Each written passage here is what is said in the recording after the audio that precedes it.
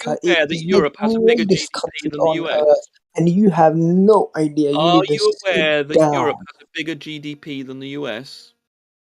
You need to sit down. No, so you're just going to ignore that. Okay, California, jolly good. Well one done. state I mean, out you're of clearly 50 not interested American in actually states. engaging in One facts or anything. You've ignored the one fact that Trump state tried out to of corrupt the 50 electoral system. He American tried to states overturn has a better elected GDP than institutions. the I mean, entire clearly you're just a 68 lunatic fanatic million with no UK moral citizens. compass, no understanding of politics, no understanding of what Trump has done to the No, reputation because of the do you US. know why America was formed? To get away from people like you, to get No, it away wasn't. from It people was who actually believe British in people. intellectuals, and we need intellectuals, and we need lefties, and the we founding no, we fathers don't need were this. We don't intellectuals. need They intellectuals. were We need intellectuals. people They to had an uphold IQ American vastly values. higher than If you Trump, come to me and they and respected you the want to electoral be system. elected as a They president, copied the British and you system. say I want They, to uphold most of the American values, electoral I structure, will most of the vote for governmental you. structure of the US is based on Britain, with just the president replacing the king. You've got the You have separated. no You've got the idea what the separation. American system is. Mongo, I America do. is about upholding Mango, our values, our What values are being constitution, our breaking into? principles, What? So what? freedom, To freedom, try and bribe liberty, electoral officials? Is freedom, that Mango, your man. system? freedom, liberty. What, This is freedom to our break a principle. law? This is our foundation To of overturn the America. electoral So you need to elected shut the Congress? flipping up, you Yeah, you just don't liberal like these facts, do you? You're Democrat ignoring you keep on intellectual loser. voting for your votes being preserved. They're not. Trump tried to overturn the votes of Georgians. He tried to Good, overturn the Congress. good, because we Good. So there you believe go. So you in don't have any freedom. respect for those We institutions. So you believe just made in in one mouth. You freedom. said you appreciate, you have respect for Dude, you voting don't even democracy, let me but you talk. don't. You You keep only have a over respect for talking me. Trump. You just You are utterly deluded. You nonsense. have no moral compass. You don't believe in democracy. You don't believe in democratic institutions. You just believe in Trump because he says something you happen to like. He's This guy not just goes a. blah, blah, blah, It's blah. total. Dude, This you is have why to let people he's talk. crashed the reputation of the United States. And Biden, although You he's an have to incompetent let idiot, people he's actually talk. restored the US's reputation to some Are you degree. done? Not no, You not have to really. No. stop talking when We people know are you keep on talking. over talking me. Actually, I think you'll find. Just stop over But you're talking and just let me ignoring the respond to point. what you have to See, say. you're When not I'm done, responding Only to the when with I'm please information I'm stop done, providing.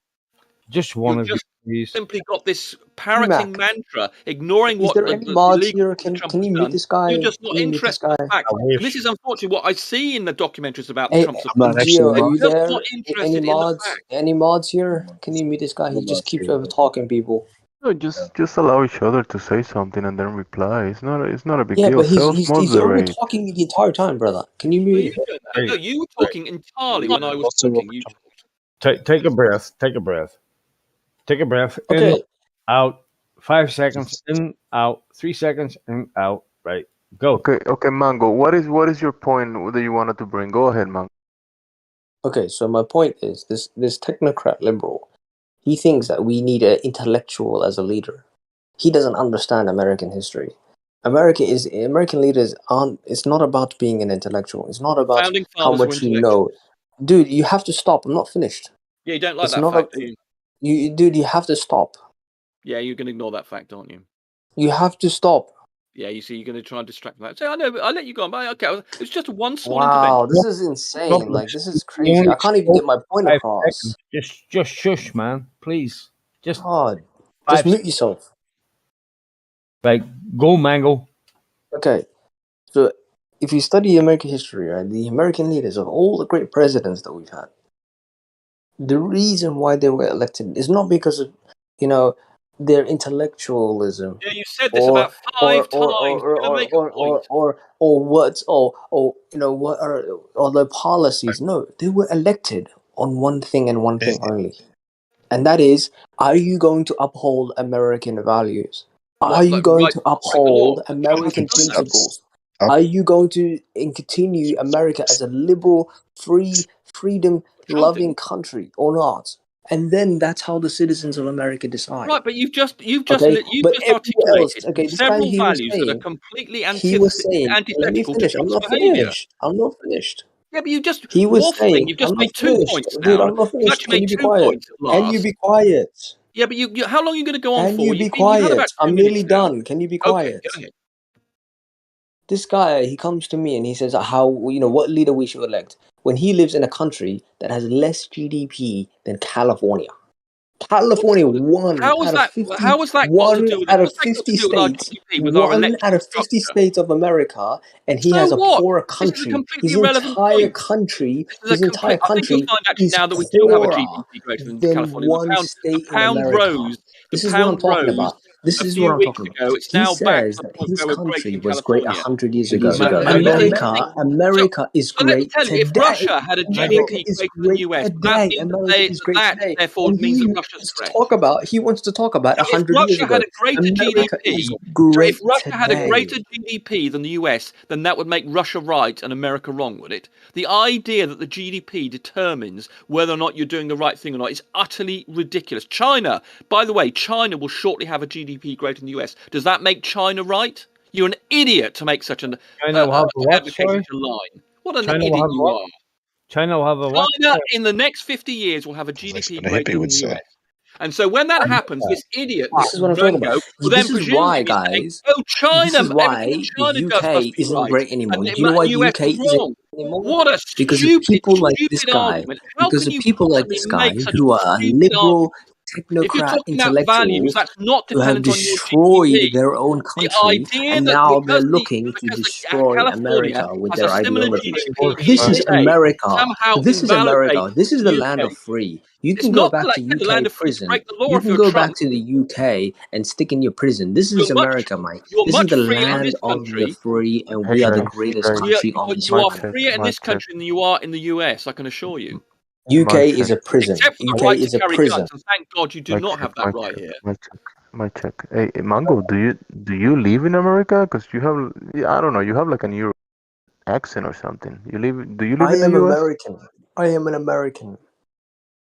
And you claim to believe in the values espoused in the Constitution, yet when someone goes and breaks them, your fave boy, Trump did you're not not break prepared to anything. criticize him. Trump, So you've got a the dissonance first here. thing he said, You Trump. advocate these values, talking about love of freedom, love of democracy, and love of votes, and then Trump tries to trash all of those. And instead of saying, "Oh, that makes Trump a moron and an immoral felon," you seem to say, "Oh no, that actually will just forget all about those values that I was just espousing." You're an idiot. No. You're a delusional fanboy.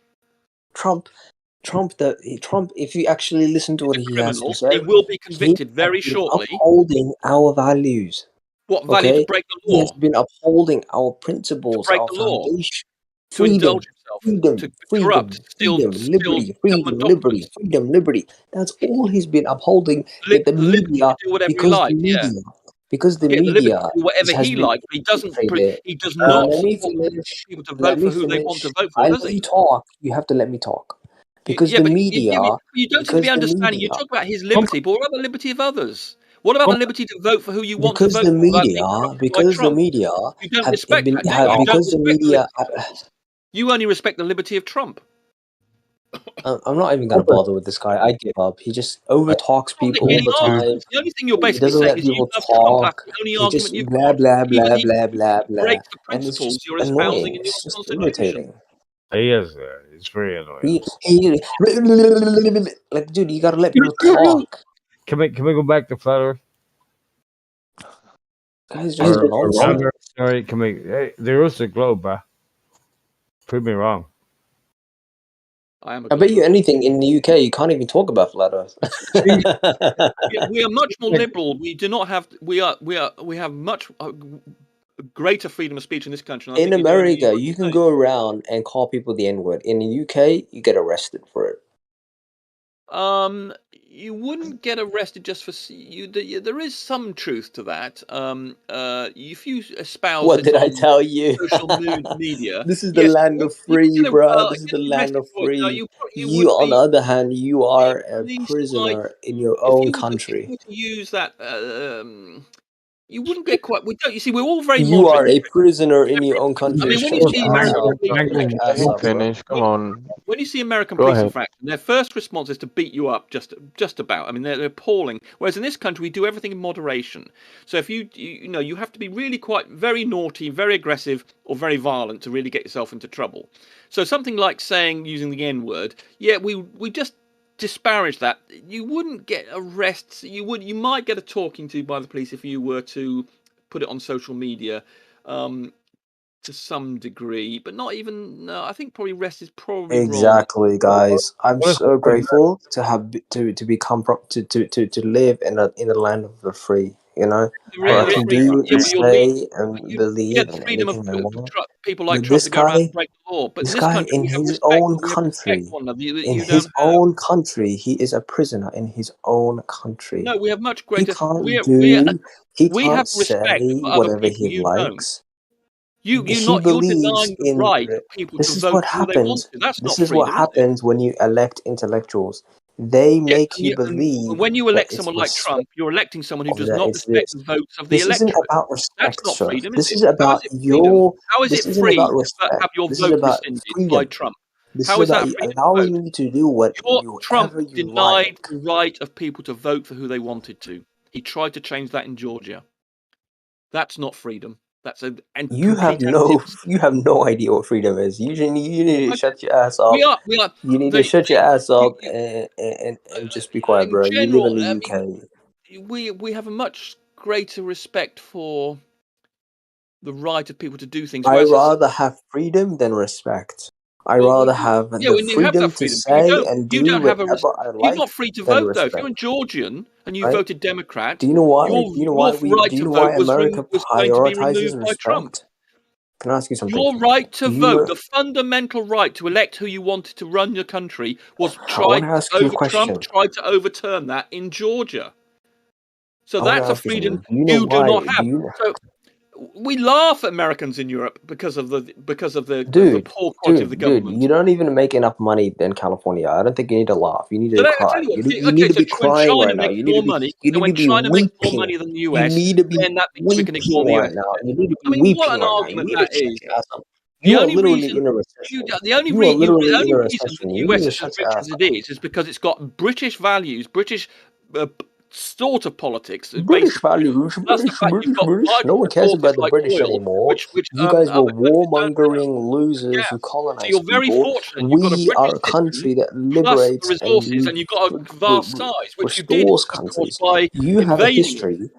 You have a history of invading, pillaging, colonizing, That's what enslaving, the Americans raping. did. What do you We think you have a did? history. We have a Of history of like a doing exactly liberty. this that. is like a dog We have a control. history of running countries We for have a their benefit. history of, You we have destroyed a the history Indians. You of invaded giving bits that countries were French opportunities to and grow and to Spanish. develop, You are the to biggest colonizers express on the freedom. planet in terms We of protect destroying freedom. cultures. We protect We liberty. We respect the protect cultures we freedom. have taken You, over on the other and hand, you kill, rape, murder, enhance them. And now most of colonize. the You countries that were colonize and you colonies are now colonize and you democracies. colonize and you colonize and Whereas you you rape colonized, you and you took over. took and you In fact, there took were and you wars took and you caused took by the and you took. Americans We have a invading history. Indian-held areas, We and have a that was one of the history. causes of the revolution in 1776. Because we We have a British history tried to of respect the rights of the protecting Indians freedom. who were there, and the Americans who were there wanted to take over their land and annex it. And the British said, "No, you can't do that." And that was one of the main reasons for the American Revolution.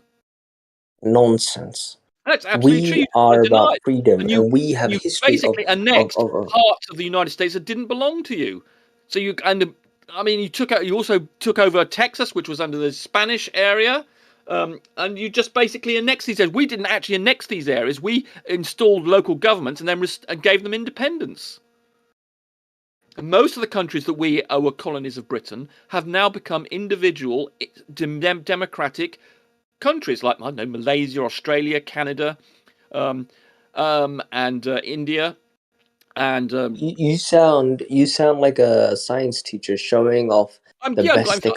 I mean, experiments from your point in of the view, class, because you've but got a low forgetting IQ. about all of the Yeah, so disgusting you've got a worst low IQ experiments and you don't know behind the anything about class. history, It's and I've got a hilarious. higher IQ It's than you have, and I know about hilarious. history. And so, from You your have a point of view, I history sound like a of teacher. Yes, I agree with you. destroying You nations, sound very, very killing, stupid to me and murder. deluded. And so, from your perspective, I suspect I do sound like a teacher. Yes, because I've got the We intellect of people who lead and do have a things. You've history. got We some have sort a of history idea that the only of thing that matters creating is that you've freedom, got the of biggest creating GDP. That's your opportunity, only of argument you've had creating so far. And freedom. when China overtakes the US, you're going to feel, oh, when some idiot from China says, oh, yeah, we can ignore America now because we've got a bigger GDP, what are you going to say then? You're going to be stuck. I respect China. Well, soon it will have a bigger GDP than you, and then someone from there will be able to say, "Oh, look, the province of Sichuan has a bigger GDP than the US, so we can therefore I would ignore the US." disagree. It doesn't matter. You know what I mean? Like, what the point? The reason why I Correct. It brought doesn't up the matter who's reason got the why biggest. Correct. You finally no said no no something no no. intelligent. The reason why I brought up the GDP is because it's a symbol of when you exercise complete freedom, the opportunity to fully express yourself. You have a You country. are aware that the You US have has got one 6 times the state. population of Britain, aren't you? You basically have one of your Are states you in your aware of entire that? country as prosperous Are as your you former aware of colony, the as your former American colonizer, GDP per head is not more going straight. prosperous There than are the many European entire countries with a higher fucking GDP per head than the UK. US Like that because we've shows got you such that an when you unequal have society. You don't that even have shows you that when you healthcare. have One quarter of your complete population freedom. doesn't have healthcare. Hello. That's incredibly uncivilized. Could you please stop talking over each other? It's very Okay, annoying. okay, let me make my point. But the point I was making is when you exercise complete freedom, you have one of the most prosperous countries ever. This is Who why said? America Can you has do a a link? Can you history. show This that is link? why dude, you have to let me finish. The This is why Europeans are America. richer than you are, you idiot. Let me finish. This is why We America as has a Europe are history. richer than the US. So that makes us right and you wrong then. You haven't let me finish. Yeah, but you're making a point about GDP. Europe has got a bigger GDP than the US. So what's that? That makes us right and you wrong then, doesn't it? That is an indication of how free we are. According to you, GDP is linked to freedom. And according to you, therefore, China This is what happens, guys. China This must be is the what most happens. freedom-loving country in the world in the 50 years' time when it overtakes the US. And already Europe has a bigger GDP than the US. Therefore, we must have more freedom then, mustn't we, according to your idiotic logic? You're a complete moron. I'm Utter moron who knows I'm nothing done. about economics, PMAC, nothing if you about want to talk politics, about and the flat only Earth, you thing you can, bro. I'm understand is so how your love sorry. of Trump. I'm done, bro. I'm Jeez. done. Rumpus, you've never called anybody a moron, right? Oh no, I do that. I do that. You do that sometimes, yeah. Just like Yeah, they I do. do that. Yeah, I accept that. Yeah, but you, I'm done, bro. You can talk about your flat Earth. I'm so sorry for taking so much time. yeah, you're okay, man. I'm glad. See, if the two of you stop talking, I'll be happy. Because you do talk over each other a lot. I don't know, it's very passionate. I don't know, it's politics and the shape of the earth or whatever, but let's get back on topic. What do you think? Do what you like. Yeah, because Okay. I noticed the one thing about Rumpus is when we talk about the shape of the earth, he's very cold and calculated, and he might make some sense. I know. Well, we all know it's flat. Well, we do. It's provably, measurably flat. So we're just trying to figure out. Provably, measurably a sphere. And I'm going to be doing that hopefully early next year with my RECT project with about 14 other people to demonstrate that the Earth curves around this canal where Robotham made the same measurement over 6 miles. I'll be demonstrating 17 feet worth of curvature. On a canal? On a canal, yes. The Bedford levels where Robotham did his test. And I'll be doing it, and I'll have a couple of flatters in Blood Thicker, I see, is in here. And Blood Thicker will be attending this, and he will actually see 16 feet worth of curvature. Blood Thicker. Is that the guy that thought about talking He's in the about? panel. He's in the panel above you. Hang on. I don't know who he is, bro. He's in this panel, and he's agreed to come and attend my RECT, as it's called. I call it. Well, I see him now. Okay, I see him now. Just calm down, bro. Don't, Jesus Christ, man. Why are you so fucking upset? Well, you just made a stupid statement about there are no measurements of the Earth being flat. No, I There are didn't make any measurements statement. I was asking questions about canals and water and flat. And No, you made a statement. The reason I got excited was you made a statement that it's measurably and provably flat when it's quite the reverse. And I'm going to be demonstrating an experiment, which hopefully will be attending, which will show you 16 feet worth of curvature over 8 kilometers. 16 feet, 8 kilometers. Yeah. At the place where the Bedford levels, where Robotham did his test. When are you doing this? Are you familiar with Bedford levels and Robotham? Yeah, a little bit. Yeah. When are you doing this? Next year. I had hoped. Next year. You couldn't do this now. It involves quite a lot of engineering. Wait a minute. What? Why can't you do it now? Because it's too cold, and I need 14 people to stand in the cold for 8 hours.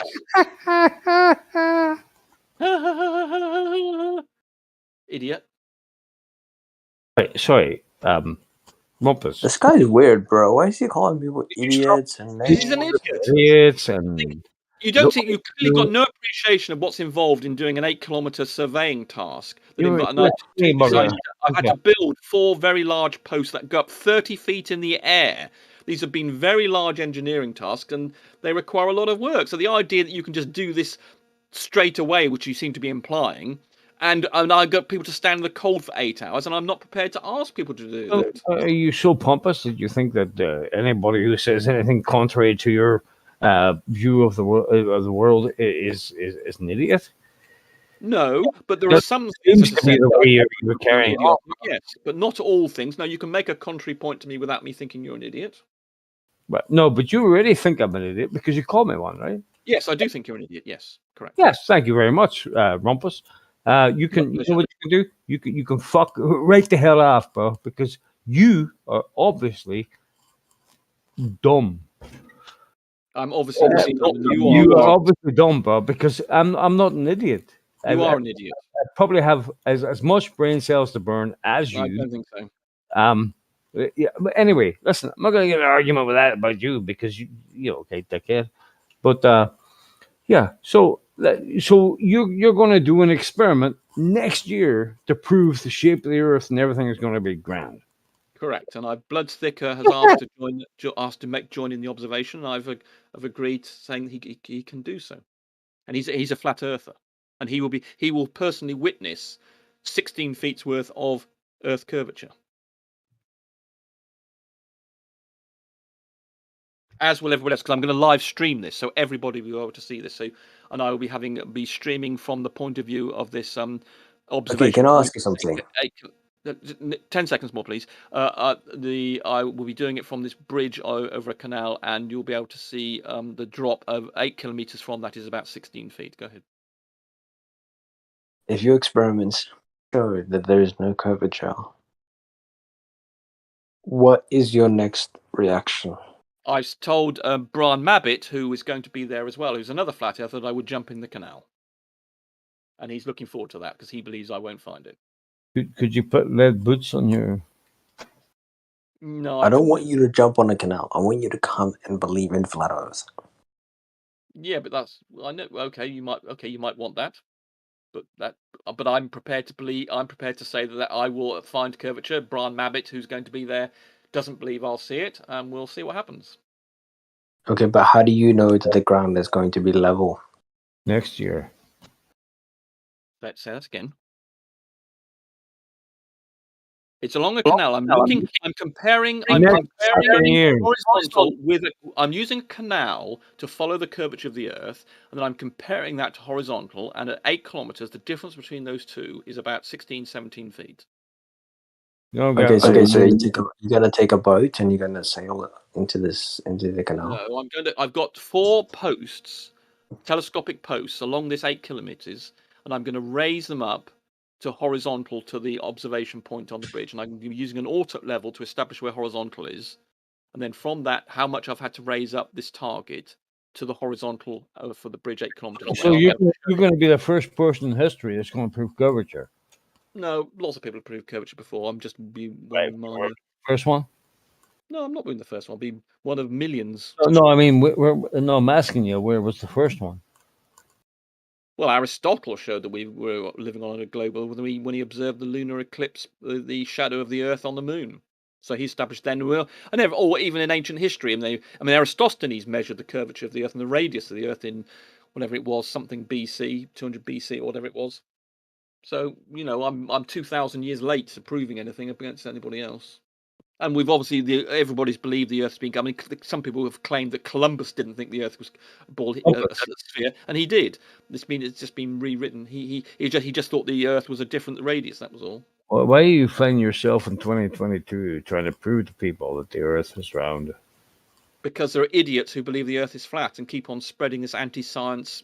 If they're idiots, then why are you entertaining them? Well, I don't like the fact they've got an anti-science agenda, and actually learning how to do these things from my point of view has been an intellectual exercise, and building these things like these polls has been quite an interesting practical exercise for me, and also learning about the shape of the Earth it's actually quite a complicated thing. It's sort of the bulginess of it all, and how an understanding refraction. Bulginess. Hold on. The fact it's an oblate sphere, it's not a perfect sphere, and the fact things like refraction are very complicated scientific things, and they've been very interesting scientifically. Well, it's not very complicated. Demanding. It's not very complicated. Refraction is just refraction, right? I mean, you can measure refraction, right? Do you know what refraction is? Yeah, it's the bending of space-time. No, it's not bending of space-time. I'm fucking joking with you. What is it then? It's the bending of space-time. No, it's not. What is it then? Refraction is the bending of light due to the change in the velocity of light in different mediums. Right. The density of the air in the atmosphere changes with vertical height, and that causes the light to pass through at different velocities, and that causes the light to bend as per wave theory, which causes things to bend when they go when their speed changes. Sorry, what did you say? Theory? The wave theory of light. Waves, just like if you were to dab your finger in or the double slit experiment, for instance, if you're familiar with that, or if you were to dab your finger. Sorry, I am very familiar with that. Yes. Okay, but the other thing, but this is, but that's not quite true. That's all part of wave theory. Like the refraction is just all about the change in the velocity of light due to the medium that it's in, and the air at the lower levels is at a higher density than it is at higher levels. So the air for instance, at Everest is about 1/3 the density of air at ground level, and that different density causes the speed of light to change, and that change in the speed of light causes it to bend. Right. So we need all this fucking all this stuff to explain the bending of the Earth. If you're going to do any optical observation, in the atmosphere, none of them prove flat Earth, can I finish my point, please? You asked me a question. I'd like to give you an answer. You're welcome. You asked me why we have to account for refraction. I'm trying to tell you, but you're interrupting me. Can I just give 10 seconds? When you're making any observation in the atmosphere, particularly one that's along a horizontal, close to horizontal, in other words, looking along, refraction affects what you see. So, for instance, when you go outside your door and you just look at something, say, 200 meters away, it's actually raised up from where it geometrically is by about half an inch. How? That's caused by refraction. So every experience we have in the real world looking through the atmosphere is affected by refraction. So when you're making measurements of things like my poles, you have to allow for refraction. And of course, it causes things like mirages. It caused the black swan image. So refraction plays a very big role in optical observations that you might make. And so that's why you have to understand it. Not that I think you understood anything I said. Rumpus, would you do me a favor? No. Just stop presupposing that I don't understand what you didn't understand refraction, did you? And you asked me why I had to take into account, and I had to explain to you. God. The fact that I had to explain to you makes you a bit dumb. For like a minute.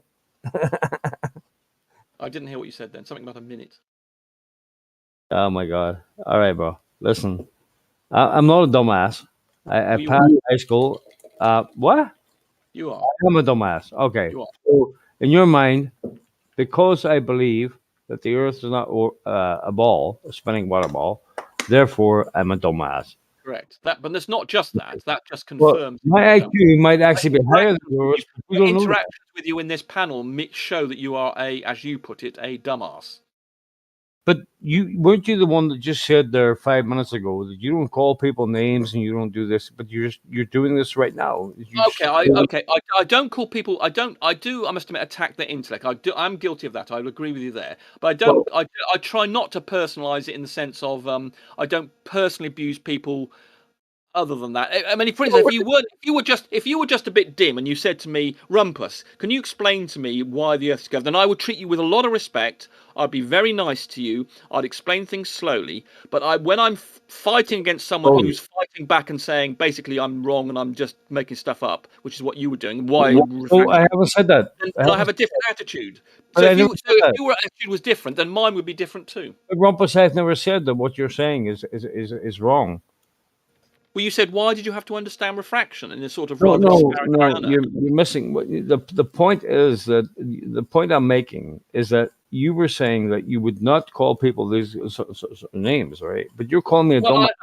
You must have called me a dumbass about 5 times. No, I did it once. I did it once when you asked me. I didn't call you a dumbass. Okay, maybe once, maybe twice. Only because you said it. Only you said, you think I'm a dumbass, and then I just repeated your words. It's not a phrase that I use. I do use the word moron. You're a bit of a sophist, aren't you? Sorry, I missed that. You're a bit of a sophist. A sophistry. You sophistry. No, I'm not. No, first rule of the internet is that everything I say is correct. What? That's not sophistry. Say that again? The first rule of the internet around here is that the rumpus is always correct. So that's not sophistry. The sophistry is something that's specious, i.e. false. But everything I tell you is absolutely correct. But okay. But if anybody puts a point across that it might not be, your first reaction is to call them a dumbass. No, it isn't my first reaction. No, not my first reaction. My first reaction is to explain to them. Then I see how they respond to that. And if they respond by not being able to understand or just trying to interrupt my explanation, then I might start calling them a moron. Right. But my first interaction is not that. So, or if they're I must admit, if they're a Trump supporter, then possibly that you might be right in that regard. If they say they're a Trump supporter, then I do say go straight for the moron. I'm afraid I'm guilty of that. Let's not go started. That's a trigger word for you, bro. Let's not get started. Yeah, I must admit it is. I agree with you there. So yeah, you're right in that regard. You're correct in that regard. I do resort to abuse quite quickly when I'm faced with a Trump supporter. So you are correct in criticizing me for that. Good. Thank you. So the first proof of your globe Earth is what?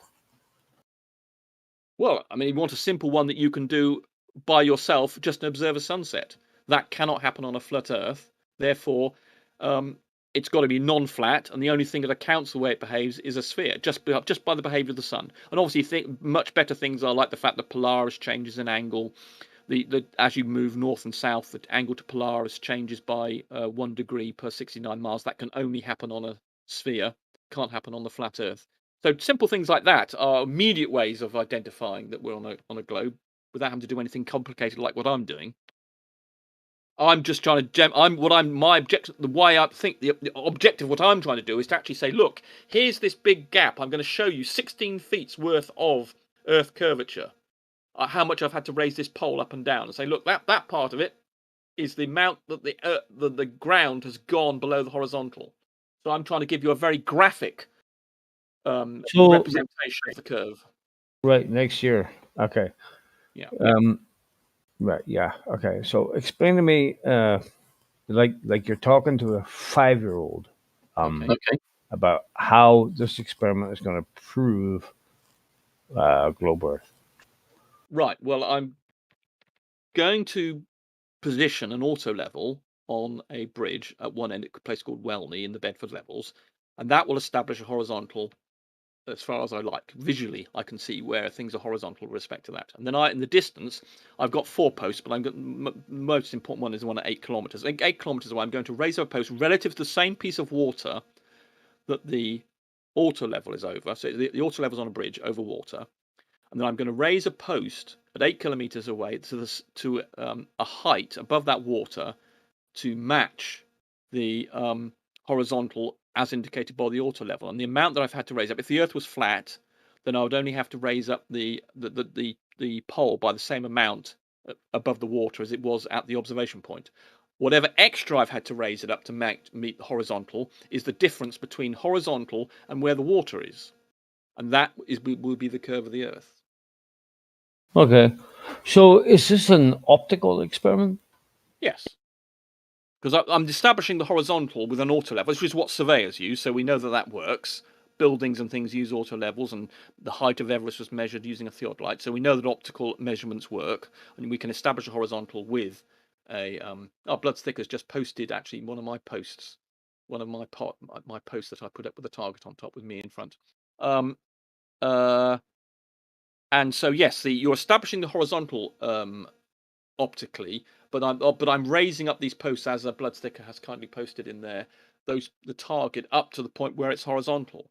So it is an absolute measure of the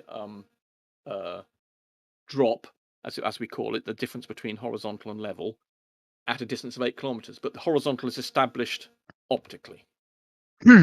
Okay.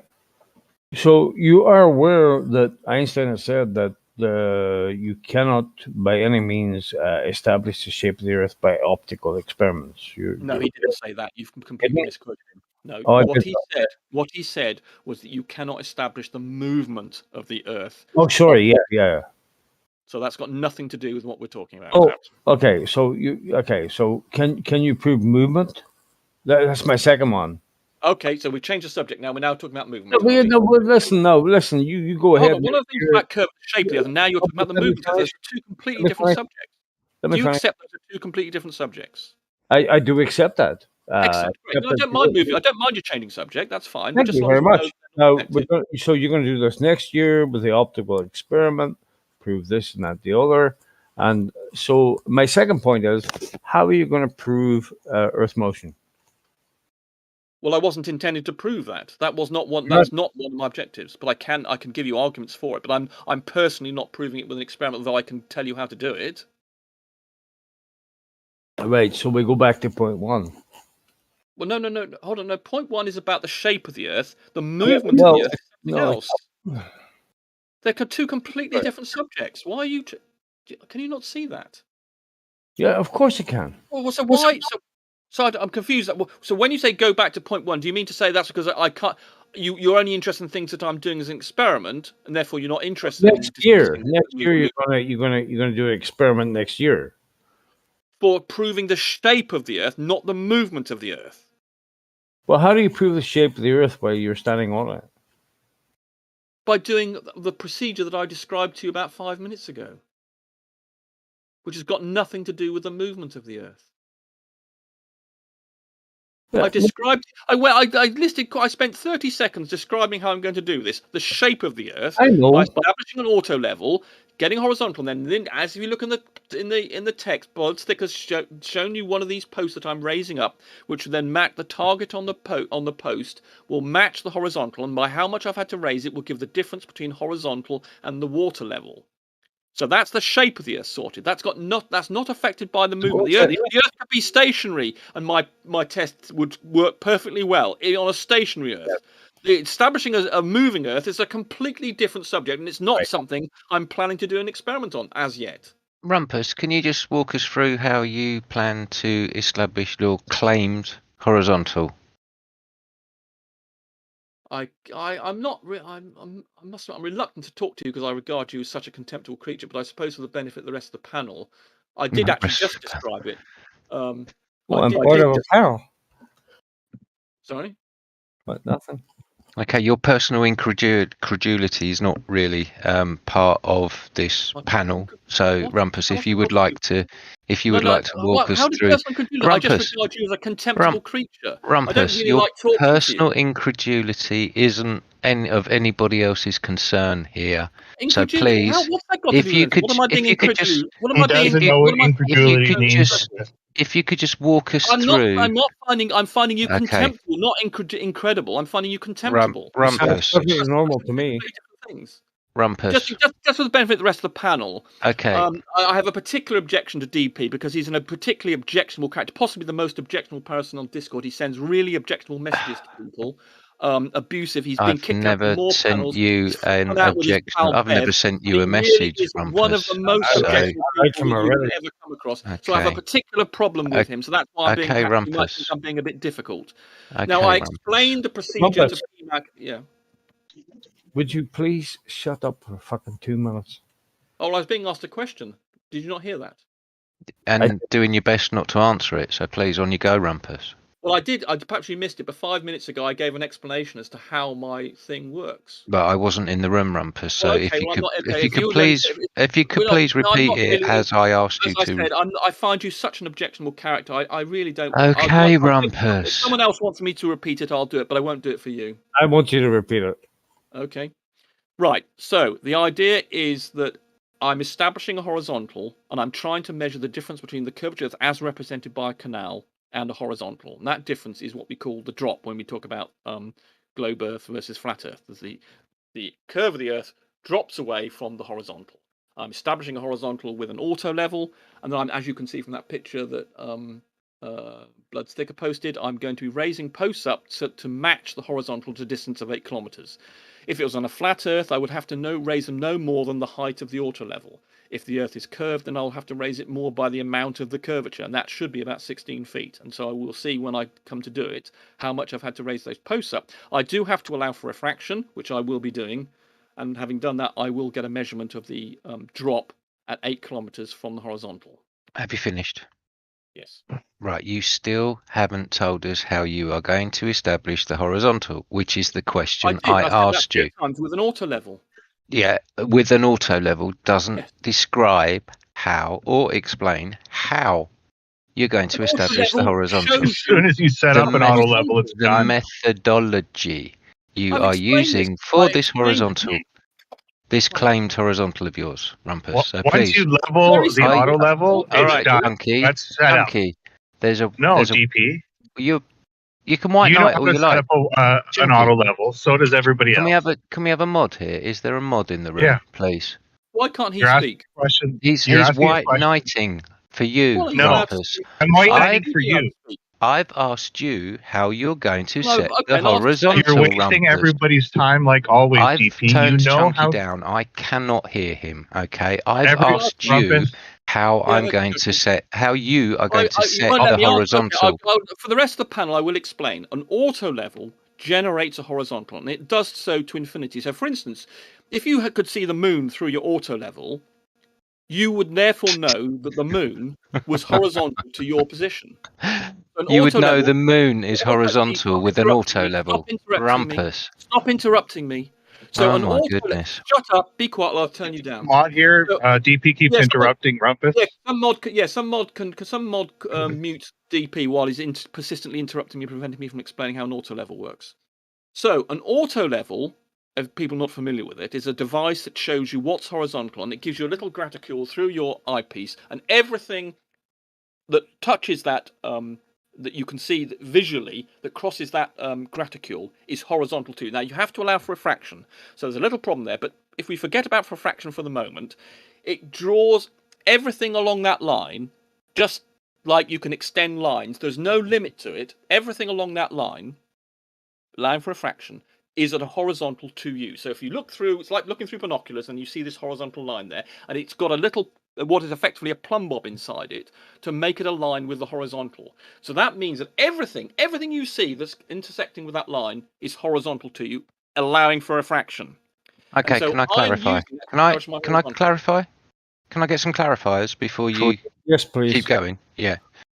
So you're saying there's a plumb bob inside the auto level, is that right?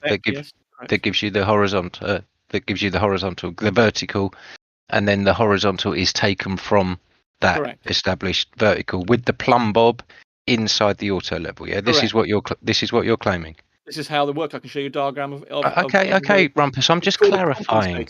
Well, everybody else knows this except you. Rumpus. I'm only clarifying here. Well, everybody else, you're only claiming for yourself because I think most of this panel know that already. Please, Rumpus. Let's take this one step at a time. Okay, we can communicate, me and you. We've done it before. We can do it again. Now, Rumpus, all you have to do, Rumpus, is calm down. No, I have to. Okay? Well, I want to ignore you. Basically, I'm really putting up Rumpus, with you. Get on with your point. We are engaged in conversation. Get on with your at point. The moment. Right. Okay. You have established the horizontal from a claimed plumb bob inside the machine. Get on with your point, you moron. And now you are claiming that anything that you view at any distance is horizontal to the reticule inside the autolevel, Allowing yeah? for a fraction, yeah. That reticule establishes a horizontal Yeah, at that's exactly any distance, yeah? Exactly correct, allowing for a fraction. Okay. Have you demonstrated this practically? Have you been out? Have you ever actually looked through an auto level, Rumpus, Many yourself? hundreds of times. Many hundreds of times. Well, this question was asked to you not probably 3-4 months ago, and you said no. No, I didn't. Okay. Yes, what you I did. said. No, listen yes, to what you I'm did. I was asked if I had used an auto level at the Welney Bridge, and I did not give an answer. And you've understood this to be a no. Oh, I just okay. did not give an answer.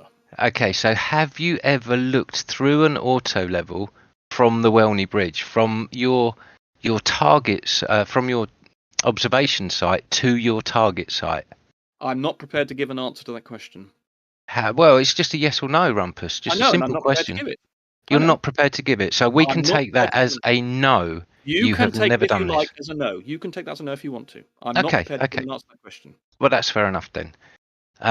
So just to reiterate, okay, you are claiming that as an observation, the reticule inside the auto level establishes an infinite Yes, you've done horizontal. this 3 or 4 times, and you're just repeating yourself. Everybody in the panel knows this. They've understood that to be my point. Rumpus, For some reason, you were repeating it 5 times. Well, stop Rumpus, repeating something that we've all Rumpus, understood that I've said. Be calm, DP does, Rumpus. So all you need to do is just be I'm calm. just going to turn you down, DP, unless you get to a point. Right, Rumpus, have you made measurements and established this fact to be true, or this claim to be a truthful statement? If you look in any surveying literature, they state this to be the case. This isn't the question I've asked, Rumpus. Have you made observations? No, I have to rely. Well, how can you do it unless you can't? You have to know that. Hold on, listen. I can't establish that unless I allow for the curvature of the Earth. So, in other words, it's a begging the question. I have to accept that these auto-level devices work as they are published to work and as described in the surveying literature, i.e. they give you a horizontal. And that sort of thing is relied upon. So, for instance, when they measured the height of Everest, they used a theodolite, not an auto-level. Okay, Rumpus, you're not measuring the height of Everest. This is very relevant. So we know that these graticules work to an infinity. auto level. They did not use an auto level to measure the height of Everest. They did not use an auto level. Same principle. Theodolites and auto levels work to the same principle. Rumpus. In other words, you have just used a false analogy. Please, Rumpus, can we just calm down? Well, can you get to the point? Were you just ignoring me? I've asked you, Rumpus. I don't know. I'm telling you, the surveying literature says that you can do what I've described, and the fact that you reject that means you don't know anything about surveying. And I'm telling you that because they were able to measure Everest using a theodolite, which has got just simply an auto level which you can change the angle of, it still goes to infinity. They measured it over 80 miles, and they allowed for a fraction, and they got exactly the right height for Everest. So you can do exactly what I'm doing over 8 kilometers that they did over 80 miles. So your whole line of argument is flawed because you A, do not accept the surveying literature, and B, this is done in practice and been demonstrated by measuring the height of Everest over a distance of 80 miles. They relied on the ground. Why don't you let them actually respond, and then you can have a debate between you two? Thank you. This is just a simple yes or no question, Crystal. Is all I'm asking. Rumpus, have you been out and measured and established that the claim you are making that the auto level establishes an infinite horizontal plane? Have you to infinity? Have you been out and established this claim as a fact for yourself? It's your claim, Rumpus. This is the basis and the fundamentals of your claim. Have you, Rumpus? So the only way I could do it, I could He's establish. answered the question halfway through a sentence multiple times, and DP keeps interrupting and asking the same bullshit. There is one way I could have done it. I could have got a GPS. I could have gone to a place and got GPS, but then that would be dismissed as ballers as being the global positioning system based on the curvature of the Earth. But what I could have done, I suppose, I could go to this point and say, here, I wanted to avoid using GPS because I just wanted to use anything beyond the visuals. But I could have used, or could in the future use, and in fact one of my people on my team want to do this, is to get a GPS position for the position on the graticule, and then if you accept that the GPS is valid, so this is an extra layer of the belief on the part of flat earth which I wanted to avoid, but you could do this. Otherwise, I have to accept that the auto level works as the engineering literature says it works. It gives you a horizontal. But geometrically, I can understand that it's going to count into infinity. That geometrically, that is a given. Anybody can show that. You can extend a line to any distance you like. Once you've got this plane, which the auto level defines, there's no limit to this plane. Bev and this one-time acolyte DP seem to think that the auto level, the line stops working after a certain distance. Yes, you've got to allow for refraction, but if you allow for refraction, the line, there's no limit to what is horizontal. This is a basic, simple geometric fact. Rumpus, have you finished? Yeah. Please, have you finished now? Yes, I said yes. Jesus Christ, get on with it, you little obnoxious moron. I do not feel there is anybody being obnoxious in the room apart from you, Rumpus. You've got a history, disagree. You might not. Strongly disagree. Rumpus. Let's not go down that path. Yeah, anyway, get on with it. Do you want to make a point? Because I just don't want talking to you because you're such an obnoxious twat with a history of horribleness. Hey, I have a better question for you. That's your opinion, Rumpus. Okay, that is your opinion. Now, the auto level. Chucky's got a question for Sweetie, me. Sweetie, stop referring to them in like terrible terms. Why don't you sit? Why don't you sit? Sweetie, why don't you sit, shut your mouth? Otherwise I'll start Sweetie, why don't you sit, shut your mouth, and listen to what they say? Literally. I'm asking a question. Chucky's been trying to talk for 10 minutes Listen to what they say. Literally. What Chucky's saying. Bellend. Look, be a stopping the moron. Let Chucky have his time. No, I've got Chucky turned down. I'm not interested in anything he's got to say. What you've got to say, DP. Chucky's been trying to talk for 10 to 15 minutes. There's no mods in the room. He's not being allowed to talk. So there's no mods in the room, Rumpus. And this conversation was between me and you, Rumpus. This conversation was between me and you, Rumpus. If you want to run away from the conversation that we are having, Chucky, go ahead. You feel free to run away from the conversation that we're having. Rumpus, shut the fuck up, please. Literally. I'm listening to Chucky. Why do you want us to? Why are you censoring Chucky? Someone is trying to ask you a question. Yes, Chucky's trying to ask you a question. Listen, You're interfering with him. How can you answer a question if you don't know what the question is, you donut? I've explained to him that basic geometry tells you can extend a plane to any length you like. Rumpus, guess what? Nobody cares. I'm following surveying practice, and I'm following the same practice that established the height of from 80 miles, the height of Everest.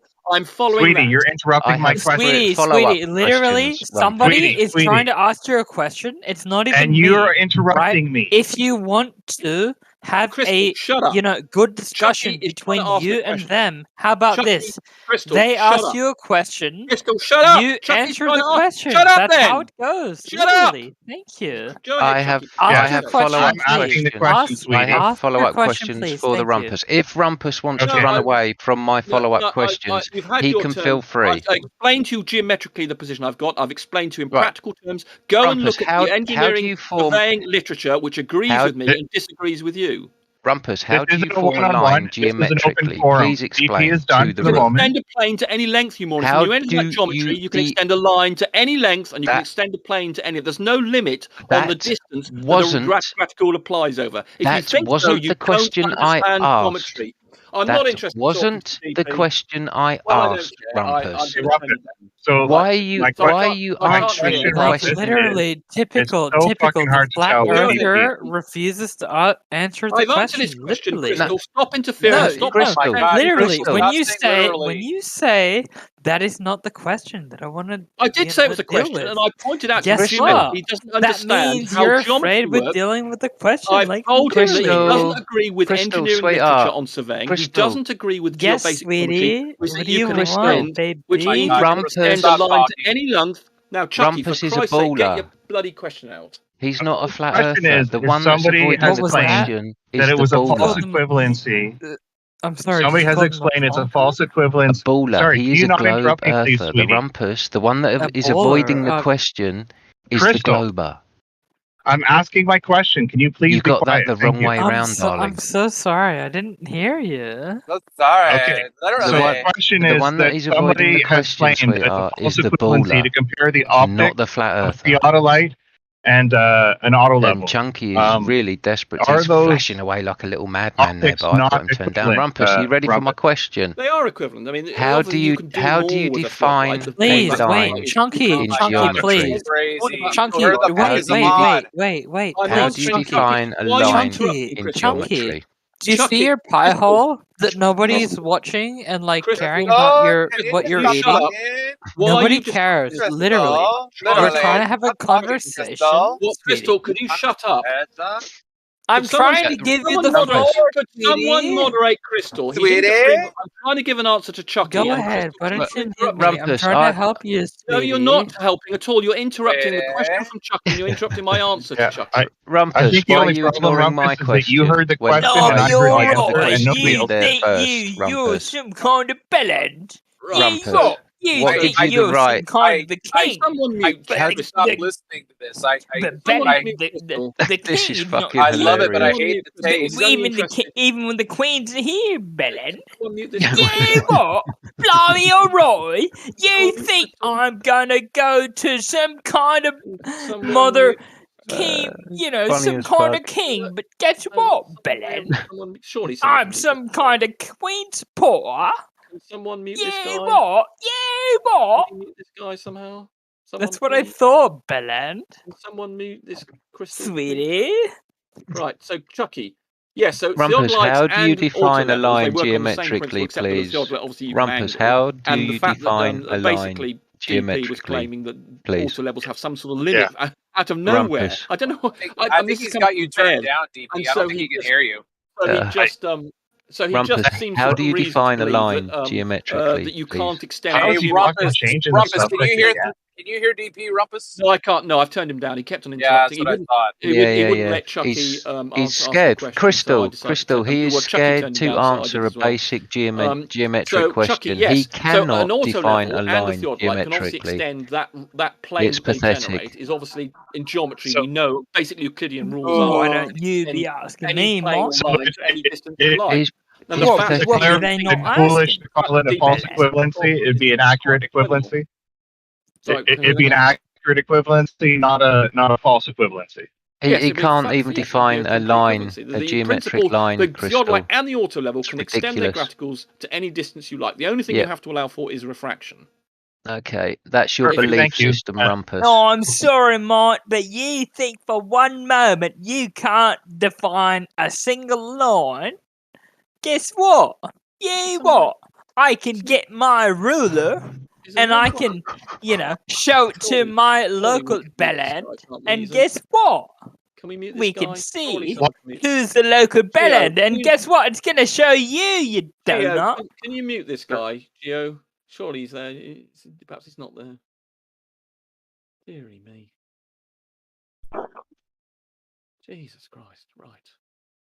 So, yes, Chucky. So you seem are you a glober or flatty or what? Yeah. Oh, you're breaking up.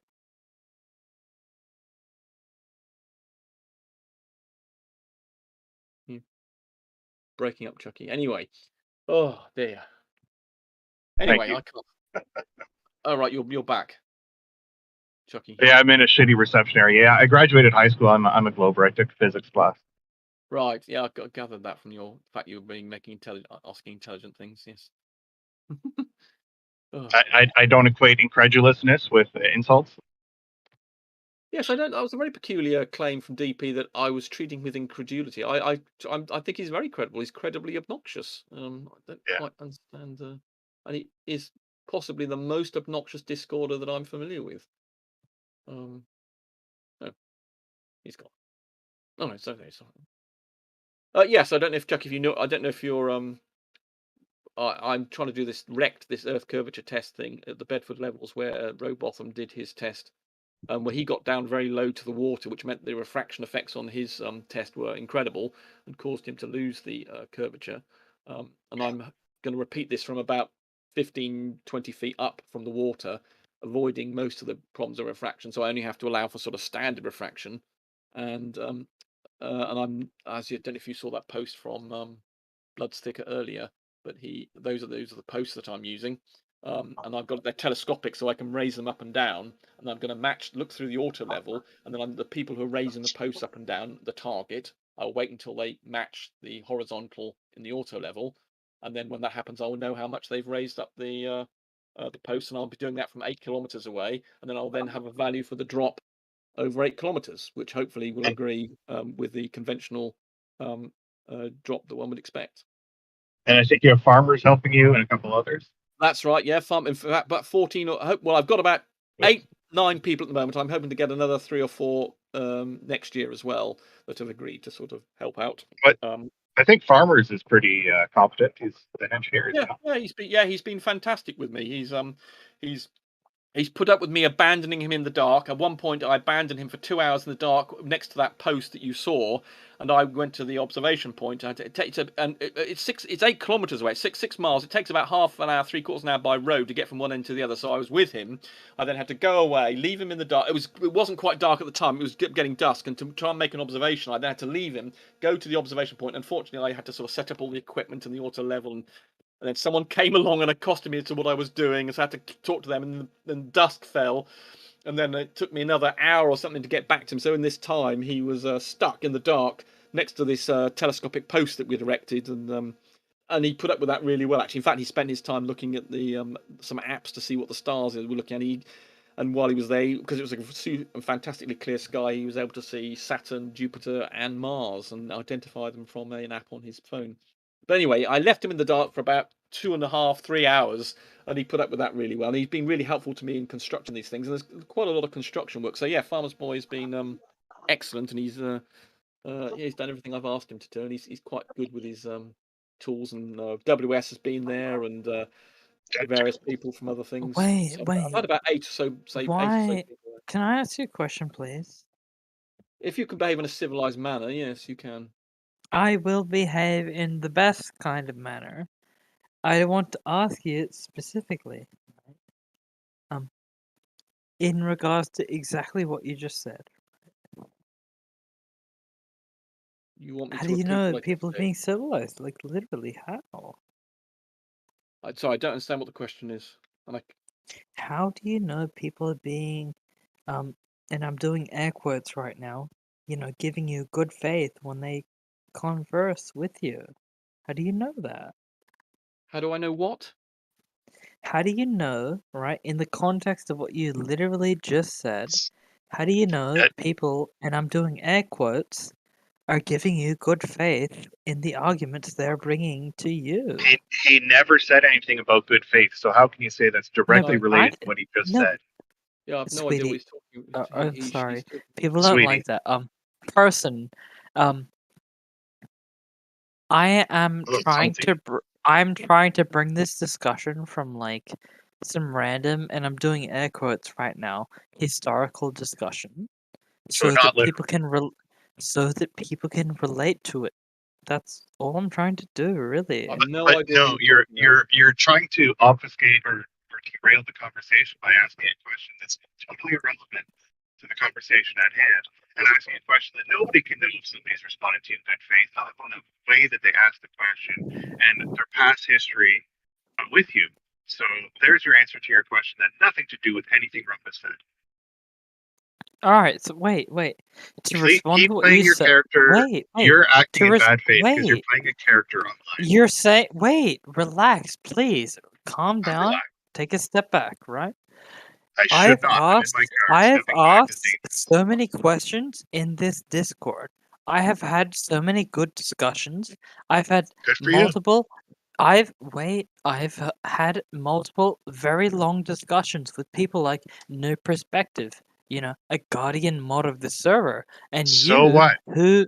And I'm saying, if you claim that I'm here for some dumb, I don't know, I'm doing air quotes, gotcha moment, like, I'm sorry, but please, like I still have the evidence that no perspective sent me for flat Earth. Like literally. I Literally respect. have it. You literally have Hang on. I respect his journey. If I was here for a gotcha moment, I would have just like Right. laughed at the evidence and left. But I'm still here. As long as When you're did I say you were here for a gotcha moment? Yeah, you never did. No You one's ever implied claimed it, but okay. You never say. You keep on making things up. I literally mentioned didn't things about say good. that. Yeah, exactly. And when you said something about Sweetie, good I faith, made one thing up, Boris Johnson, but okay. I mean, good. You mentioned good faith to me. I thought you were talking about the people who were helping me, but I'm now because your question was so opaque. You're now talking about people who are in the panel who are talking to me. I've no idea what you meant. I mean, you never make any. You just don't make any sense, do you? It's barely worth talking to you. You see what can you I- get. You see what you get from Rumpus, wait. Crystal. Bar- I mean, wait, Crystal. wait. Hang on a second. Right, me and you, we've had Go a ahead. couple of really good conversations in here as well. Okay, We have. and Rumpus comes in, and he is just disruptive. He cannot answer a pointed question, and he disrupts. He thinks that he is the only person with an opinion worth listening to, and he stamps his foot like a small child, turns you down. Funny. That's funny because Rumpus answered DP's question multiple times. He just didn't understand the answer to realize it had been answered. No, he turns I'm me still waiting down. for DP to answer my Rumpus question. turned me Based down when You I turned me asked him how to define guys, a let's not geometric line. guys. Y Oh, there's a equals mod. mx plus There's a b. mod here I've at told you this last. 2 Hello, years Jeremy. ago. Good morning. Wait. Let's If act I like can, mods to that, guys. I Come on. wasn't here. Wait. If I can respond, please. I wasn't here for the beginning, but I want to hear what the person in question has to say, and then after that, I want to hear the person that just spoke just then, and then after that, we can go from there. Literally, that's what I want A to line ask. Thank is you. a one-dimensional object. DP, there's your It answer. wasn't addressed to you, Chunky. It was addressed to the Rumpus. I asked. Yeah, nobody cares about your opinion. Nobody cares about your opinion. Nobody cares about your opinion, DP. It wasn't addressed to you, Chunky. It was addressed to Rumpus. Fine, Rumpus will answer you now in 3 Rumpus, seconds. when you're ready, if you I could gave you a define. full and comprehensive answer to your question. No, you didn't. If You ran don't away Wait, from it. understand the that you Rumpus. can I'm extend sorry, lines I and wasn't planes, here for then that. that's your What problem. was your Well, I answer? don't care.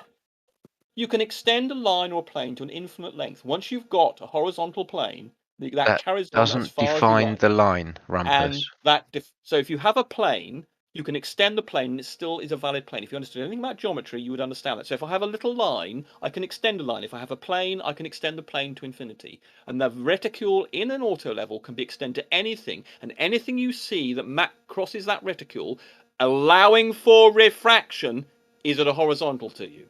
And that's the principle they used when they measured Everest. They used the theodolite, which means you can obviously change the angle, so it's not horizontal, but you can have an angle relative to that. So the graticule they had, so when they looked at Everest, they had a graticule in their theodolite, and they raised that from 80 miles away. They then lined that with the top of Everest. They allowed for a fraction, and they got the height of Everest correct. So these things carry on this line. I could do to the moon. I could look at my theodolite, my auto level, and I could then say the moon is currently, if it was crossing the hairs, the middle of the moon or whatever part of the moon I had to be looking at, in the theodolite crosshairs, and I could say that is horizontal to me, allowing for refraction. Yeah, that's all well and good, Rumpus, but I asked you to define a line. A line is something he used to pick up his wife. Not you, Chunky. Rumpus. The shortest distance between 2 points. Shortest distance between 2 points, okay? Yeah. You have the reticule. Where's your other point? Well, anything that appears in that, it cuts through your visual through your eyepiece, but anything beyond that, I mean, are you disputing that is everything on that line is giving you horizontal? I mean, this is just incredible. If you are disputing that reticule aligned, everything on that line is horizontal, why is he scattergunning, basic. Jeremy? Why can't he keep basic. An auto level is designed to do that job. Everything in the eyepiece is what surveyors rely on. Jeremy, can I get some moderation here? I can hear you. In an auto level gives you the hold horizontal. on a second. Rumpus, hold on, please. Okay. He's right in the middle of responding to you. What's up? Well, I mean, he's not responding. Stop interrupting every fucking time. He's But Jeremy, not do you not think answering the absolutely outrageous? every question. time. But Jeremy, don't you think it's absolutely outrageous Roll. to say Is this that how you auto guys level- roll over there? He's not answering the question, Jeremy. Well, you're basically disputing what an auto level does. That the line, you're disputing that everything at an I'm auto not- level is horizontal. That's what that line is for. Jeremy, It's if you more can than shut that. him the fuck up while I answer the question or the points raised, it would be very beneficial. I had to put you on mute, DP. Let him finish answering the question, and then if he doesn't answer it, you can tell the whole audience after he didn't say shit about the question, and he didn't answer it. That's all. Okay, I'll answer the And question. Rumpus, try to keep it concise, please. I'll You try go to. on and on forever, rambling about non Well, only because sequitur I get shit. interrupted. Well, DP's right. Okay, I mean, it's just so shocking that someone is claiming that the graticule in an auto level is not showing you horizontal because he's worked out some sort of geometrical problem about the creating a line. The line is from your eye to looking through the reticule. That creates a line and it creates a plane because it's obviously going left to right. So you've created a optical plane, and that can extend as far as you like, as far as the moon, as I say, if you want to. This is just a geometric fact, and also I'm just relying on what published. Oh my god, I'm sorry, literature sweetie. says. I'm sorry to get Oh, to the bathroom. Right. Rumpus has claimed that the line is formed between your eye and the reticule. Right. This is a load of horse shit. Okay. There are three constituents. Can you shut this fucking white knight up, Jeremy? No, all right. he's answered you multiple times. Can you shut white knight up, Jeremy? The question has been answered multiple times. Yeah, Thank you. I got it. I got it, DP. Relax. I know you don't like being interrupted, but you do it every time. So let's try not to do that, guys, please. Right. Rumpus has claimed that the plane is formed between your eye and the reticule, and then that plane is extended from the reticule outwards. This is a load of bullshit. The eye is not the millimeter accurate tool that the auto level is. Now, the auto level needs the measuring stick to form that plane. This is how the auto level becomes a millimeter accurate tool that it is, by using the measuring stick. Rumpus, it's not your eye that forms the plane. Right, can I respond? It's the reticule and the measuring stick. Wait, can we let Rumpus respond, please? Right, I'm just making the point. Wait, shut your mouth, please. Please, Guys. shut your zip your lip, Rumpus. What do you have to say to respond to that? Thank you. Why are you interfering, Crystal? I don't know what you got some obligation. Yeah, thank God for that, Jeremy. Thank you. Right. For some reason, but this is because it's Bev's line of attack, DP seems to be saying that if you introduce a measuring stick into the image you're looking at, that somehow changes the function of the auto level. It doesn't. You don't have to have a measuring stick or anything in the image. The graticule does not change what it's doing just because you brought in a measuring stick into the picture. It gives you the horizontal, irrespective of what it's looking at. And the idea of the measuring stick thing is just used if you then want to use what the auto level does to then do some differential leveling type trick, or knowing how what height it's going to be, but you don't need it there. The auto level functions perfectly well without it. This is a line that Bev uses because he doesn't understand what an auto level does. He doesn't even understand what a theodolite does. He didn't even know the theodolite can do the same tasks as an auto level. Be quiet. So he doesn't know anything about this. So anything you take from Bev, I'm afraid, is going to be Jeremy, flawed. And the fact do these that personal DP attacks really need to happen? I know. I don't know why you're doing that. Functionality changes by bringing in a stick or not. You are just personally attacking Bev. Hold on, DP. I got it. You are just personally attacking Bev. Do you have something to say about the argument to DP, or I don't want to sit here and know what Bev where he's getting does this or from. doesn't understand. I am pointing out where DP's getting this from some idiot, another idiot who doesn't read. Bro, stop calling names. I don't care if he's not here, dude. You can't call people names. Well, You've made your point, Rumpus. Have you finished making your point, Rumpus? So the point is that you do Jeremy, not need to for have a fuck's measuring sake. stick for the auto level to show you what is horizontal. The auto level's only job in life is to show you what is horizontal to you looking through the eyepiece. We got it. The fact there's a measuring stick in there is absolutely 100% irrelevant. Right, can I make my point now without being interrupted, please, Rumpus? Are you gonna put yourself on mute so that I can make my point? You originally claimed that the horizontal is formed by your eye and the reticule. I correctly pointed out that that is not the case. Your eye is not part of the auto level tool set. Okay, you need 2 points to form a line. The reticule in the auto level is 1 point. The measuring stick is the other point.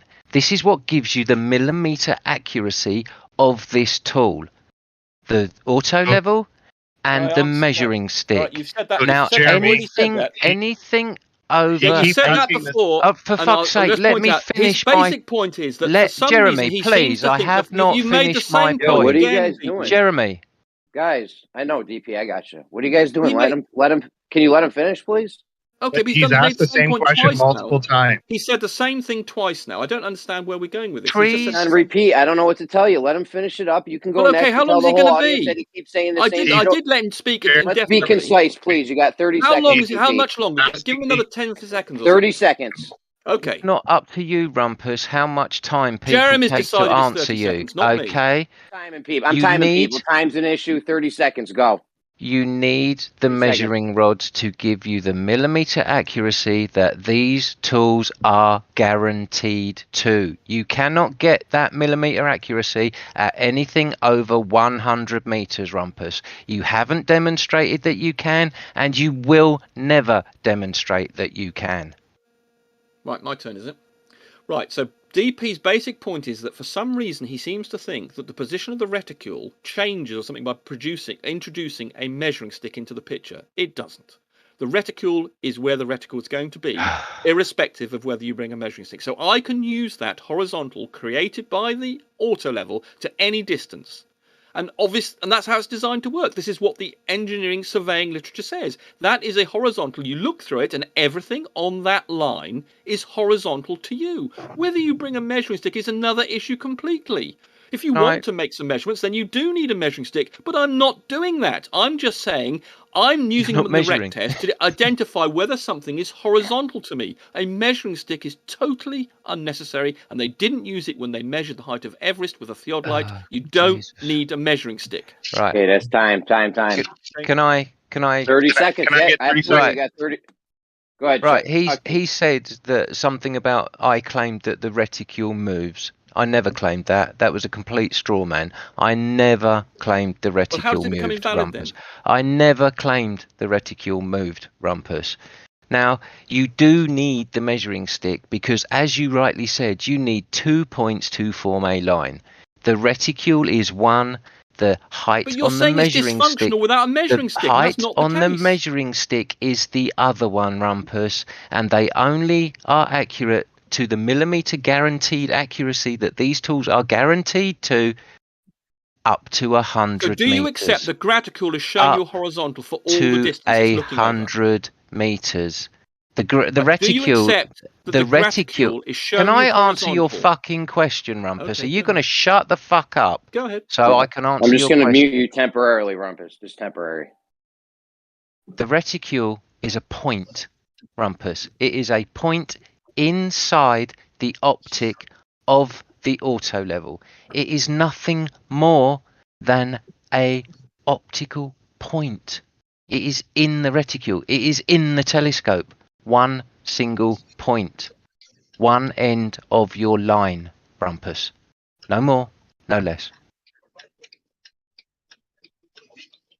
So you are disputing that an auto level shows you a horizontal plane then? Rumpus. An auto Can I get my 30 level. seconds, Jeremy? Yeah, go, Chucky. Yeah, an auto. No, you're next. You're next, you made an aspersion, Rumpus. I get to rebut your aspersion. Yeah, so you're disputing what Rumpus, shut the and then fuck Brad's gonna go. up. I have 30 seconds, and Brad's gonna go. Go ahead. I have never disputed that an auto level establishes a horizontal. Well, that's all I'm plane, using it Rumpus. for. No, you're not. Yes, I am. You're That's the using only it. thing I'm using it for. Why is he talking over me, Jeremy? Hold on, please. Why is he talking over me, stop. Jeremy? I'm letting Rumpus know I have to temporarily mute him. Otherwise, he will run away and go on deafened and leave, and we'll never hear from him again for 3 days. So it's just temporary, Rumpus. Thanks. Jesus Christ, man. When you hear me talking, just everyone shut the fuck up, please. I'm obviously modding. Next. Now, do I get to finish my 30 point? seconds. Yes, 30 seconds. Right. Well, now I've lost what point he was fucking making up for me by That's your strawmanning game. me. DP, I know. I didn't lose my point. Nobody cares about your point, Chucky. No, we care. We care. Go ahead. Are you done, DP, or do you want your time? But he was basically accusing me that I don't know how these tools work, right? Rumpus has never fucking used one, let alone from Walney Bridge to 6 kilometers down the fucking canal that he's going to claim to do this test down. Okay, now this tool establishes a horizontal plane by using the reticule and the crosshair, and there are 3 constituent parts to this tool. There is the tripod, the auto level, and the measuring stick. If you take any one of those 3 constituent parts away, the tool doesn't fucking work, Rumpus. Brad, go ahead. Rumpus, I'm going to unmute you. Go ahead, Yeah, Brad. thanks. Thanks. I'm glad that DP corrected himself and says the reticle is a crosshair, because that is a line. There is a horizontal and vertical line on that crosshair. So your eye, that is part of the surveyor's toolkit. Blind surveyors don't use either of these, their eyes or theodolites or auto levels. So the surveyor's eye is part of their toolkit, as is the auto level. So the surveyor's eye is a point, plus the horizontal line of the reticle creates a plane to infinity as well, and as far as you can see, let's put it that way. As Rumpus said. So again, I've learned this in the courses I've taken in surveying, not just from a manual, but it will be shown in a manual. Right now, I'm sorry. So the point, the point Chunky, is that basically DP is claimed, saying that the reticule stops working when you do not have a measuring stick. Hold in the on, picture. Brad. Were you done? Brad, were you done? Sorry to interrupt you, Brad. I feel like you got clipped at the end. Yeah, DP interrupted me, but yes, I know that's the point of your eye. So DP's point point of your is eye that plus the line of the reticle. Flipping you. So the auto level doesn't work. Who Apparently, the interrupted reticle who, ceases Jeremy? to function Who was without a interrupting who? measuring stick in the Not me. picture, even though it does not affect what the reticle does. He seems to think that the reticle ceases to function, ceases to show you what's horizontal, simply because there's not a measuring stick in the picture, and he doesn't understand the eye. The line of sight goes from the eye through the reticle, which is not a point as he claimed; it's a line, and that gives you the plane. When you look through it, you're looking from the image, the light coming from that through the reticle to your eye, which forms a plane. And the fact that he doesn't understand this, and he's denying what engineering literature, and he thinks that you have to have a measuring stick in the picture for the reticule to work. What does he think it does? Disappear or something? It's horizontal whether you've got a measuring stick in there or not. We heard that point. We heard that. Jeremy. But he doesn't understand this. It's incredible. Jeremy, shut him up so I can rebut him. It's I know. Let him respond, Rumpus. Let him respond, or we're never going to hear his rebuttal. Right, Rumpus, are these tools designed to make elevation change measurements? Yes or no? I'm not doing that. I'm not doing an elevation Are change. these tools designed my point. for elevation You're making a change claim that the auto level doesn't work. Jeremy. The horizontal doesn't work without a measuring stick in the picture. And I'm not doing that procedure. The auto level works with or without a measuring stick. If you then wish to use do some elevation profiling, then you do need a measuring stick. But I'm not doing that. I'm just using the auto level as a device. This was my time, and he is stomping all over my fucking time, Jeremy. Yeah. He answered his question. You asked him a yes or no question. He wouldn't answer yes or no. That's not a surprise. Okay, go ahead. right. You can have your time. Jeremy. Yeah, but he's asking me a question about doing something I'm not doing. For God's sake, Jeremy, put him on fucking mute. Let him get his time, Rumpus, please. Okay. Right. Rumpus has now admitted that he is not using these tools in the manner they are designed for. Oh, yes, I am. He is using them outside of their design parameters. Therefore, whatever he is using them for is not what they were designed to do. They are designed to measure with a measuring stick a change of elevation from an established horizontal plane. Now, your eye and the reticule cannot measure that deviation in the elevation, Rumpus. They are designed to measure elevation changes. End of story.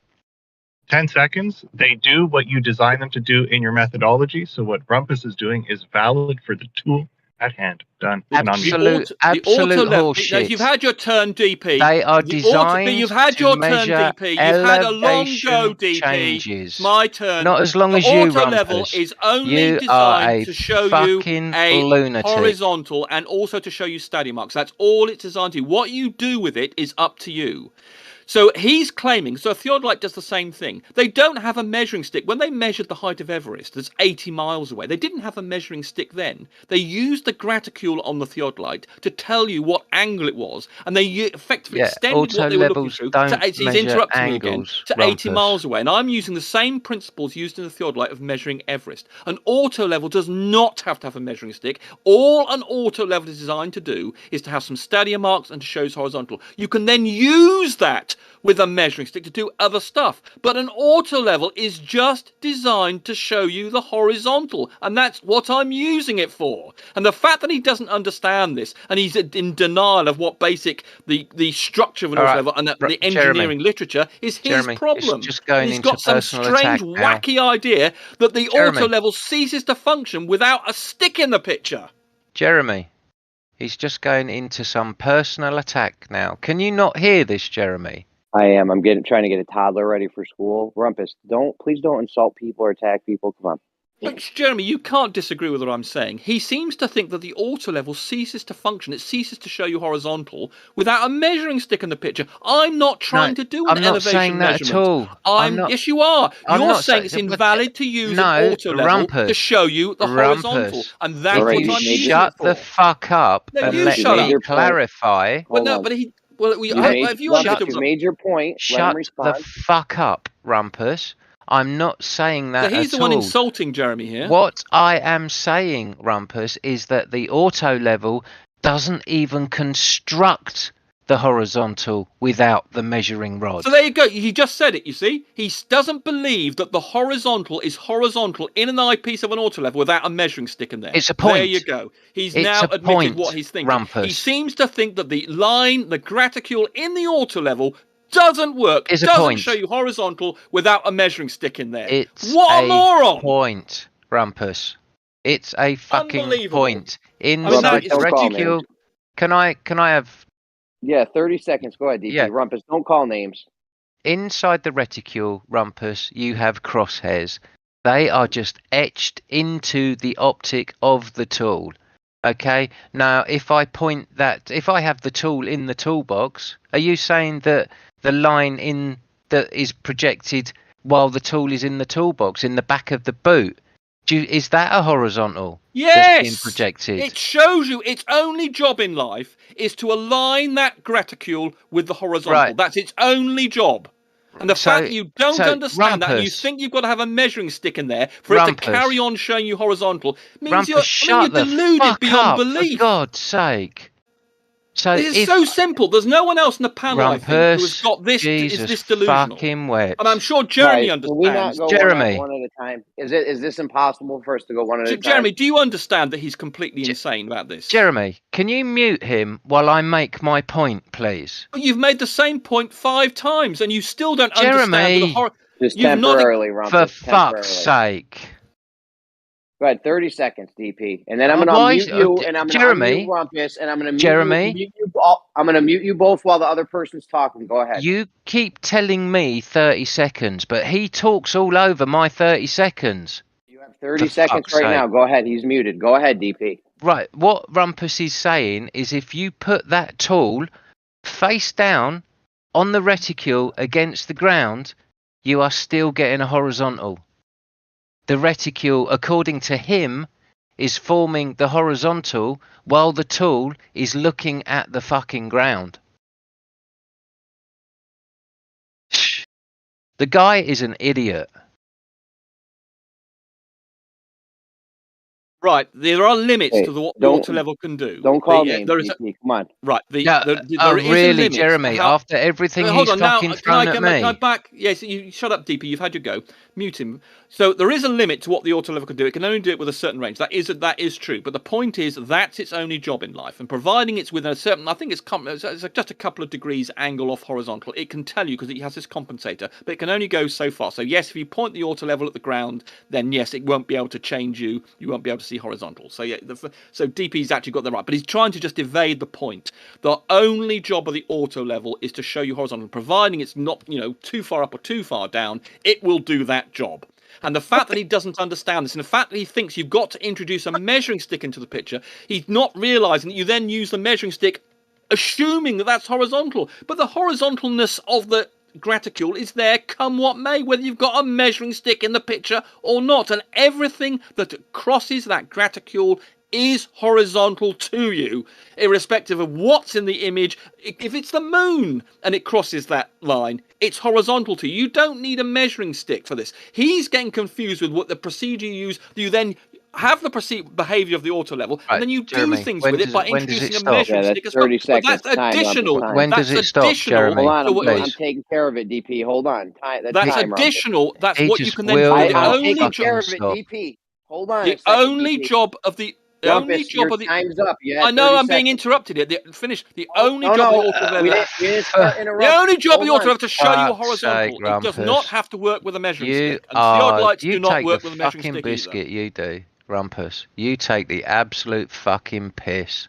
You got 30 really seconds, DP. Go ahead. He's muted. Do you know what, Jeremy? There is no point arguing against this stupidity. There is absolutely no fucking point arguing against it, right? I've made the point that if you put the tool face down so the reticule is looking at the ground, it does not establish a horizontal. He conceded with that, okay? But he conceded to a point, right? The reticule inside the auto level is a point. You need 2 points to form a line, okay? And this plane that he is claiming is constructed by the reticule inside the auto level is just a load of bullshit. The guy is just full of guff and wind. That's all. And it is pointless. I'm not sitting here trying to keep my cool with a guy who is just fucking obnoxious and will not let you speak, talks all over you, and brings people into the conversation who aren't even here to defend themselves, to make their point. How much longer is he going to go? You've given him about 60 Rumpus, seconds exactly. here, Jeremy. Exactly. Right, I'm giving you my turn. I'm giving he you doesn't some understand of your what an own auto level does, treatment. and he's got confused by Bev. All right, were you done? I unmuted him early. I am trying to do things over here, so I can't. I don't know how long I'm going to be able to do this for. If you guys can't not talk over each other. Jeremy, I appreciate what you're trying to do here, and you are juggling other things as well as juggling me and the Rumpus. Okay, now I'm going to make this point, and then I'm out.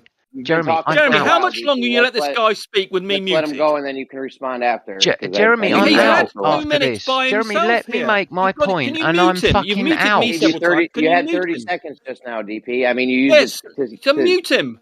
So my turn. My turn. This guy, you've been whining about right, thank God. Right, this poor guy has been influenced by Bev into thinking that somehow in an auto level you need to have a measuring stick. Its only job in life is to show you horizontal and align the stay of your hairs appropriately. He keeps on talking about a point. It's not a point. And if you look through an auto level, you can see a line across the left to right. And your eye line from your eye to that thing then forms a plane. And he doesn't understand this simple geometric fact. And once you've got a small plane, you can extend it indefinitely. And I am in total agreement with what the scientific engineering literature about surveying says. And this guy is not. He doesn't understand the literature. He's never read anything in this book. He keeps on claiming I've never looked through it an auto. I've done it many hundreds of times. Not necessarily at Welney. And I am just describing a procedure that is used in theodolites to measure Everest. You don't have a measuring stick with Everest. You just use the graticule to a mountain or whatever, and you measure the angle. And similarly, I just happen to, in the auto level, the angle just happens to be 0. And I'm just using the fact that it generates a nice, I know that the things along that line are horizontal to me, but you've got to allow for a fraction. And that's all I'm using it for. I am not trying to do differential leveling, so I don't need a measuring stick. I'm using the auto level for what an auto level does. Okay, that's time. I'll do DP and mute you. Right. He's just said he's not using the auto level for differential leveling. Okay, the tool is designed to do differential leveling.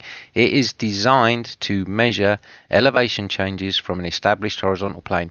Rumpus is freely admitting he is using the tool outside of its design parameters to do his test, which he thinks is going to prove something. Now, I'm saying if he's using the tool outside and freely admitting to using the tool outside of its design parameters, then any measurements he claims to make while using the tool outside of its design parameters are null and void. They don't matter because he is not using the tool the way it's designed to be used.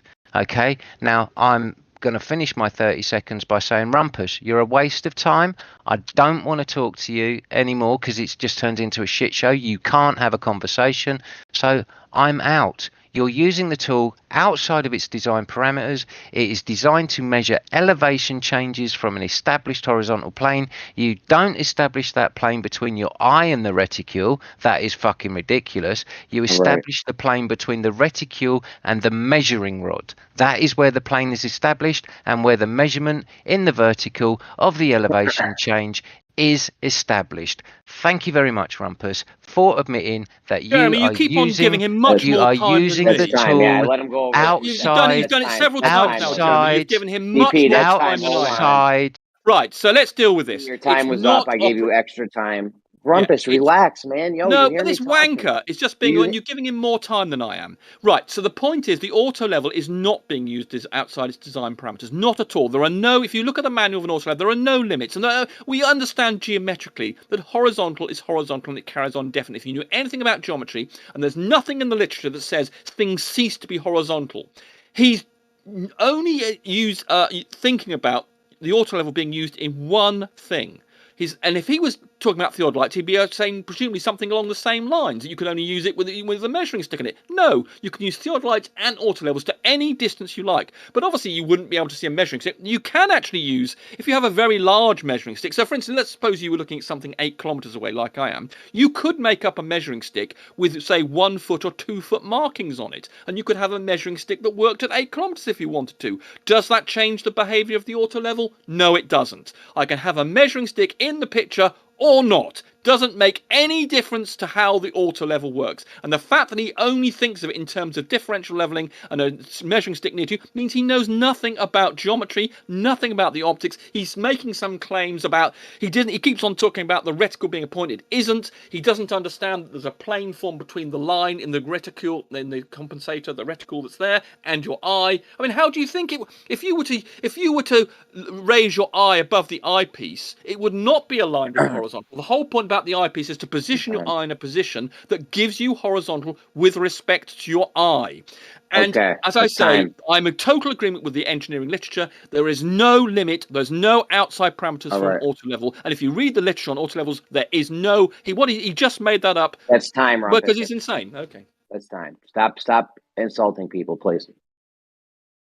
Hold on, DP. Hold on. It's all he's got is to insult people, Jeremy. It's all he's got is incredulity and insulting people and rumpusing, and we all know the way that the rumpus works, okay? Now he's jumping up and down, spitting his toys out the pram, saying that I don't know this, I don't know that. But I do know how geometry works, Rumpus. I do know that the plane is not formed between your eye and the reticule. The reticule is crosshairs. There is a vertical line and a horizontal line. Now, these aren't the planes that you're talking about. The plane that you are talking about is extended forward from the tool, not in the vertical, not in the horizontal, in that plane. It's extended forward, Rumpus.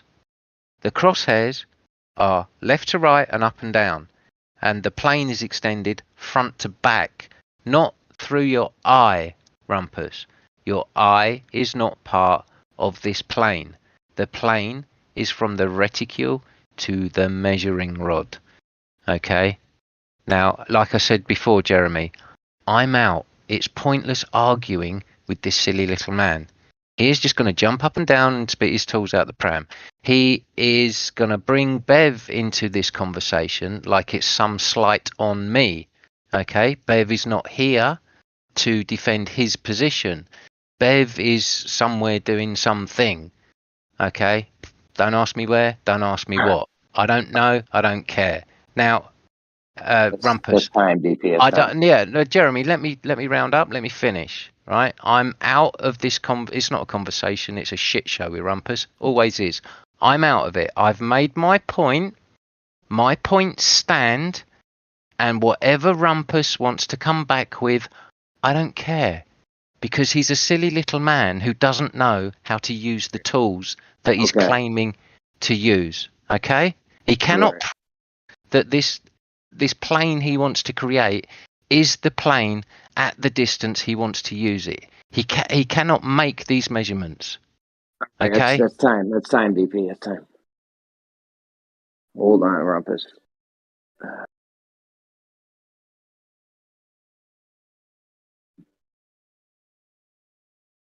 Jeremy, you've allowed him much longer than I ever got. I let you go longer too. I know. Yeah, I know, but you've allowed him extra long. You've done it repeatedly. But anyway, I have to live with that. I let you go longer last time. Just use your time wisely. I know you did. But you seem to have favoured him. But anyway, I'll have to live with that. Anyway, so the point is that an auto level works whether you've got a measuring stick in the picture or not. And this is something that DP is just avoiding and obfuscating over.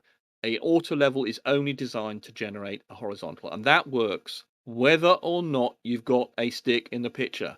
And he doesn't want to address the fact that all the points of things along that line are horizontal to you. And he gets confused about the optics of a... I mean, it's just incredible. I'm having to explain something. It's a plane that it's formed in your eye. It's a vision optical thing. You are receiving it in your eye. That's formed plane. He's basically disputing that the reticule is horizontal, showing you what's horizontal. I mean, it's so extra. I'm having to think down to his level to try and understand what problem he's having. I mean, he must be that desperate to dispute that the line in an auto level is showing you what's horizontal or not. I mean, it's just incredible to have to be arguing over this basic point. An auto level shows you what's horizontal to your eye. That's its job. And to him to dispute this, which is what he's doing, he's saying you've got to somehow introduce a stick. Okay, well, I'll tell you what, I'll bring in a stick to the side of this thing to me, and I'll still be looking 8 kilometers away. Does that make it then change its behavior? No, it doesn't, of course. And I could have a measuring stick, as I say. I could make one up 8 kilometers away and put steps of a foot between them so you could see the steps. Does it change the behavior of what's horizontal? No, it doesn't. Its job is to create a horizontal line, and it does that no matter what stick you've got in the picture. It forms a plane. So is he saying he's disputing that it forms a plane? So is he saying that it doesn't form a plane if you don't have a stick in there? Which is what he seems to be saying. He's saying the black line that you can see that you have to align with your measure. You look at a measuring stick with. Is he saying the plane somehow disappears when I move the stick away? Okay. Let's stop talking him. I'll unmute him and we'll find out. All right. Hold on. I'm doing all this on a phone. It takes me an extra second. Very sorry. There we go. You're all set, DP. Well, like I told you before, Jeremy, I do not need to address this fool anymore. He thinks that the plane is formed between your eye and the reticule. The man is a foolish little boy. He does not understand the way the tools work. I don't need to address this any further. The plane is not formed from your eye to the reticule. The tool is used with a measuring stick to form the plane, and the tool is for millimeter accurate measurements from an established horizontal plane of the change in elevation. Rumpus has freely admitted that he's not using the tool the way they're designed. Now, he keeps making the analogy of the Mount Everest measurement, if he wants to call it that. Now, this is done using a theodolite, which measures angles, and an auto level does not measure angles. You cannot tilt the reticule the same way as you can with a theodolite. So his analogy between using a theodolite and Mount Everest and an auto level and the bullshit thing that he thinks he's going to do is a false analogy. The tools do not work the same way.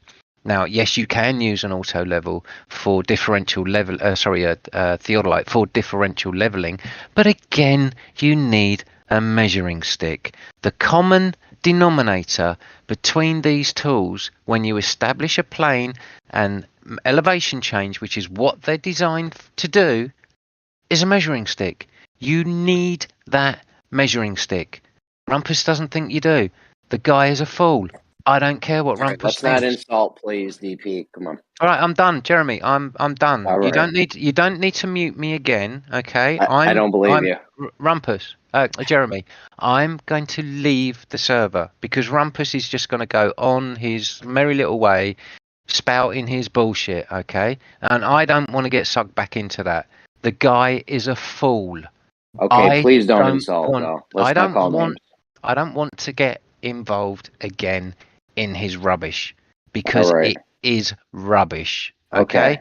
So I'm gonna go, and I would appreciate it, Jeremy, if you don't let him talk about me behind my back when he's I'm definitely not going to here. talk about you when you leave. I'm just letting you know. Well, it's up to you then to use your mod powers and mute him when he does.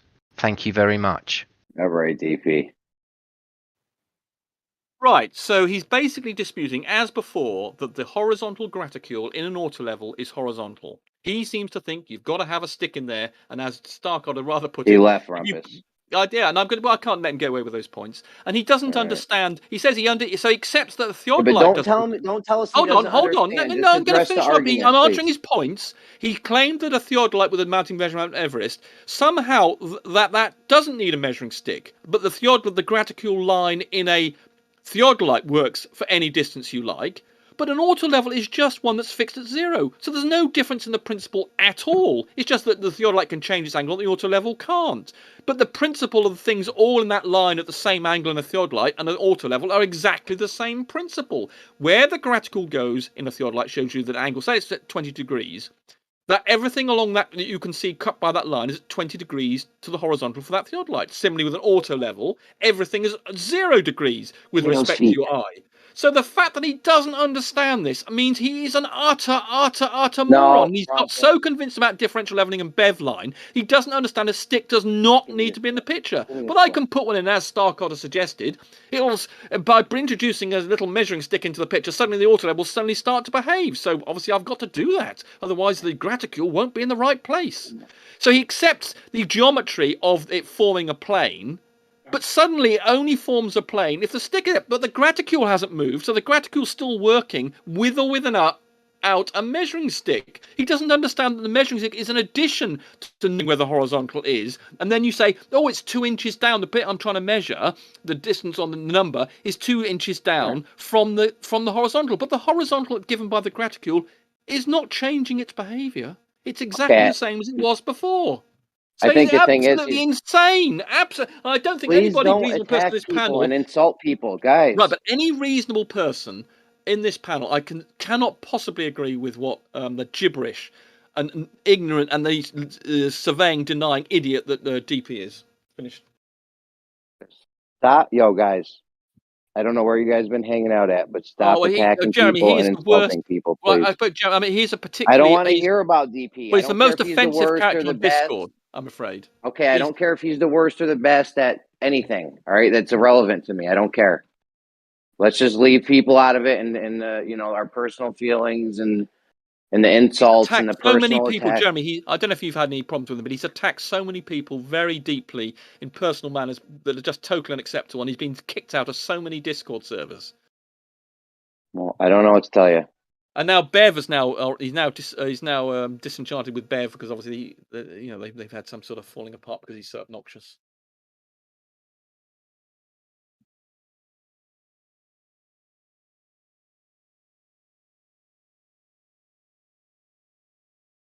Anyway, I'm exhausted and I've got other things to do, so I'll give you some rumpus free time, Jeremy. So give you a chance to Great. Sounds great. I love waking up like this. Awesome. Okay, well, I mean, you were a bit biased, I'm afraid, Jeremy, but I suppose I'll just have to live with it. Look, if you get muted in here, it's just temporary, right? I was scared Yeah, you but were you going to allowed run me away. you muted me much more often than he did, and he went on for much longer. But I can live with it. No, I let both you guys go over the time a little bit, and I was muting each one of yous the same I agree. amount I because agree. You let me over 30 seconds on 2 occasions, or possibly more. But you let him go on for much longer, more often. But anyway, it wasn't completely outrageous. I could live with it. Okay, thanks, Rumpus, thanks.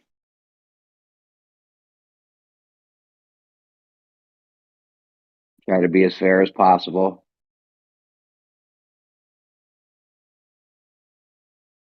Every side's going to get their time to speak, so no one gets boxed out. This isn't an echo chamber. This is a fair and balanced. We're like fucking Fox News out this bitch.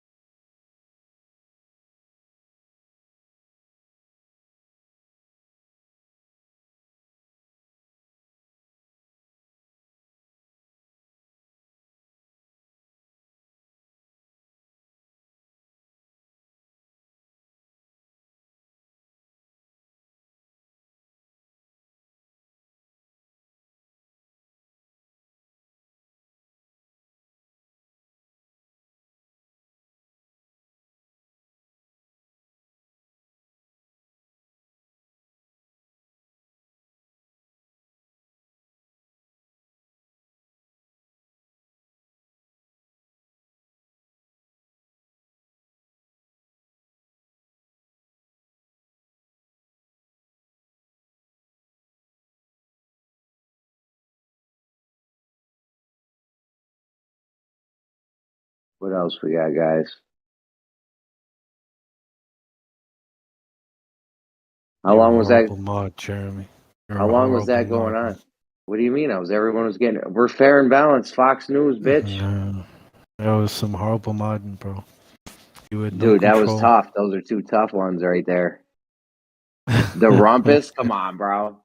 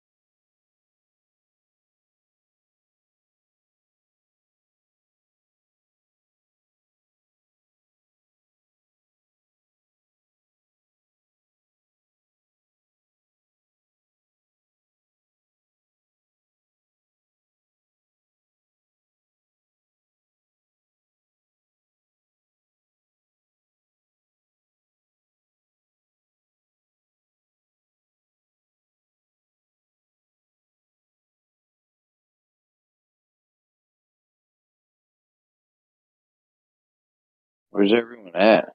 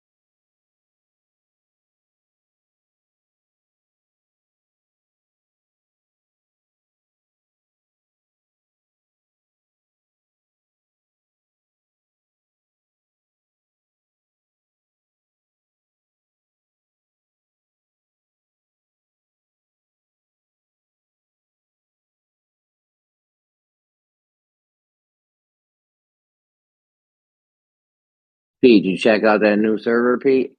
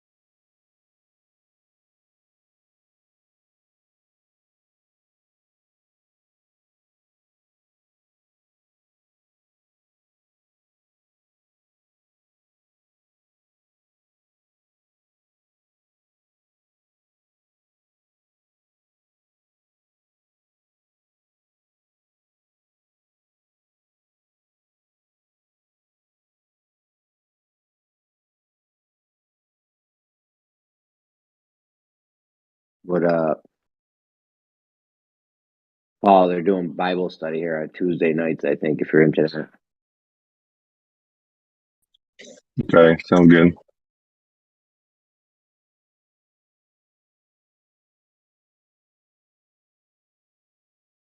I don't think Jill put it on a docket, but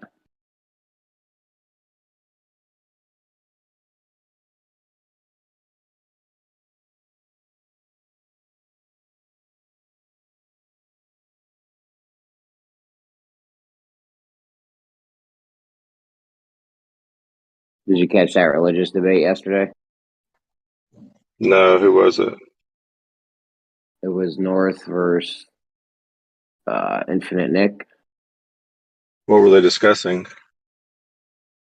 I can't follow that stuff. Something about the coming of man or something, the son of man. I don't know. Oh, okay. It's probably along the same line as Travis. What was Travis's thought Yeah, process sounds like? something like that. Yeah, there's usually two debates. Either he still needs to come, or he's already came. That's usually the two options. What do you think? I think he hasn't come yet. No doubt. It says, "As you see me leave, you'll see me return." So, if the disciples physically saw him leave, then he physically needs to return. But that hasn't happened yet. And also, the resurrection hasn't happened. That's an indicator too. And of course, you have to reinterpret what the resurrection is to make it occur in the first century. And I've noticed in all debates, it's the definition of the words is the critical component. You know, even within the flat Earth globe debate, it's the definition of words is the key argument typically. And that same thing happens within religious debate too. You have to redefine either what's always been held to be true or thought to be true. You have to redefine it.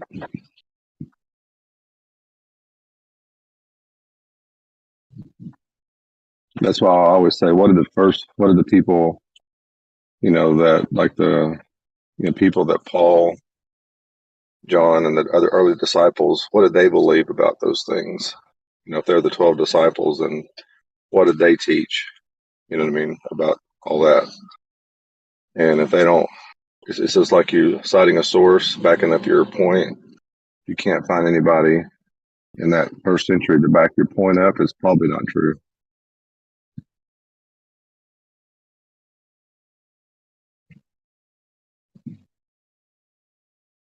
You get my point? Yeah, no doubt.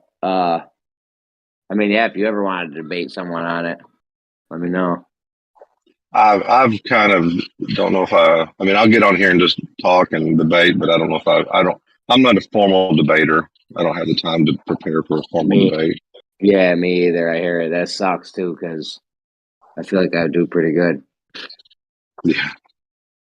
If I had more time, I would. So So Travis busy with kids and shit. I know.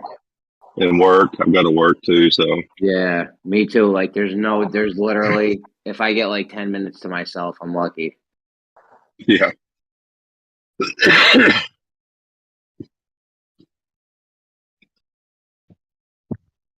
Call someone who debates all the time. A masturbator. You're a masturbator?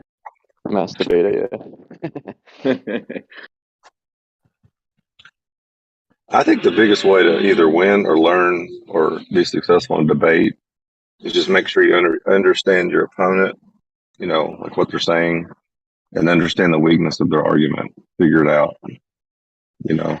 And you can ask questions to learn to figure out the weakness in their argument.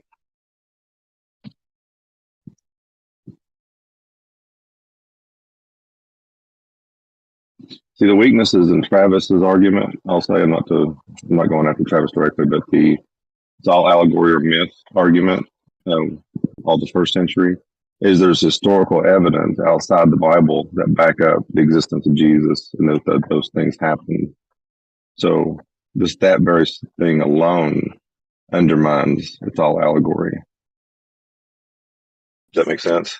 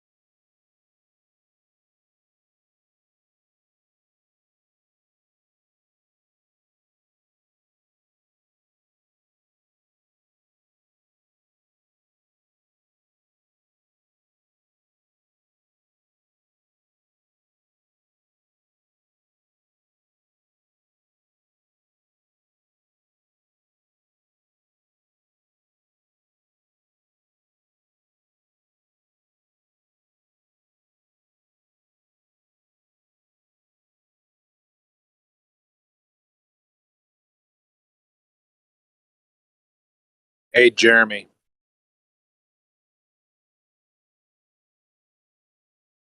What up? Hey, can we ban Coach Kosho until he gets my prediction? Absolutely not. Come on, man. You think you're the first one that wanted a prediction and didn't get it? And we've been asking for that prediction for years, the one you're asking for. So That's because we never had anything to hold over him. Kick him out, and we won't let him back until he gets a prediction. Then we'll get it. I don't think he can do it. We don't think you can do it, Kosho. I don't think he's even here right now. Kosho has this trickery going where he somehow can be in two rooms at once. He's been hanging out at that other server.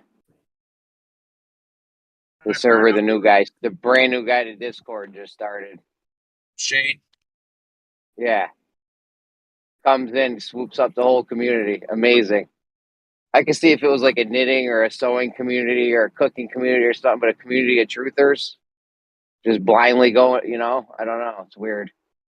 Yeah, I thought it was kind of interesting too. It's like, man, that thing shot up.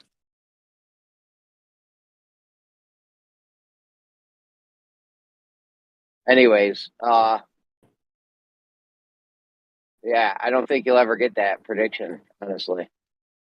That was roasting you yesterday, bro. You were roasting me. Yeah, bro. After Nick and North debated. Yeah. I was roasting you, bro. It was awesome. I was like, finally, at least Nick had some, good arguments and stuff. Unlike the last debate North had. I was roasting you. Did you hear it? No, I had to jump out. I had to get some stuff done, and if I listen to these debates, I get distracted. I can't multitask. I think Nick was on your side. I don't know. I can't really follow these religious things. Yeah, he was on my side.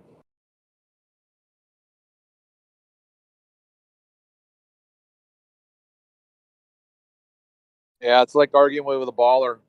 You give them all the evidence, and they're just like, "Yeah, it's still a ball." Did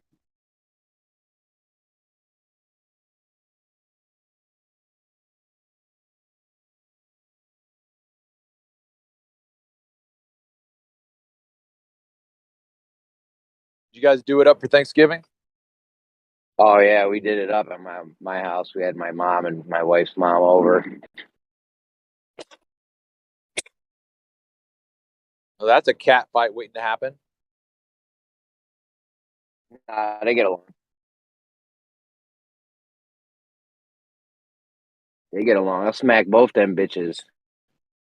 No, I'm just kidding. They get along though.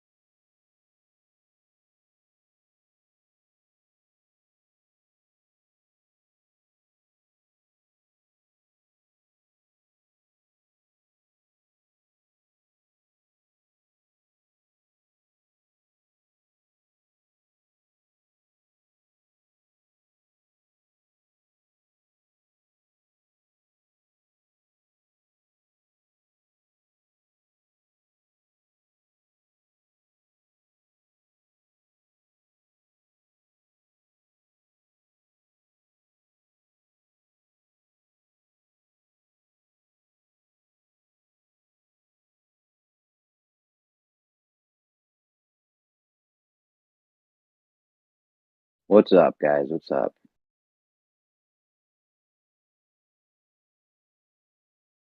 How we doing? Get it rolling Monday? This fine Monday morning. It's going to be a tough week. I had fucking 3 days off last week. It's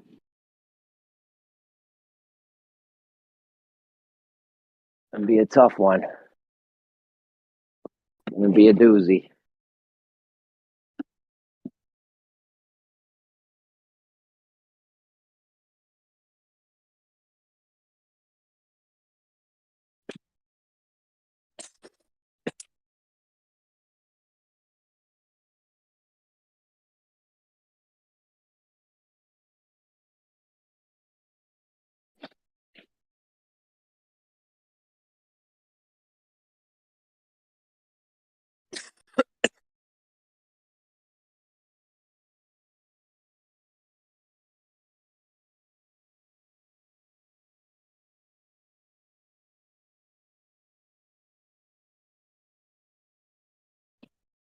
Did I just hear you say on live stream you're complaining over here about 3 days off last week?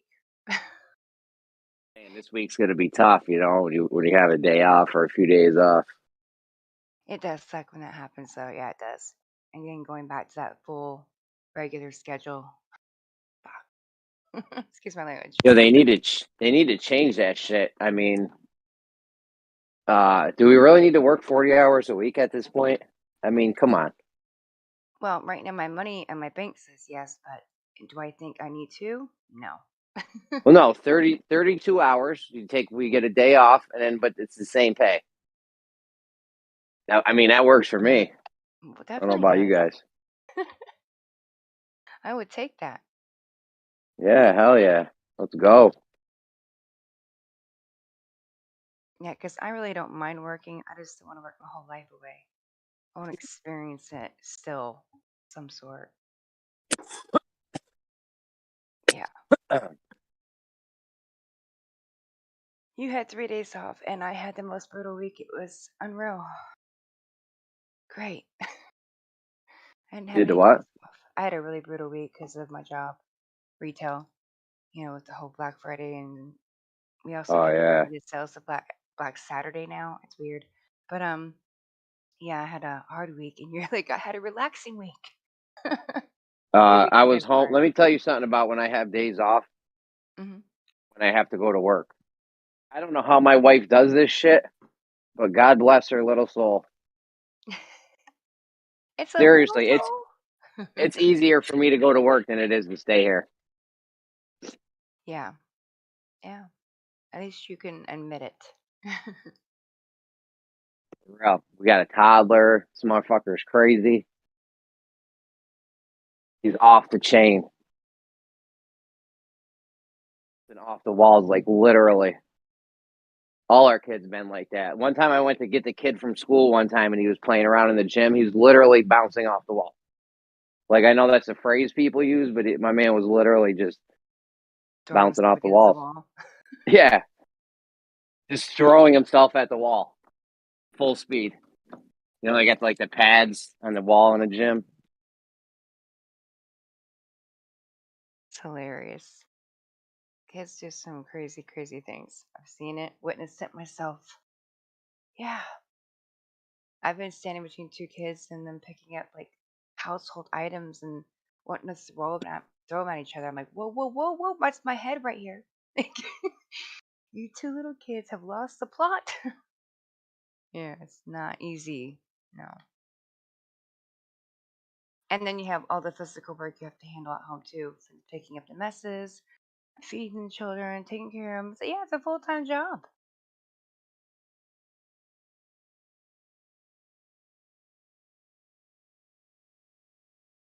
Does Jeremy then come home and cook dinner for the wife then? No, I work second shift. Oh yeah, you can't then. Yeah. That's what I mean. I don't know how she fucking does it. Holy shit, she does it all. Well, not all. I don't mean it like that, Jeremy. Because there's She still does a lot of it. I mean, I try to do what I can before I leave, but most of the shit needs to be done like in the moment. Right, right. I'm about to throw some laundry in a dryer. You know, you wouldn't live in upstate New York over there. You know, you won't have to work as hard.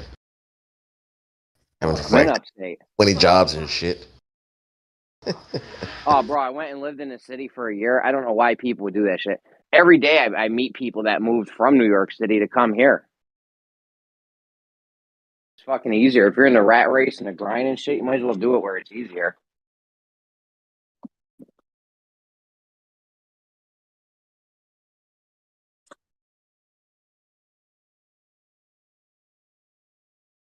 It's crazy, New York.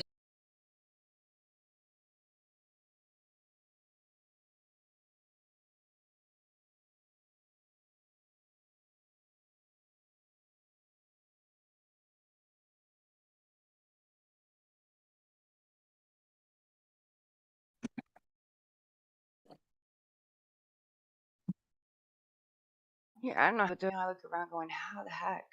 With prices going up, with literally from the moment you get up in the morning and having a whole job, and usually both people working and going home and cleaning, then cooking dinners and doing the homework, and you know what I mean? It's just it's from morning till night. You don't have a moment to even yourself to calm your own brain down. For real. Holy shit, it's a lot. I have empathy. I do for y'all. Not that like you need it, but it's hard work being a parent. Oh, I'm good. My wife needs it. She needs prayers. Saved. For real though. All parents need a little bit of a helping prayer.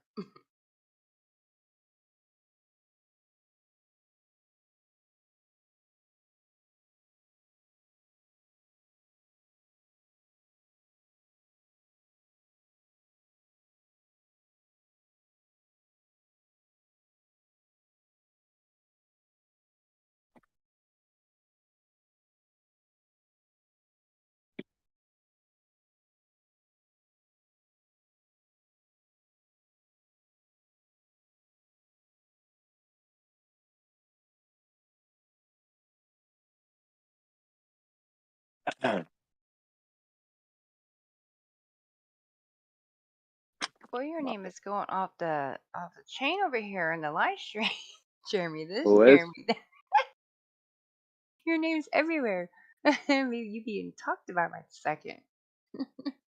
In the text. Yeah, about you being a mod. Well, he had to do it because he's a mod kind of thing. All these white guys were wilding earlier, DP and Rumpus. Yeah. Oh, my stomach is now saying, I wish I wouldn't ate pepperoni pizza last night. Not like in a bad way. It's like I get that upset stomach where it growls all day, but the next day afterwards, I don't know how people eat pizza. I'm sincere. It was delicious, but Jimmy, do you eat pizza and like eat out still? Oh, we eat At pizza all? all the time, yeah. Yeah, I figured you got kids and stuff, but I mean, everybody still wants their pizza, especially a child. Yeah, we usually do pizza once a week, honestly. Saturday or Friday, maybe Sunday. Your son doesn't get upset with it at all? Like even just heartburn or nothing the next day or even that same day? You can handle it? Let me tell you something. When I was a kid, I used to be able to eat whatever the fuck I wanted. Now, if I Yeah. try doing some crazy shit, like my tummy would be all fucked up. Yeah, I might get like 2 days. I'm like, why do I have heartburn for 2 days? All I had was fucking one piece of pizza. It's stupid.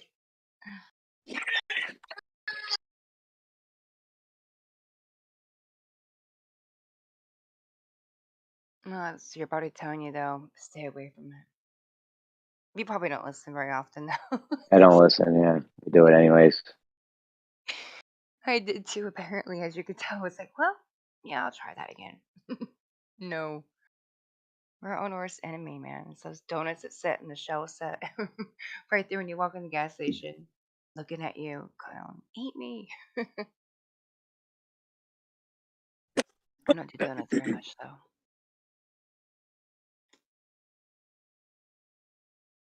Honestly, can't even believe I'm still alive with what I've eaten throughout my life. There was a period for years, maybe like a decade or more, where I just straight up lived on fast food.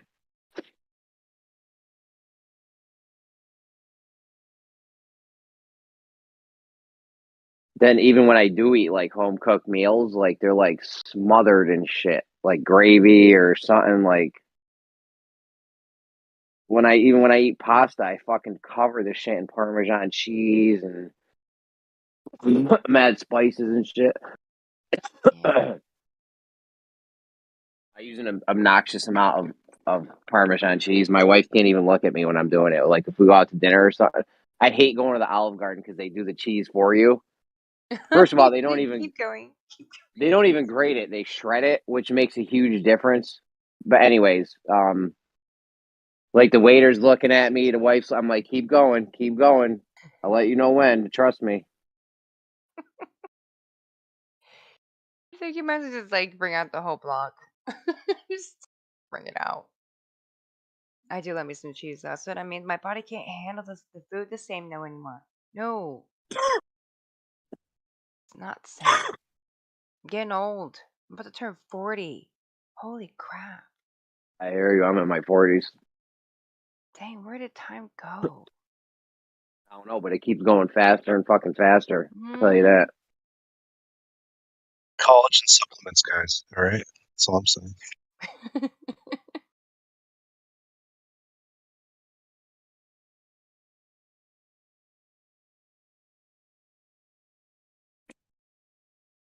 As soon as we know it's going to be like 30 years later, we're rocking in our rocking chairs on our front porches, still over here talking about flat earth. Jeremy's just going on. But now you're even more angry because you're still here 30 years later. And you have an attitude of an old grumpy man. If that happens, Jeremy, we have a problem. Just saying. Yeah, I don't know if I can do this for another 20 years or something. I'm not going to be in a retirement home arguing with Rumpus's retirement home ass. Please tell me you won't be. Please. I can't do it. I'm already getting bored. The only reason I even hang around is because I feel like someone might come up with a test or something, some definitive shit, so we can end this.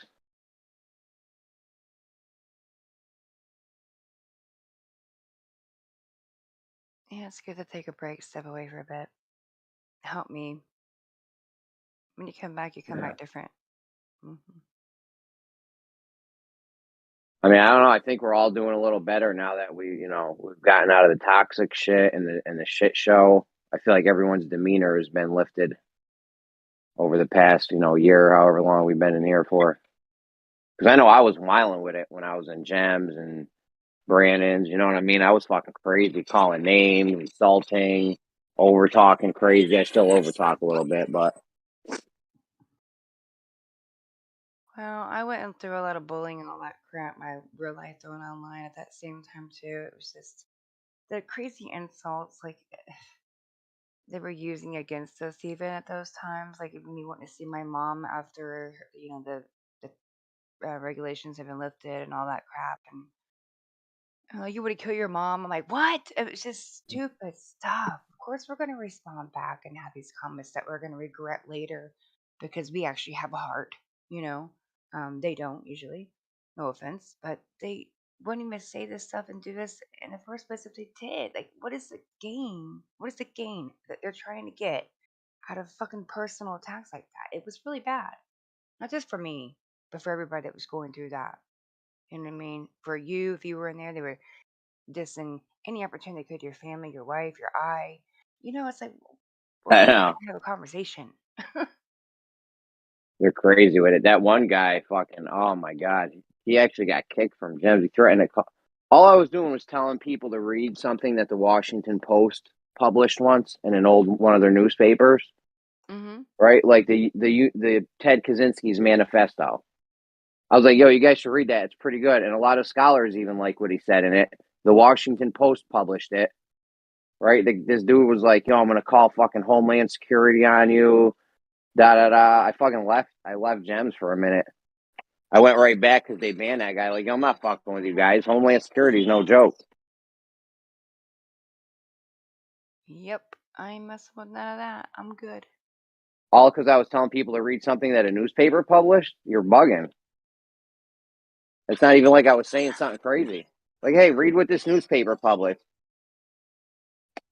I had to go through my disability, like, like for being, if I was being fraudulent or not, because of all that shit that happened on that server, where they started telling people to, turn me in for disability and frauding the government. I'm like, what the fuck are you talking about? Are you guys crazy? But of course, I didn't get in trouble because I wasn't. But I still had to go through that shit too. I mean, they actually go into your real life. I fuck with it if they can. That's sad. A lot of people's lives have been messed up by some of these people on these internet platforms. Yeah. Hmm. I wouldn't even have used my name. I wouldn't have told people where I was from. I wouldn't have told people anything about me if I had known what I was getting into. Yeah.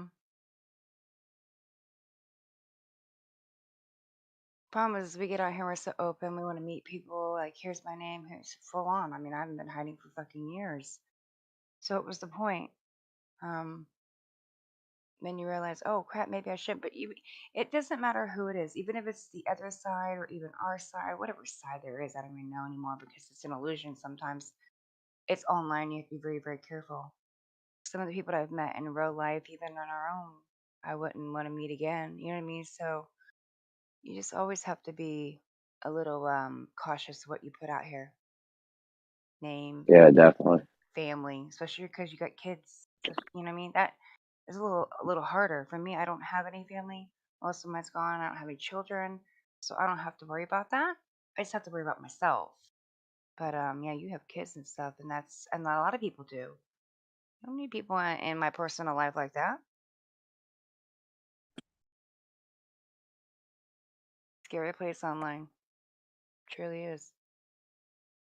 Wait a minute. Out there in the whole world? Yeah.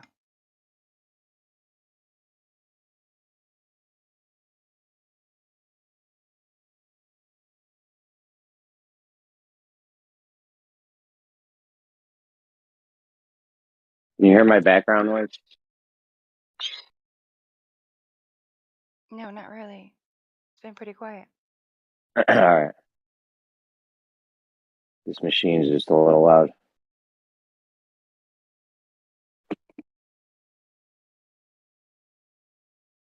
I'm rolling up mad cigarettes.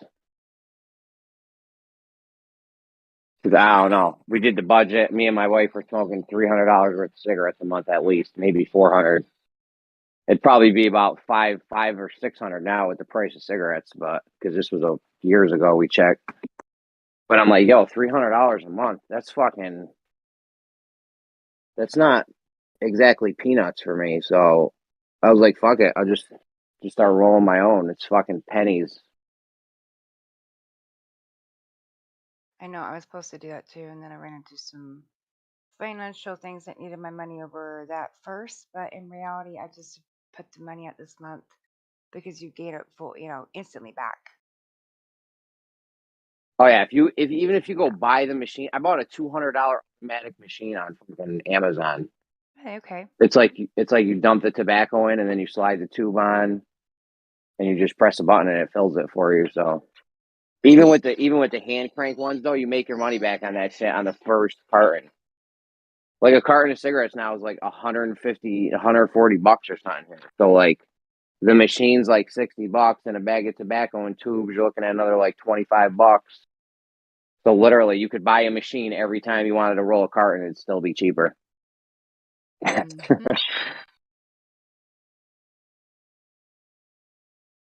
also something that I don't really want to go out and invest in it because I actually just want to quit.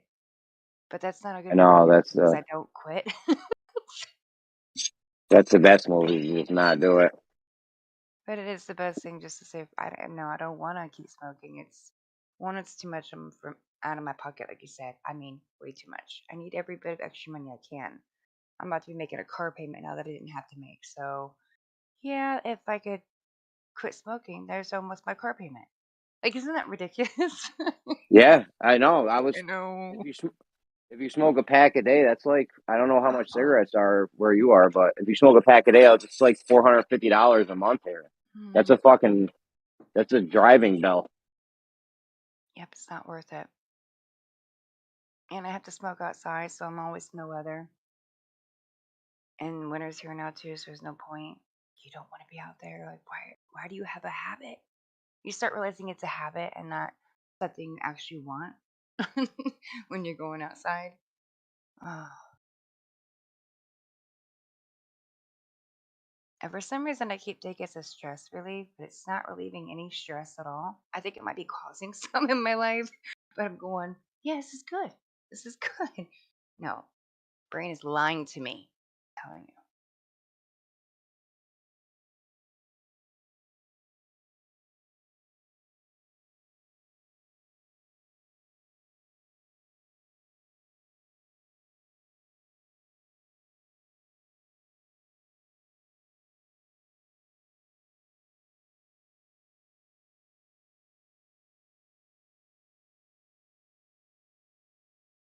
I stopped smoking cigarettes years ago, but I popped my head into a store, like this old, like newsstand soda, cigarettes, candy, lottery tickets type store, like hole in the wall in New York. $18 for a pack of cigarettes. Yeah, that's what I mean. I'm upstate and they're like 14 or 15 here, so yeah. Forget I used to spend $9 on a pack of. Well, I remember when Newports were $6. Where I started smoking when Newports were $2. Oh my god, $2? Yeah, bro, $2. I wasn't around for that. Back in the '90s, That's crazy. $2.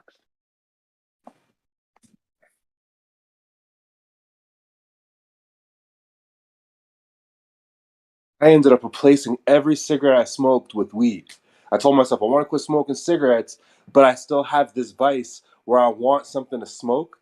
So I literally quit cigarettes and I just buy weed, like tons of weed and blunt wraps. And I've just been smoking blunts, and that actually helped me quit. But I have a viciously bad like blunt tobacco habit now. Yeah, because Yeah, I that mean, shit. it still gives you that nicotine. That shit'll get expensive too if you're smoking that funky funk. Yeah, the blunt is really what gets you more addicted to smoking weed because it's the nicotine. If you start smoking paper, you won't smoke as much weed. I hear you.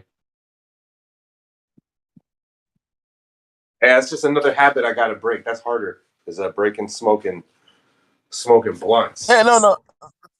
I mean, but it's actually easier if you switch from blunts to paper though, or just a regular bowl. Yeah, but then there's that, then there's that trip on the way home, and you're just like, let me just get that blunt. Fuck it. So I gotta have stronger willpower. Dude, one time I was in New Paltz. I went to my friend's college town, partied all night. We're on our way back the next day. He's like, "Can I roll up some blunts for the ride?" I'm like, "Some blunts? It's like an hour and some change, bro." He's like, "Yeah, we'll do like 2 blunts." I'm like, "All right, whatever." I wasn't driving. So we roll these cannons up, bro. We smoked the whole time from the second we got on the throughway till we got off. I'm like, "Bro, we should probably put this shit out, man. We're about to get off the throughway. We fucking reek like weed. You got to. This is when you had to actually see the person."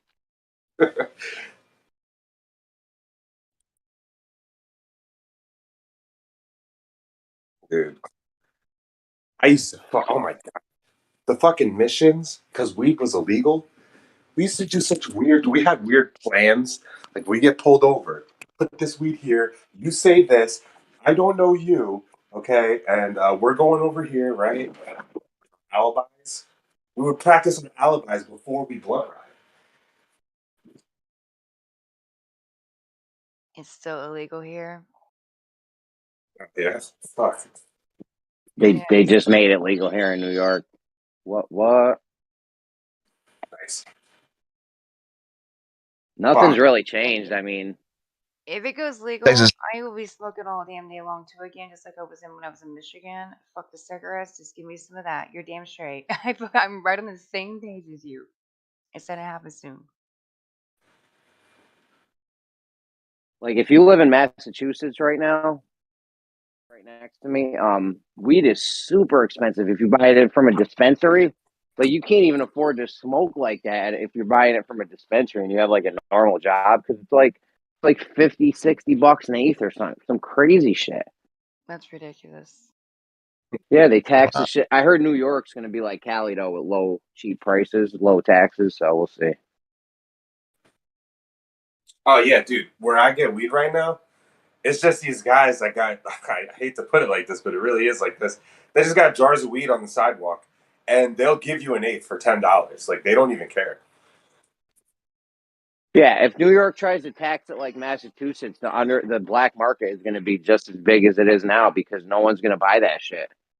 That's can't afford that shit. I mean, some people can. I'm not saying they ain't going to sell no weed out the dispensaries and shit, but not if they have it at Massachusetts prices. I'm telling you. Out in Cali, you can get a THC vape for like 20, 25 bucks or something. In Massachusetts, you get a half a gram for like $60, $70. It's fucking ridiculous. Like I love vaping it, because it's so discreet and you can do it quick. And there's like no smell. The smell dissipates in like 5 seconds, but I just can't afford to do it. Mm-hmm. And the vapes you buy on the street they're not good.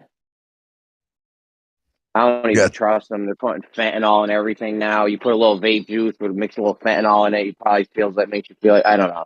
I wouldn't What's even that do a vape at this ingredient? point. They have some ingredient in there that's actually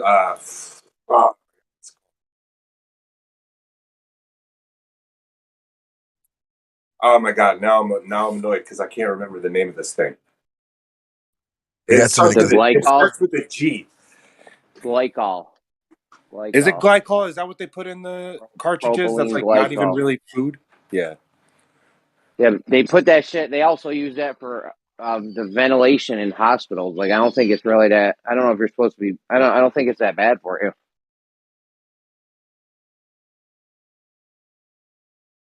Maybe it's not, but I just know that it's like not weed. So like, what do you put into my weed, right? That's what I mean. All I want is just weed juice. Just pure THC juice. Polyglycerin. That's what it's called. That's what I was thinking of. Oh. But yeah, you're right. The ingredients in it aren't really. But polyglycerin, I'm actually allergic to. So I ended up getting a part, and it was called like tiger's blood. And my throat closed up. I thought my throat was bleeding. It was terrible. And I was like, this isn't weed. Like, what is in this? She's like, oh yeah, they put like flavor in it. I'm like, flavor? This like burns my throat. Yeah, you could just save all that extra shit. I'm good with whatever flavor the weed is. Like, are you serious? Can you guys just not grow a little bit for your own, or do you not know how? I mean, is it something that you could maybe do since it's legal in your area? I think you're allowed to grow like 6 plants per adult or something, but I mean, that's very complicated. I don't know how to grow. I pitched it to my wife. I'm like, yo, between the two of us, we can grow like 10, 12 weed plants. She's like, we're not doing that. Da, da, da. She doesn't want to have, I don't know. I don't like the idea of soil and insects in my house. That's just me, though. I would have to do it outside, and I don't really got a place to plot some plants. Bro, if I was getting 20 pounds of funky funk a year, I'd put a fucking live bat in my house, whatever it took. Well, you won't have to worry about bugs usually that much. As long as you control the environment, control the plant. A lot of people grow different things and cocoa and stuff like that instead of a regular soil. I know a lot about stuff like this because I was part of a 420 community and learning about growing because it's like you grow plants at your house or your food. It's the same thing. It's a miracle plant. It helps so many people with physical pains and all that, and we should be taking it back instead of letting these dispensaries basically do it all and make all the money. This is how they're gaining from us, and they're going to become a big corporation. I don't want my state to take over and start growing it for me. Most of the shit you were getting from dispensaries is crap, absolute crap. It's old, but sitting around for too damn long. We're paying way too much for it, and we need to take it back into our own hands. So for me, it's Oh about no, growing. that weed dispensary near me is fucking fire. That shit's awesome. You guys would go what's in New York. You're also close to Maine. Maine's got brilliant freaking smoke, by the by the way. Yeah, I don't know You want how good they're smoke? doing it where Get you stuff are, from but Maine. Oh, blow no, your it's mind. wild expensive. It's fucking like $60 an eighth or something crazy. It's Too fucking much. absurd. Yeah, yeah. That's just Like like you get a whole ounce for like fucking, I don't know, $100 with some decent shit. Hello?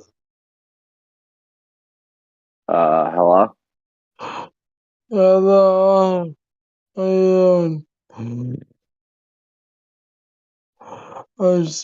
you doing? We can't understand you, bud. Yes, how are you doing? Um, um, I'm not.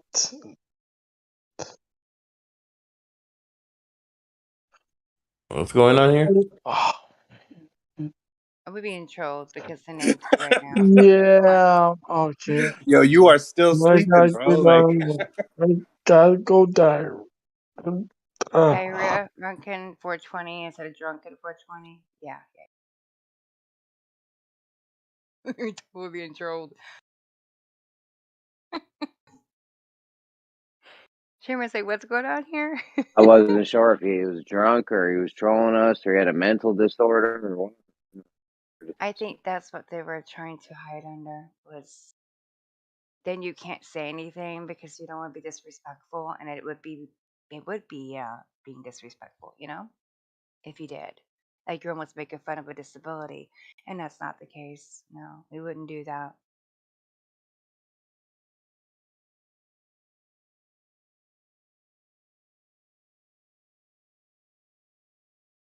oh God.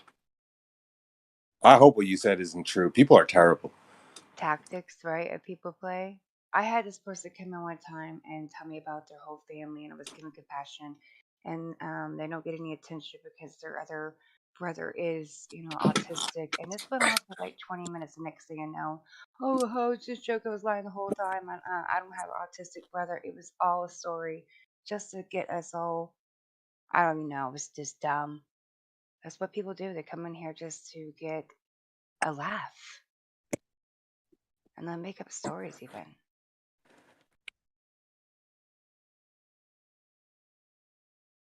What a shame. There's people out there that are not like us, guys. No. I'm sorry to hear that.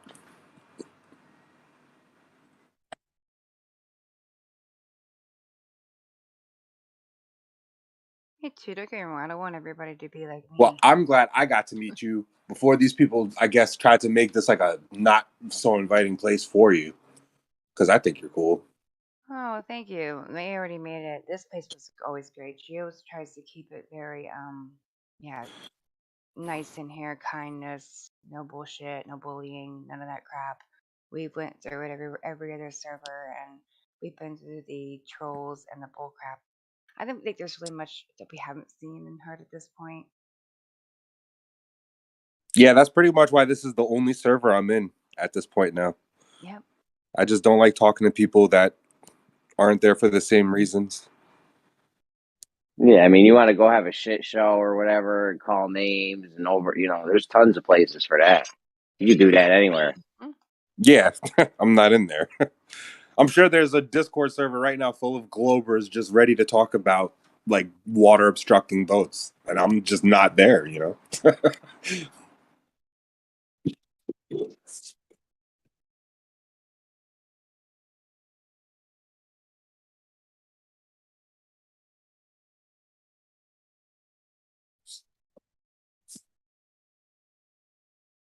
I was thinking how I could turn all my friends in real life to flat earthers if I could get them all in a room together and make it like a 10 versus 1 and just be like, all right, guys, I got you all together just to see if you could make me a Glober again and see how that goes.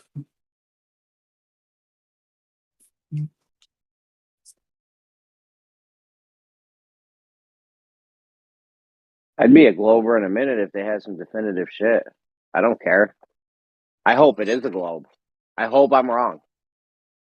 Because we got enough problems with these, evil, corrupt, elite motherfuckers. Like, this would just be one less thing we'd have to worry about. Yeah, like, it would be nice there'll be if tons of such- issues. Yeah, if there wasn't such a deceptive, powerful undertone to the globe, that would be a less stressful issue. Yeah.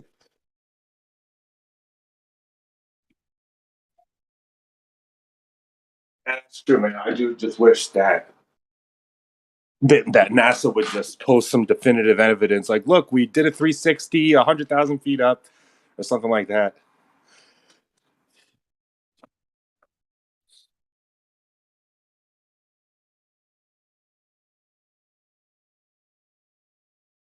So my advice would be just learn some celestial navigation.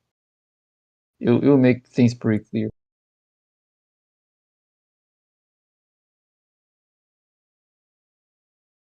Hey, Bacon. Hey, what's up? Yo.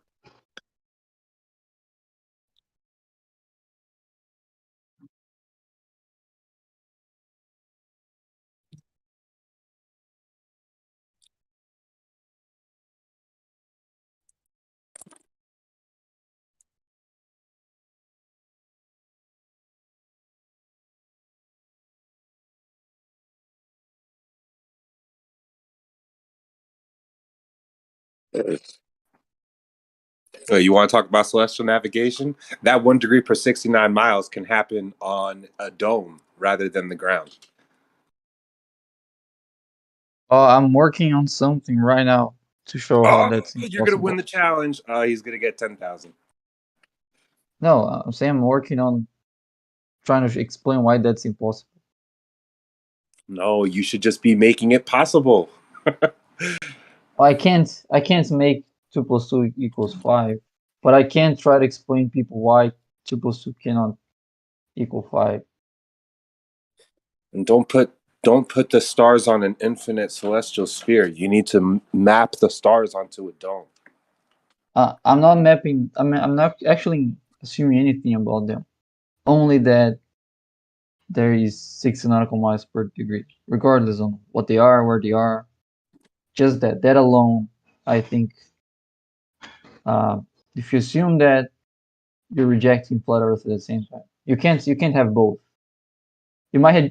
I mean, you should do something like. You should reject that. You should reject 6 nautical miles per degree if you want to keep flat Earth. But Are you doing any of this in reality, or is this just mapping on a computer? Because if you go out in reality, have you mapped out that from 0 degrees elevation to 10 degrees elevation is 690 actual nautical miles? Have you done that physically? No, what I'm doing right now is I'm planning out. Well, I'm trying to respond to you. So what I'm doing right now is planning on how to go out in reality and demonstrate that that's impossible flat Earth. Why don't you demonstrate that it's possible on a globe Earth? Because from 0 to 10 degrees, you don't have the same 69 miles for every degree. You mean from 0 to 10 degrees of elevation? From 0 degrees elevation, right? So a star that is intersecting the marine horizon up to 10 degrees. Good luck finding a star that intersects the marine horizon, by the way. How's that related to having 6 nautical miles per degree? Well, is from 0 to 10 degrees, is that somehow different than 10 degrees to 20 degrees or 20 degrees to 30 degrees, 30 to 40? Why is 10 to 0, 10 down to 0 different? Why is from 20 in real down life, to 0 as we can all attest to that, when things get too close to the horizon over water, you have a bunch of atmosphere effects going on. So yeah, it doesn't usually. Whatever you're going to come up with is not going to work in that smaller region.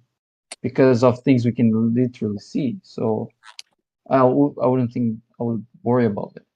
What do you mean things that we can literally see? You're seeing through, if that is the claim, you're still seeing through the same kind of atmosphere as you would if you're looking up at 20 degrees or 30 degrees. What's the difference? Oh, we don't see the same distortions.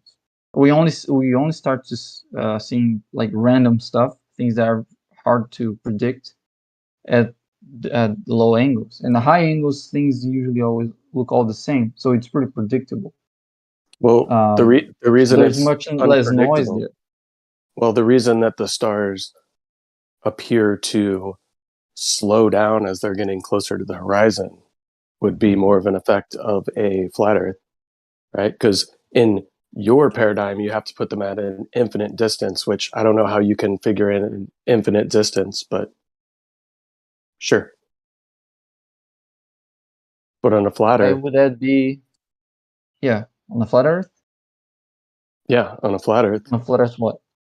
If they are actually physically moving further away from you, they would appear to slow down as they get closer to the horizon, which is what we see in reality. So, but the I rate don't know how do you fails explain miserably. that in a globe Earth? How do you explain the the rate in slowing which down? the rate in which they slow down fails miserably for that explanation. No. Do the stars and the celestial objects slow down as they get closer to the horizon? Yeah, at a known rate. So, well, just because we know the rate doesn't mean that you have an explanation. So how does that explain on a globe Earth? I'm not saying knowing the rate alone is my argument. Take a look at the rate and take a look what the rate is explained by perspective, which is the claim you're making. Like if you're making the claim that as things go away from you, they get closer to the horizon slower. The reason why that's perspective, and the rate in which things do that because of perspective is easily quantifiable, and you can compare them. And Based on what in which they of perspective. Because the problem that you also face is you have to claim that the things in the sky, those celestial objects, when you try to straw man flat Earth into some sort of perspective and or triangulating these things, is that they're physical objects that are presenting themselves in one specific place, right? So then when you say perspective, perspective, how is that applicable? Meaning it doesn't work due to perspective. What are the assumptions you're making? If you're talking about things getting, you're saying, on flat Earth, if something is getting away from you, you would approach the horizon lower. Yeah, that effect is what we observe on physical things. I mean, you're invoking that effect. I'm just naming it because there's a name for it, which is perspective. I'm not strawmanning. I'm just taking what you're saying. If you don't want to use that effect as your explanation, then I don't know what you're talking about. But if you're talking about that, that has nothing to do with the rate in which the stars slow down as they approach the horizon. When you have things slowing down because they're getting far away from you, you can plot how much they slow down. It's a completely different rate than what you observe in stars. It has nothing to do with that. And that has nothing to do with our initial argument. That would have to be based on a distance, right? Sorry? You say that would be a completely different rate based on what assumptions? Yeah. Based on distance? Size? Yeah, whatever distance. You can play with the distance how much you want, and you can see that if you put too big of a distance or too small of a distance or anything in between, the rate in which that changes it never gets close to what we observe. So I mean, I have that plotted if you want to take a look at it. No, I don't. I think I already sent that. But yeah, I don't care about your little models on the computer. That doesn't take everything into account. That's the problem. It's not a model. No, it's not a model. It's plotting how much the data compare. So there's the data from data and what? Like I said, there's too many assumptions made in the data. Meaning you're either leaving many things out. You don't even know what the data is yet. You're just claiming things and haven't even looked at. Oh, so have you taken into account Temperature, atmospheric conditions, is that in your data? No. Okay, cool. Yeah, the data is how much stars slow down as they approach the horizon. Based on observation? Yes. Within your perspective. No, you can. So is yeah, good point. Electric is perspective built into the data that you're presenting. One of them are. Yes, your eye that's level. the whole The deal. sky It's to compare. Yeah. This is the whole deal. It's to compare perspective to what we observe. There's the globe How can you comparison. hold on a second, Bacon? How can you observe without perspective? No, it's comparing what perspective would do on a flat Earth versus what we see. Do we see in perspective? Yeah. So how is perspective factored into your globe Earth observation? I don't think you can What do invoke you mean? perspective when you're modeling it in a program. What do you mean? What do you mean? No. What do you mean? How is perspective taken into account? So when I look on the globe, let me explain. I mean, real quick. one second. Perspective doesn't affect directions, right? The only thing I'm plotting is distance versus direction, and so and how that would present itself to an observer, right? How does it present itself to an observer? Yeah, on globe, right? The only thing that matters is what the direction that the star is at. There's no distance doesn't affect it. So perspective, there's no way to account for perspective. That's all you have to account for, because there's no distance you have to account for. So why would on a flat Earth? One second. If you want to say that things are getting slower and slower because they're getting far away, then there must be a distance, so you can attribute for that slowing down to happen on a flat Earth, right? Now perspective comes into account because now we have a distance and how that relates to direction. On the globe, we don't. Things are too far. Distance doesn't matter anymore. Only direction. And perspective doesn't change directions. It only changes angular sizes based on distance. Oh, it So only there's nothing changes to account angular. for. Hold on. You're saying a lot of things, Bacon, and saying, hold on, let me finish. So let's go back to perspective. So when you say that perspective doesn't apply on a globe, so when I look, it doesn't apply. Oh, it's so in this specific. How is it accounted for in your observations? Yeah, in this specific observation, that question doesn't make any sense. What do you mean it doesn't make any sense? How can we see things not in perspective? That's not what I'm saying. I'm not saying we don't see things in perspective. So it has to be accounted for. No, I'm saying the question doesn't make sense for a globe. Just because you see in perspective doesn't make the effect of perspective make sense for everything you're plotting. If you're plotting azimuths, or elevation angles of stars on a globe, perspective doesn't come into play. There's no way you can put perspective. There's no correction you could make for perspective. There is one if you're playing with the moon, because the moon is close. Hold on, Napalm. Hold on, guys, real quick. You can't just hold on, real quick. Real quick. You're saying we don't take perspective into account when we look at the stars on a globe, right, Bacon? Yes or no? I'm saying that doesn't make sense. Okay, so we definitely don't take perspective. Hold on 1 second, Napalm. I don't want to hijack your whole thing. Now, do we take perspective into account when we look at the stars on a globe? Yes or no? I think that question is misleading. That's why I'm answering more specifically, saying that question doesn't make sense. Okay, do we ever have to factor in perspective, how much the stars would move in any way, shape, or form on a globe? The stars? No. Okay, so how come I got Kosho telling me that the creation of the star trails is due to perspective? Maybe you and Kosho want to have a meeting on that, because you're contradicting each other. Anyways, go ahead, Napalm. That has nothing to do. No. That has nothing to do with what I'm saying, because here I have plotted elevation versus distance to GP. Nothing about star triangles diverging have anything to do with that.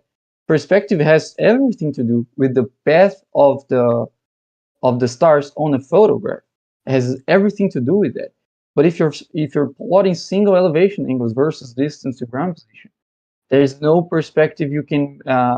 There's no correction you have to do for perspective there. The situation So we do. doesn't So even we do fit. take Doesn't perspective even into fit account when we look perspective. at the stars. So we do take perspective sometimes when we look at the stars into account. It depends on what you're doing. What I'm It telling depends you. on what you guys need to make work. That's what you're No, telling me. I know. no. Go ahead, Napalm. Go No, no, ahead. no, no, no, no, You're no, no, no. I'm contradicting not each gonna other. let you. Sometimes No, they no, do. no. Sometimes they I'm do not take gonna. perspective into I'm not account. gonna Sometimes let. they don't. I'm not gonna let you go away with that straw man, It's because not a straw It's man, not a Bacon. It's straw no, what man. You I'm happens in not literally just finished. reality. I'm told me not we finished. don't take. I'm not finished. I'm not Bacon, finished. you can't No, no, just no, no, say you're no, not no, no, finished no. and say no, no, no, So no, and nah, nah, nah, nah, nah. You have to no, no, allow no. other people to speak, I'm brother. gonna So, address. I'm so gonna you're going to address the speak straw over man. people. I'm gonna address. I'm gonna You're going to address the speak straw over man. people, is what you're going No, to no, do. no. I want to address the straw man he just made, and I just said I would address the straw man. You guys are already speaking over me. I didn't even begin to address the straw man, and you're already saying I can't say no, no, no, no, no. Well, that's what I was gonna say before I address the straw That's man, what we and try you to guys do are not even allowing me to speak. when No, you start to straw man us, we do the same I thing. didn't But straw then you man just you. go, no, no, no, no, no, no, no, no. I'm not finished speaking, and then you go on to 6 other points and you monologue, and then it's hard I to come didn't back to straw the man points, you. which is like your intention. I You didn't strawman do. you. You brought up perspective. I responded about perspective. That's not a strawman. Now, what Jeremy said is a complete strawman, because we are not saying, well, in this situation, that is completely the same as this situation. I'm not going to account perspective, and this one I am going to account perspective. No, So hold the on a 1 second. second. I wasn't Before you finished. go forward, I just began the point. I know, but you I say didn't it's a make straw man. claims. You say it's a I straw didn't man. even make a Before claim yet. Bacon, I before didn't you even make go a claim yet. before you go Can forward, you let me fucking finish one point? One single point.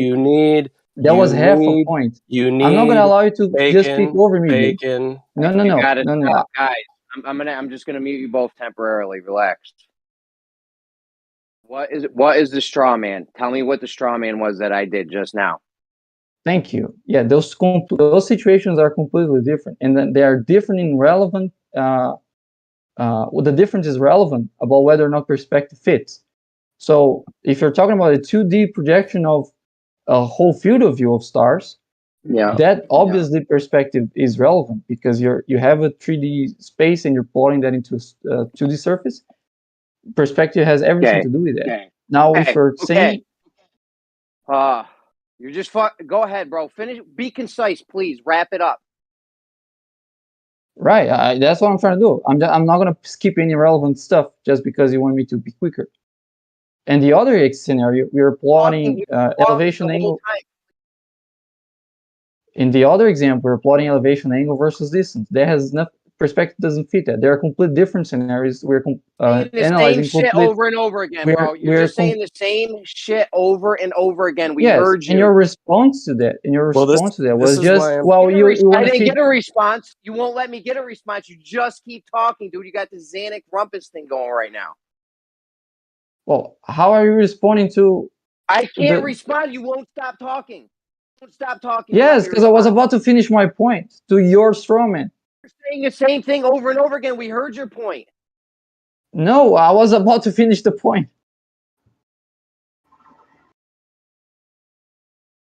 Right, and if you just claim that, well, you're just considering perspective when it fits, so you're right. That's a strawman.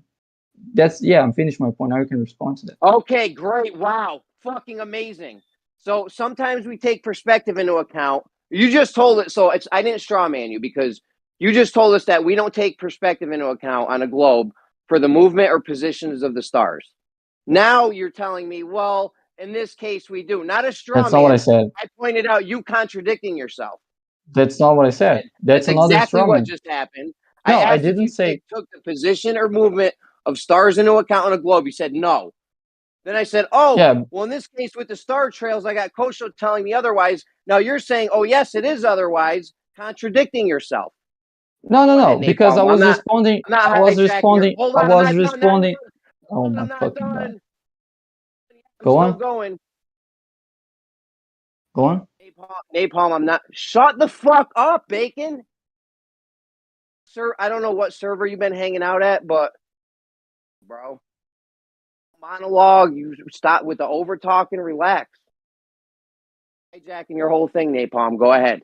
I just wanted to point out the contradiction when he says we don't use perspective on the globe, and then another point where they needed to work for their argument, and now they do use perspective for the globe. No, the difference is in what the exact what data we're analyzing. I pointed it out, and you just ignored it again. Strawman me again, because when I agreed to you that we're not not straw taking man pointing out when the I contradiction. Not a oh straw my man god, pointing out the I'm contradiction. I'm trying to point out why that's not a contradiction. If you let me You're just fucking finish. lying. I'm not straw manning you. I'm pointing out your contradiction. It's not And a I'm trying to straw man point out because why you that's not. contradicted yourself. Can I And It I'm is try a to trying to answer this? enter, contradiction, Bacon. and I'm So trying to enter. I've been Well, quiet no, for no, no. quite a while Let now. me. So Yeah, but Jeremy keeps Bacon, you're attacking just my gonna say points. Well, he the keep same thing, which is of no no, relevance, Bacon. no, I no, Because got. no. here's I'm the not gonna point. say the same thing. Ugh. Well, he gets to answer me. I get to answer him. It's not like he And answer him, Yeah, tells me but on my Go. face. He tells me I'm on just my trying to make face I'm something being. clear in my own head. Can I ask a question? Bacon, when do we take into account perspective when we're Dude, looking at the stars? I can't speak against three people at the same time, right? I mean, people I'm just trying to get it back call on me. track. I just want to know. People say I'm being contradictory. Say I'm strawmanning, and I don't get to respond to everyone. I just get to be in the text, and You're the when I only have to one who answer, now said it's the other one's turn. you're the only one who said that somebody was straw manning. Nobody No, said you were Napalm straw already manning. said that. No, Napalm also said that. He also said it's strawman.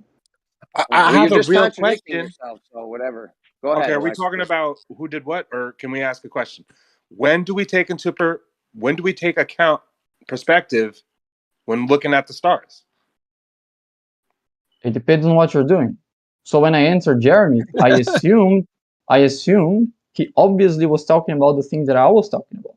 Nope, don't do that. You said plotting. it depends on what you're doing. So let's say I'm doing something and I need to take into account a perspective. What is that? Yeah, What am I thing doing? is that? I don't know. You tell me what you're doing, and I'm going to tell you how you're going to account for perspective. Depending Well, on I what would you're doing, there's assume the nothing closer stars get to the horizon, that their position is going to change significantly due to my perspective. significantly compared to what? It doesn't have to be compared to anything. It's just true. Observers looking at a horizon and its eye level, the closer the stars get to it, you're going to see a rate of declination. And that's not because of the star's That's what the actual angle. position. That's the angle of declination is how close they are to the horizon. So if you're saying as they get to the horizon, that's already a change. So yes, as they change the position will change. That's just redundant. That's not adding anything. The position changes due to perspective. Well, you can say that, but if you're asking if the position changes, then how do I account for But you perspective? said there are times when we need to take into account perspective. I'm just trying to figure out when. Is it when I'm looking at stars on the horizon? No, the perspective is you have some information, you have some input, right? And you want to figure out some output based on that input. And depending on what's your input, that's perspective will not change your output. So if you have a flat Earth and you have stars close to flat Earth, right? And you want to know what's going to be the elevation angle of the star, then you're going to use perspective for that, right? If you have stars that are too far from the Earth, and the Earth is a globe, and the elevation is just an effect of your vertical changing, then there's nothing of perspective to do there. The perspective doesn't have anything to do there. So that's why I was saying Jeremy was strawman, because when I answered him saying yes, we don't have to account for that, it's because I thought he was paying attention on what I was explaining, and I was entering in that scenario. So in that scenario, I wouldn't have to. 1 second. In that scenario, I wouldn't have to take into account that. Doesn't mean I wouldn't have to take into account that in any possible scenario. So when you bring other scenarios in which that doesn't apply, I'm not being contradictory because I wasn't answering about those scenarios. I was answering about the scenarios I was talking about. Oh my God, you keep saying the same shit over and over again. Honestly, so that's not a contradiction. You didn't so answer my question. Just Do you stop, realize you didn't dude. answer Oh my my question? God, can I respond to Yes, that? because I had Can Jeremy to answer before you started asking questions. Can I respond to that, please? I didn't straw man you. I pointed out your contradiction. That's not a straw man. When you say we don't need to take perspective into account on the globe, when you say we don't need to take perspective into account when we look at the stars on a globe, that and you say that, and then you say, well, in this other case, we do have to take perspective into account. That's not me straw manning. That is you contradicting yourself, sir. Stop saying I'm straw manning. You're lying at this point. You are lying about me. Stop. No, I already specified. I already explained that I was when I answered yes to your right question. now to stop lying about me. Okay, I'm gonna say what I said. Then. I'm not talking about you. So when I answered the question saying yes, we don't have to take into account that, I thought you were asking about specifically what I was plotting. So in the thing that I was plotting, there's nothing to take in perspective, doesn't come into play. So when I entered yes, it was about that thing specifically. I didn't think you were asking in general to all possible scenarios. Do you understand that? Well, my question was in general to all possible Do scenarios. you understand that? When I said, do we take perspective into account when we look at the stars on a globe? And you say yes. Now I'm to understand that, or sorry, when you say no, we don't. I'm to take and I understand that to mean that we don't use perspective when we look at the stars on a globe, because that's the question you answered. Not a straw man, Yeah, your contradiction. Not a straw man, no, your contradiction. I didn't Don't lie take, about me, please. I didn't take it as your. I didn't take that your question would implicitly ask about every possible scenario. I thought you were asking specifically about the scenario I was talking about. I was and specifically asking. If we take finish my perspective into sentence? account. Can I just finish my I'll sentence? tell you what I was specifically asking. Everyone heard Can it. I finish my sentence? Do we take perspective into account when we look at the stars? You said no. Very specific question. You don't have to repeat it. Yeah. So that question didn't mention every possible scenario, but it also didn't mention my scenario. So because I was talking about one specific scenario, I thought you were asking in the context of that scenario. Hey, I'm sorry. Now, Just real quick. Oh Electric. No. Electric. Can There's you go a on third mute? point I can't finish. Hold on. Electric. Can you go on mute? You've got a hot mic. Right. So it would be a contradiction if when entering that, I was entering about every possible scenario, but I didn't think you were asking that. Bacon, I'm still waiting for the answer to my question. Well, I'm still answering to Jeremy because you started asking me questions before I could. I heard your before answer. I was done with Jeremy. Back on your contradiction. We heard it. You're How is that doubling a back on your contradiction? contradiction. We heard. How is that a contradiction if I already clarified it when I entered your question? Yes, I you didn't thought you meant. You're doubling back on your I contradiction. wasn't finished. We heard it. We heard it, bro. I wasn't finished. Stop. Just stop. I'm asking you a question. I'm asking you a question. I'm not making a claim. I'm asking you a question, not responding. I'm asking you, how is that a contradiction? Bacon, you're totally obfuscating from the question I had. I am, because I was. And now you're walking back on it. We heard enough. No, I'm asking you a question. I'm asking you a question. Come on, dude, just move on. You contradicted yourself. You doubled back to clarify. No, you don't get to just reclaim that. In this situation, we do. In this situation, we don't. Whenever you want, fine. We heard it. Knock it off. You would only be no. You can't. You can't. I will talk to you, but I was talking to Jeremy, right? And Jeremy just attacked me when you were asking questions. That's why I wasn't answering to your questions. Attacked you. Come on. No, he was attacking before by. I don't care. I don't care. I have a question about celestial navigation that you should be able to answer. When do you take? I will answer when I'm done with Jeremy. No, fuck this bickering stuff, bro. Stop bickering. Oh, he can't just keep claiming I'm being contradictory. We're done, bro. Everyone heard what happened. No, you don't get to say when you were done. I'm trying to move it forward, man. We were talking about it. All right, I'm going to leave. Bye, guys. Bye. Bye. Damn. Go on, Electric. Well, Jeremy made a great point. I'm piggybacking off of what he said. I heard you say that there are times where you need to take perspective into account when you're looking at the stars. You said that. I'm wondering still when. It depends on what you're doing. One example No, is... not depending on what you're doing. Tell me what I'm doing. What am I doing? For example, if you're plotting the path of how do you call them? The star trails of stars. If you want to plot them, right? You want to plot them on an image, for example. Then you need to take into account perspective. What? Plot the star trails on a picture? Yes, because pictures have the position of stop. You don't understand what I'm asking. You don't want me to clarify? What I'm looking at in the sky is being affected. They're lowering towards my eye level. Just like how the ground appears raised to my eye level, things in the sky appear to lower. And I'm asking you, when do you say that the positions of the stars are affected by your perspective? Not when do you draw it on a piece of paper and say that it's because of perspective. That depends. If you're asking about the position, for example, azimuth and elevation. If you want to know azimuth and elevation, at the stars. When does perspective dictate the position? I'm trying to explain you, to explain the answer to your question. You keep on saying it depends on what you're doing. I'm sorry. Okay, go ahead. I'm trying to answer you.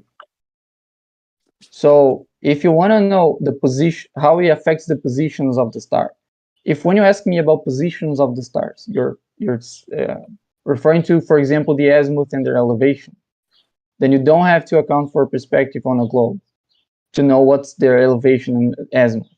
So, okay, when do you account for perspective? Like you said, you do sometimes, right?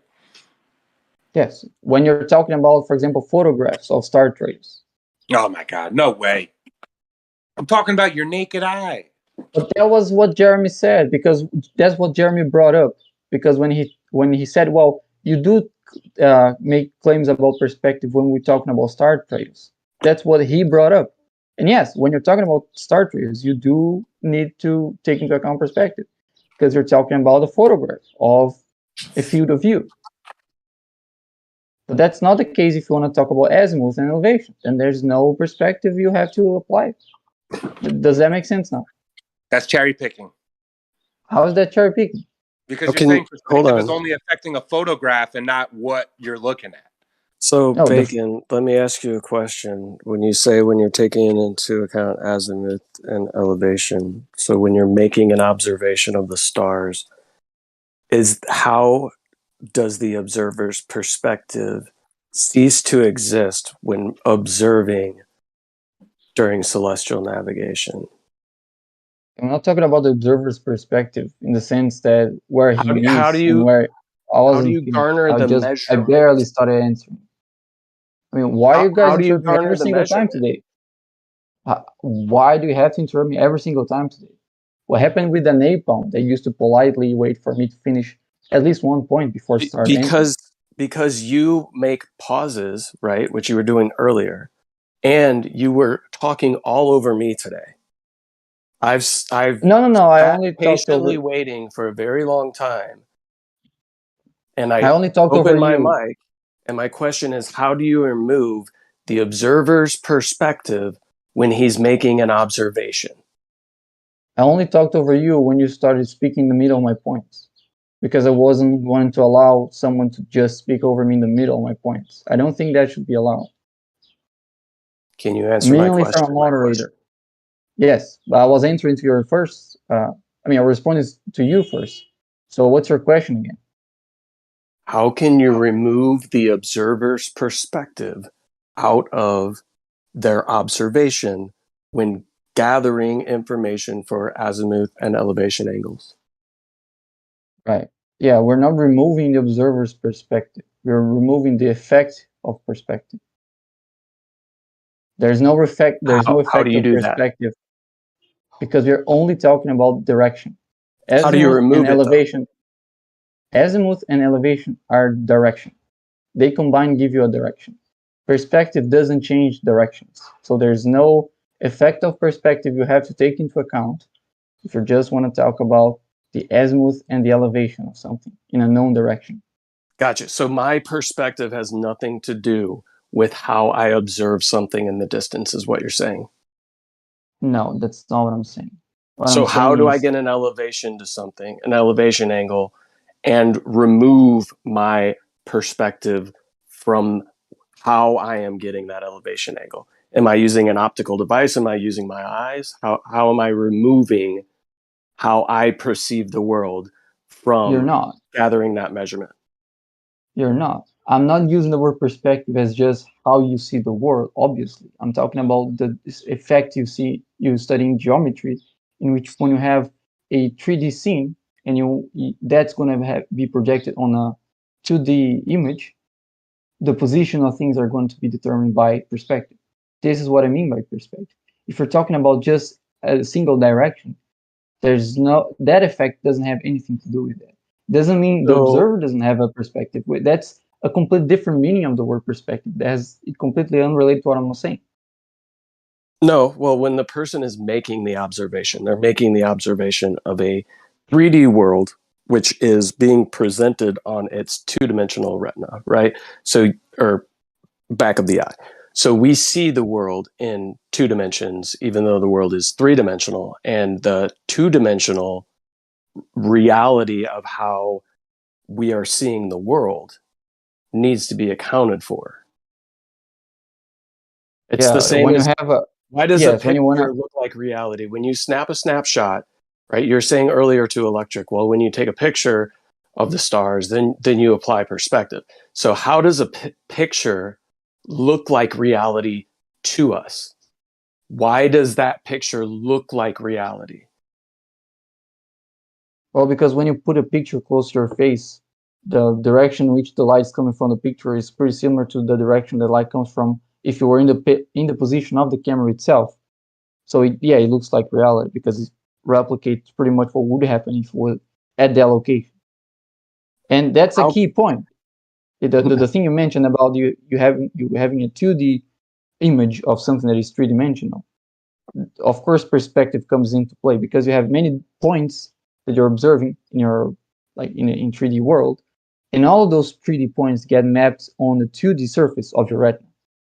That the perspective is absolutely what dictates how that happens, right? But if we're talking about a single point and you want to know what's the direction of this single point, then perspective doesn't make any sense because it doesn't relate to any other points. There's no angular size, there's nothing. It's just one direction.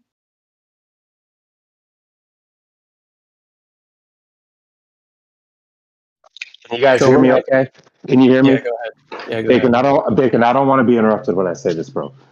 But on the flat model, the stars have actual positions. They're not fixed on a celestial sphere with infinite distance applied.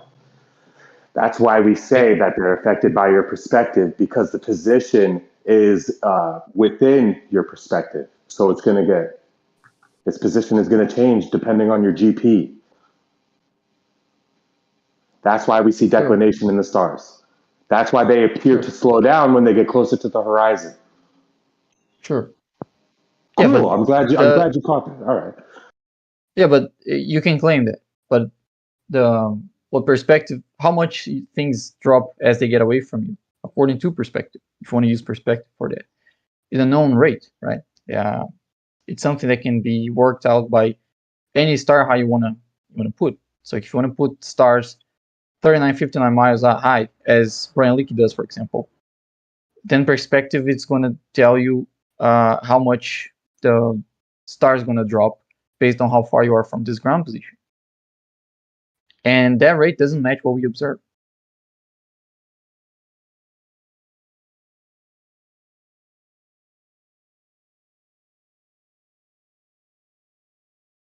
It drops significantly. And I'm very curious why no one took any interest on the thing I was mentioning at the beginning of when I got here, which is because what I'm planning we to do. make claims that the stars are physical in nature, meaning they're presenting themselves exactly in the way that like an airplane would, or if they were all drones or something like that.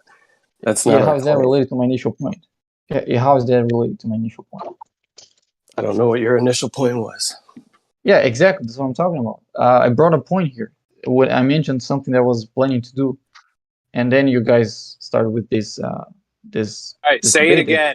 Say it again, because I got here after you said it. So Right. I said I'm planning out like I'm not sure if we could call it an experiment, but just a couple of observations to rule out the 6 nautical miles per degree on a flat Earth. Why would you rule it out? Right, because if you accept that there is a 6 nautical mile per degree distance, there, depending on what observations you can gather, that can rule out flat Earth. And No, stop. Why would you rule it out? So people can understand why you can't have both that assertion and the assertion of a flat Earth being true at the same time. Okay, well, that seems to be your problem, right? So you have an observation, and you have. Okay, listen. You do have an observation. You're referring to 69 miles per degree. That's an observation with a measurement, correct? No. It's not? That's the assumption. No, that's the assumption I want to show that has to be false on a flat Earth, given some observations that I can have. I don't have them Okay, yet, well, that's but I'm figuring impossible. out what is You're impossible. never okay. You're never not going to get that value. Okay, if I'm a flat earther and I get out on a boat and I get out on the ocean, I am going to observe, if I'm going to do celestial navigation, 1 degree change per 1 degree of change in the sky, depending on how far I travel across the water. That's always going to happen. There is going to be a value there. Right. And what I'm telling you is that if you accept that assumption, you end up with a contradiction on flat Earth. No, you won't. Well, that's the kind of observation I want to gather to demonstrate. I mean, if you just want to claim otherwise, that's fine.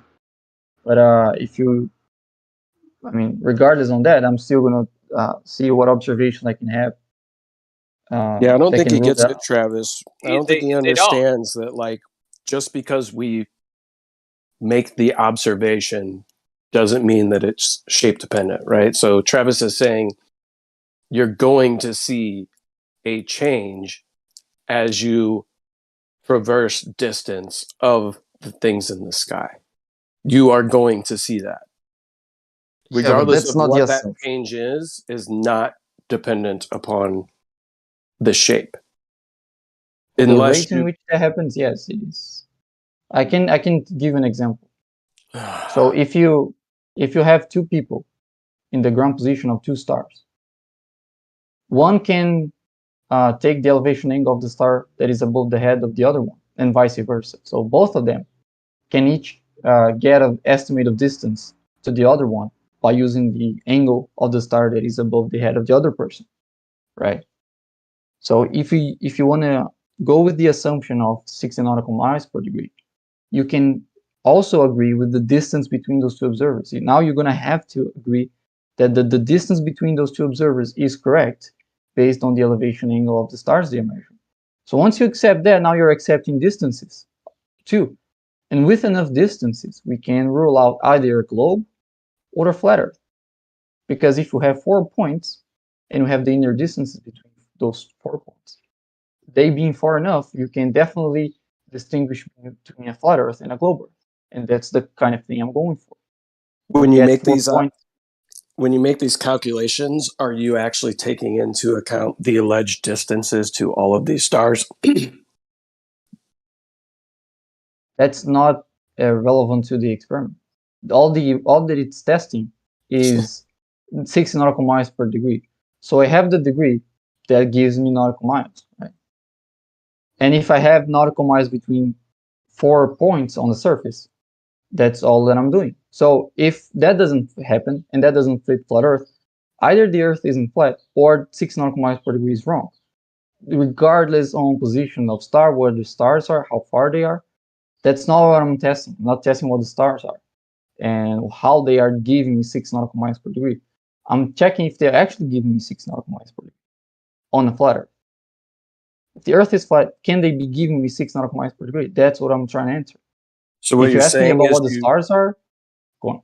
So what you're saying is you don't actually, and you have never actually, put the claims of the globe heliocentric model to the test, meaning you've never actually plotted out all of the alleged distances that we supposedly know to all of these celestial objects and then taken that into account. You just make the assumption that you can move that to an infinite distance and curve the surface.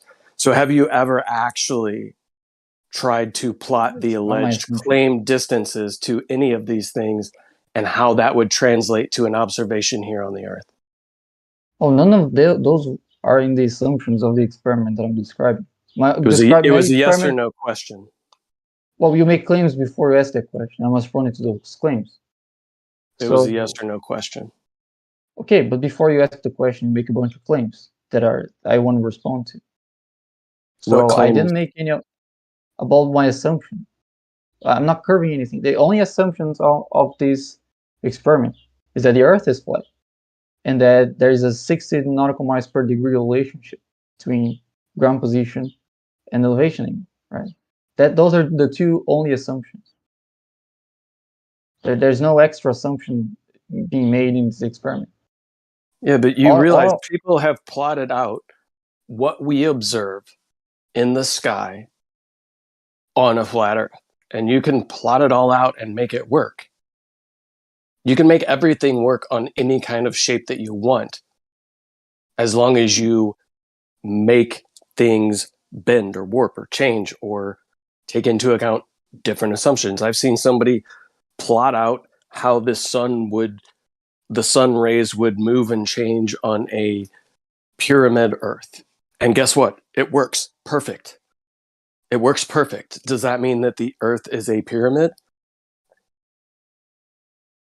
Oh, it only it only works in the sense that it's giving you the same result, azimuth and elevation of the sun. Yeah. Right. What I'm trying to say is, Bacon, what we observe in reality, we can't make definitive claims on what's happening in the sky if we don't know, or we're not taking into an account all of the claims of a specified model, right? So if you're claiming that Alpha Centauri is, 1.6 trillion light years away, plot that shit.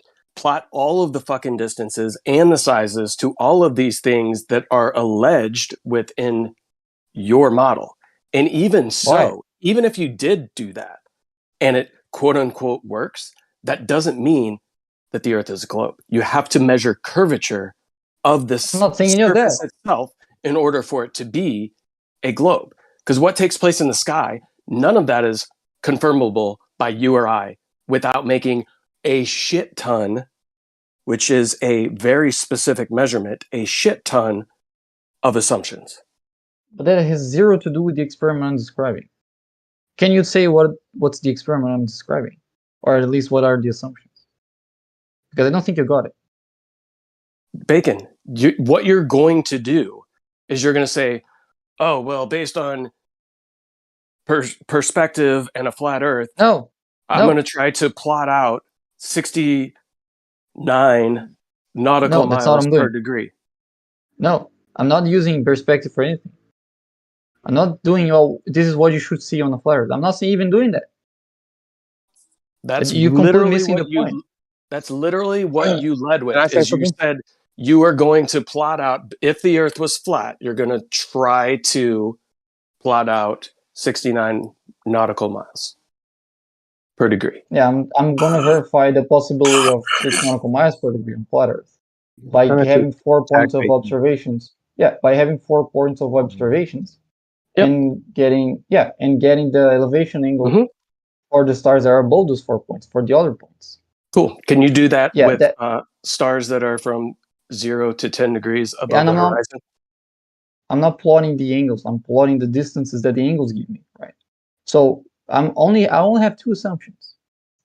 The Earth is flat, and there's a 6 nautical miles per zenith angle relationship, right? With only those 2 works assumptions. perfectly. It works perfectly because the Earth is flat. That's and what it works perfectly. That's what it already works. It already works. Well, I know you think that. But I'm talking about going out in reality and check if that's possible. Well, in reality, in reality, water is flat and level, and it's never been measured to curve at the rate that is claimed. So in reality, it works. We're not talking about whether or not water curves. We're talking about if those distances are correct. And flat earthers are going to be the same to reject distances. So are you doing these? Are you doing these measurements over land or water? How are you plotting the 69 miles when you're going to go out in reality and do 69 miles yourself physically? Are you doing that on land or water? Land. Okay. Okay, so yeah, maybe now you're going to get what the experiment is. So I'll have 4 people around the US, right? And I thought you were doing this yourself. No, well, I can try to make one for Southern Hemisphere, but yeah, I'm initially planning that for the US because there's more people there that I can find. I mean, even if I would do here, I would only be 1 point. I would need other 3 people, and I think it's easier to find people there. Okay, so you need 4 points that are very far away from each other. And whenever there's a star over one of those 4 points, the other 3 measure the zenith angle to that star, and the person in that spot confirms that the star is overhead, right? So it doesn't matter where they are on Earth. What matters is that we know what's the zenith angle for the other 3 to that one when the star is over that person's head. If you accept the assumption of 6 nautical miles per degree, that's going to give you 3 distances. It's going to give the distance for the 3 observers to the observer that is below the star. You do that for the other 3, and you're going to end up with 6 distances between those 4 points. With 6 distances between 4 points, you can distinguish between a globe Earth and a flat Earth. No assumption. No, you can't. The only Nope. assumption is Nope. 6 nautical You miles per degree. cannot. You cannot do that, dude. You can't do that. Oh, you think so? So if I have 4 points and I get the distance between them over the surface of a sphere, What are you measuring to? You're measuring to a star. Like I said, we don't know the distance. We don't know what it is. We don't know if it changes with your perspective in the way a rainbow changes with your fucking perspective. That's why I'm saying you can't prove anything as far as the surface is concerned when you're looking up at the sky and trying to make assumptions. You said you're making no assumptions, but when you're measuring to a specific light in the sky. So can I triangulate a rainbow? Can I triangulate a rainbow? No. Why not? But Can I see a rainbow? Yeah. Why can't I triangulate to a rainbow? Because it's not a physical object with a physical position. How do you know what the star is? I don't know. Exactly. And yeah, so if there's a claim that you have 6 nautical miles per degree of rainbows, that can be tested, and that's not going to work because the rainbows are not going to follow that relationship. That's what I'm testing. If that relationship can hold, and I'm only testing that based on distances between points that come from that exact relationship. So if that relationship doesn't match flat Earth, then either the Earth isn't flat or their relationship is wrong.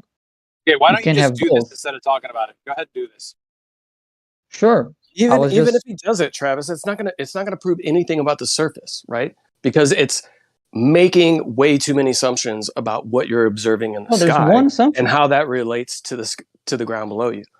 Exactly. That's the one assumption, which is every degree drops, it means you're 6 nautical miles away from it.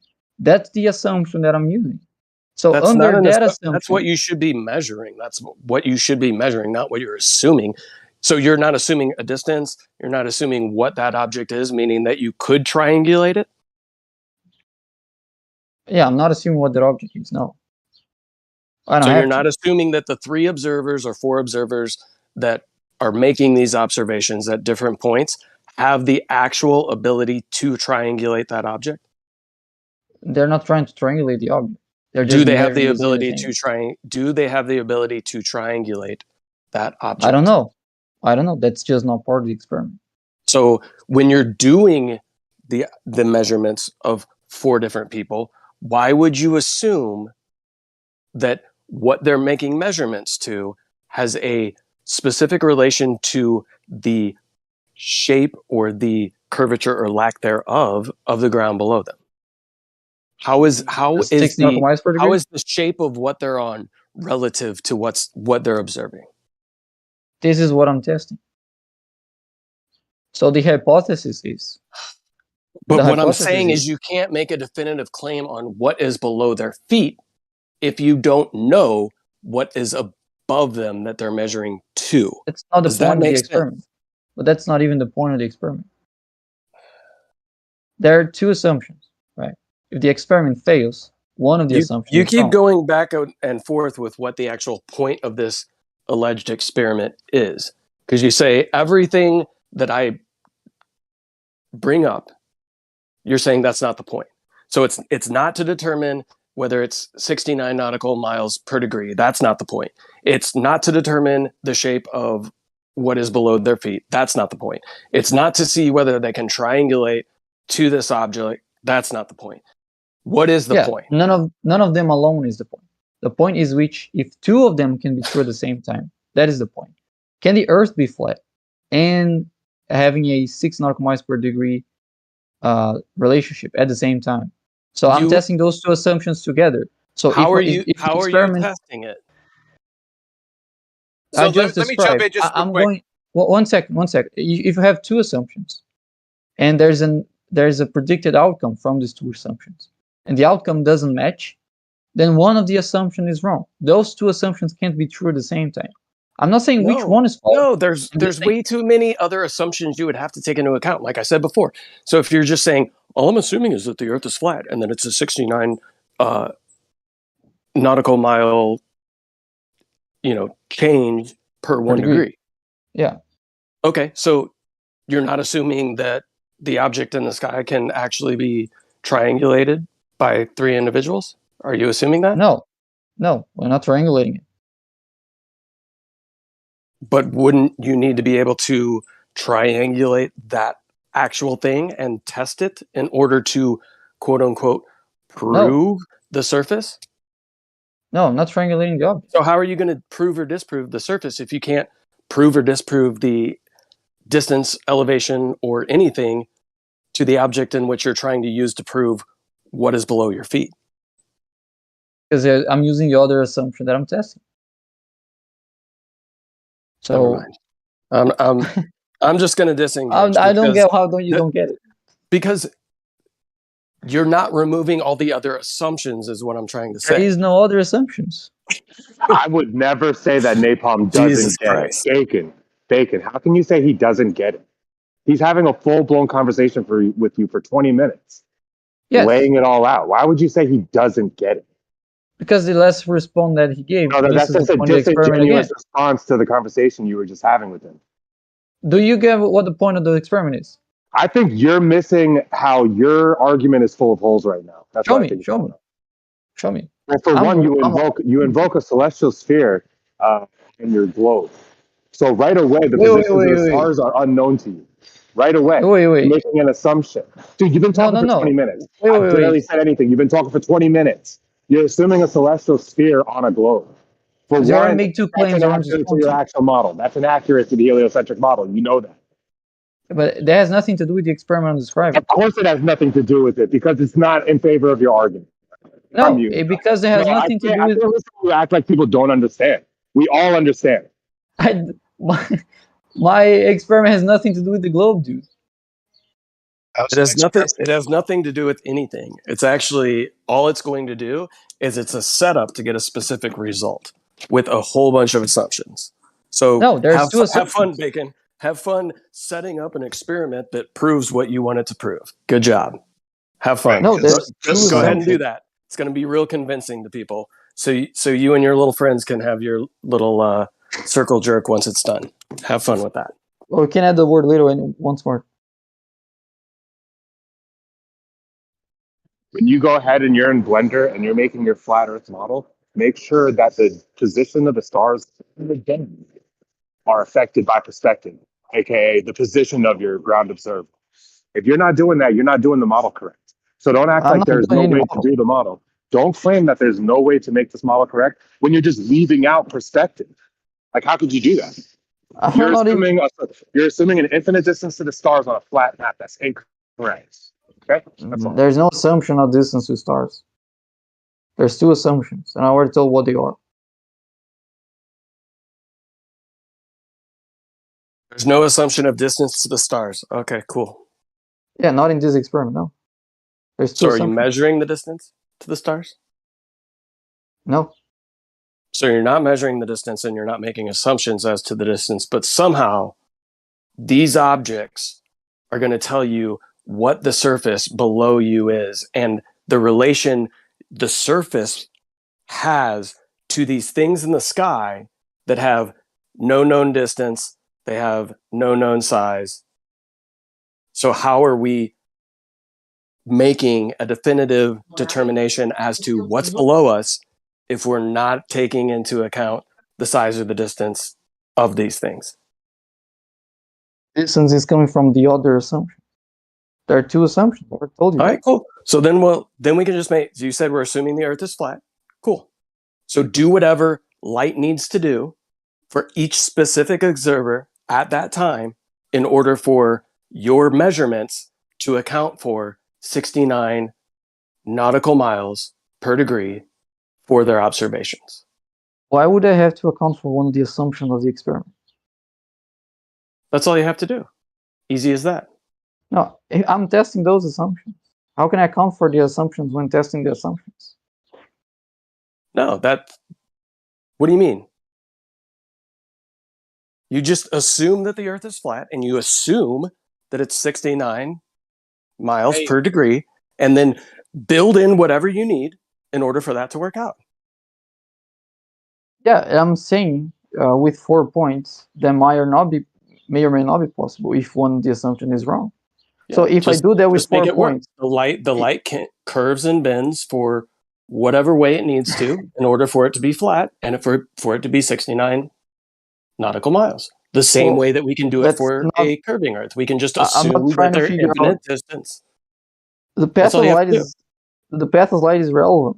All I'm measuring is the elevation, right? Hold on. Let's say the path of light is irrelevant when trying to make a definitive angle to a light.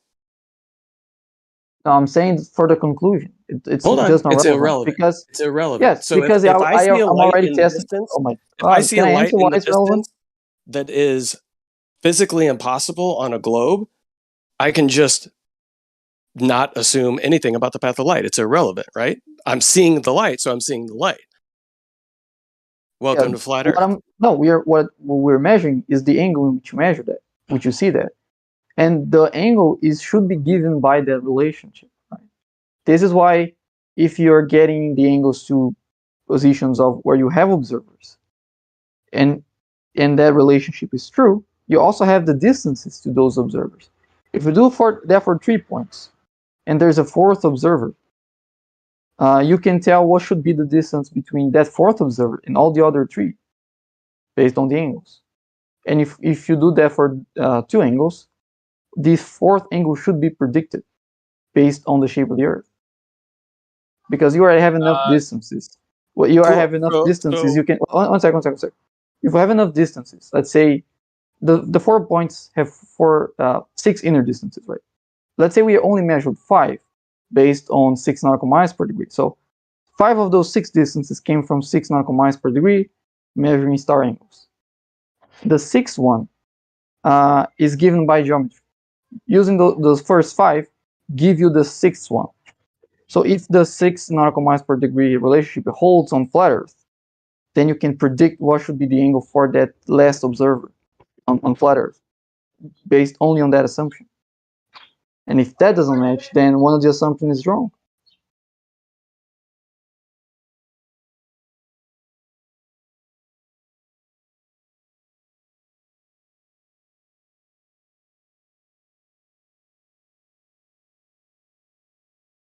Bacon, can you restate what your 2 assumptions are again? I got lost in all that. Right. There's a 6 nautical miles per degree relationship. So every degree below zenith the celestial body is to you means you are 6 nautical miles away from its ground position. That is one of the assumptions. The other assumption is that the Earth is flat. So if I get 4 observers spread around the surface of the Earth, and they measure the elevation angle to stars that are above the head of the other observers, they can get the distances between all of them, right? And given the 5 of those distances, the 6th distance there's only one value for that distance if they're all on the same plane. So if that distance doesn't match, then it falsifies one of the assumptions. So either there's not. What's that 6th position? Is that the GP? No, 6th distance. So if you have 4 points, there's 6 inner distances between them, right? So you have the 4 points around, which makes like a polygon with 4 sides, and there are 2 diagonals that cross the polygon in the inside. So those 6 lines are the 6 distances. This is the same trick. Okay, I get it. You're doing the same trick. Yeah, but before we it's the same song and dance, is what it is. Yeah, but before we were using distance from Google Maps, which were being rejected, right? So That's the thing. If you reject distances from Google Map, but you don't reject distances from Celestial Navigation, let's use distance from Celestial Navigation. That's the whole idea. So either you're gonna have to reject the same distances that you get from Celestial Navigation, because my guess is it's gonna give you the same distance you get from Google Maps. So if that doesn't happen, then it's falsifying the globe. It's not matching the distances you would get on globe. But if give you the same distances of Google Maps, now we will be falsifying flat Earth. So you have to reject the 6 nautical miles per degree in order for flat Earth to keep being true. Is the experiment clarified now? Does that make sense now? Or at least, does that sound like a valid experiment? I don't think so, no, because you're going to get the same result. If you look, if we're going to go back 2,000 years and just have two celestial navigators measure, they're going to go out for the first time, they understand the concept. They're both going to come up with the same observation. So then if you then now zip into the future to now and put a glober on a boat and a flat earther on a boat, they're both going to get the same results again. That's what you guys seem to fail to understand. They're both going to get the same results. You don't have to assume anything about the ground you're standing on. So your second assumption that the earth is flat is completely irrelevant. You don't even have to mention that assumption. Just do. No. Hold on. The other assumption makes that one relevant.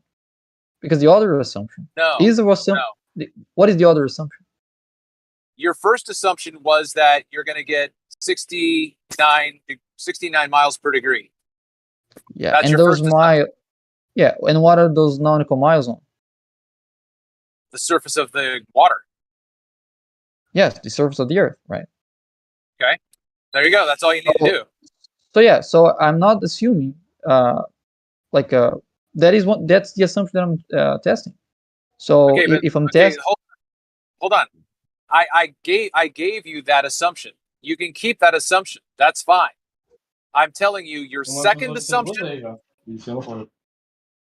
I'm telling you that your second assumption that the earth is flat is a non sequitur. You don't even need to mention that. It's irrelevant. Well, it's not relevant if you have distances between points.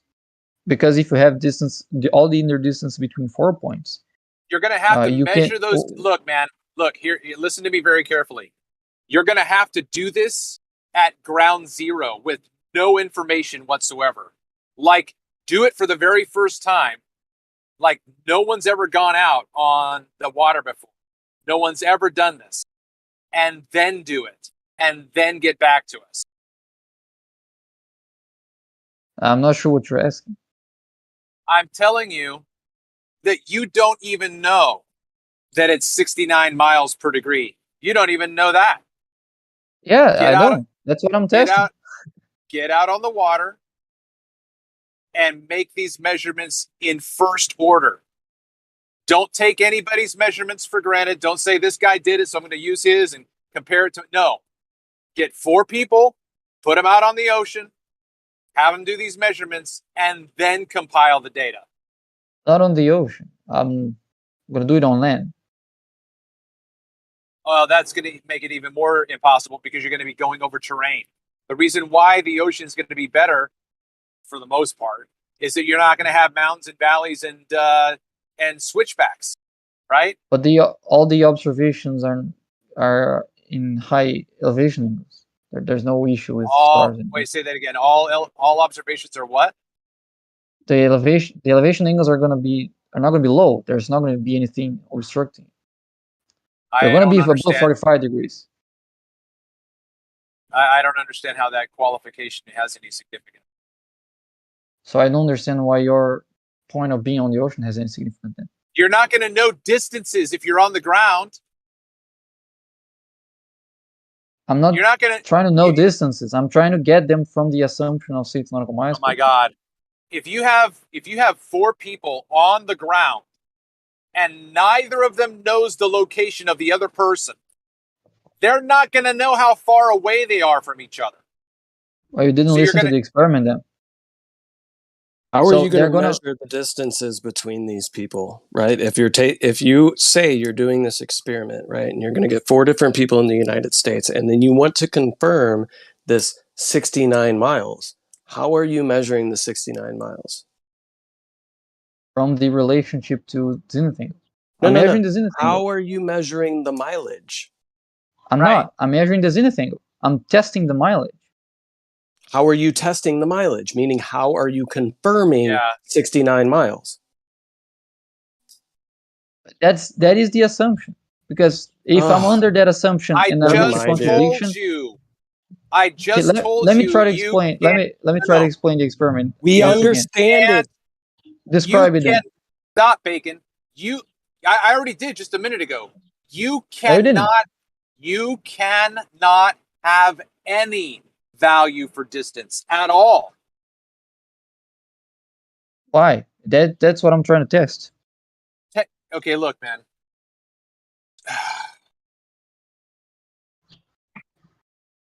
Yeah, so you're trying to test the distance. So you're trying to test 69 miles per degree, the relationship, right?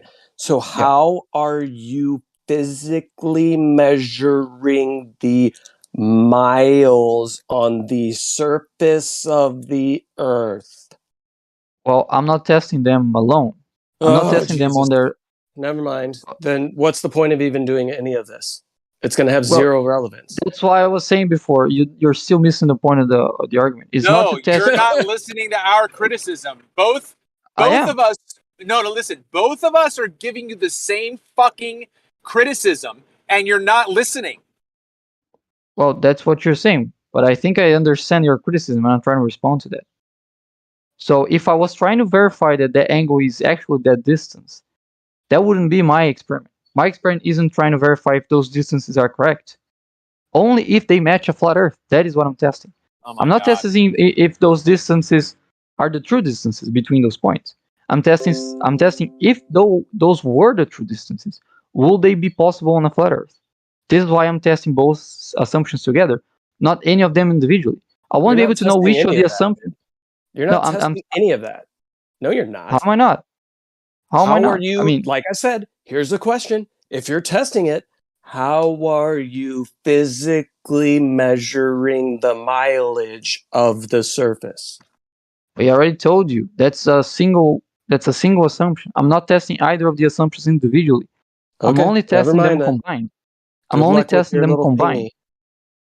I don't know, maybe is there a glober here? Maybe might have got what the point of the experiment is?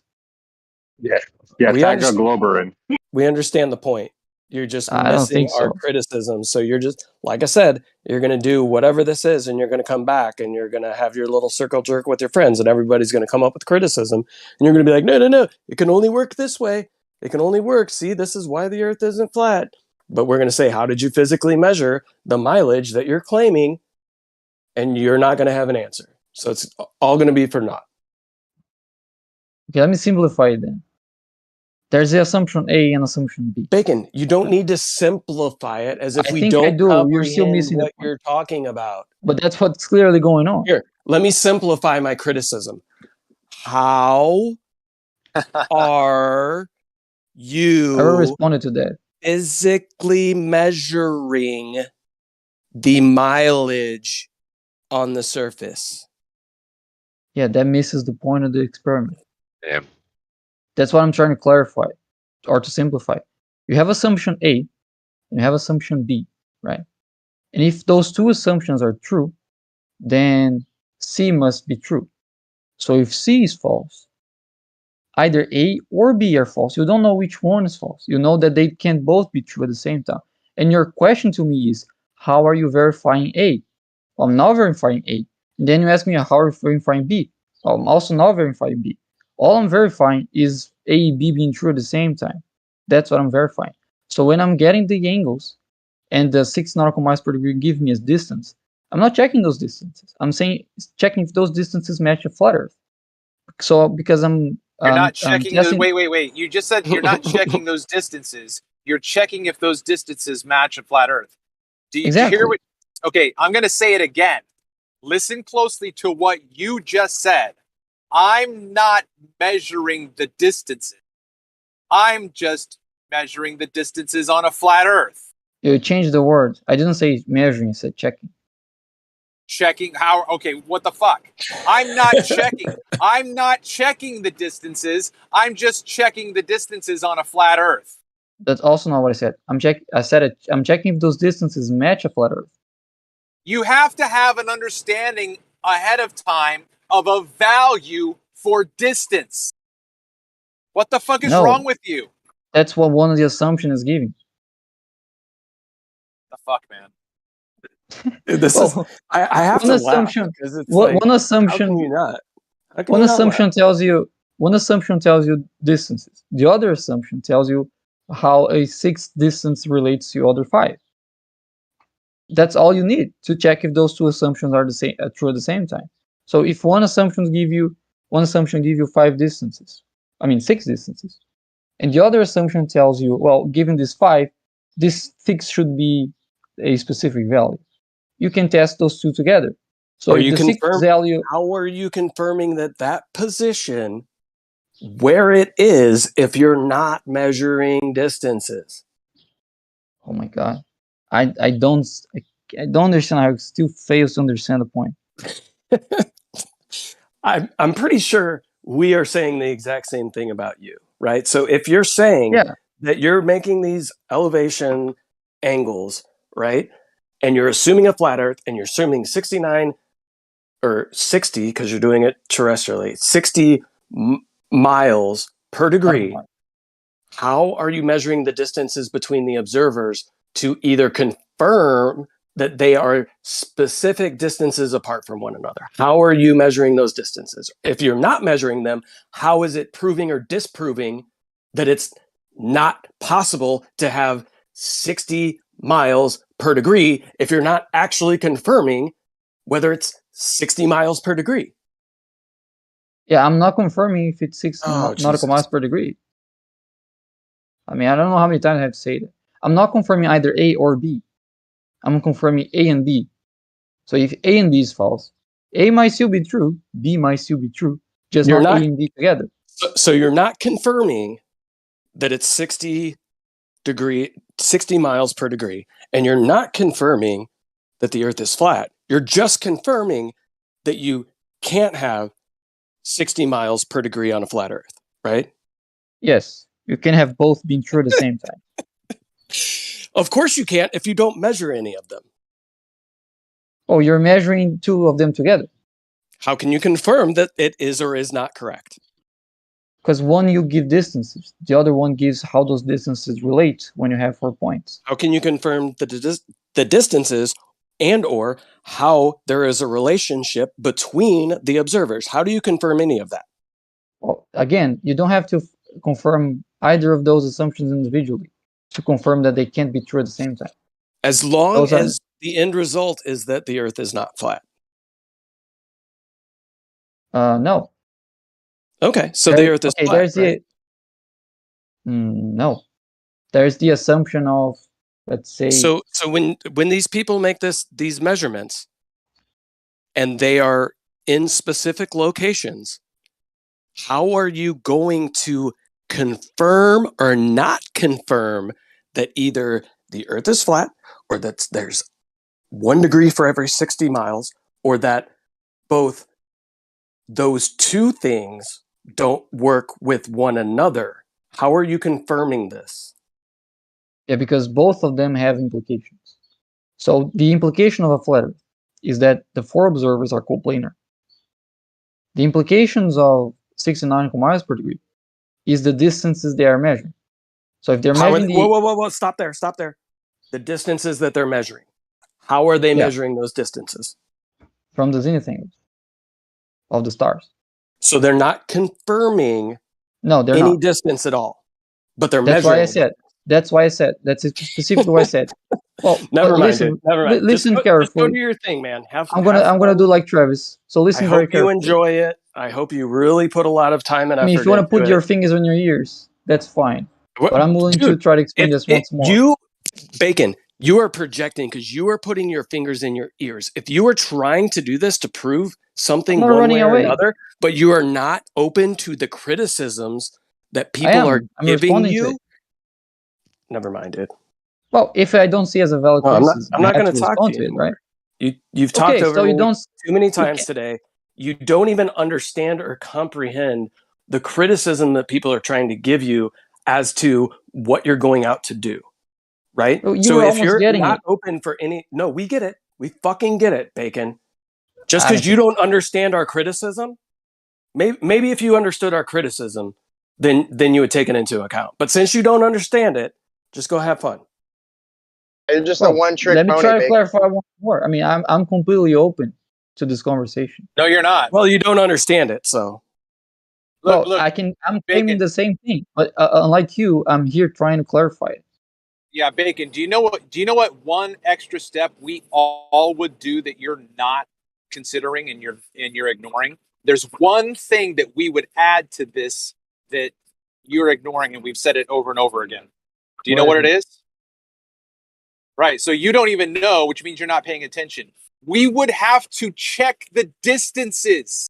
We would have to physically fucking measure them ourselves. That's how we would do this. But that's then what science is about, verifying. If you can't verify or validate what you're proposing, Bacon, then all you're doing is projecting a bunch of nonsense, dude.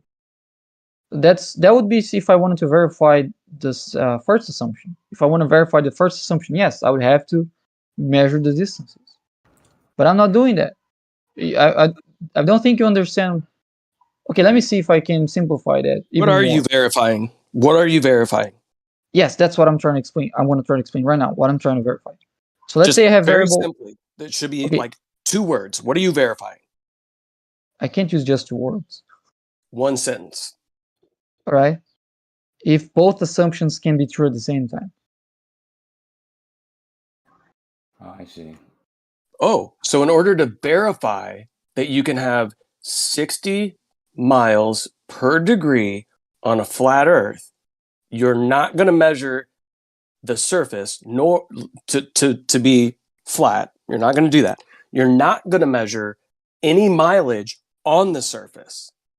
So exactly, hold on. So to confirm that you can't have 60 miles on a flat surface for every 1 degree of change of something in the sky, you are not going to measure any mileage nor the surface.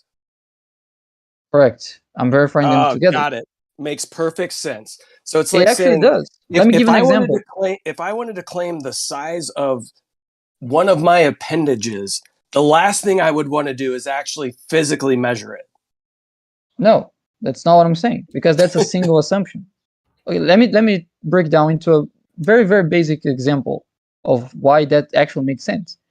Let's say there's the assumption that x equals 5. That's one assumption. I don't know what x is. I'm just under the assumption that x equals 5.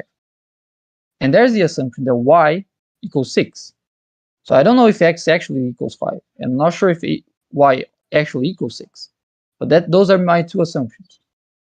If I can work out how much is x plus y, and it turns out to be 20, I'm falsifying those 2 assumptions together. I'm not sure which one of those are false.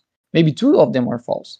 I'm not verifying x, and I'm not verifying y, but I'm verifying x plus y. If x plus y equals 20, I know some of the assumptions are wrong, because those can't be both true and give me 20 when I add them up. So yes, that's what I'm doing. I'm not verifying either of them individually. So you can keep trying to point out that I'm not verifying x and I'm not verifying y. So how can I be verifying x plus y?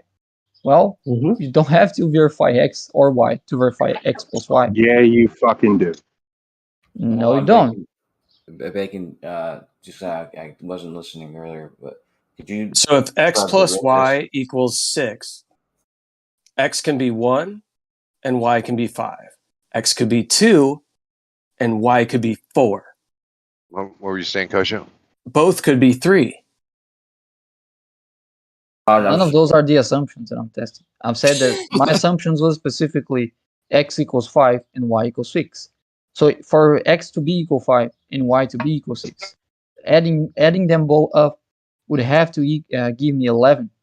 If I'm getting anything other than 11, I know I have those values wrong.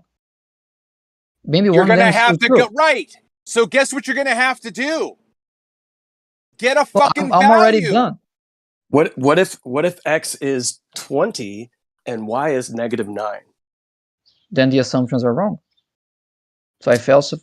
But we're not checking to make sure that those are the actual values of x and y.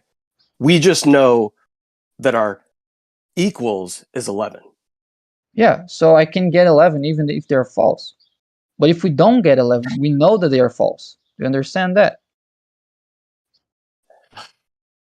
You're saying, well, if they're false, they can still give a result in 11. That's true.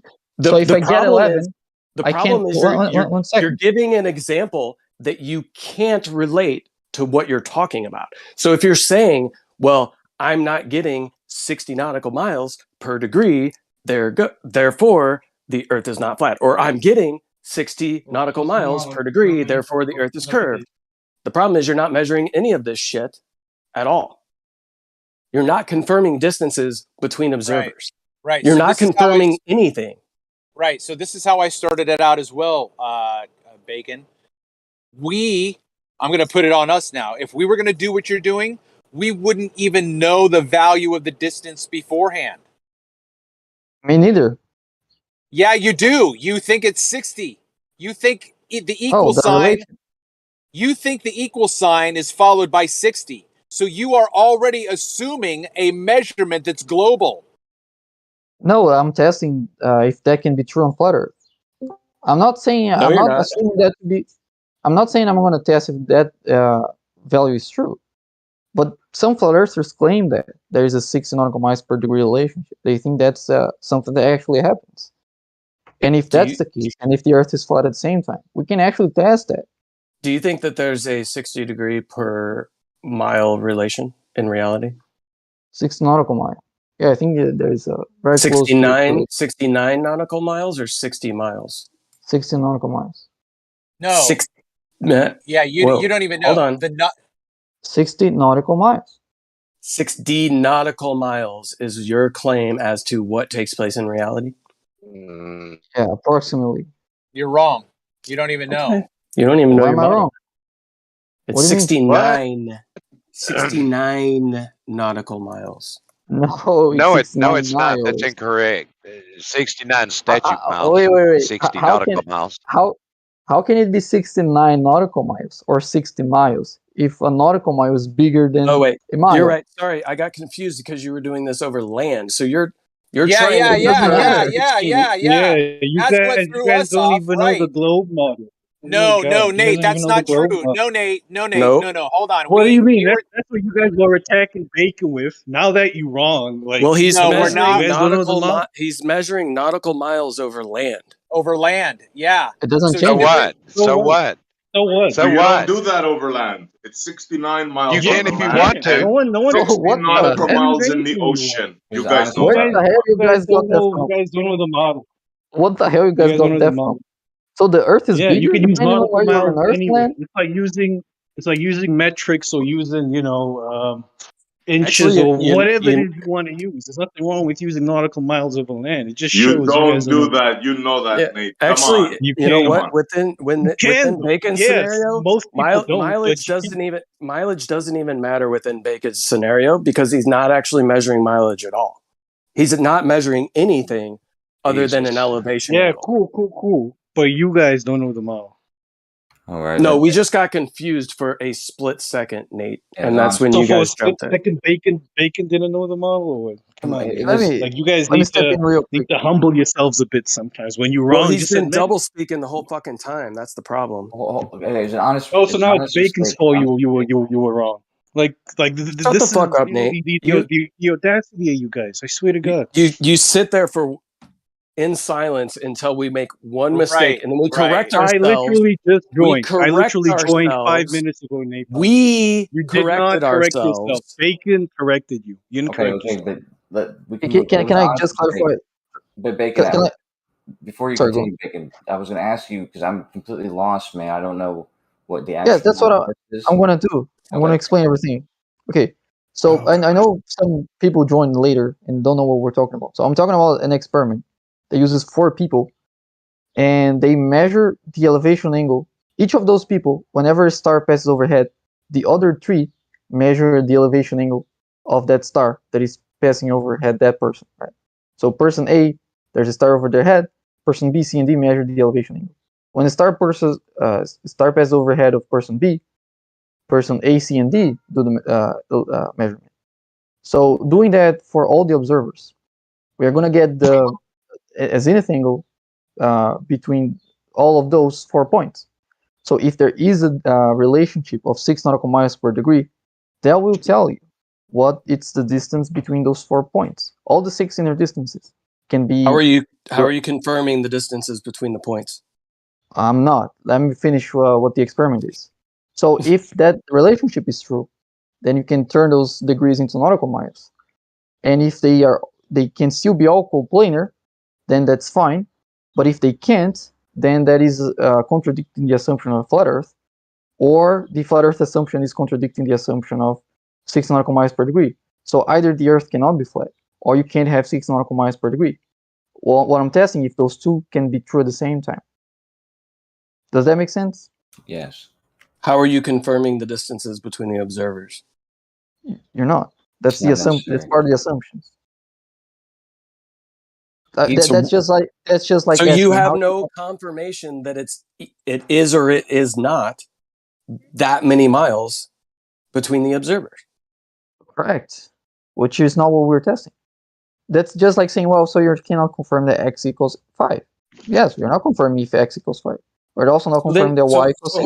Hold on. So when they make these observations, so let's say you and I, Bacon, and Kosho are in 3 different locations. I'm in between the 2 of you. I've got a star at my zenith, and you 2 are making a elevation angle to that star. How are we confirming whether or not anything's coplanar? The distance is actually 60 miles per 1 degree. How do we confirm that? Let's do it with 300. How are we confirming that there is a relationship of miles to degrees? We're not. If we're not doing that, then what are we doing within the experiment? Yeah, we're not confirming if that relationship exists. We're asking ourselves, if that relationship holds, can those 4 points be coplanar? Coplanar. Can you explain coplanar? Yeah, they're all in the same plane. Okay. So if there are 4 points, you don't know their positions. You just know the distances between them. If that's the case. So if you don't know the distance, how are you confirming whether they are or are not coplanar? What I'm saying is, if you know the distance, you can tell whether or not they're coplanar, right? But we're not measuring distances, so we don't know the distances. So how do we know if they're coplanar? Can you confirm that if you have the distances, you could be able to say whether or not they're coplanar? We don't have the distances, though. I'm not asking if we have the distance. I'm asking if we had the distance. Could you then tell if those points are coplanar or not? No, we'd have to measure we'd have to measure the distance to confirm. No, I'm saying if we know the distance between 4 points, all the inner distance between 4 points, you don't think knowing the inner distance between 4 points can tell whether or not they're coplanar? Do you have a physical observation of either one of those 4 distances at any given point? Only if you can confirm the actual, not the apparent, position of what you're measuring to. Oh, let's say we don't know the distances. Okay, so we don't know the actual distance to what we're measuring our elevation angle to, and we don't know the actual distance between the observers. I'm not talking about elevation angles anymore. Okay, so no elevation angles. So we just have 5 people on the ground. I'm not talking about the experiment. I'm saying that if you have distances between 4 points, you can know if they're coplanar or not. If you have those distances. How? Well, because if you have 3 of them, there's only 2 possible locations for the 4th one on the plane. If it's not in either of those, Right. So we're not taking into account elevation angles. So how do we know that these people? I'm not talking about the experiment. We don't know the distances between these people. At this point, you have to take into account elevation angles to differentiate if they're coplanar. Bacon. Why do you keep saying that? That's not Dude, he's been double speaking for the last 2 hours, man. No, I'm talking about just effect of geometry. I'm not talking about the experiment. I'm just seeing if I can get so we have with this. We have 5 points on a line, and we want to know whether that line is straight or curved. How do we determine that? We can use the inner distances between the points. Angular distances. So if we're not inner distances.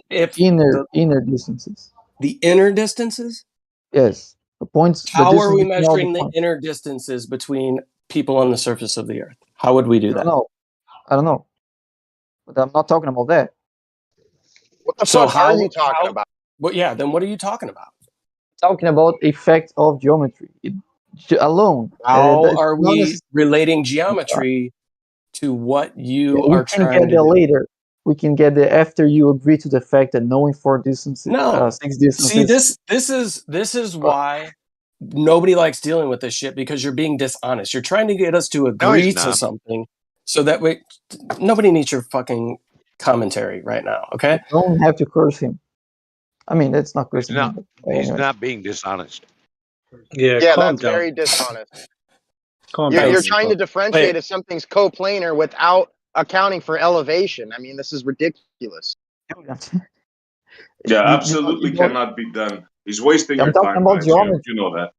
He's talking about geometry, and he wants to talk about elevation angles, but doesn't want to talk about distances on the surface. Then when you talk about distances on the surface, he doesn't want to talk about elevation angles. So it's like, you're just being dishonest, dude. And like I said, enjoy your little experiment thing, but nobody is going to be convinced one way or the other of anything that comes out of it, because you're not being honest with people that are trying to give you criticism before you go into it. So have fun. I'm not switching the point just because I'm talking now about geometry, because there's a very crucial point in the experiment, which is this fact of geometry. And when I'm talking about this fact of geometry, I'm not talking about the experiment. I'm talking about something about geometry that you guys have to understand before the experiment. Stop being elusive and share it then. Sure. So if, let's say, you are taking geometry classes and there's an exam and one of the questions asks you, there's those 6 distances between 4 points.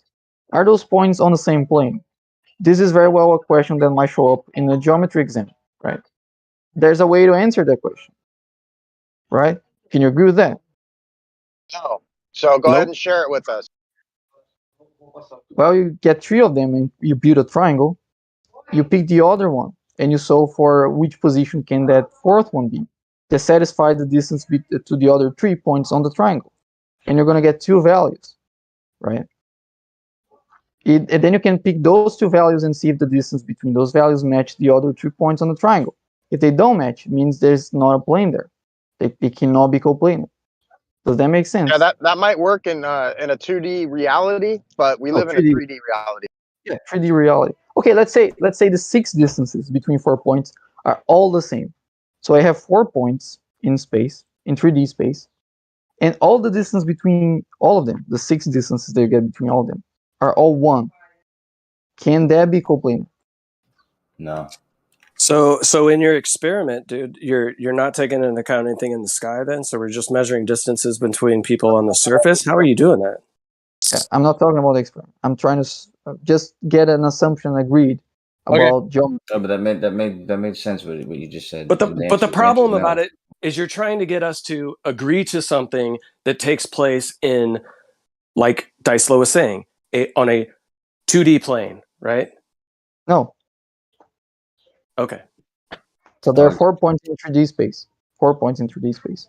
All the distance between all the points are 1. Cool. Can those 4 points be on the same plane? Yep. No, they can't. No, they can't. Yeah, these guys don't understand what you're talking about, Bacon. No, I'm just not going to answer honestly because this is stupid. Because the thing is, he's going to, if I say yes, then he's going to try to apply this He's going to try to apply this to his experiment, which he's not measuring distances between people on the surface like he's talking about right now. He's talking about elevation angles, which you can point that he out. has no actual distance So you to the object intentionally he being is allegedly getting an elevation angle to. That's the you're problem. trying to anticipate a fallacy. No, you're and just not trying to agreeing bait. to You're trying to bait people into saying, "Oh, yes, you could tell if these." All right, cool. Right. So if that's true, How does this then relate to what you were talking about earlier? great. Yeah. So if we agree on that, then given the relationship of 6 nautical miles per degree, if that relationship is true, we're gonna get distances for the observers. We don't know if those distances are correct. Wrong. But if wrong.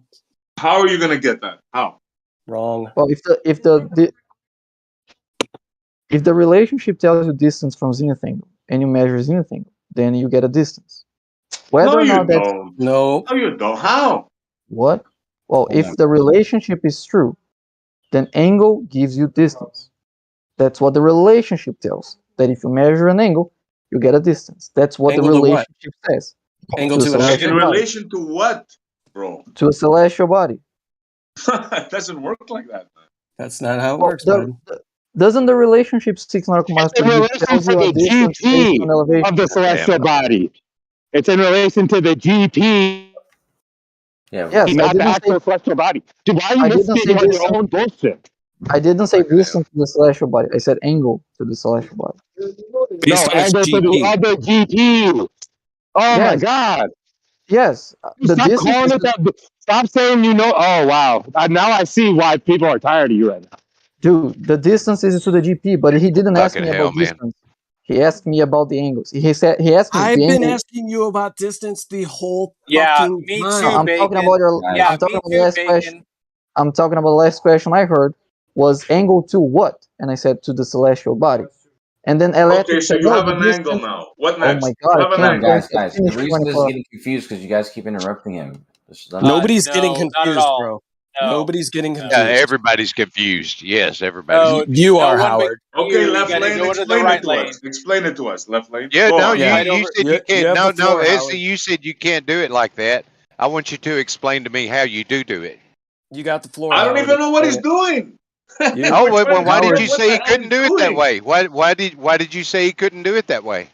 Because he said he took an angle to a star, right? And then by this angle to a star, he thinks that he knows the distance to the other guy. How do you I do don't. it? Explain No, it to I us. don't. No. I don't know the That ain't distance. what he said. Yes, Okay, I'm not tell us saying. what he said, left lane. Why Tell don't us. we I'm saying. let him tell us what he said? That way we can hear it. Yeah, I'm saying if the relationship is true, I don't know if the relationship is true, but if that relationship is true, then that will give me a distance. If the relationship was true, right? Not that I know that distance, but if the relationship was true, then I would know the distance, right? How But would I'm you not sure. confirm that the relationship is true? I'm not, right? I'm Then saying what are if you it's true. doing, bro? I mean, Well, come on, man. Kosho. Yeah, Seriously, we've been doing this for an hour with him. Left lane, seriously, bro. You can't be supporting this. No, my point is, I'm a little bit. Yeah, fuck you, man. I'm a little bit confused about exactly what's going on, but I hear a bunch of criticism from a bunch of people that are more confused than I am. Can I Left lane, we're clarify trying to you? get clarity, bro. I came in late, right? And I still don't these guys don't understand 2 hours now. And I can see why. I've been here since the beginning, since Bacon joined. I know what's going on. He keeps misspeaking what a GP and a celestial object's position. He just keeps No, I mixing the two together. No, just go to the recording. I was asked about the angle was to what, and I said to the celestial body. I was answering about the angle, and then you said no, the distance is to the GP. I said yeah, the distance is to the GP, but I was asked about the angle. I'm not misspeaking. Just go back to the recording and check it out. You don't want to conflate the two. When you're talking about the position of a celestial object and the GP, you just misspeak and make people respond to your misspeak. That's all. But I have a person. Yeah, one of the people have the celestial body overhead, so they are in the GP. So the distance that I'm getting is to that observer, because that's where the observer is, at the GP. How are you measuring the distance? I said like multiple times. We're not. That's what the assumption is giving us, and we're How are testing you that assumption. confirming? I don't know how many times I have to say that. You don't have to confirm that So x you're not equals. confirming, and you're not measuring, and so how are you determining whether the relationship is correct? I'm not for the, I don't know. So what are you time. trying to do then? I'm trying to confirm that relationship can hold on flat Earth. How are you confirming whether it can or cannot hold? The relationship or the relationship on flat Earth? Oh my God. Jesus Christ. Dude, Yeah, this what is is what it? you're trying to do, I'm right? asking for a Let me clarification. just say this calmly for everybody. This is Oh, what he's just trying to answer. do. No, You you don't want to didn't. clarify the question? No, because you can't verify the distance between the people as relations to the stars of the angles. So you got nothing here, bro. You got three people on the ground, don't know where they are, taking angles. What are you going to do with that, bro? If you don't know how far they are, in order for you to determine the relationship of the 69 miles, how are you going to do this, bro? I'm not trying to determine that. You don't. What do you think the point of the experiment is, Essie? You're trying to prove that the Earth is curved, right? No. By determining the angles of these stars. That's what you're trying to do, right? No. The zeniths, yeah. Well, then what are you doing then? Right. So, again, there are many flat earthers that accept the claim that there's a 60 nautical miles per degree relationship. Right. Not on the ground. Stop saying that, bro. On the ground, it's 69 miles. You can do it in knots. You can nautical do it in miles on the nautical ground, miles bro. if you want to. It not doesn't even matter nautical miles, man. as long as you maintain the same units. It's okay. That's not. Yeah. You don't 69 point. Yeah, 69.1 or 09 miles or 60 nautical miles. It's the same thing. Yeah, but when you talk on land, we usually use the 69, right? They don't. Nautical is in the ocean, right? Pilots use nautical miles, and it's perfectly reasonable. No, I use nautical miles on my map. We use that in the air as well. Okay, but No, we're talking about the ground now. We're talking about both the of ground. them. Both of them. Bacon, real quick. Will you just give? Because I understand exactly what the logical process of what you're describing. Will you just give an example so that they can understand how you're going to how you're going to make a determination once you collect all sets of angles from all the people? So what is it that make the determination whether it's true or not? Yeah. Right. So you have all those zenith angles you have 6 zenith angles between 4 points, right? And you don't know anything about the Earth, and you don't know, like, where those people actually are. You just know that when person measured to the other one, the star that person was measuring was ahead of that person or ahead of that person. That's all you know. So if the relationship of 6 nautical miles per degree holds, if that's true, that will tell you all the distance between those 4 points. What relationship are you expecting? I think this is the magic question. This is the only way he's going to get it. What relationship are you expecting? I'm not expecting. I'm saying if that relationship holds. My! No, he's wondering, bro, are you serious now? What are you going to base the result? Like he's like an example of the results that you get. What's going to determine whether or not that relationship holds in the flat Earth? Yeah. Right. Okay. So yeah. So if I use that relationship, let's say for 5 of the 6 distances, and I think I can then put those 4 points on a flat surface in such a way that those 5 distances are correct. And correct that will give me what, bro? Correct to what? In relation to what, man? Are you dense, bro? Okay, listen, Bacon. Now you now have a fourth person. You now have a fourth person standing up.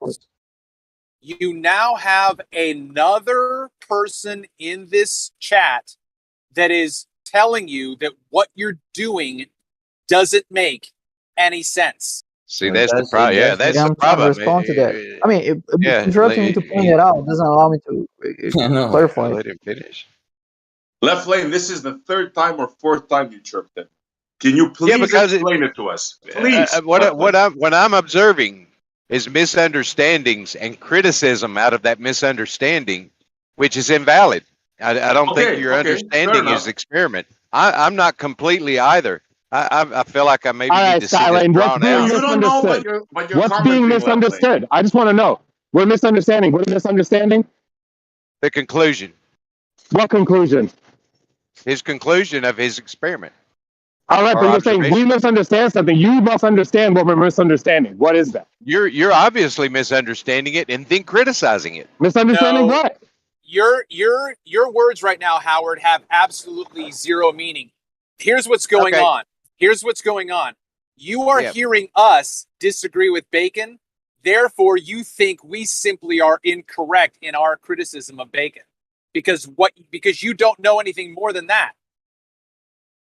That would be a fair assessment. Yep. I would like to for Bacon to be able to get through a conclusion to the questions. Already he keeps getting interrupted when he's trying to explain it. No, you got here late. You got here late. Go back and listen an hour ago and catch up. Yeah, I did come in late, but I do know that Bacon is, in my opinion, a mathematician, and I would like to see what he's doing on paper. So would we, Left Lane. Yeah, great. Do this on paper, Bacon, and then post it to each of us. But, whatever. Okay. I can do that, but I can also finish what I was saying like 2 minutes ago. No, you don't need to finish what you're saying. We've heard it for over an hour. All you're doing is saying it over and over and over again. We come back at you. SE now is a new person. Actually, no. SE now is a new person who's reacting the same way the three of us have already reacted. But I wasn't answering to Howard. I was answering to Kosher. Kosher asked me a question that no one asked before. So I'm not repeating anything. I'm just answering Kosher's question. Yeah, Bacon, I'm almost sure that I understand exactly what you're talking about.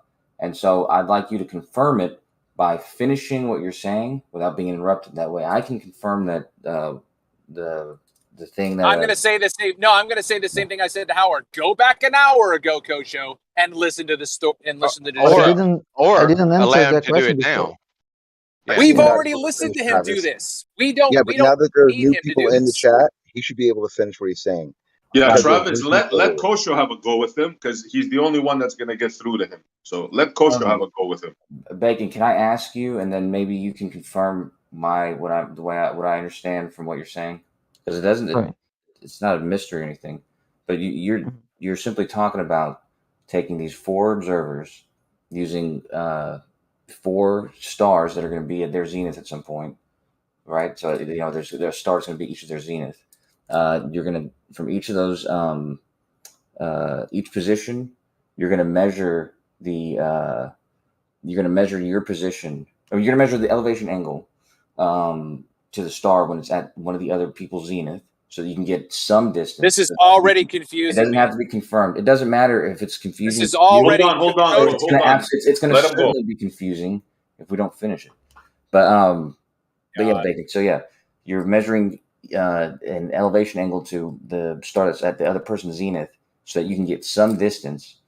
Now, you're not claiming that this distance is the confirmed distance, but what you're doing is you're collecting all these distances so that you can basically build a grid, and you can test a relationship between them.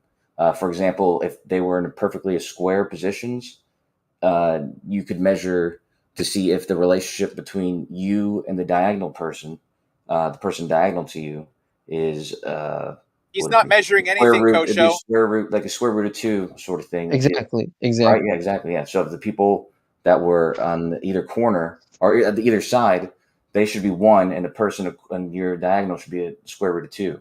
And if you confirm this, I mean, if you confirm that this is not true, then you would disprove the claim. But yeah, one of the claims that the Earth is flat or the relationship holds. One of those 2 have to be wrong. So that's exactly what I said before. What are we talking about?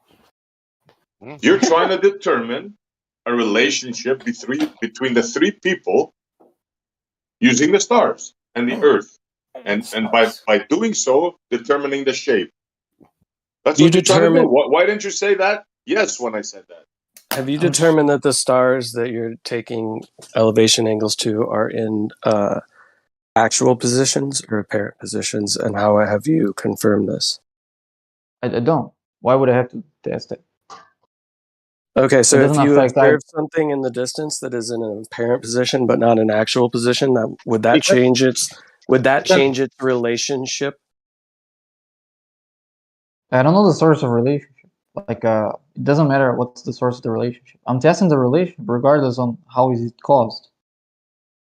So if I see a light on the horizon, right, and I can view that, and let's say it's 1 degree above the horizon, if that light is actually being refracted in some way, shape, or form, would my elevation or my angle measurement be accurate to its actual position or its apparent position? Your angle is going to be the refracted thing you're looking at.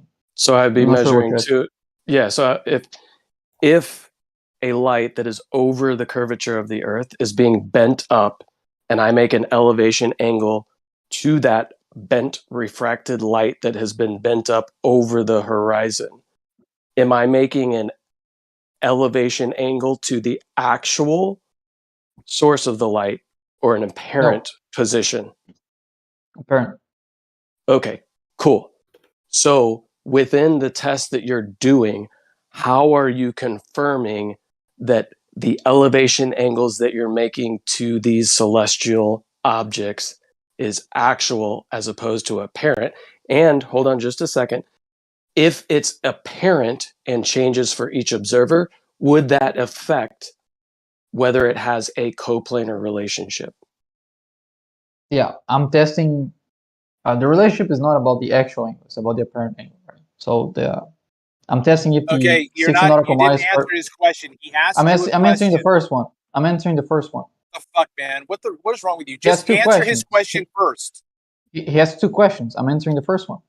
Can I ask both, or I have to answer the second one first? Do the apparent thing first. Do the apparent. Yeah.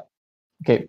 So the relationship of 6 nautical miles per degree is not to the actual position; it's to the apparent position. I'm testing the claim about the apparent position. So yes, the position might be refracted, might not. It doesn't matter because I'm testing where I see it, which is by definition what the apparent position is. So I'm only. So you have no confirmation, meaning if one observer, the light is 6 degrees off of its actual position, and another observer, it's 2 degrees off its actual position, would that affect the coplanar relationship? The coplanar relationship is only affected by the distances. And the angle you get is not to the actual location, it's to the apparent. But you're not measuring distances, you're measuring angles. So if the angles you measure are in some way affected by something not really being where it is, but it's being refracted or it's not in its position, and it's, let's say one observer has a view towards a celestial object and that object is 6 degrees off of its actual position, and somebody on the other side is viewing it at 2 degrees off of its actual position. Measuring those angles, how does that accurately determine whether those individuals, let's give 4, so let's do 4 people here. You say, or how many people are you using? 5? Observer 1 is making an elevation angle to a object that is 10 degrees off of its actual position, and its actual position is wherever. Yeah, we don't know the observer actual position. Observer 2, it's 2 degrees off of its actual position. Observer 3, it's 17 degrees off of its actual position. And we have all these variations. So we take all these measurements. We don't know the actual position. All we know is that this is what they measured. How can we get an accurate determination as to whether all 5 of these observers have a coplanar relationship? Well, the claim of distances doesn't come from the actual position. No. It comes directly asking from about a distance. Well, the coplanar thing. How can we determine? We're doing a totally different thing. We're trying to determine if 5 observers have a coplanar relationship, but the measurements we're making are inaccurate by as much as 15 degrees. Could we get an accurate determination as to whether they have a coplanar relationship, yes or no? I'm not sure because why are you assuming they're displaced? Why do you assume that? That's fine. You can assume that, but the thing is, the determination of coplanarity, whether or not that's a word, doesn't come directly from where the celestial bodies are. It comes from the distances, right? And the distances comes from the apparent position. So what we're testing, if the apparent positions will give you distances that are possible on a flat Earth. So it doesn't matter what's the actual position, because there's no claim about the actual position. All we are testing is that if the apparent position gives you the 6 nautical miles per degree relationship on the flat Earth. Does that make sense? That's nonsensical, bro. That's nonsensical. Seriously? Because even when people use navigation, right, they have to correct for that position. What Napalm is telling you is absolutely true, bro. You can't go on and assume and do stuff by the non-actual position. I mean, it's nonsensical what you're saying, bro. Sorry. Yeah, but the correction they make is like in order of like arguments, which I think I can very well put in the margin of error of the experiment. So it's not a big deal. It was funny. I was having the same argument last night about something totally different though, about the apparent, because you're using an apparent position, right? It doesn't matter if it's not physical. It does all that matters is that before you go on to that, Kosho, I just wanted to follow up. So what I'm trying to say is, if you are moving away from a zenith angle and your apparent position is changing, right? Meaning you're not actually seeing, your elevation angle is not actually directly to that object anymore, meaning it's getting more and more distorted as you get further and further away. If that is a linear or nonlinear relationship, would that affect what you're trying to do within your experiment?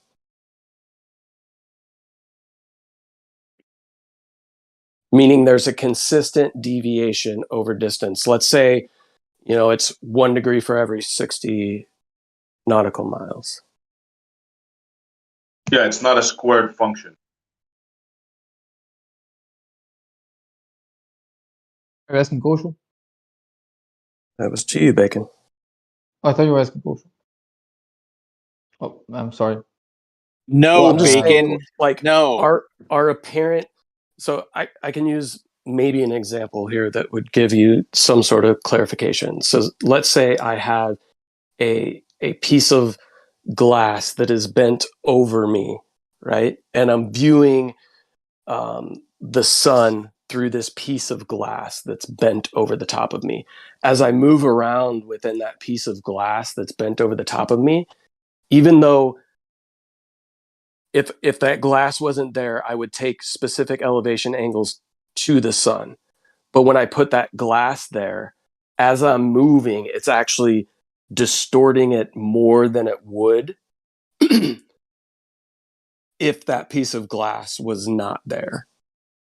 Right. Would that piece of glass then change the surface that I'm on? It wouldn't change the surface that you're on. It would change whether the apparent angles. Yeah. Okay, but if I'm making the angles without the glass, and I make some sort of determination as to the surface of the Earth, and let's say we determine that the Earth is curved, right? And then I put a piece of glass over me, and then I make those same movements, and I get different angles. Could those angles possibly flatten out the surface that we're on? I'm not sure, but I know that in my experiment we're not taking off the glass. We are doing anything with the glass there, and Never mind. claim You're missing the point.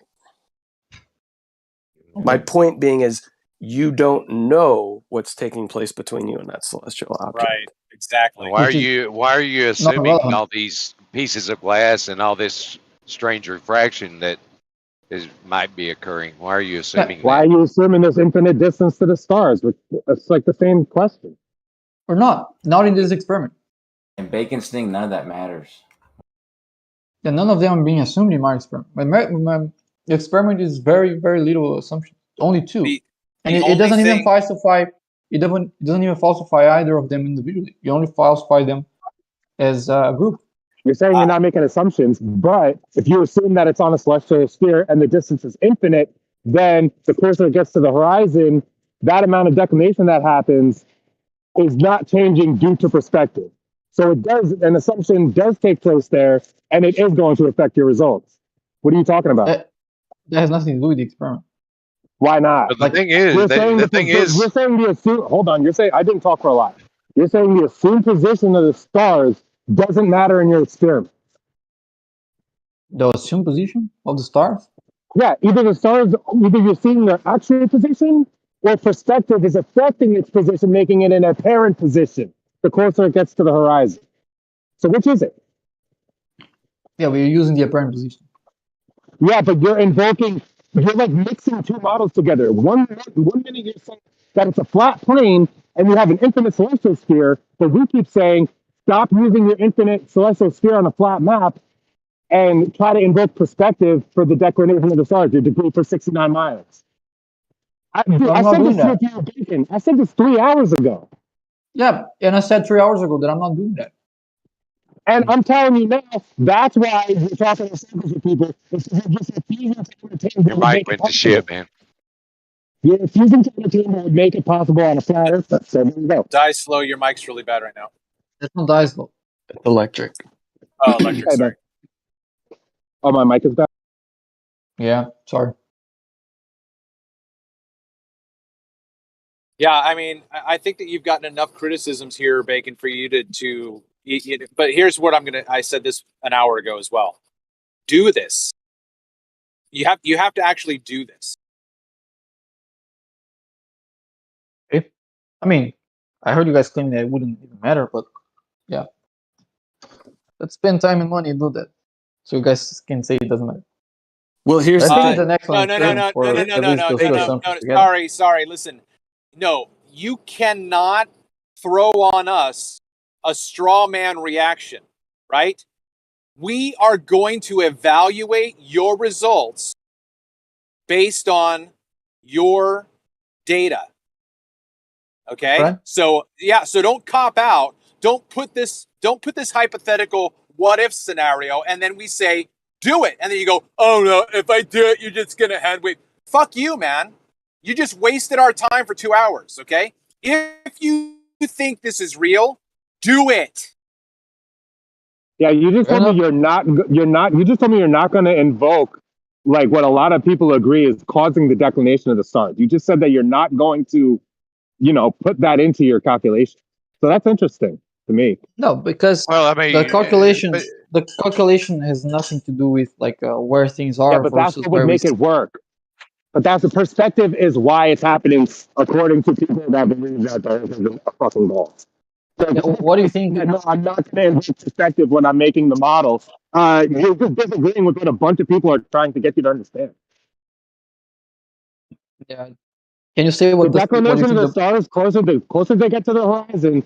We're saying, or the claim is that the apparent positions are changing not because of where they actually are, but because of where they appear in your perspective.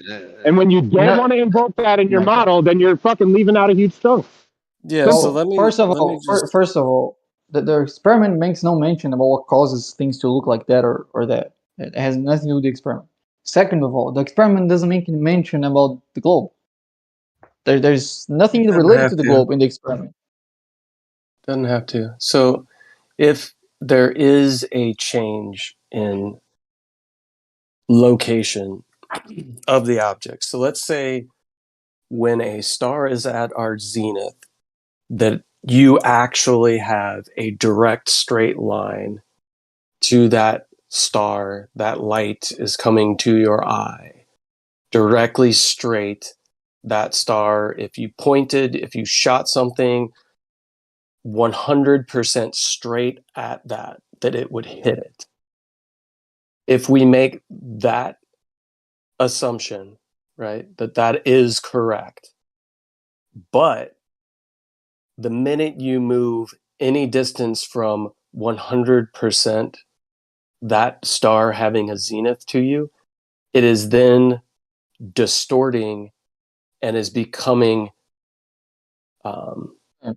distorted in its apparent position meaning the further you move away, the further that distortion could be.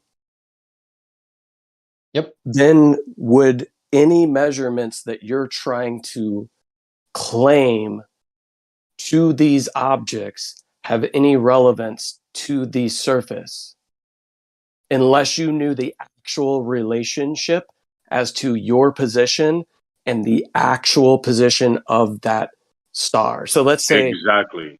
if I move, 300 miles away from somebody who has a star at their zenith, and I am seeing that star, but that star is off of its actual position, and I'm seeing it apparently at like a 10-degree difference to its actual location, then my measurement of elevation to that and my relationship to anybody else is not going to give me any definitive determination as to my relationship to those other observers unless I know what deviation off of its actual location I'm seeing. Would you agree with that? Yeah, I think that makes sense, but I don't think that's relevant to the experiment because what the point of the. So my question then would be, that. Can I clarify that? How do you know that there is no deviation from actual position based on position of the observer? I don't know that, and that's not a part of the So then you can't make a determination as Oh my to God, freaking exactly, Napalm. That's what bounces in my head all day. Okay, but that's, I mean, the relationship of 6 nautical miles per degree is not to the actual position. In this experiment, we are assuming that for the apparent position. You're assuming that the apparent position is in some sort of, let me put it this way. Do you know the deviation of every single observer from its actual position? Nope. How are you getting its apparent position in relation to the star's actual position? We're not, because the experiment has nothing to do with the actual one. So then you can make no determination as to the relationship of the observers until you have the definitive information as to the actual position of the star and then the observer's apparent observation of that star and that relationship. Would you agree or disagree? I'll disagree, because the relationship we're testing is the apparent one. So it doesn't matter if the apparent one is very different from the actual one. Well, I was still explaining it. I mean, you're making your points very slow, and I'm trying to respond as quickly as I can. So let me at least try to finish my. Go. Oh, I think I missed my line of thought. Yeah. So the point, the relationship we're testing is not to the actual positions; it's to the apparent position. So it doesn't matter how different the apparent is versus the actual. We're not testing the actual position in the relation. We're testing the apparent. We're testing how well the apparent position can tell you distance, and if that would match flat Earth. But those two at the same time, not individuals. That's it. It certainly could if you knew the actual deviation from its actual location. And how do you determine that, Napalm? Dude, I'm in the middle of speaking. Yeah, how do you? I know, but you're saying the same thing over and over and over again. You can't. How do you determine its actual position? How do you determine its apparent position in relation to its actual position for each observer? You look at it and measure it. That's all you do. Really? You obviously really don't understand what I'm saying, Left Lane. You obviously don't understand what I'm saying, Left Lane, because if I observe a light in the distance from a lighthouse that is physically impossible to see on the globe Earth, does that mean that the Earth is flat? We're not determining what is. Hold on. No. This is for Left Lane. Left Lane. If I observe a lighthouse from a distance that is physically impossible on a globe Earth, does that mean that the Earth is flat? Well, first of all, I wouldn't be concerned about the lighthouse down low on the horizon. I would be looking up at the stars, in which they say basically we can neglect any refractive effects when we're looking well above the horizon. You don't know that because you can't determine that there is no refractive effects if you don't know the actual position of that star. So I mean, all we can do is make the observation and see how it works and see if it fits, right? So when I observed the lighthouse, the light from the lighthouse, and it's there, the Earth is flat. Would you agree? When they promise something, it's so fucking satisfying, Jesus Christ. Thanks for clarifying my thoughts, bro. No problem. So let me just jump in real quick because I was just going over the eclipse footage that I took from 2 weeks ago. And I have 2 still shots 10 minutes apart of the moon. And within both frames are the same stars. Okay, but the moon's in a different position and the stars are in a different position. So when I line up the moon, I can see the parallax between one star A and its second position, A prime, right? A and A prime. I can see how the star has moved. Now, when I match up A with A prime, everything else is off. Star B and star B prime don't match. Star C and star C prime don't match. How is that possible? They should all match. That makes no sense, bro. Napalm said it perfectly. We couldn't have said it better. Good on you, bro. Oh, That's so exactly celestial navigation must not work properly then, right? Let me address that. Let me address that, please. Let me address that, please. No, left lane. That's not what we're saying, left lane. Because in celestial navigation, they have corrections. They have a book. They do all kinds of correction to get what Napalm was telling you. So obviously, you have no clue, left lane. They don't use. I do have a clue. They use I've the actual been here as long as you They have. don't use apparent positions, bro. Actually, we can use the parent positions. For example, if the angles are above 15, 20, 30 degrees, you don't make any corrections because the corrections are so minute that they don't even affect your result within the margin of error. How do you know? How have you determined actual location, Bacon? No, I'm talking within the celestial navigation. So right. How have you determined? When Montreal points out that they are working with actual positions because they do these corrections. What I'm pointing out is they only make those corrections for stars that are too close to the horizon. So if those corrections are only needed there, then at least from SE points of view, then the upper ones are very close to the actual position. So on stars well above the horizon, on stars well above the horizon, they assume they are where they see them. No, they could be in apparent positions that are just at a known declination or a more consistent declination from its actual position, meaning it gets even more distorted from its actual location the closer you get to the horizon. There is no determination as to the actual location of these stars. Has anybody here confirmed actual location compared to apparent location of any celestial object? I could give you that. Negative. Yeah, no, that might be true, but that doesn't affect the results of the experiment. If there is a consistent change due to your personal perspective to the actual, meaning the apparent location changes due to your perspective, not necessarily the exact same as the perspective would be to an actual physical object that we have a known location to, but we're talking about things in the sky that we don't know where they're at, how far they are, what their material makeup is. There can be a consistent change to it, even though it's an apparent location. Meaning, if, like, I go back to the glass, if I have glass between me and a light source, and the glass has a known shape to it, I can make a determination as to where the apparent location of that light will be on that glass to me as an observer. Is that possible? Can we demonstrate something like that?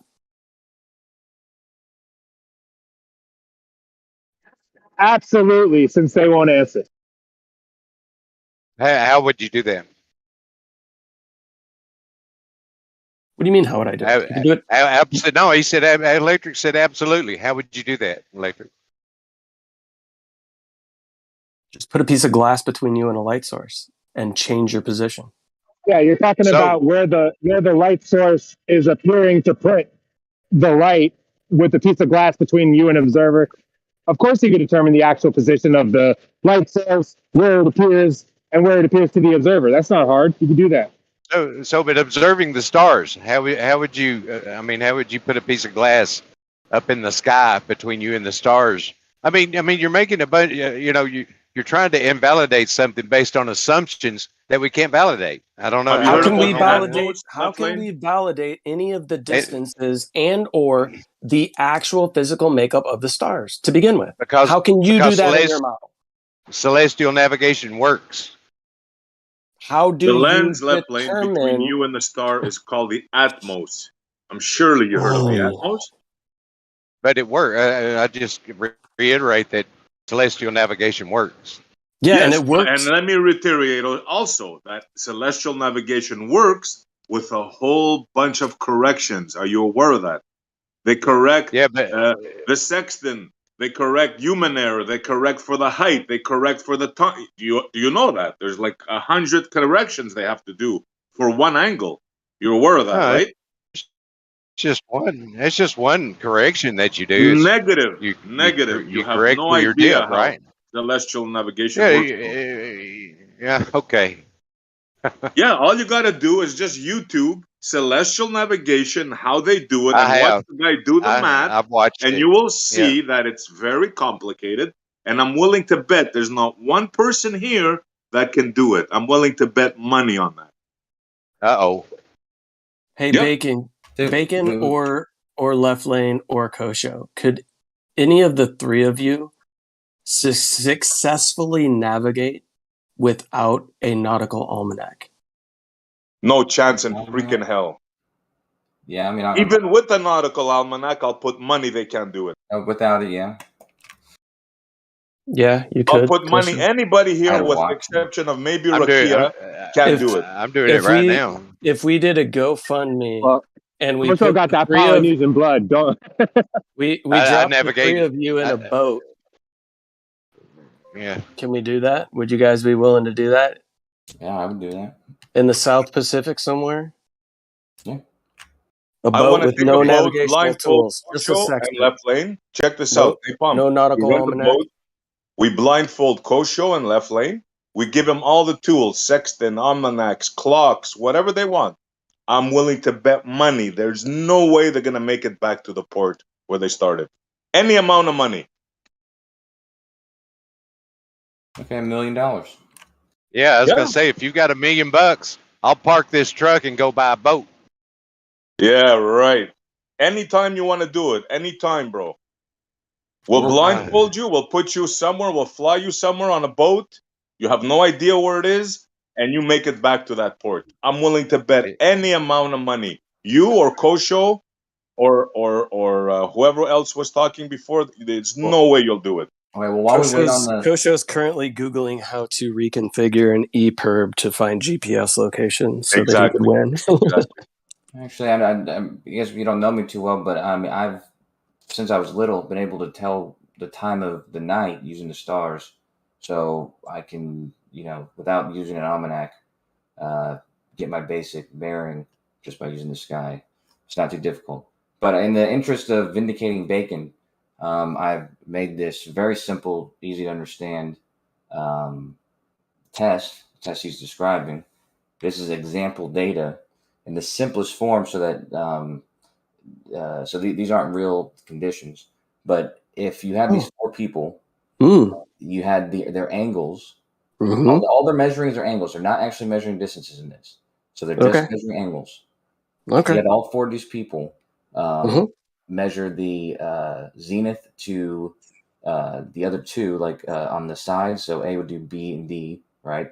Anyways, let's say in the interest of simplicity, they got 10 degrees. So basically 80 degrees and subtracted, got 10 degrees, and they concluded that it was 691 miles to B and to A. It's all listed there. The test would be to assume that those are correct. It would have to be the case that to C from A and from B to D would have to be the square root of 2 times that value, because that would be that distance. So you would determine that angle. So you would have to conclude that the angle that you got to C or from B to D would have to be that that angle. If you didn't get that, then you basically prove it false, or we prove one of the 2 things false, like you said. How are you getting the angle? Can I correct something Coach said? Because if you only have those angles, those distances, sorry, you don't know if they form a square. They could form like a different shape, you know. Well, what's the? Oh yeah, what's right. the other shape? Yeah, you would have one of the diagonals. I mean, once you have one of the diagonals, then you can say, well, then the second diagonal must be this number. Yeah, so you would need you would need one of the distances first. But yeah, you could. So you'd have to get A to C, and then you could just predict the last line. That's right. Exactly. Yeah. But it is not proving the distances. This is just proving the relationship is satisfied. So by doing this, you could disprove it. You could disprove either one of the 2. Yeah. And you've not done that, so cool story. Yeah, but that's why geometry doesn't need values, right? You could just draw a triangle and understand the values that you're describing right now. You don't need distance. So what are you proving? You're not proving anything.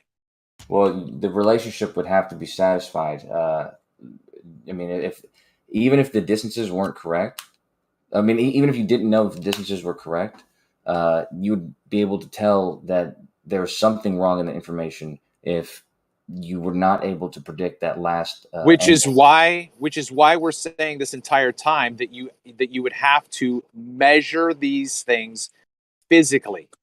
But you didn't hear the last thing I said because you started talking again. But what I'm saying is you conclude by being able to predict your angle to the last stretch.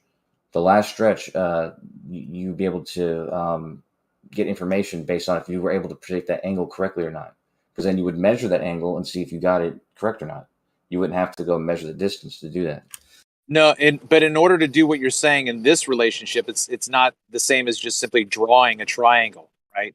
So if you're trying to did you say make a prediction to the elevation of a star? That's right, yeah. Okay, so that's not the same thing. So then you have to know the hypotenuse and you have to know the base. But yeah, but you would have gotten that by measuring the other sides. So you're not confirming the distances. Again, you're only confirming the relationship. So you're not confirming anything. You would be confirming that the relationship is satisfied if you were able to predict that angle correctly. Okay, but look, Can you show me where you've done this? Well, hold on, just real quick. So look, if I'm in one position, Napalm's in another, and Kosho, you're in the third, and I know my distance to Napalm, and he knows his distance to you, we can make a prediction as to the hypotenuse.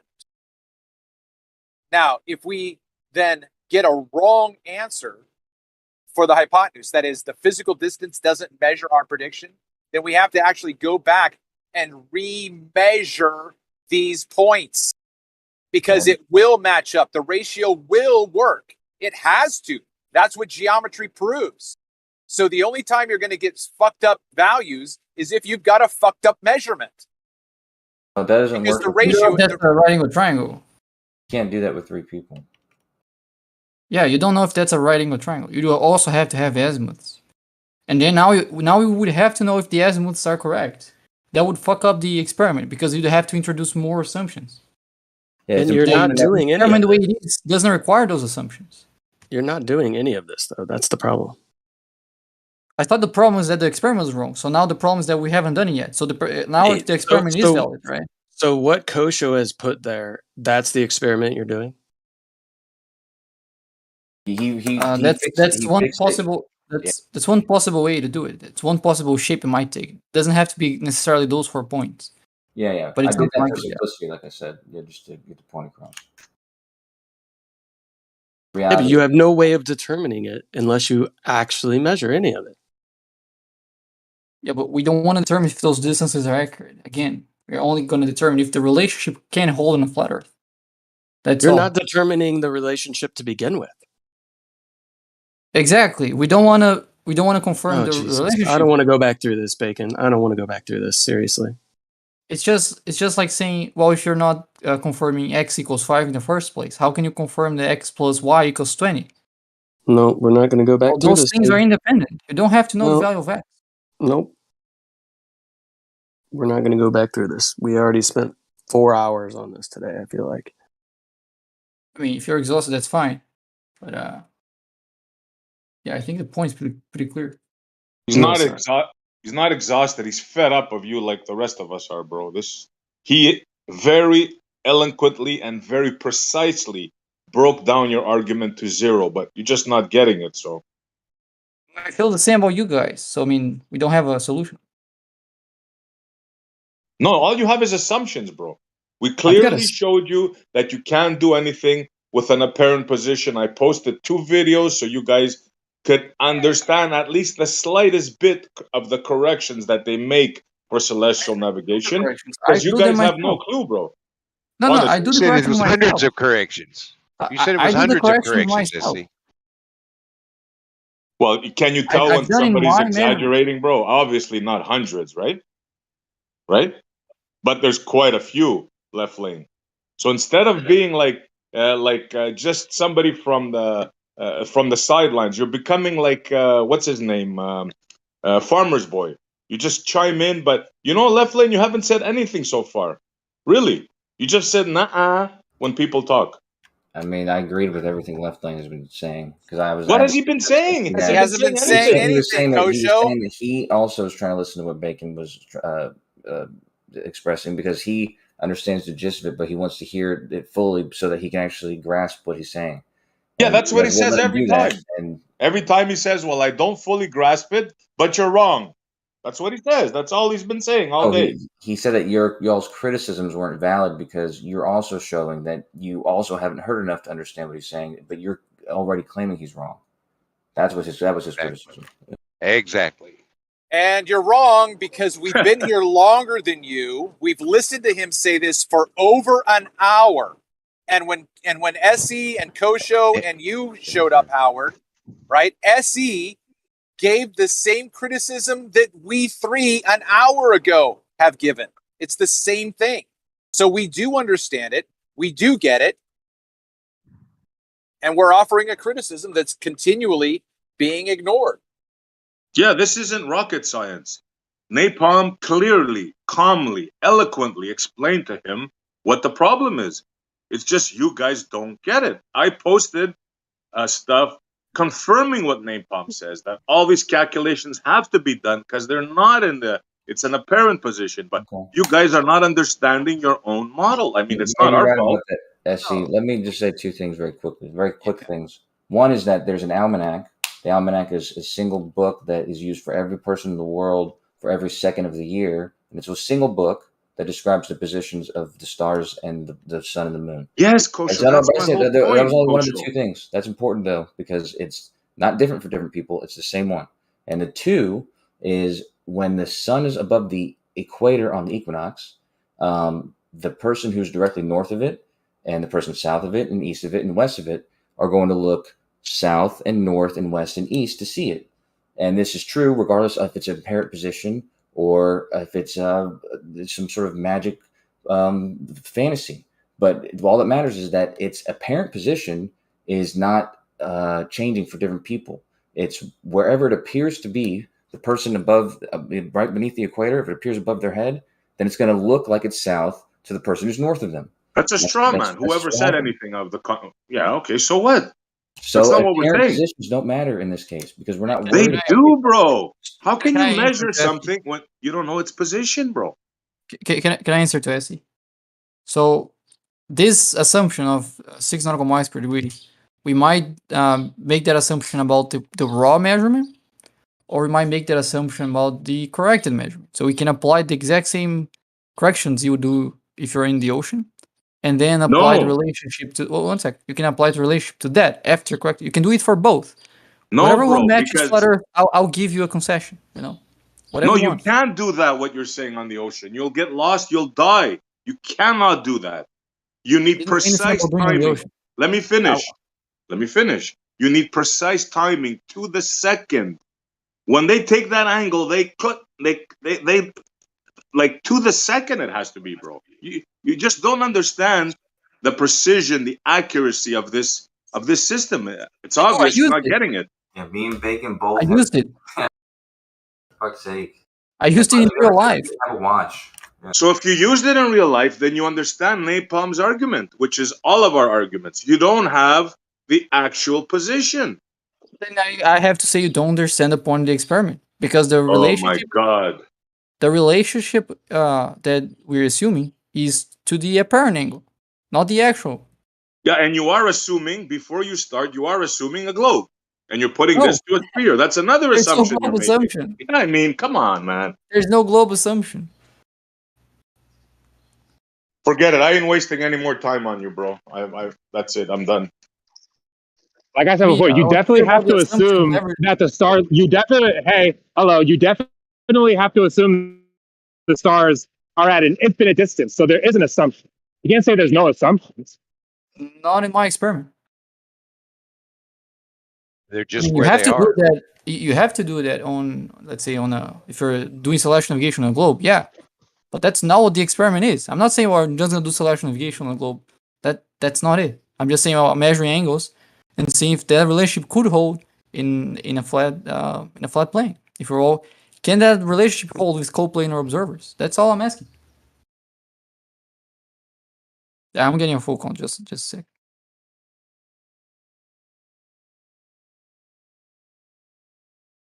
If this is a baller argument, I suggest you don't even repeat it again.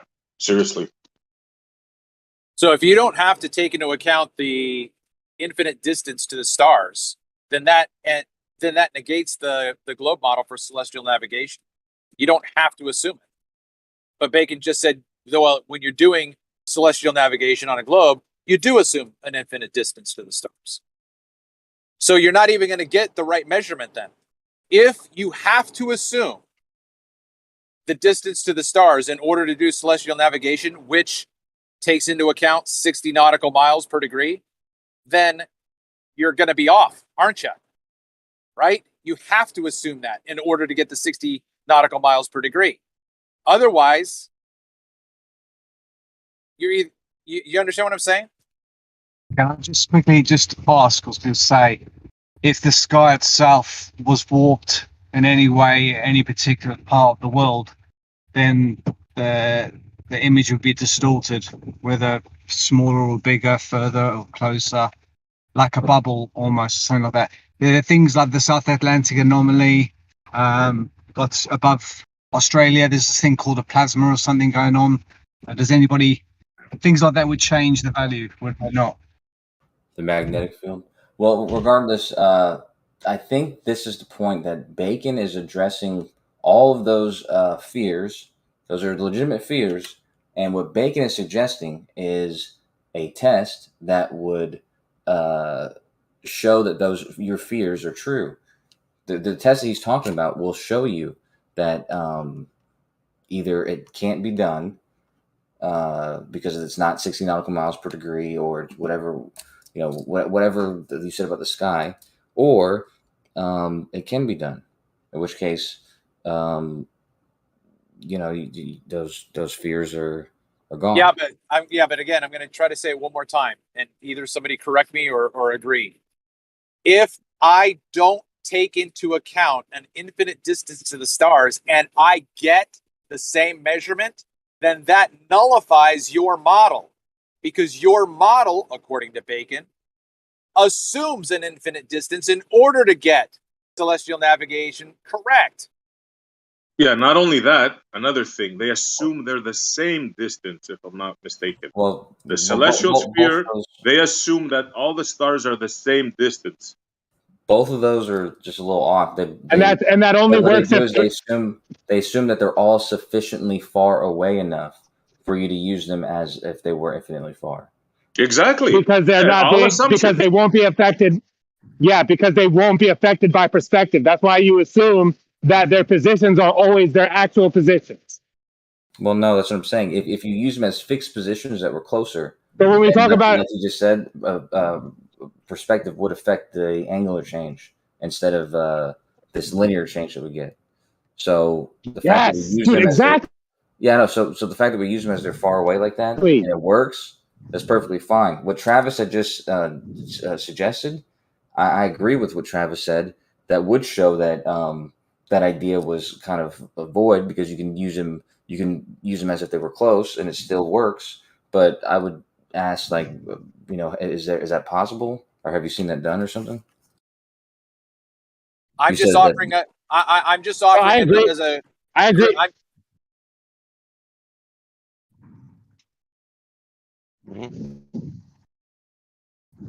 You said you were just offering. Go ahead, my brother. Okay, yeah, I was just offering that up as a criticism of something that was said. I'm not a celestial navigator, nor am I the son of one. So I'm just simply listening to the discussion and offering that up, which is the same thing, again, that if I have to take gravity into account to build a fucking skyscraper or a bridge, and I don't, and I build a bridge that can sustain the weight, like, what the fuck? Then gravity's not a factor, right? So if I don't have to assume an infinite distance and I get the same measurement you do, then your model is nullified. Yeah, sure. Which is where we're back again. Go out and do this, Bacon.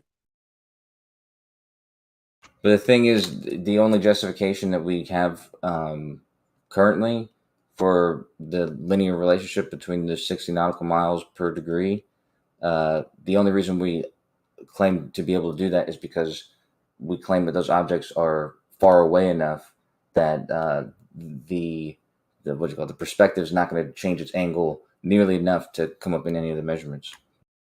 Right. Yeah, I wanted to say, I agree. Okay, go. No, you go. I agree that it's easier, to assume that the Earth is a sphere. I agree, because we don't know the positions of the stars above us. And in order to do that, then we would have an accurate flat Earth model when it comes to celestial navigation, right? I agree. So we just have to make a model, no matter how hard it is. I think it's worth a shot, Bacon's over here saying he's not going to invoke things that happen in reality while making the model, and I just think that's not fair. Because I'll work with him if we can actually pull this off. Well, I tried that with the late and great Lichwink. He's not with us anymore. But we tried to do that 4 years ago together. We were developing a flat Earth model that actually was, that answers a lot of the questions that a lot of the other models can't answer. But we ran into a lot of problems. So good luck. Well, I don't know what they wanted to. Go on, bro. I was just going to say, I don't know who Lichwink is, and I don't know if he would try to, include everything I would. If you're willing to give it another shot with someone, man, I'll pay you for your time because I think it's interesting. I mean, I just need somebody that knows how to use Blender, really. Well, I'm no Lichwink, but he's the one who got me into Blender. But yeah, I'm always willing to listen to any ideas that somebody has, because there's the problems that I came across were sort of so damning I had to stay away. I just thought I still to this day think it's impossible. But I'm always willing to listen. Yeah, that's interesting. Like the fact that you even tried is awesome. Well, yeah, because we saw all the models that existed and still exist. Like I thought that they answered some questions, like, oh, that's why it could be night and day on a flat Earth at the same time in two places. But it doesn't answer other questions or creates other problems. So yeah, one that would be able to satisfy all the observations and not have any problems. That would be that'd be something. Yeah, honestly, Coach, I think we're the people to do it. Maybe we don't consider ourselves that smart, but we're definitely keen to the subject, right? Well, there's no one outside of this community who's going to try to do it. So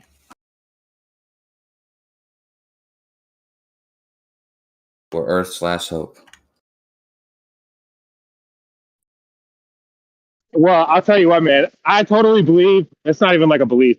I'm like certain that the Earth can't be a ball, so I would have to assume that celestial navigation has to work on a flat plane. That's why I invoke all this crazy dome perspective properties of the stars. It's really wild to wrap your head around, but I think it's possible. It's just way more difficult than just saying that the Earth is a sphere. It's way more difficult.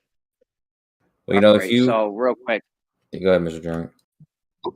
So, do we take perspective into account when we're making the observations? Any observations with stars from Earth? That's a sort of a vague question. Do you mean like in celestial navigation, or just looking at stars? Is there any point celestial observations of the stars that we would use perspective? I got to think about that. But we don't take them into account when we're doing celestial navigation. We definitely don't take perspective into account. That's correct. Oh, that's because they're so far away. Well, that's because we don't have to. We can ignore any kind of perspective, and we're allowed to do that because they're so far away. Yeah. Because they're so far away. Yes. So, what's the magical distance that they would be where you taking perspective into account?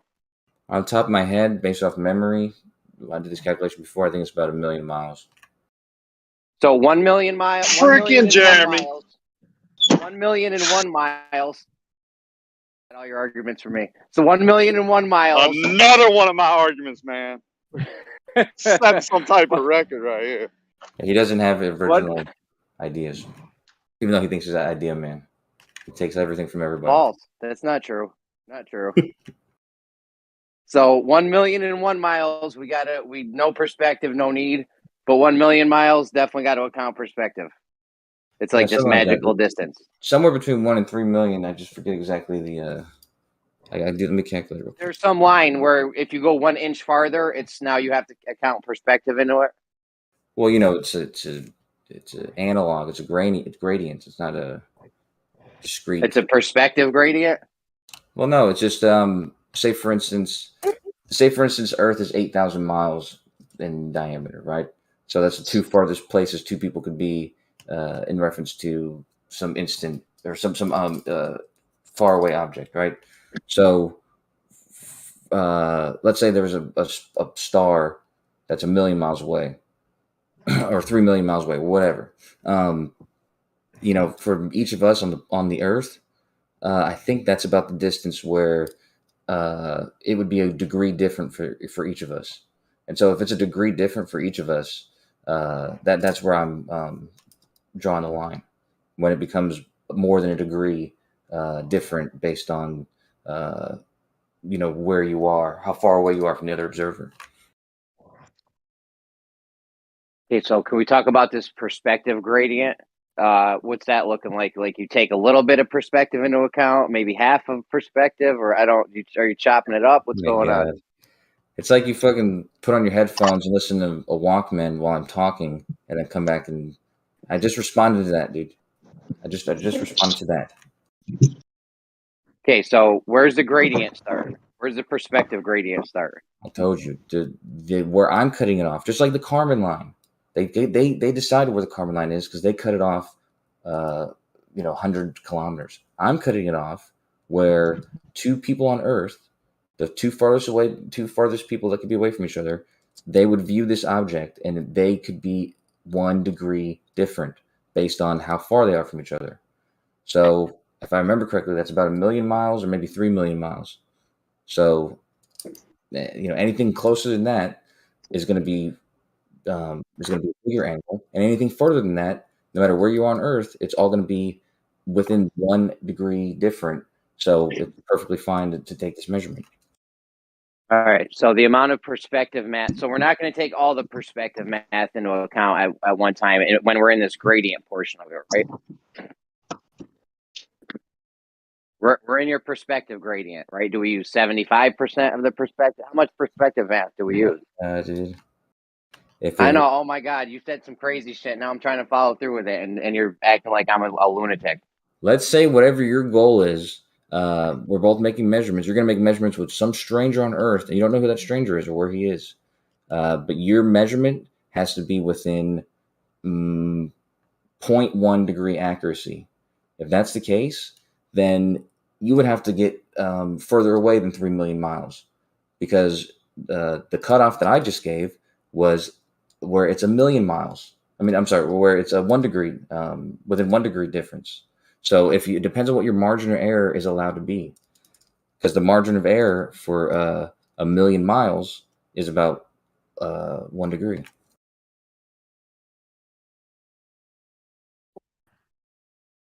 I bet you he wasn't listening. I don't think it was.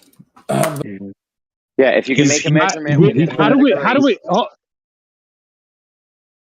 If you can make a measurement within 1 degree, you don't need to have perspective math involved in any way. Is that what you're saying? If you're outside of 3 million miles, yeah. Well, we don't know how far it is. Okay, if you're outside of 3 million miles and you can make a measurement to within 1 degree, then you don't need to take perspective into account. Wait, but you don't know how far away they are? If you don't know how far away they are... We do. We know. They're 3 million miles. Yeah, 3 Okay, million miles. We make a measurement to within 1 degree of its position. I don't know why the accuracy of our tool would depend on if we need to take perspective into account or not. No, there's not not the accuracy of your tool. Let's say that we're doing celestial navigation, me and some guy somewhere else on the Earth.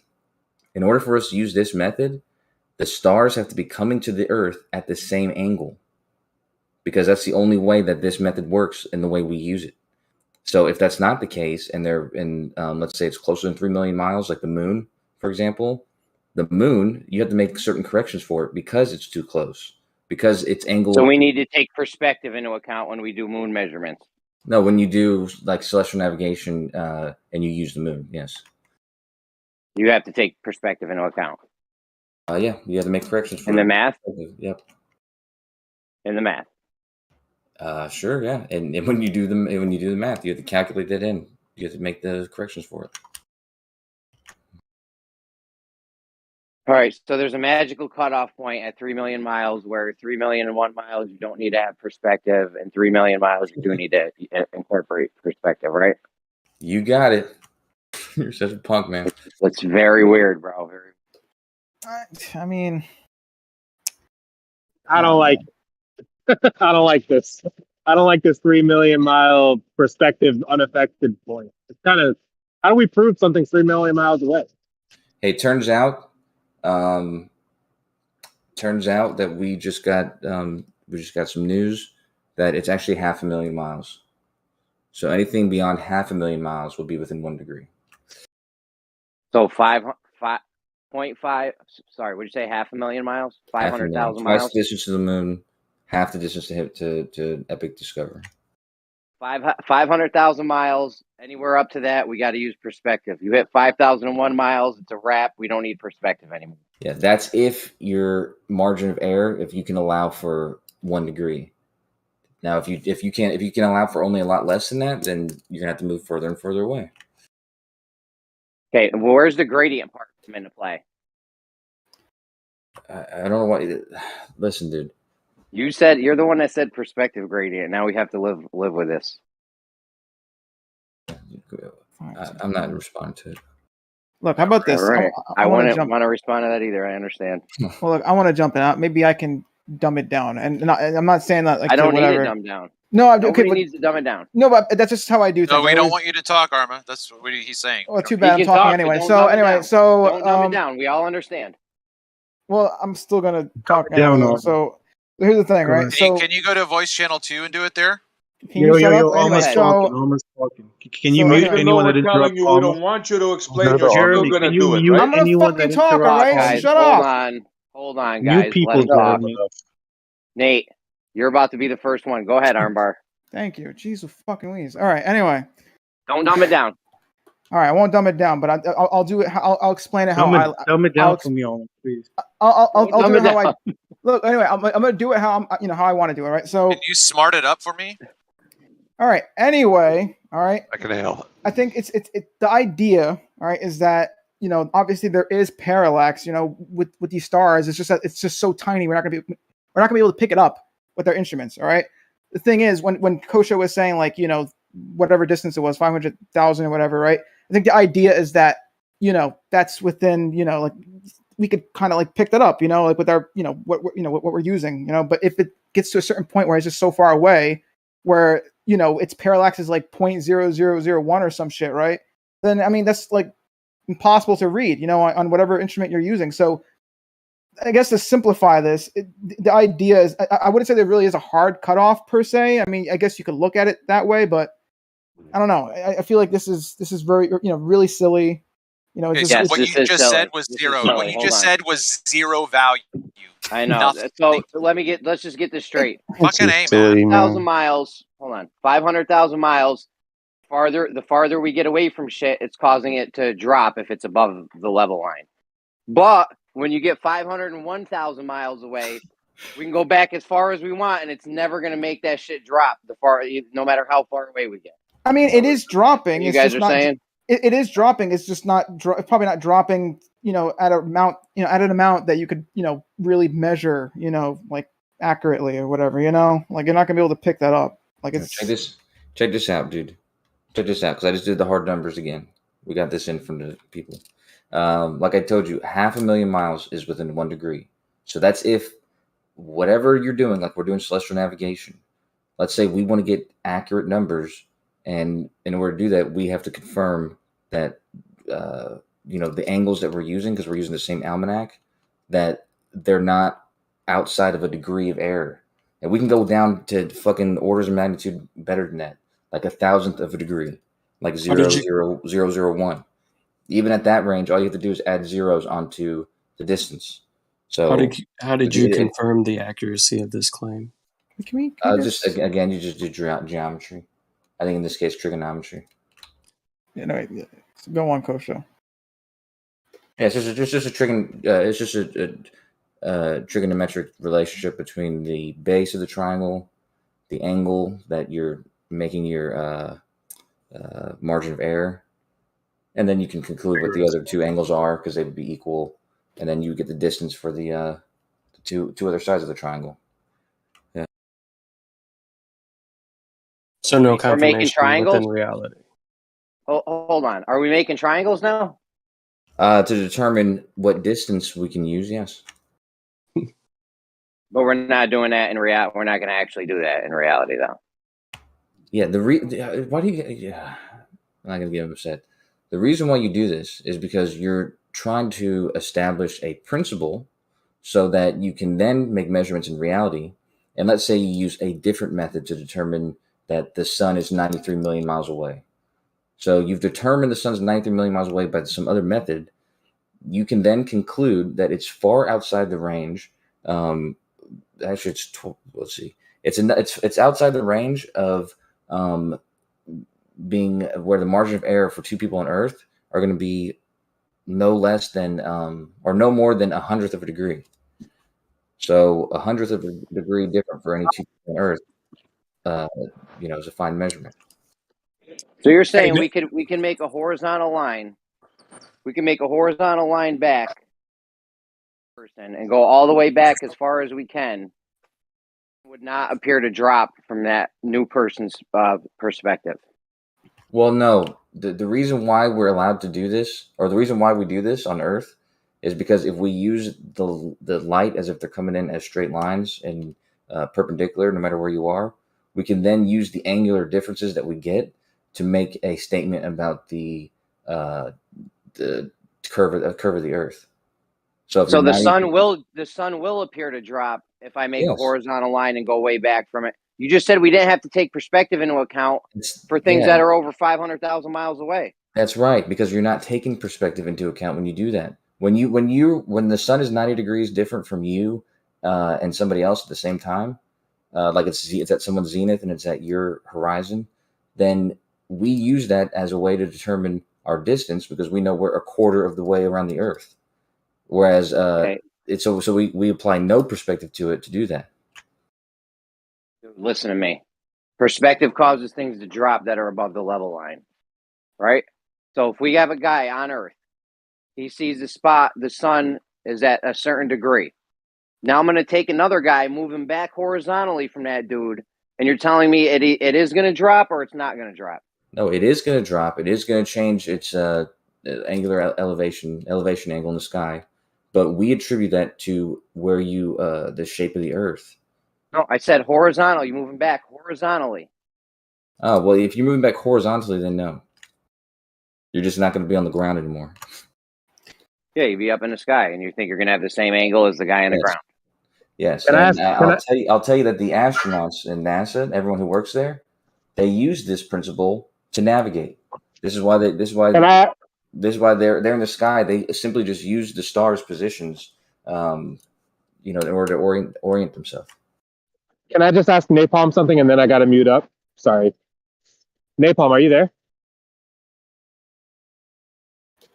Yeah, what's up? Oh, didn't you mention that the star is the amount that they're, declining towards the horizon? It slows down, right? Like, I'm just trying to confirm that I got this right because I've heard this before. Yeah, it does, but they'll just attribute that to atmospheric effects because that fits their model. So go ahead and let them know, Kosho. The atmosphere does that, right? Well, perspective. Well, that was a really good. That was a really great way to give him some information, but make it look like you don't agree with it. But we all know that has to be the case, man. So hold on, Armbar. Armbar was about to say it's perspective. Hold on, what did you say, Armbar? No, I was going to say that perspective wouldn't account for the amount that it does. Like at that rate, a perspective would say it would be infinitely slow. Like it would infinitely slow down to the point where it would never actually hit the horizon. So everything in the world that gets closer to the horizon or your eye level slows down due to your perspective, except for the stars. There's a different reason, right? It depends on the distance for those. It doesn't slow down at any appreciable rate that is anything like what perspective does. Yeah, that's what I was trying to say, but obviously I'm not going my words. Electric, you notice how the perspective comes into account for anything that we know the distance to, but then when it comes to celestial things, no longer is it perspective, it becomes the curvature of the Earth, right? So things that we can't confirm, curvature of the Earth. Things that we can confirm, perspective. That's irrelevant though, because even if we did know there's literally I'm really satisfied. No, listen, there literally is no distance that you can give those stars to where the perspective lines up with the way it drops, whatever. Like literally, you have to look at the math. Like there's no distance that you literally couldn't work it out. It's not going to work. Based on you need sky magic at the very least. You need some kind of you need a different math. You're also assuming that where we see those objects is also their actual position and not an apparent position that is skewed due to. Yeah. So then it's not a perspective thing anymore. Then why is perspective an argument? You can't even use that if you're going to say it's a combination. No, that doesn't make sense anymore, man. Come on, you can't. That's a good point, dude. You can't use perspective and then say that it's an apparent position, so it's not even really there. That doesn't matter. But wait. Yeah. So your claim. Wait, hold on. So your claim is that when we see the stars, that it's an actual position, Kosho? Well, I'm saying that it's regardless because we use them as if they're infinitely far away. But is it actual or apparent? Well, I'm saying it doesn't matter. I think that they're actually where we think they are, but in the case it doesn't matter. We use their apparent position because they're the same for they behave the same for everybody. So you're making a geometrical claim on something that you don't like. You're making a geometric claim on something you don't even know if that's the actual position of. That's crazy. But that's because they allow us to do that. The stars actually allow us to do that. Let's say they're bullshit in your mind allows. Let's say that they are magical and they're not where they really are. They still appear to be in the same. They still appear to be in the same position for anyone who's looking at it. Like I said with the sun, if it's right above the equator, the person who's on the equator is going to look right above them. The person who's north is going to look south, and the whole fucking 9 yards. Everyone's going to look in the correct direction. to see this thing as if it was really there. So even if it's not there, it behaves as, I mean, it appears as if it's there. So we can use it as if it's there. Do you know where it actually is? I'm still going back to the same thought that I had before, that if we were doing this on our own, you know, just, I don't know, Grandpa Joe gave us a sextant, and that's all he gave us with a basic instruction on, we would never have to remove the stars at an infinite distance. We would just simply see them, do our measurements, and move particular distances, and then take notes of those, and then work it out like what we're doing. We would never have to create an infinite distance to these stars. I agree with you. So there's something else that makes that value a requirement. That's how you curve the Earth, bro. No, I agree. I agree with that statement, but only if you don't require yourself to ask yourself why you're allowed to use it the way we use it.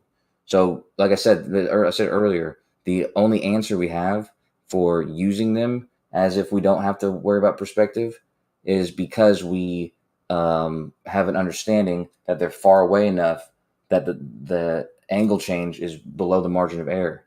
So we don't have to think about that, and so we could just come to that determination without ever thinking about how far away they are. But we would also not, we would never use perspective, and we would, never have a, we'd have to ask ourselves why we're doing that. Margin of error. Just have to be oblivious to it. Margin of error based on what? What do you mean? Say what? You said margin of error. How are you determining a margin of error?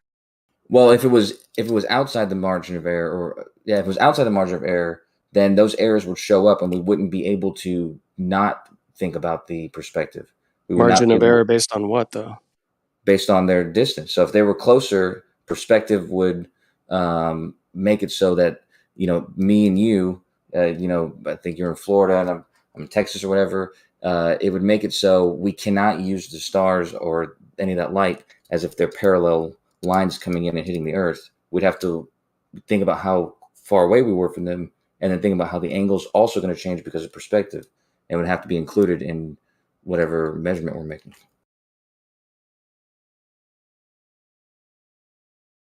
That's what I was saying earlier. So were you around when I asked Bacon how you remove perspective from any observation? So when you say we don't use perspective, how do you remove an observer's perspective from the observation they're making? Do you do that mathematically? Because in reality, you can't remove perspective. So how do you remove perspective? Well, we remove perspective from the calculation by omitting it or never including it. So we don't include perspective. What's the value? We don't include it when we're determining our distance to the GP, which you would imagine. What's the value of perspective? Say what? What's the value of perspective? Well, it'll depend on the distance. If something were close, like let's say, I don't know, 1,000 miles away or something, and it was in the sky, based on how far away we were from it, our where we would expect to see it, the angular elevation in the sky would not only be based on our tilt on the Earth, it would also be based on our distance from that object, and it would appear lower in the sky based on perspective for that reason. That doesn't sell. No, I mean it's true. Like if there was an airplane in the sky and the Earth was flat, you move farther and farther away from it, it's going to appear angularly lower in the sky. And that's true because it's close enough to you that as you move further back, it's going to appear lower. That's just a ratio, right? That's just a ratio. That's not a value. You know what I mean? You can't remove it mathematically because it doesn't have a mathematical value. Well, it's actually. You're breaking up, Travis. It's actually nullified. What I hear you saying is you're nullifying this discussion about perspective at all, which was another point. What? What I'm saying is we don't include it, and it seems like because we don't include it and it still works, that we don't have to include it. And what I'm saying about the airplane is if the airplane were much further away, like not on a place on Earth, like really, really far away on a flat plane, we could keep it in that spot in the sky. And no matter where you moved, it would always appear that angular elevation because it's already so far away that no matter where you move on the flat plane, there's no distance on that flat plane big enough to change the angle. Do you think perspective works in like a slope away from you or like an arc away from you, depending on the height of an object? It's a gradient. It's a gradient. Tell them about the gradient. Talking about a perspective alone, I would say a slope.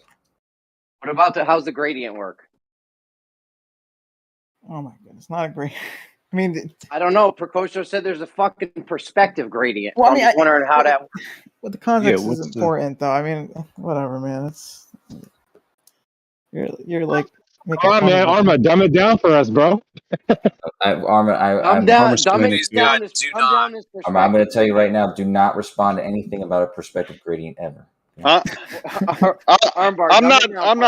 I'm not trying to be a Debbie Downer, but Arma doesn't have to announce that he's going to dumb something down for us when he's asked. So just go on with what you want to say, Arma. Oh, I mean, perspective gradient, please. Okay, well, I think context. Well, so yeah, context is important, but like when he was saying that, all Kosher was, from my understanding, what he was getting at is that, it's really, it depends on that distance. All right, like, okay, how about this? How about instead of trying to go over that because we're not going to get anywhere by me explaining this gradient? Again. Don't worry about it. Perspective gradient. Look, I'll just give an example to how this. Are you so smart you don't know how to talk? Is that how this works? Maybe. Anyway, so here's the thing, right? So if you have, for example, let's say an object that you're measuring with a ruler, right? Obviously rulers measure, in inches, and also what is it, like 1/16 inches, like 1/16 of an inch, I believe. I think that's correct. Anyway, obviously if the thing is 1/16 of an inch, you can measure that. But if it's smaller than that, then you can't really accurately measure that. All right, you can be like, okay, it's close to 1/16 of an inch, but it's technically below that. It's technically smaller than that. I think it's very similar. It's very similar with this. Where if the star is far enough, 500,001 miles away, then that's the equivalent. That's equivalent to something being smaller than 1/16 of an inch on a ruler. Okay, it's not like it's a this hard cutoff per se. It's just I'm not going to measure it accurately. So does perspective come into play with the moon, but not the sun? Yes, it does. Yes. So the sun technically is moving an angular amount, but it's just so tiny we can't pick it up. Because the same thing with the ruler example that I just gave, where something can be smaller than 1/16 of an inch, and it it is smaller. But just because I can't measure that accurately with my ruler doesn't mean that it isn't smaller. You know what I'm saying? Like the sun is moving. It's just we can't pick that up. You know what I'm saying? Or reasonably anyway. To answer your question, hang on, Arma. Can I pick up something here, right? Arma, if you've got a ruler and it's got a 16th of an inch increments on that ruler, okay, you know that the distance between the first 16th of an inch increment and the 16th of an inch increment is a 32nd of an inch. That half of that distance is twice of that number. That 16th then becomes a 32nd. Okay, you can see this distance. You can see that 2 of those 30 equal 1/16. Yo, what is the least value? Oh, my bad. Now you're comparing that to something in the sky, but you can't see that half of that distance is twice the measurement, or twice of that measurement is. It just doesn't make sense, Arma. Well, maybe it's a crude example. What is the least value? What does the least value of your fucking tool have to do with this perspective gradient? It doesn't. It has absolutely nothing to do with it. The point that I was trying to get at is that if you did have something smaller than 1/16 of an inch, obviously, yeah, maybe if it's like half of that, then you can kind of eyeball it and be like, yeah, that's half of 1/16 of an inch. But with that being said, though, that's not the point of my analogy or whatever. The whole point is that if it's smaller than that, if it's smaller than 1/16 of an inch, I'm never going to be able to accurately get the actual height of that. I can estimate like, oh, it's close to half, but technically it's not really a half because If you actually zoom in more, it may be like 0.5, 2, 1, or 0.51 or something like that. It might be like a little bit more than half, or a little bit less than half. The thing is, I can't accurately measure it though because my ruler just doesn't have that accuracy. So the point of my point. With your analogy with the ruler, it's not supposed to be 1 to 1. It's not. Doesn't mean it doesn't have to be 1 to 1. You have a rough distance of half of 1/16 is a 32nd. Yeah, you can see that on the ruler. Yeah, now I know. I get that. That's not the point of the holding analogy. your ruler. You're holding the ruler to the sky and having a guess, Armor.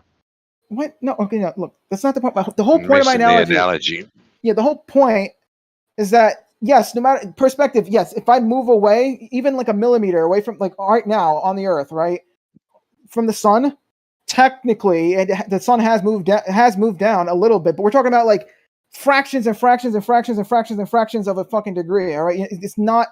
You're not gonna be able to pick that up. All right, that's the whole point of my analogy was just to show that it's just smaller than what the ruler has to offer, or in our case smaller than whatever instrument that we're using. All right, like it's just it's just not gonna be able to pick that up. That's the whole point. That's I the think, realm of our perception. Yeah, I mean, like it's not hard. Can I make a point? Hang on. That reiterates my point that you're guessing. Who's guessing? Who's guessing? You are. You can't measure it. You're having a guess at your 16th to 32nd scale measurement, so you're guessing. No one's Thank guessing. you. Though. No one's guessing. You're assuming that it's moving down. But we actually have this on Earth. We have stars like Polaris. When we move away from it, it does appear to go lower in our sky. But you say that's not perspective. You say that's something else. Because that's not following. Because that's not following perspective like laws or rules, whatever. That's not how perspective works. There's literally perspective has rules, bro. It does. Yeah, but it's because maybe it's a light in the sky and not like a physical object in the sky. You think maybe you should write the laws for perspective of lights in the sky, which may differ. How does that even make any sense? A light in the sky would have to have a physical position, wouldn't it? Unless you're going to claim once again. No, it has an apparent position, but it does appear to get lower in the sky as you move away from it. Don't you agree? So okay, fine. But so if you argue then like for example, if you argue maybe like sky magic or some kind of refraction or something, then fine. I'm talking about. Don't try and dumb it down because you just agree with what I said. The light in the sky called Polaris, as you move away from it, does appear to get lower in your sky. Correct, Arma? Sure. Okay, is that perspective? No, that's not perspective. Could it be perspective? I don't think so. No, because perspective has a way of you use trigonometry for that. You can get the angle. It's you can actually. So how far off declination you see? Yeah, the amount of declination you see would have to be because of. Never mind. Like it's a predictable amount. You could actually do the math, whatever. It's use trigonometry. You get how much is gonna dip down in the sky. You can, if you want to say refraction or some kind of what's gonna dip down in the sky. If you put a physical object in the sky, you can write trigonometry formulas to dictate how far, what percent by what degree, right? Okay, yeah. Okay, now put up a light in the sky. Okay, this is like what's the name of it? Is it special pleading or something? I don't know. But you're making a special case for like lights, whatever. I mean, you're literally just saying. It's called the cross-examination. You're getting cross-examined right now. Called holding your feet to the fire. When someone tells me that if you move away from something, it's going to appear to get lower in your vision or in your field of view, your sky, because of perspective. And then when that happens to another source, which is a star, and they call it something else, I start to question that. All right, fine. Even if we assume it's a light in the sky, all right, that light needs to have a physical position in space for us to see it. Like if it's not, in a space, all right, if it's not occupying a space, then how the fuck are we seeing it? It needs to be in this realm for us to see it, right? So we know it has to at least occupy space, all right? But that not arguing if we see it or not. Okay, so if you argue like refraction or something or light bending or something, then fine. That's fine. All I'm saying is perspective, all right? Requires position, objects to be in a, or lights or whatever to have a position in space, and then you could do angles and trigonometry and figure out how much it should dip in the sky. All right, that's perspective. If you're going to argue light bending, that's another argument. Yeah, but the thing for me is to try to go back to the beginning. So instead of assuming that those physical lights in the sky are infinite distances, why don't we just assume that they don't follow certain rules of perspective? Although we see them lower in the sky, which seems to comport with perspective, but we also don't see them. Hold on. We also don't see them change angular size like we do mountains and trees and buildings. So then we just say, must not be the same as a physical object, but they do lower in our perspective. No, Why not go that route? We could do that. That would render. So let's say let's not go with the conclusion we have, and let's go with our base assumption. Basically, it's perspective, but it's not behaving the way perspective behaves in any way whatsoever. It doesn't change size, and it's not lowering at any rate that perspective says. So it's obviously doing something different. It's a different type of perspective. Might even be called something different. So what we're left with is we don't have an answer. So in the other case, the one we threw away, we actually had an answer that worked. So that's, I mean, we could throw it away. No. I want to see how you nullified. I want to see how you falsified my idea to get your idea as the winner. Well, no. Well, it's not perspective. So you nullified. I want to see how you nullified that suggestion. Show me that in the records. Okay. So there's two things. One is what you said. The angular size does not change. So that's a problem right there. But it might not be a problem because you're right. These are lights. Maybe they behave differently with perspective, but not in that aspect. And so we look at the rate that they're lowering in the sky, and they lower 1 degree per 69 miles, which is not at all what perspective would do. So it would have to be. So we'd have to come up with some mechanism for why that's happening, because it's not behaving at all like perspective. But that's not true. We have to justify claiming that it is. That's not true. 1 degree for every 60 nautical miles. Okay. Well, how is that not true? So from the horizon to 1 degree, can you prove to me that moving 60 miles will get a star to move from 1 degree above the horizon to non-existent? Why are you doing the horizon? No, but we could test your postulate then. So how else do you measure an angle if you don't measure it to the horizon? Why would you do it on the horizon when we know that that's a fucked up measurement? Why? How do you know it's fucked up? Because of refraction. Dude, what's your baseline then? It would have to be the horizon. You're assuming the ground is the baseline. So what? Well, what is it? Yeah, but we're not going to be able to test that. So we're just going to be, we're going to say it's refraction. You're going to say prove it, and so we're going to say fine. We don't know that. Let's use it. Let's only use stars that are above 20 degrees, so that we don't have to ever worry about that. And when we do that, then yeah, it does move 60 miles per degree.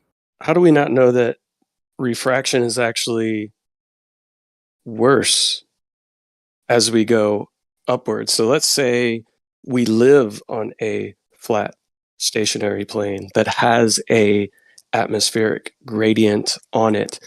Wouldn't you think that if you're viewing through a same or the similar atmospheric conditions, meaning from my level all the way across, as opposed to looking upwards, we have a different angle of incidence, meaning we don't have a more direct. Let me put it this way: me seeing from one side of my pool to the other side of my pool is different than me being 1 inch above my pool and looking into the water. And the further I come up, that changes, right? But once I get down into the same gradient, meaning the water, once I get into the water, it seems to be consistent. But then when I get above the water, it changes because now I have an angle of incidence that's taking place with Snell's law. Right. And so we're not sure if what we're observing with things that are higher are actually just a case of refraction. And so we would also test that postulate. And as was just stated, it's consistently 15 degrees, 1 degree per 69 miles for things that are above 20 degrees. And that's on any given day. So, it's not behaving the way perspective does, but it could still be perspective. And it's not behaving at all like refraction would, but it might still be some type of refraction. So we're still left with unknown assumptions at that point, because it's not behaving the way that those things require the things to behave.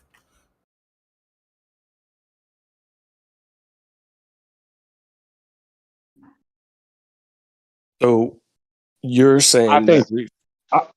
Sorry. Go ahead, Electric. I disagree. I think the celestial objects seem to be affected by perspective, similar to how terrestrial objects are.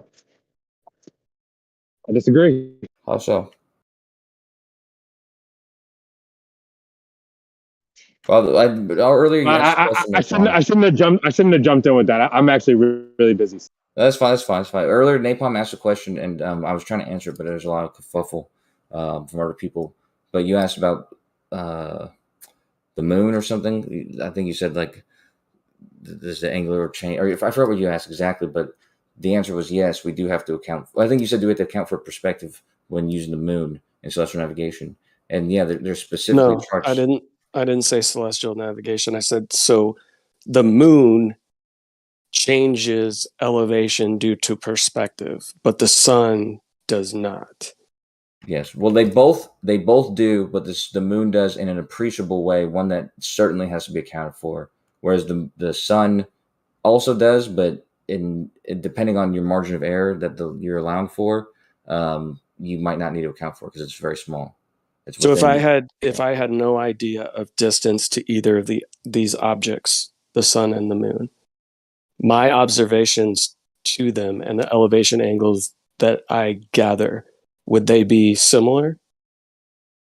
No. Well, no. Like I said, you would end up getting errors depending on the distance. Errors in what? For the moon. With the moon, I'm saying I don't know a distance. I'm just looking at an object and I'm making an elevation angle, and I'm observing this object move in the sky. And as it moves in the sky from my zenith to the horizon, and I'm making elevation angles to it, what is different between the moon and the sun in the elevation angles that I'm taking? Well, the sun, you would have very little errors because errors in what? In what I'm just making elevation. I'm just making an angle. Yeah, let's say you're making these angles in order to use them as just making just getting an angle. Angles, then there's nothing to worry about because you're not. Okay, yeah. so if I'm not just getting an angle, right? So if I'm just getting an angle, so if we use the moon to do what Bacon was wanting to do, right? So let's take multiple observers, and we're getting an elevation angle to the moon, and we decide, okay, let's get it as it traverses the night sky. And then we decide during the day we want to do the exact same thing, but for the sun. What would be different between our elevation angles for those two objects? Let's say it's when they're in relatively the same angle of observation, so the moon isn't too far south or north, or both the sun and the moon are in kind of the same plane of viewing, right? So they're very similar in their plane of view. If we're doing what Bacon was talking about and we're getting these elevation angles, what would be the difference between our measurements of those two objects, and then how would that apply to his concept of what he's trying to do? Well, if you were using the sun, you would be A-okay. And if you were using the moon, you would end up being off and possibly getting a false positive or a false negative, even, depending on how. How so? Well, because the angles, depending on how low it is in the sky, the moon, if you don't make the corrections for perspective, you're going to get, you're just going to have, like if you're trying to, but we're just viewing objects, right? And we're getting an elevation angle to the object. So we're getting an elevation angle to the sun, and we're getting it to the moon, and then we're applying that the same way he would apply what he was talking about with the stars. Yeah. What's the difference? Okay, well, just let me respond this time, and you'll hear it. So yeah, like I said, In the case of what we were doing with Bacon, you were using those to establish distances to then test to see if their relationship was correct or not. So Nope. in this case, That's you wrong. would be doing the same thing, and the sun angle would give you a distance that would work, and you get a correct, you get the right answers in that case. And the moon, if you didn't make corrections, you could potentially, in most cases, get the wrong answer. So when the moon is, let's say we have, like he said, 5 different observers, right? And the moon is over observer number 3. So it's at its zenith at observer number 3. And we're getting elevation angles from all the other observers, the other 4 observers. And these angles match exactly the same as when the sun is at the zenith above observer number 3. So you get the same exact elevation angle measurements. How would you know, 1, to apply perspective to one and not the other, and 2, how this would affect the surface that you're observing these objects from? How would you know any of this? Because Bacon said we're not measuring distance between observers. We're not measuring distance to the object that we're getting the elevation angle to. We're measuring 0 distances. All we're doing is measuring elevation angles. Yeah, well, you can determine, you've determined that, because in both cases, you're the same distance from that person. That hasn't changed. If the elevation was consistent between both those, then all you can determine from that is that whatever error whatever error was caused by the moon's perspective was also equally caused for your angular elevation of the sun. What error? Error compared to what? We're just making whatever error existed for the moon, for the angle you got for the moon, was the exact same amount of error that existed for the measurement of the sun. Error? There's no error. We're just measuring angles. Yeah, but if you're trying to determine what the error was, all you can determine from it is that it was the exact same as it was for the sun. That's the only thing you can determine. There might have been 0 error. If there was 0 error, there was 0 error for both.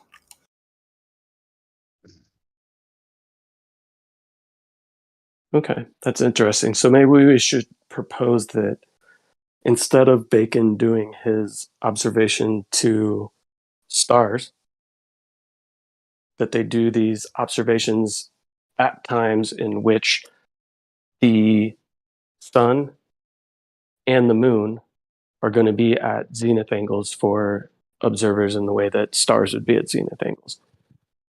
Yeah, but wouldn't that would give you that'd be a different test for a different reason? I guess you could do that test. Why? Because now there's multiple things that can give you errors. Like why? Because the moon, we know that the moon's position gives you errors. So you could. How do we know that the moon's position gives us errors? What do you mean? Well, there's correction tables for the distance. Like I said, if you just do the math for the distance of the moon and the angle. Correction tables where? For what? I'm sorry, I couldn't hear you. Correction tables for what? What do you mean? For the angular elevation of the sun. I mean, of the moon and what distance it's telling you the GP is. Where in nautical almanacs? Yeah, in the nautical almanac, that's right. So there's a different correction for the moon and the sun when they're both at what position? Can you link me to how we make a different determination as to what correction needs to be made for the moon compared to the sun? Sure. Yeah. There's a whole table. I'll post it. There's a whole table with every single angle, and it tells you what correction to make based on that angle.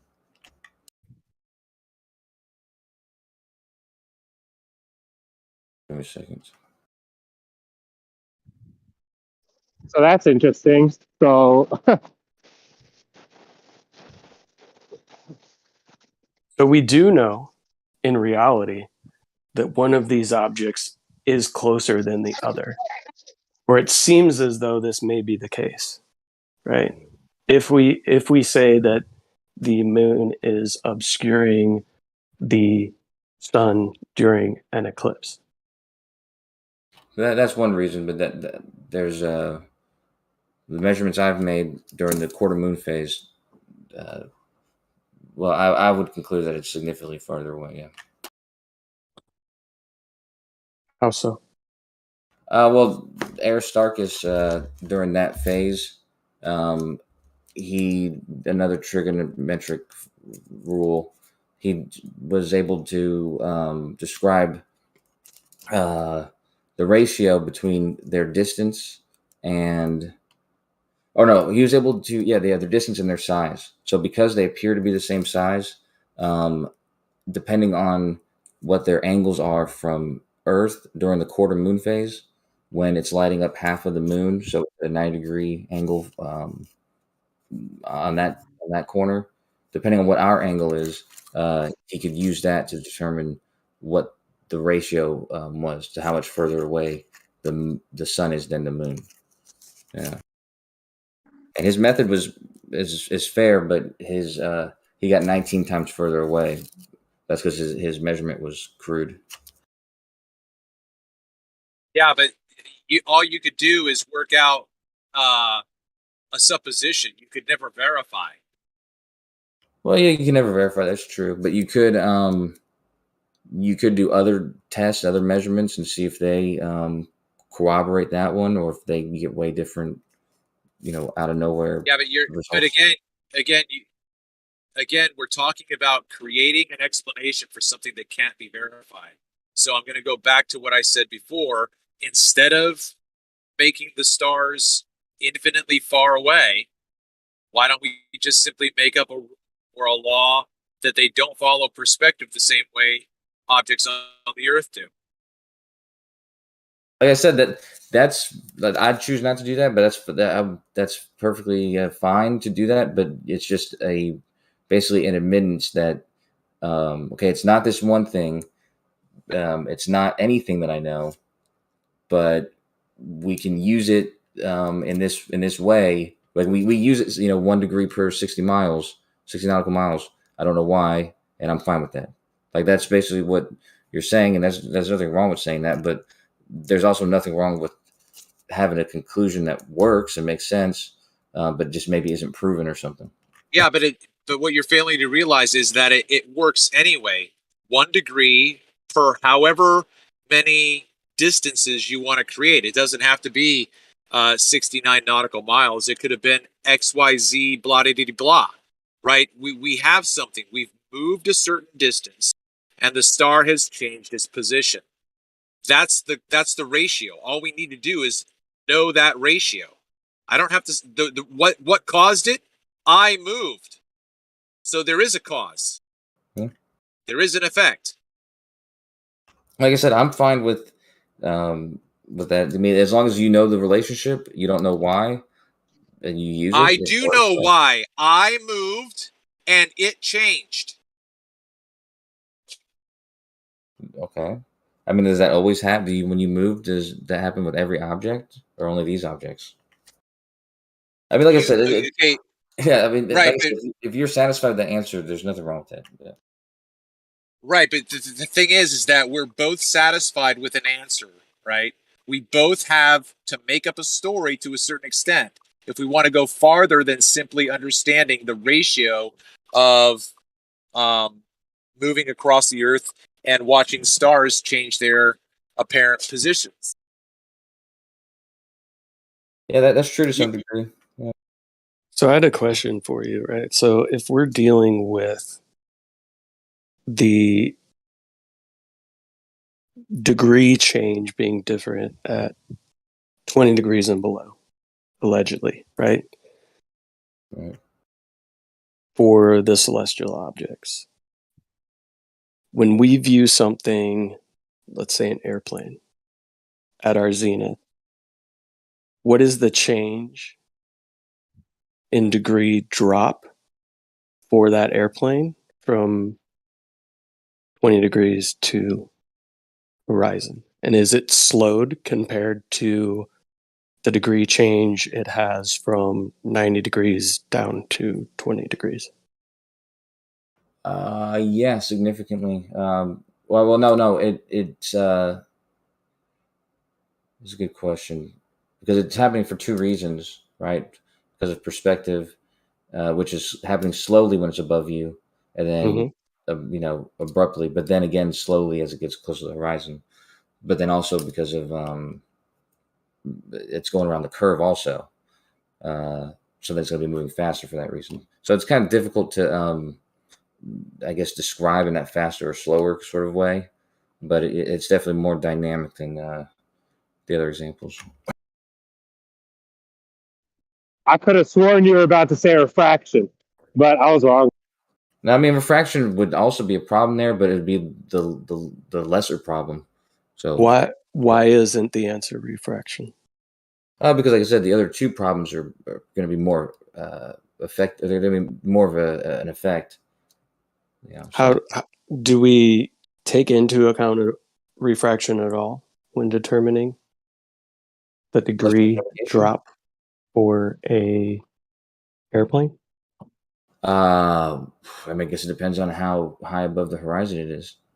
Yeah. And would we see a significant difference for something like that? Meaning we have this thing that is above us fairly high, right? An airplane. So if it's above us, we shouldn't have any refraction coming into account. And then we should hit a point in which refraction is obviously taking place. Do we experience these effects, and do these effects change from day to day due to refraction? No, yeah, they certainly do. And like I said, it's the same for any object in the sky, like above that 20, 25, 30 degree line. But the difference between things that are below that is that objects in space are going through much more of the atmosphere than the planes. And so the refraction is going to be different for that reason. But like I said, above that angle, you don't have to worry about refraction for either of them.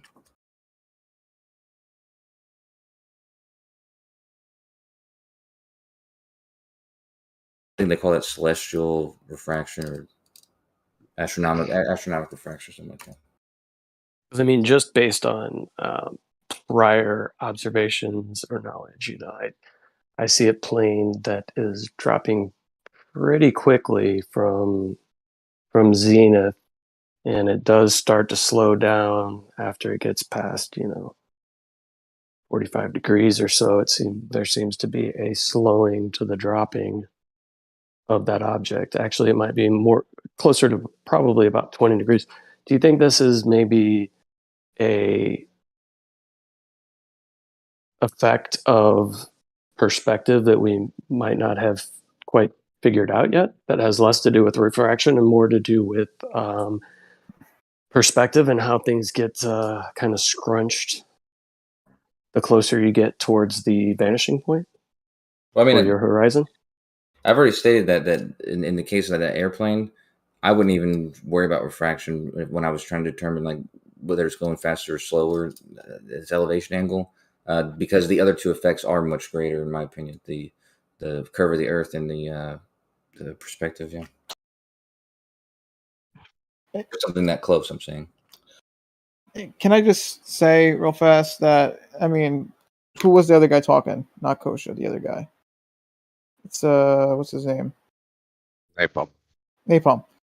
So yeah, I mean, with perspective, it is fair to say that the farther the thing gets, the lower the thing gets, and the lowering does slow down, but it does that like it infinitely starts. The idea is that it will never go below the horizon, right? So if you double the distance, it's like you have half the size usually.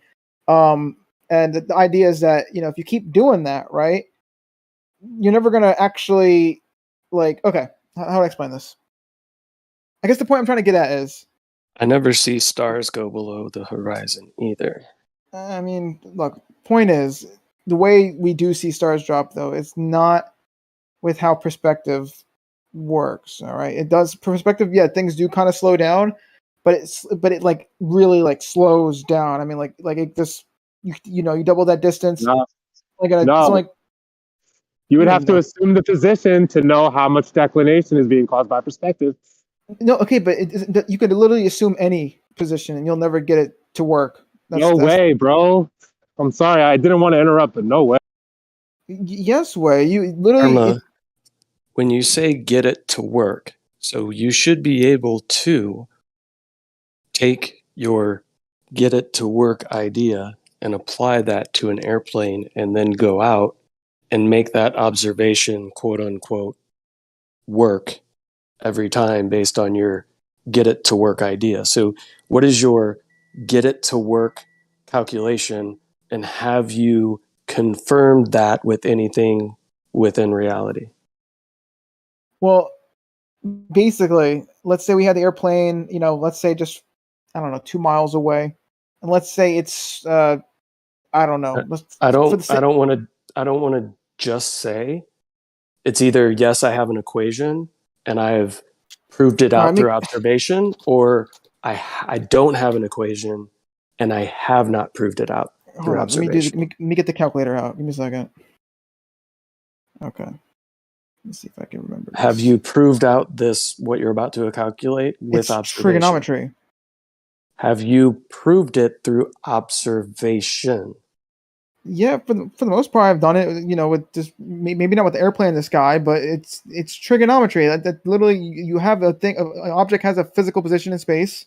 All right, and so the angle that you. If it's trigonometry, you should be able to understand the slowing of the plane as it gets closer to the horizon. You should have that worked out.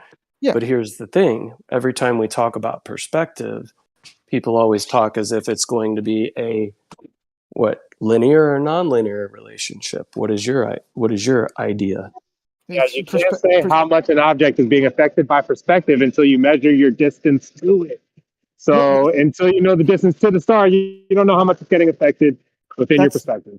That's not true though, because perspective, all right, uses, you could use trigonometry to figure out, how things are going to drop and whatnot. That's perspective. Like you literally use comes into play. That's when you assume the infinite distance.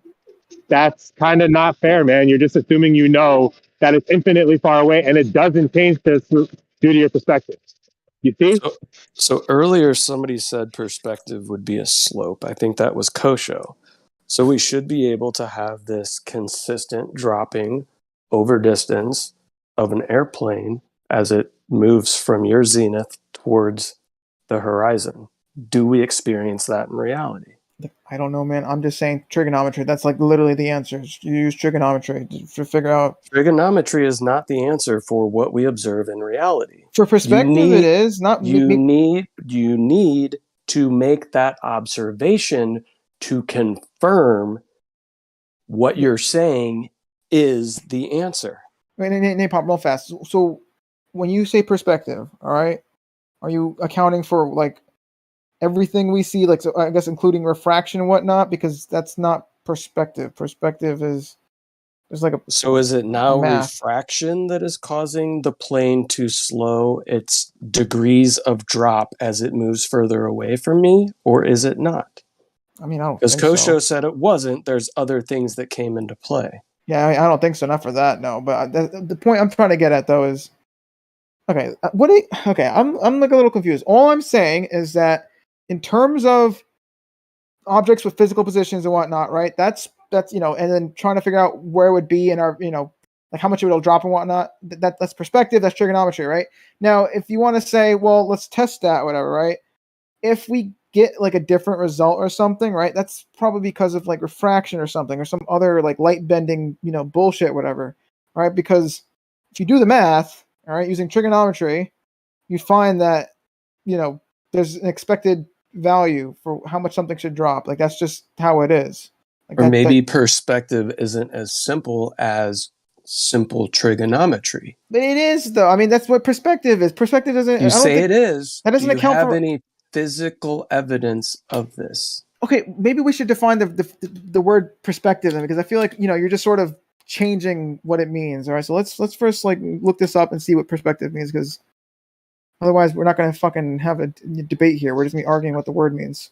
Literally everything falls towards your eye level. If it's above it, like celestial objects fall towards your eye level. It's funny, only the stars and the sun and the moon don't, because they're so far away. That's what I'm hearing. Then you're not listening to them, because that's not what we're saying. In the almanac, the sun and the moon, which are falling for the reason everything else is occurring to the Earth, they're also falling because of perspective. And if you don't include both things, you don't accurately predict where its elevation angle is going to tell you your distances. So they include even the perspective of the sun. It's just extremely small. But it's over 500,000 miles away. Yeah, so it's within, so it's definitely within 1 degree, but the accuracy that they're trying to give you is well within 1 degree. They're trying to give you, as accurate as they can give you. So the thing is, the stars are far away enough to where they're like, 8 orders of magnitude, well within a degree. So if they were closer, they would change more. You said they would change more? It would go down more if it was closer, huh? Yeah, right. If it was closer, perspective would become part of the calculation. Okay, so I not to whatever, but I looked up the definition of perspective. Obviously, there's a few definitions, whatever, but one relating to geometry says the relation of two figures in the same plane, such that pairs of corresponding points lie on concurrent lines, and corresponding lines meet in collinear points. So, obviously, in art class or whatever, when you're doing perspective, you draw like the horizon, whatever. Then you have like the vanishing point, and then you have lines that you draw out from that vanishing point, right? And then you could kind of like line up objects with those lines and whatnot, right? That assumes, straight lines, all right? So if you assume straight lines, then you're pretty much assuming trigonometry at this point, all right? And if you're assuming trigonometry, then, this whole perspective argument doesn't make sense unless, you use trigonometry. Like, I don't know how to... Hey, you just said you made up what it means, and then we just had a fellow baller of yours come in and explain that even in your model, it does drop down optically due to perspective, and how if it was closer it would drop more. So would you just simply like to concede you were wrong when you said he wasn't using the word perspective right after he clearly defined the way he was using it? Wait, who? The guy you said was making up perspective electric. He then said things drop in your line of view.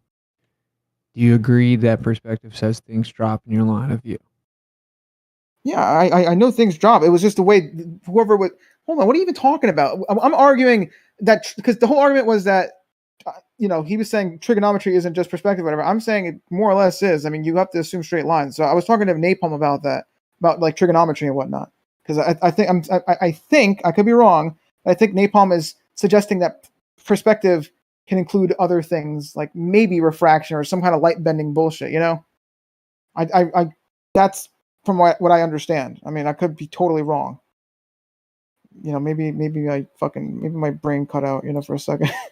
Do you need actual measurements to do trigonometry, or can you have like assumed positions? I mean, yeah, you need actual, distance measurements, whatever. Yeah, do trigonometry, obviously. Otherwise. So you see the problem there, right? No, what's the problem? You don't have an actual position. Therefore, you cannot get an actual measurement. Therefore, you cannot do trigonometry. Who said we're doing what is the context? You saying trigonometry for celestial navigation? What is your argument? Because you just brought up trigonometry. Yeah. Yeah.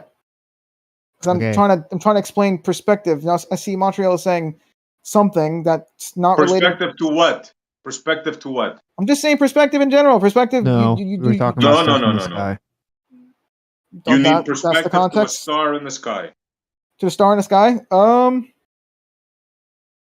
If we don't know the distance, whatever, then we can't really, exactly do much.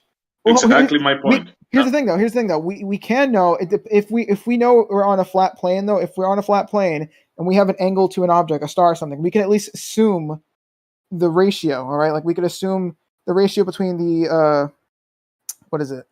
the adjacent and the opposite. Like the height. How can you assume? You don't have an actual position, so you assume. No. If you assume a position, then you can do accurate trigonometry. Well, my bad. Let me rephrase that. So we're not assuming we could know the ratio between the opposite and the adjacent side for that triangle. Because that's how trigonometry works. If you don't have a position, you don't have a. How can you do that? Okay, you need an opposite actual position. Adjacent to something in the sky. Yeah. Hold on, no. Listen. With trigonometry, right? we can at least know the ratio between the opposite and adjacent, and this is because that's how angles work. All right. If for example, if an object in the sky, assuming we're on a flat plane, if the object in the sky is 45 degrees above the horizon, we know that the opposite side of that triangle and the adjacent side of that triangle are the same length. All right. Assuming you have a triangle, but you don't have a triangle. You just have an assumed position, which you've taken an angle to. All you have is an angle, and we know you can't do FL with an angle. What are you going to do with that angle? They say they're going to what? You cannot do nothing. You have an angle to an assumed position. What are you going to do with an angle to an assumed position? I don't know. I'm just talking about if we're on a flat plane and we have a star 45 degrees. He's talking about the apparent position of that object. He says if it's 45 degrees above the flat surface, how do you know it's 45 degrees? It could be 30 degrees. It could be 50 degrees. Exactly. Yes. Oh, because like there's refraction or something. Then yeah, fine. Yeah, but Yes. I'm not arguing that though. I'm literally just arguing like in a vacuum. I don't even care about the other stuff. Like I feel like SE and Witz kind of just jumped at me for no reason. Like I was literally just talking about strictly perspective. That's it. No one jumped at you. You're the only one that's like real worked up, man.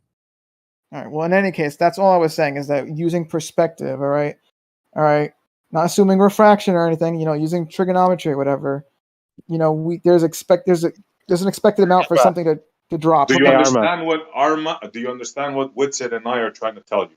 No, I get that, but I wasn't even arguing that though. Yeah, That was never you my agree that in order to Give us accurately. some latitude. How far could that object be off in the distance angular? So we're gonna stop talking. 100%, 50%. I mean, there's some point where whatever you're thinking is causing this position to not be actual can be off. Is there a range? Great point you made there. Hey, Arma, so you agreed that to make actual distant measurements with trigonometry calculations, to get an actual distance, you need an actual location. Yeah, I guess so. But I was never even arguing that. Why are you guys like literally throwing arguments at me that like I was never arguing about? Like this is all you had to say was like yes. Okay, but like I said though, I was on one point and then you guys took you just to another say yes? point. Because I say what I want to say anyway. No, you just afraid of the implications. I literally said it. I literally said sure, but if you want to ignore it, that I said sure, then okay. Well, right. it's not sure. It's just objectively yes. So what does sure mean? Hey, so like let me give you an example. If we are on your globe model and we use trigonometry for both the sun and the moon, right? We get practically the same distances. You sure about You're aware of that? Are you sure about that? I'm sure about it. Well, I don't know enough on this, so I'm not going to really argue. I know that there's greater parallax for the moon. That's a non sequitur. Well, it's not. No, it's not. That's a good point. Yes, it is. No, it's not. Yes, it is. You're out of your league on this one because you don't know. So I understand that you say that the positioning of the moon changes more than the sun, therefore it's closer. The point is that if you think you can use trigonometry to get an actual distance, when you just walk outside, you look at the sun, you look at the moon, and you try to do trigonometry, you're going to get similar distances. Of course, you guys claim the sun is extremely further. So the point is very simple. Zanny, can you admit that in order to get an accurate distance using trigonometry, you need an actual position? All measurements are within a range of accuracy. What accuracy are you talking about? That's not what he crazy, bro, because I've been saying that same thing you said for like 4 years now, and they never just say, yeah, of course. Because all positions of those actual objects or actual positions of those actual objects depend on how the angle is, how accurate the angle is. No, actual positioning doesn't depend on If you don't have anything. an actual angle through whatever error you have, it might not be even the atmosphere, it might be the measuring tool. That's why Aristarchus got a 86 degree, 87 degree angle. And where with modern tools, which are much more accurate, we have 89.6. That changes the accuracy of his measurement of 20 times to 300 or 400 times. That's a huge difference just by a couple of degrees. But a couple of degrees is everything. Wow, complete diversion. It's not divergent. So So no, your question is dude, stop, dude. Your question is a non sequitur because we're not talking about My accuracy question is a non sequitur. Yes, because we're not talking about the accuracy of the measurement. We know there's never perfect accuracy. What we do know is that there is an accuracy, and you're saying it's due to refraction.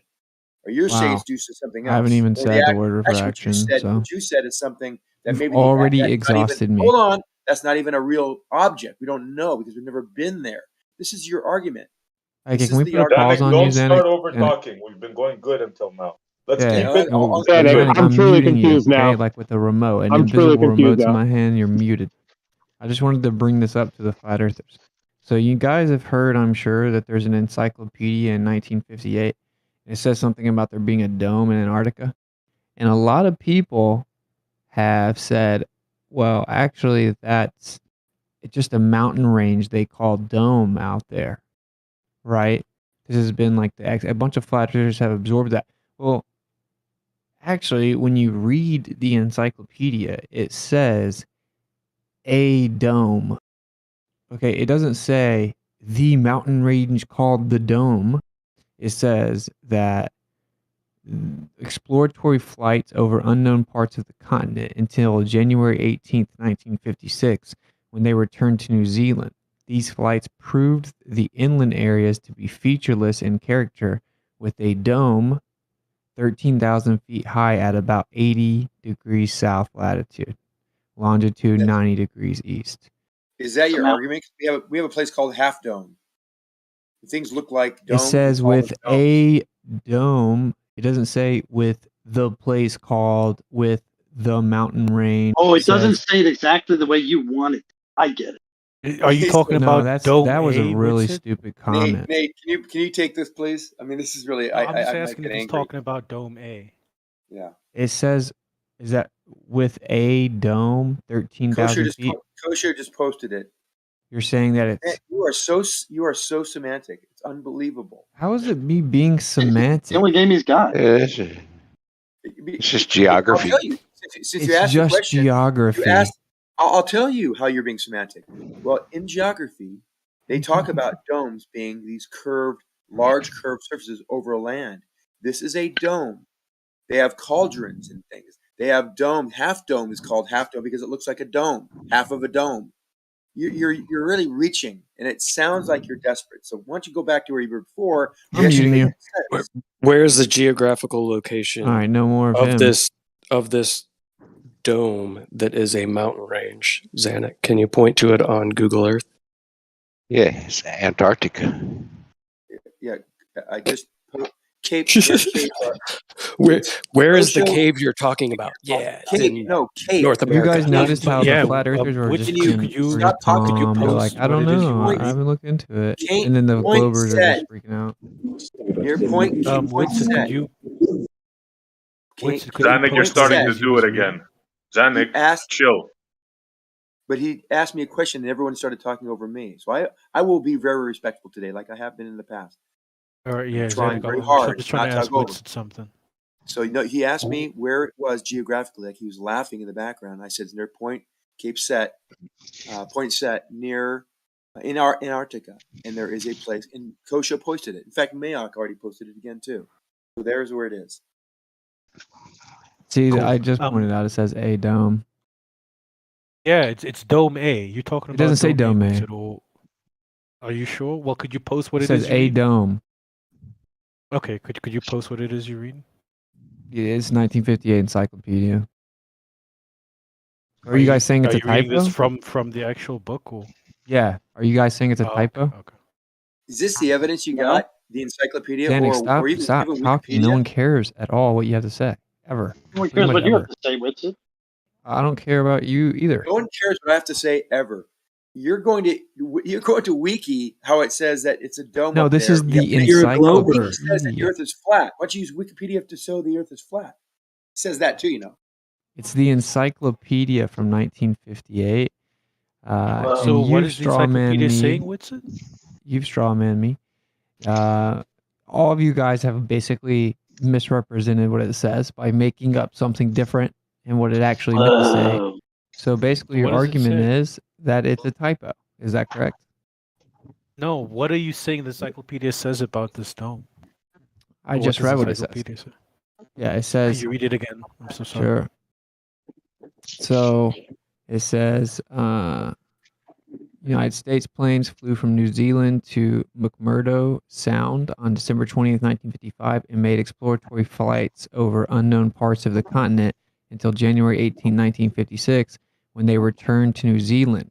These flights proved the inland areas to be featureless in character, with a dome 13,000 feet high at about latitude 80 degrees south, longitude 9 degrees east.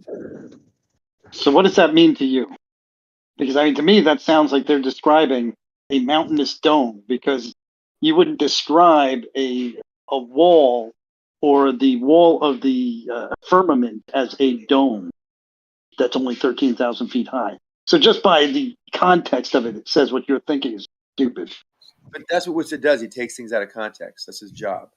Yeah, I mean, now that I think of it, I'm not even making any claims about this. I've actually shut this down for many years, saying that there's actually just a mountain range called a dome, and it's just talking about the mountain range in Antarctica. So you guys want to pretend I'm coming in here acting like this is some proof of something, and I'm saying it is one thing or the other, but no, you guys are just dishonest as human beings that breathe on the earth. Well, aren't you trying? What are you trying to indicate? Are you indicating that this is That the you're dome? dishonest? Which part The of that was rakia, not the understood? firmament? I'm not even indicating anything. I'm literally just So you're not asking. even in disagreement that it's a mountain. Why do you guys even comment if you're not gonna even like entertain it honestly? You're just obviously you're not gonna entertain it. So who cares what you think, right? Well, actually, So I was just to asking a clarify, question. I was hoping to find out clarification. I'm perfectly open to it not saying there's a dome. You know what I'm saying? Like as in what people think's on the earth. I've actually shut it down for many years. What do you But mean I'm shut it pointing down? out that the narrative that it's a specific mountain range called a dome doesn't actually grammatically make sense. Now, if a certain type of mountain is referred to as a dome, you know, like that's just a structure, like a geographical structure or feature, then that would potentially make sense, right? Where it says a dome. But it just goes to show more than anything that you guys are just dishonest, where you guys said that it's just a mountain range called a dome, right? We didn't Which say it was is a not mountain range making called a sense at dome. We all. didn't refer to a firmament. That's correct. What? We didn't say it was a dome. We said it probably was a mountain range that looked like a dome. It wasn't anything that had any validity in our conversation, or even you bringing it up for the point of maybe making a point that the Earth has a dome over it. Because you kind of started out that way. You said, why is this range in Antarctica called, a dome? Why would you bring it up? We're taking it, what you say, in context. We know what you're getting at. And we're saying, No, you it's don't. not See, a this is the whole point. I just clarified how you literally don't know what I'm getting at. You're making You're not lying or assumptions, and now you're deceiving. interrupting me. I'm just muting you today. I'm not playing your game today. I'll stop. I'm just muting. Okay, No, so don't do I'm that. not making any assumptions. I just clarified that, and then you just impulsively said the same thing anyway. So I'm not claiming that there is a dome. I'm not claiming that the encyclopedia says there is a firmament dome at 13,000 feet. I'm not claiming any of that.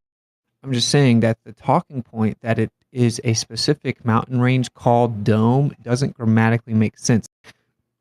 And nor does really dome A, because it says a dome. Now, the argument could be that dome is used to describe a mountainous feature in general.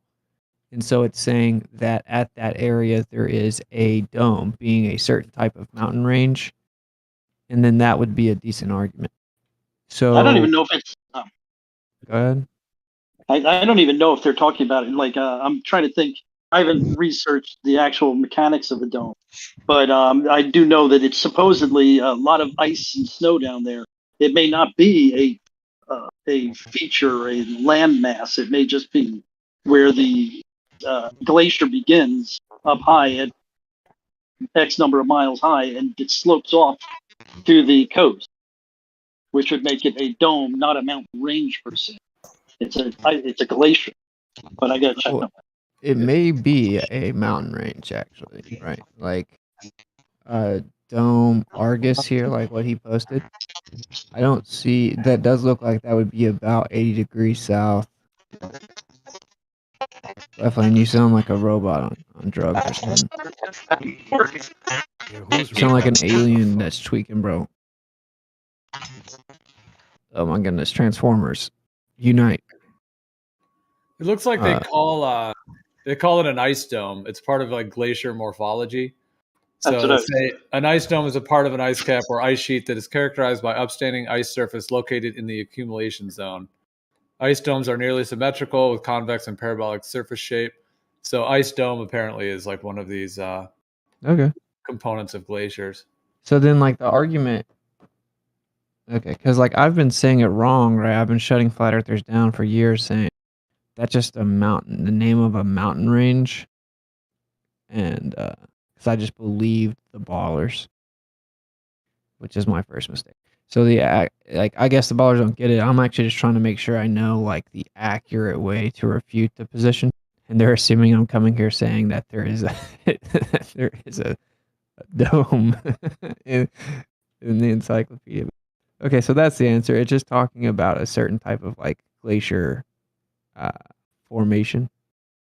But that's essentially what globe earthers have been saying to you all along. I mean, whether it be made of rock or made of snow, and whether it's technically a mountain, it is a feature down there that is a big hill that continues on to 13,000 feet, and there's 3 of them apparently.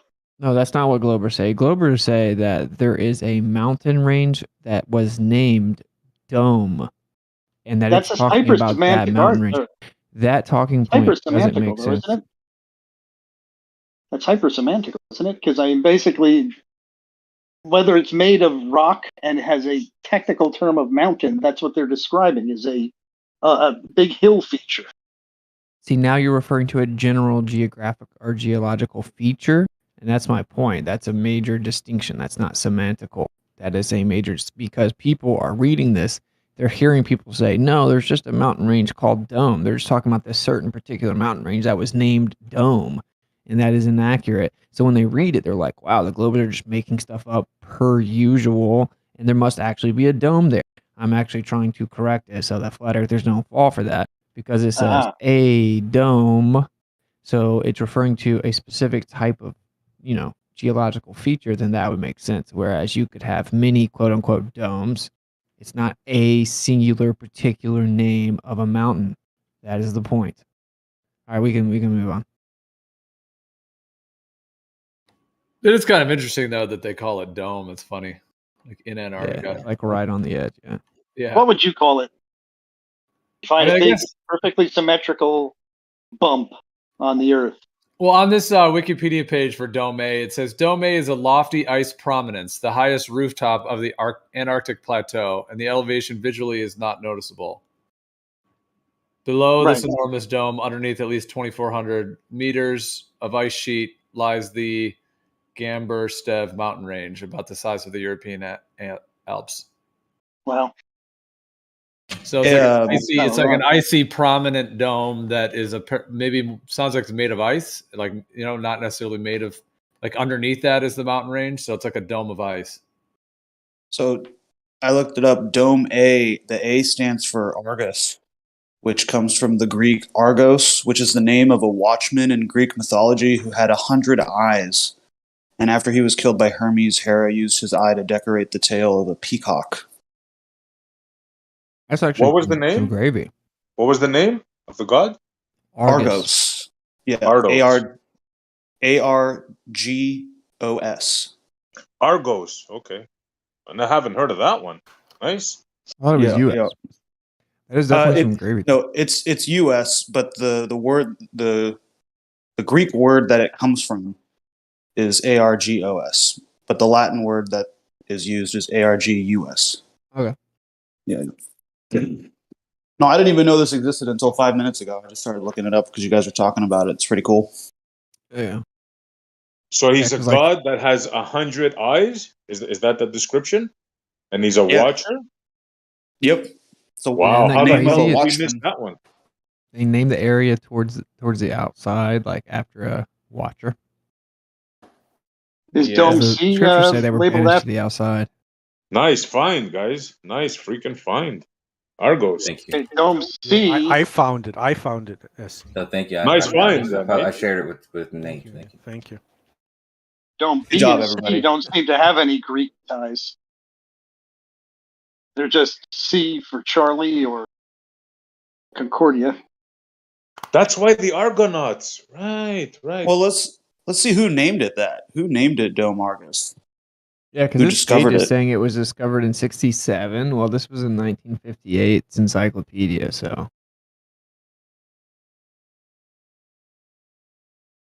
Yeah, the Something's not Greek adding says Argos. I can read it. It definitely says that. That's right. You're Greek. Okay. I guess there's also a boat in Greek mythology called Jason Argo. and the Jason and the Argonauts. Argonauts. The That's golden what it's Okay. fleece. named after. Yeah. And Wow, the that's golden interesting. fleece and whatnot. Yeah. And that was an expedition. Keep in mind, It right? was. Yeah. Well, wasn't it more like a rescue mission or like a quest mission? They had to go find. It was a things, right? quest. Yeah. That's the Yeah. word. They had to go find things, bring it back, so that Find Jason the could golden free- fleece. Yeah. Was that Bring the only us thing a they had to find? shrubbery. If I Wasn't there got other it stuff right, also? yeah, they were in the quest for the golden fleece, right? Like it's been a while since I read it, so forgive me if I got it wrong. But there's definitely a quest: Jason and the Argonauts. Yeah. And they met the Cyclops and all this weird shit. Yeah. Yep. Giants, one-eyed monsters. Yeah. Well, I thought the Cyclops was part of the Odyssey. Was it? That could be another story, but yeah. Dome Who A was wasn't in the who discovered in was the main 1967. character That's in when they the founded it. Odysseus. Odysee? Sorry. Yeah, he's the king of the one of those. Was he the one that hid under the sheep's wool to get away from the Cyclops? He hit on what? He hid under the sheep's wool to get away from the Cyclops, right? Because they blinded No, the Cyclops, and then I they forget that sheared part. I the know sheep's he wool. tied himself to and the they hid mast. under it, and then when they walked past the Cyclops to try to touch them, but it just felt sheepskin, so it thought it was just sheep, right? Oh yeah, maybe. I just remember when he tied himself to the mast when they went past the sirens, so that he could hear them, but he couldn't. Yeah, it has nothing to do with Cyclopses, though. Yeah, no, that part doesn't. Yeah, I'm asking about the Cyclops. Oh. What do you mean? Oh, you the one that brought up the Cyclops? No, I thought you. I see what you're doing now. You're trying to fucking turn this around on me because the sheepskin has to do with Jason. So that's Jason and the Cyclops, then, not Odysseus. There might be a Cyclops in both of them. I don't know. So the hold on here. This place was named by the Scott Polar Research Institute, and the Scott Polar Research Institute was founded by Frank Debenham in 1920 as a memorial to this guy named Captain Robert Falcon Scott. And Robert Falcon Scott took a ill-fated trip to Antarctica in 1904, and the expedition was called Terra Nova. Doesn't that mean new Earth? Yes. New land. New land, right? Yeah. Mm-hmm. That's interesting. I see there was also an Argos satellite as well sent up. Yeah, what was the thing? What was the thing about the god with 1,000 eyes? Argus. Apparently. Yeah, and Argos stands for Advanced Research and Global Observation Satellite. Of course it does. There's your 1,000 eyes. There you go. Everything ties in. Greek gods, Apollo, Artemis, Argos. Yeah, it's all a mythical cult, is what it is. Sun god. It's crazy because like so much of the world, like all the ballers in here, for example, like they don't think it's weird at all that it's all named after Greek mythology. Like they have a cover story for whatever reason that somehow people buy, right? That it's just like, I don't even know, that they just like randomly chose Greek mythos. But it's not randomly. It wasn't it's considered the beginning of modern scientific thought. Began with the Greeks, so they've decided to tie names and stuff to that because they also have some cool mythology that has to do with the heavens and stuff like that. So I mean, it would seem like a likely candidate. Really, to name everything you do after Greek gods seems like a likely candidate. Do you have a better idea? Do you have another suggestion that we might Sure. have? How about the Indian? Yeah. How about the Indian gods, Vimanas, which actually had flying objects? How about Why just not them? name them after gods? Yeah, definitely. How That about we start with that. pretend Yeah. that we're scientists and we don't name stuff after gods? How about that suggestion? Is that a better idea for those who? Well, I mean, I was asked? looking for something more specific than just something. I mean, like We name would them name it after relative famous to what it people, name them after historians. What if they named the characters. rocket Jesus? What if they named it Saint Peter? What if they named the rocket Moses? Yeah, or the 12 disciples. Yeah. That'd be dumb. See what I'm saying? See, like they hate right the scriptures, bro, but Right? they have no problem with Greek. That triggers the hell out of them. Yeah. Name it after Christianity everything in the is Greek not- pantheon, but the minute it comes from scriptures, it's like that's stupid. The hate comes out. Christianity is not known for being the birthplace of scientific reason. Is Christianity they the only one were that involved cares? in it heavily, but they were not thought of, and they are not considered to be the birthplace of science. You Even though realize Rome, Moses Greek would gods be were, yeah? You realize Really? naming a rocket I thought- Moses would be I thought applicable the, to more than just Christianity, right? To deal with Judaism Don't give a and flat Muslims. Well, hold on. Which He would- does have a point Yeah, there, even though he's a baller, because the gods that they named them after were not Christian; they were pagan gods. So Yeah, but give them that's credit where Napalm's credit point. is due. Yeah. Napalm's point is like, why couldn't we name that? And he's saying, in fact, to be more relatable to the world, as Moses is a character in the three major monotheistic religions in the world. Well, that also would be a problem because that would also be picking on one specific religion. Whereas if you could go with the Greek gods, you're not actually offending anybody. It's you not are picking Well, I on don't know if one they cared about thing. offending Okay, wait, people. hold up. I've been trying to get in. First off, you are picking a certain religion. It's called paganism. There are still pagans today. Second off, There is when you wanna nobody talk- who you wanna- follows Greek second, religion. Let him finish. second, Yeah. mustache. Second off, when you He's name calling. okay, You should be banned. pussy. Boy, you're on one today, bro. Yeah, you need to be quiet. Thanks for ruining my train of thought, you fucking idiot. Really, thanks. What? One was pagan. You were saying one was pagan. Yeah, so basically when he says like, oh, it's not a religion today, it is called paganism. We do have pagans and Wiccans and whatever. So it is picking a religion over another religion. Second off, when he talks about when we think about science being discovered by the Greeks, it's not true. Scientific method was created by Francis Bacon, who was part of the British Empire, right? And the British Empire was Anglican, which is a type of Christian. Christians believe in the Bible. So if you want to talk about scientific religions or whatever, you can then go and thank the Christian Anglican Church, and Francis Bacon for the scientific method. Wait, Bacon Not had a role in scientific creating method. science? Bacon did? The birthplace of scientific reason, the first inklings of actually scientifically reasoning through things. Part one. Part two, what was the other thing that you said? You had spoken of pagans. There are no pagans that pray to Zeus, or at least so few. It's not of Yes, any there are. regard in this world. There is no, of any note, there is no group that The prays Church of to Greek gods Satan? anymore. The Church of Satan? They don't. what's They, funny? Satan does not go and pray to Zeus. The Church of And- yes. There are people in the Church of Set and the Church of Satan who directly pay homage to Greek and Roman gods. What's the Babylonian and population of Persian them? gods as well. It's called paganism. There are very highly influential people who are pagan, actually, in Pagan is political and fucking financial offices.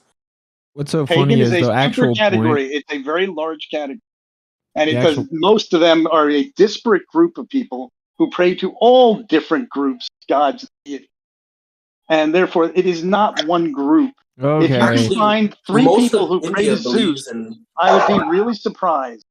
But if you can find 100,000 that pray to Zeus, it is not a real religion that anybody regards as a religion.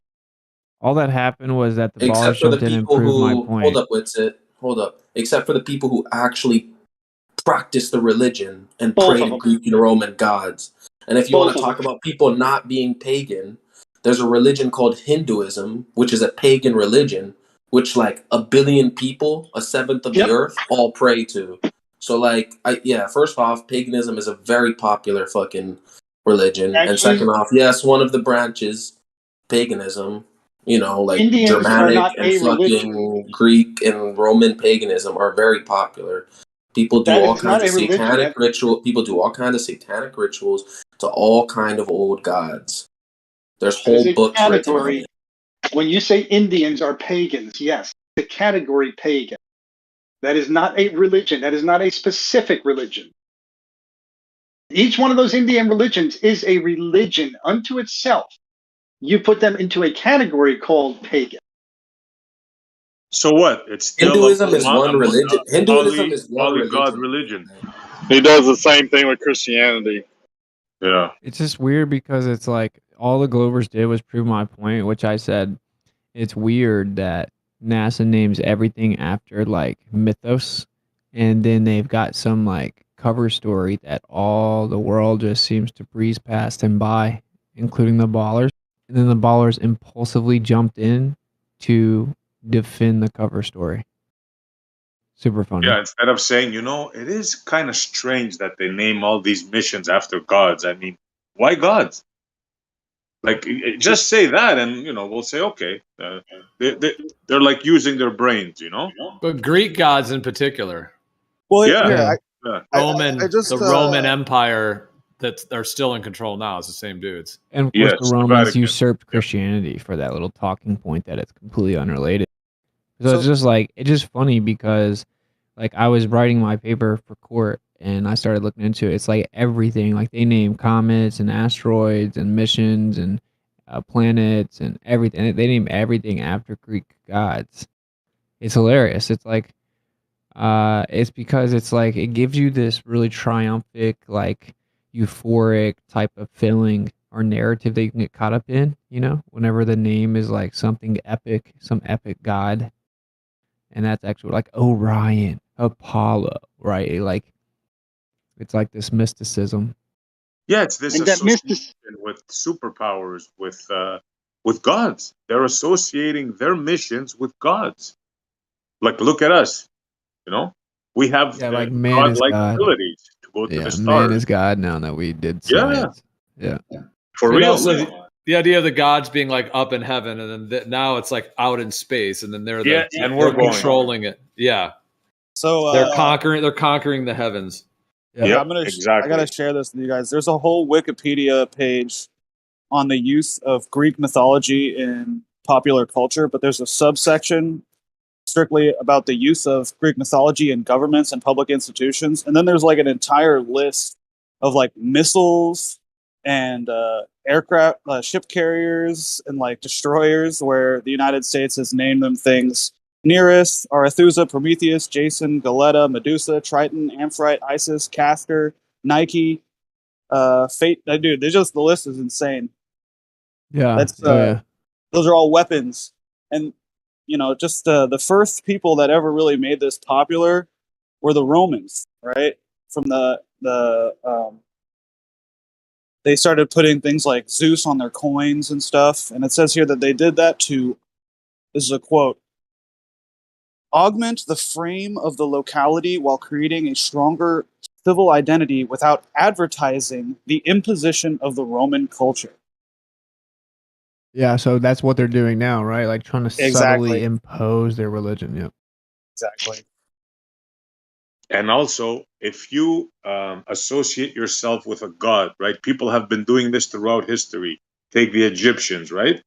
Their rulers were believed to be gods. Even when Alexander the Great conquered Egypt, he didn't take down the system. He became a god, right? That's the ultimate. Then we move on to the Vatican, right? The Pope, he's the victor of Christ, right? He's the number one. He's the direct link from man to God, right? So what he says, right, is law. Why is that? Because he's the second in command after God. That's what he has convinced the people. So it's like a real serious relationship here. Yeah.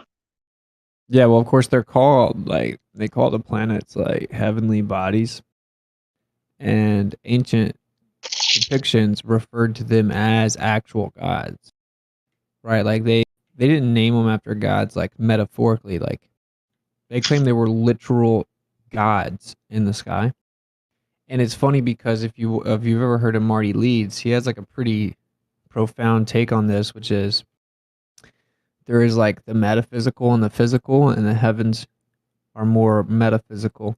And what they've done is, cast a spell that undermines the majestic nature of what's above us as to this like bland, material, empty place that we can go touch and manipulate and explore. So it's the overall spell is to make you think that the heavens is just like some normal material existence like everything else. And it's pretty profound, the implications of that. So, You know what's the beauty? And it's so simple if you understand this, right?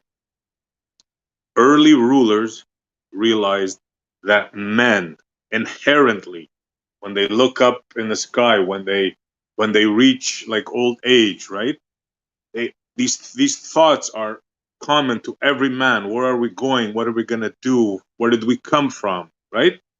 So the rulers take advantage of this, right? And associate themselves with God. This is how it's done.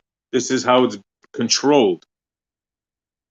This is how all the past civilized, the rulers, the wise people, they realize this, and this how they take control. yeah, like we constantly call them out for their religion, right? We're like, you guys have a religion, blah blah blah, and they get so triggered, It's like you would think they would be like, yeah, I really wish that they didn't name everything after a religion. This is very inconvenient. Yeah, it's all about convincing the masses that you're superior. You have the knowledge. You have the direction of what society is going to do, think, whatever. Right? You have control. And why? Because inherently, you're like second in command of God, like the Pope. How many people listen to the Pope? You go on the balcony, the whole square fills. Whatever he says is broadcast throughout the world. Why? Who's the Pope? Who is this guy? You actually believe this guy talks to God? Is second in command? I mean, the It's Muslim. like, yeah, they should have. It should be you develop some type of like technology or scientific discovery, and you just name the mission after what you're doing. Duh. Like, what do you suggest as an alternative? Like naming it what you're doing. Yeah, how about the moon mission? Yeah, let's Moon name it after mission the sun guy. part 2, 2.0. How about that one? I don't know. Or you could make up a name, or you could name it something. But the fact that, like, some people want to say this isn't a cult, yet one of the definitions of cult, the first one is a system of religious veneration and devotion toward a particular figure or object. So that's exactly what a cult is. So instead of just naming it one thing or have different names, they're naming it after this particular pantheon of these figures that are being worshipped, which is the definition of a cult. But there's no magical association with it. Why do you think that this is a deification of planet? It's not doing any. Yeah, is it because you're defending your religion? All you have to do is say, "You're just a toxic little shit, aren't you?" Right. So it wouldn't matter if they name it Moses or I made Jesus. A joke, then, man. I asked if you were so emotional because you're defending your religion. It was just a joke. So what would it matter if they would have named it? So what would it matter if they would have named it Moses or Jesus? Then, I mean, if it doesn't have any, you could have. Well, Dude, the they word screamed last time we brought causes that up. demons inside of pagans to shriek for hell, and basically a bunch of people that have aneurysms. Oh yeah, I'm a pagan. I believe in all sorts of magical. Nah, beings. you're probably a secular humanist. I mean, maybe you're definitely a Satanist because you only believe in yourself as a god. I would have. Right here. I'm actually on a site for pagans and people who practice witchcraft right now as I'm speaking, and they're talking about how to summon Greek deities. So it's kind of weird how, people who practice witchcraft and Satanism, you said don't pray to Greek deities, but I have right here a website where they're supposedly summoning How many them. people? How many people? Come on, let's get to it. How How many big is that people are religion? into Satanism in the United States? I don't know a No, lot. the religion of praying to There's a Greek couple of gods. United You keep States. on changing There's a topics, couple dude. United States 5-star generals who are like top of the fucking Church of Satan. It's pretty popular. And do they pray to actually. Zeus? A Do they lot of pray to people, Zeus? yes. I mean, Do they pray to some pray Zeus? to Set, some pray to Set. Moyak. Who does? Moyak, why are you what? so Are you having emotional a about this? fundamental breakdown, Because mustache? it's so stupid. Because This is a he's saying the stupid same thing argument. over and over again. So Arma, your No, I'm argument is just that bringing since more. it's so No, I'm stupid, bringing more Moyak is evidence to the emotional. table. That's not saying more over and over again. It's so stupid. It's so It's called stupid that he's supporting your claim. It's emotional. called supporting We're your trying to have an claim. intellectual Something you've never conversation done, in front of Moyak. the toilet because we're Well, talking Moyak about jumped in me. and said there's nothing magical about it, but I would say that's not the case. To claim that men are flying to the moon and walking around on the moon is one of the most magical things anyone could even concoct, and then to then put Greek and Roman gods to it is the definition of magic linked with the veneration of some religious worship of these gods. Yep. And there's Right, a and I'd also religion like called to say, Hellenism. I'd also like Religion- to say that a lot of Freemasonic Dude. lodges are very into witchcraft, and most of the astronauts were Freemasons, and I so mean- basically these Greek That's a names lie. venerate their Greek That's gods. a lie. That's a lie. That's not a Moyak, lie. well, you're on one It is a today, lie. dude. They literally Not talked a about lie. pulling out their No, it's a lie. Messiah. Here's the thing, dude.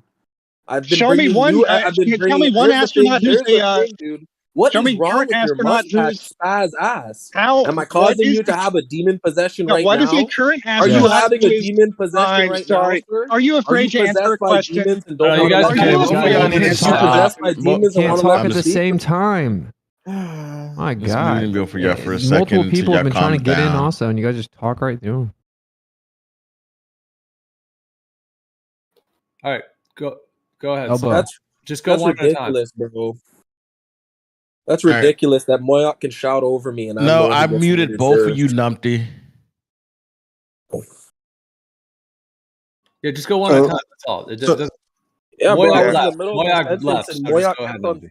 Yeah, I was in the middle of my sentence and Moyak kept on spazzing out, dude. Yeah, I understand, It's but fucking yeah, I ridiculous. was trying to quiet him down, but if you keep shouting in the middle of it, I would have stopped him from speaking, continuing speaking because he spoke over you, but you kept shouting over him, and then it just turned into a shit show.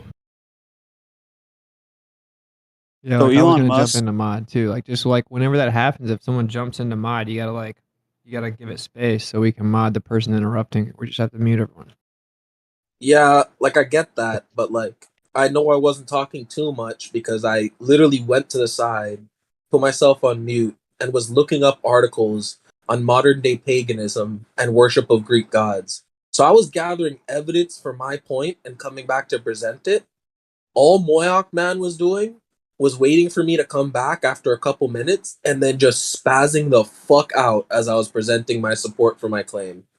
So Yeah. I don't know, like, yeah, I guess next time I'll try to shut the fuck up, but like, really, like, someone should have modded him first. And Well, y'all I'm just- saying, I don't know about Elbow, but I was trying to jump into mod him, but it's like I couldn't be heard. So it's like there's no way for me to mod if two people are screaming and they refuse to yield the floor to the moderator. And I That's all think I'm even saying. Geo started trying to jump in too. Just mod.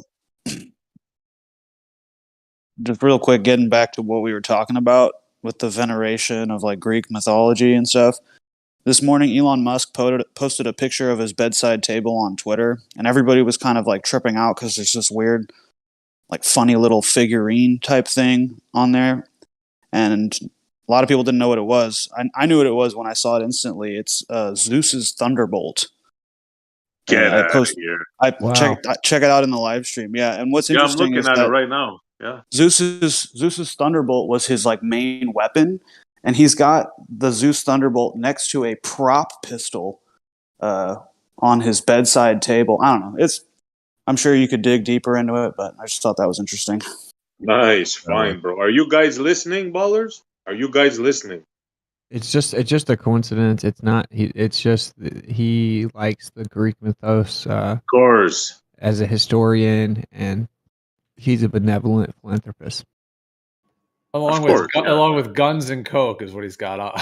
Yeah. Have you Well, guys? no. What's real crazy is that gun is a prop gun. Like if you zoom in on it, you can see there's no trigger. It's got like fucking Phillips head screws holding it together. It's some kind of toy. So he has two weapons on a table, right? And one of them is obviously fake, and the other one is from the Greek mythos. It's fucking bizarre. It's That bizarre. dude is hella weird. That's for sure. That's Either the way. device from Call of Duty Zombies, bro. That thing, that supposed thunderbolt. I remember that. That's in one of the missions. Okay, And yeah, then- I haven't. Yeah, Right, I so didn't.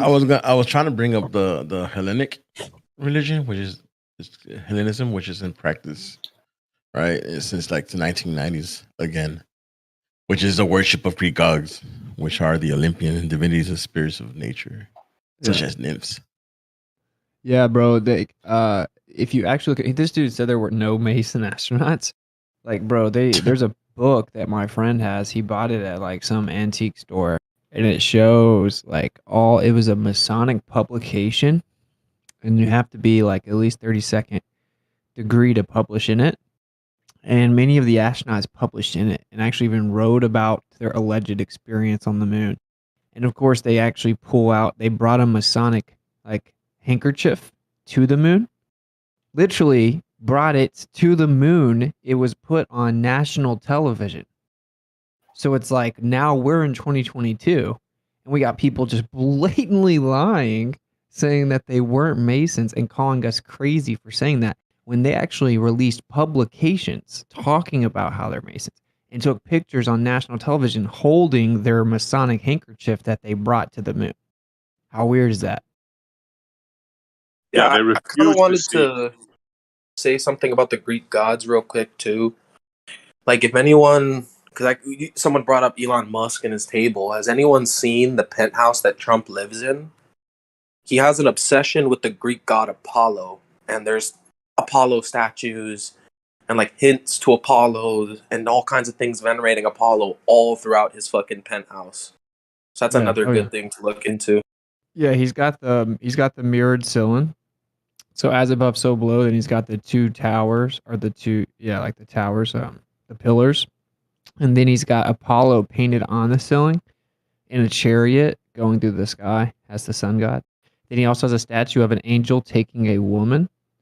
He has like a bunch of crazy stuff. That's on the 66th floor of his penthouse.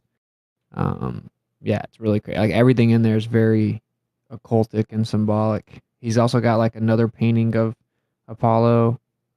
He's got like 4 references to Apollo in the room. Isn't Apollo like the sun god or something like that? Yeah. Beauty too, sun and beauty. And how funny! Why would they name the moon mission that? It's so stupid. They Yeah, want to Artemis associate makes themselves more with the sense. power. Artemis is actually the moon god. It would make more sense when in 1969 that everyone named it Artemis. But they probably have some sort of esoteric reasoning why they called it Apollo. You want to hear Yeah. another esoteric thing on this mission? Artemis, we all understand that, right? The twin sister of Apollo. Now check this out. In this mission, this fantasy mission, of course I don't believe in, the spacecraft that's orbiting the moon right now, what they claim, has a different name. Guess what it's named after? You got it. Another Greek god. Orion. Orion, yeah. Orion, yep. Like there's literally postcards made like about Buzz Aldrin. Buzz Aldrin, the first Mason on the moon, he was a master Mason in the Montclair Lodge, number 144, 32nd degree, in whatever, in Houston, recipient of the Knight Templar Cross of Honor in 1969, member of the Shrine of North America. And this dude jumped in and said, "That's not true." You clearly forged that. I got a question. Isn't the Greek god worship just actual like Egyptian god worship? Doesn't it go all the way back to that? They are Actually, you representing the can same trace gods. some of the gods to Summer, even before that, yeah. Yeah, the Greek, Egyptian gods came from Babylon, Sumeria, and then Some Okay. of those gods were translated to Greek. But yeah, like Well, it's all kind of the same, though, right? They're all kind of just worshiping the same energies. Yeah. Babylon, Egypt, Greek, Rome. All roads lead to Rome. More like Babylonia. More like yeah, okay. summer. Yeah, Okay, All roads Sumer lead is to connected summer. to Babylonia. Cool, Yeah. thank Another thing, which goes back to my point, that the rulers, the smart ones, understood that man has to believe in a power greater than him, in a God. It's like built into us because we wonder how we got here and there's no answers. And that's how they take advantage. They Well, knew that's that since summer. Yeah. There's more. It's more than that because you said the leaders or whatever. I mean, this is Machiavelli too, but it's obviously way before him.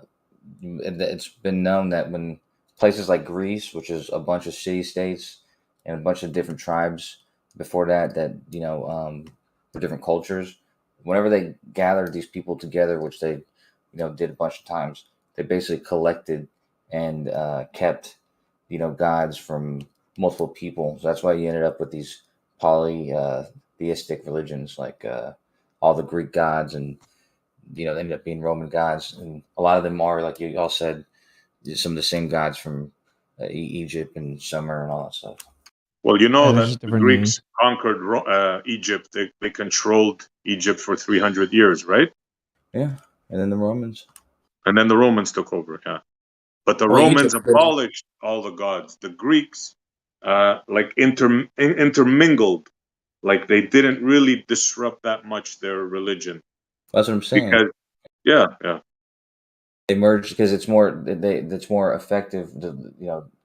Like the rule was more nurtured, and it was less likely for them to just break apart if they included all the cultures and things from everyone's culture. Yeah, they built a library of Alexandria.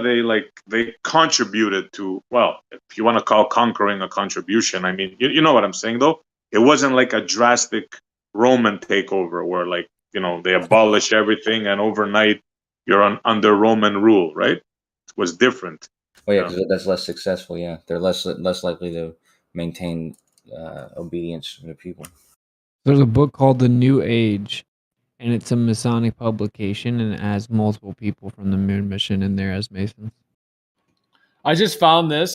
I've never heard of this before. Do you guys know that they claim that they established a Masonic lodge on the moon? Yeah, they did a that's ritual. the whole idea. Yeah, they broke bread. They had wine. Yeah. Yeah, and like pulled out their little handkerchief and their flag. Yep. Oh, I wonder if you can join that lodge. Says the Grand Master of Texas approved Bro Aldrin's request to establish a Masonic territorial jurisdiction there in an area known as the Sea of Tranquility. Tranquility Lodge number 2000 was established. Yeah, obviously it's a joke, right? Because they never went there. But yeah, even that story exists. Yep. It's like, why would you? Yeah, It's just let kind this of one go. You got to convenient. take this one on the chin. If you're a baller, you just got to eat this one. Well, and it's just kind of join that, yeah. It's weird because like the person who's so vehemently denying that any Masons or whatever went to space, as we're discussing the evidence, he spazzes out and tries to stop us and funding mute us. And then when he can't do that and gets modded, he just leaves and doesn't want to hear it. So now next time we're here and we say Masons are astronauts, he's going to deny it again because he wasn't presenting the evidence because he's fucking willfully ignorant. He willfully left and tried to spaz. That's the worst part is well, even when they do stay here and they remain for the evidence, they'll still say it the next day, but he'll definitely say it next time. I think it's just like, I don't know, for some, there's like a spectrum of ballers. Like, Moyak, you're back. Moyak, we just proved that the astronauts were Masons. Did you not know that? Like, if the astronauts were Masons, you would want to know that, though, right? So that you wouldn't jump in and say they're not Masons in the future.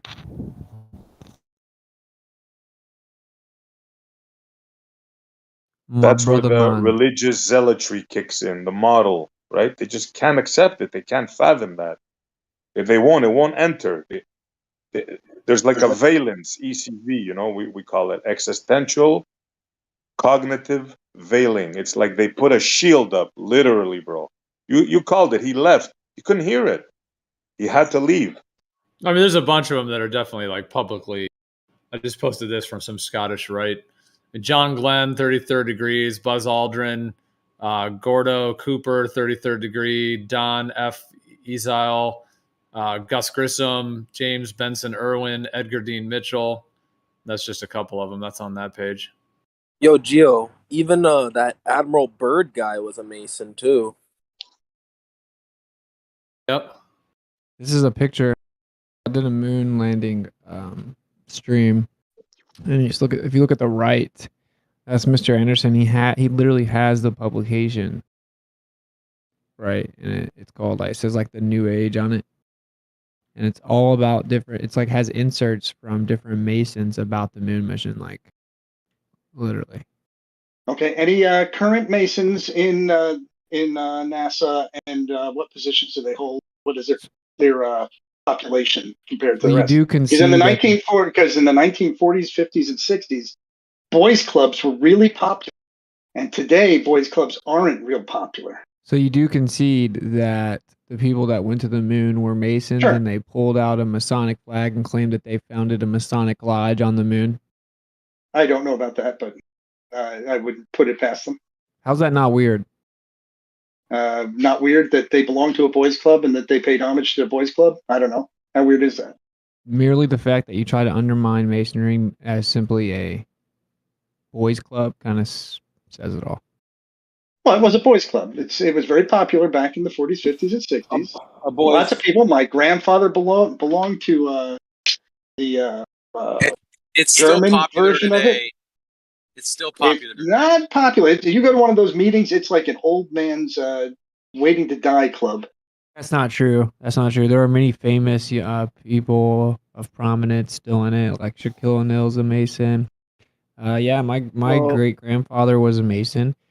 I don't care about your grandfather. That has nothing to do with the prominent astronauts being Masons, or how even in like somewhat more modern times they all did the Masonic symbol of the monkeys, like see no evil, hear no evil, speak no evil.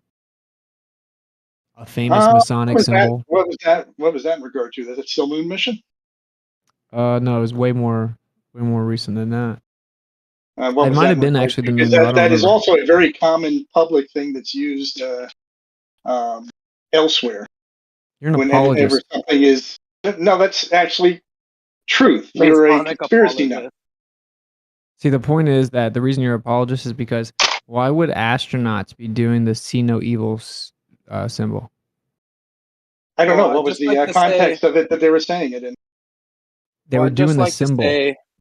Yes, they I'd were doing just it in like- symbol. Was it in regard to a conversation that's going? Were they just standing there one day, decided to take a photograph, and It's did literally the, just a picture that's evil? released. Okay, and what was it in regard to? These Just a picture. are astronauts who are what? What? It's just a picture. That's right. They There's released no a regard. picture of astronauts doing the see can I no see it? evil, hear no evil, speak no evil symbol. Can I see it? Well, I'd like to, what secret find are the out what the real astronauts keeping? resource is on that. Just Google it, man. I've What seen secret? it. I'm not going to just be able to Google your crazy source. I wanted to I've say seen it. something, and I I had was to look it up steamrolled like myself. 3 times. Yeah, I better look it up myself, man. Don't be a pussy. I Yeah, can't. okay, and I was cannot gonna find your say, crazy sources. thanks Your for links are all steamrolling me at born this to time, conspiracy Moya. nut shit. Mine aren't all linked to conspiracy nut shit. So when I do a search, I don't get the same stuff you get. All right, you Masonic apologist, you done steamrolling? Are you done calling names? Because if you are, you're going to get muted because you're not allowed to call names. This Shut dude's up. funny, dude. Shut up, mustache. He called you a Masonic Okay, apologist. I believe that this is toxic, All and I right. believe Gio does Yeah, not. because you Okay, keep why don't you just spazzing So leave? if over me. Gio doesn't Bye. encourage this, he might You actually keep stop him. spazzing Bye. over me. That's way more toxic. You keep steamrolling and spazzing over me. So shut your fucking mouth for a quick second, dude. All He's right. just So there's actually Moyak. He's just joking with you, man. I don't care. He's not supposed to use names. If he's going to use names, he should be warned. Moyak. No, Yeah, he's you're not just supposed joking, dude. you're not supposed to steamroll people actually 7 times in a row now. So you should be muted. Guys, you got to settle down. Moyak's already really frustrated at life. You got to play kid gloves here, okay? That's another toxic behavior when you start going into somebody's mind and claiming what they're saying. Hey, can I say what I wanted? Why are you Can I reaching? say what I wanted to say? Can I say No, what I wanted to say 5 moderator, minutes ago before I was steamrolled 5 times? Yeah. All right. So there's many different rites and organizations within Freemasonry. Scottish Rite, the most lamest and publicly available one, where yeah, there is a lot of old fucks who don't have a life in it. It's true, but there are other parts of Freemasonry, like the Knights of Malta, for instance. Almost every big CEO / executive in any bank around the entire world, bet you, maybe 50 to fucking 80% of them are part of the Knights of Malta, right? We also have another branch of Freemasonry called the Boule, and pretty much every black celebrity is part of the Boule. So when you come in here, right, and we have all the bankers, we have all the top bankers, we have all the black celebrities, we have all the old guys that are uncles in neighborhoods, we have all the fucking original astronauts. They're all part of Freemasonry. And for you to come in here and say, it's an unpopular boys club. I mean, even all the leaders during World War II were fucking in Freemasonic lodges. You're fucking crazy, dude.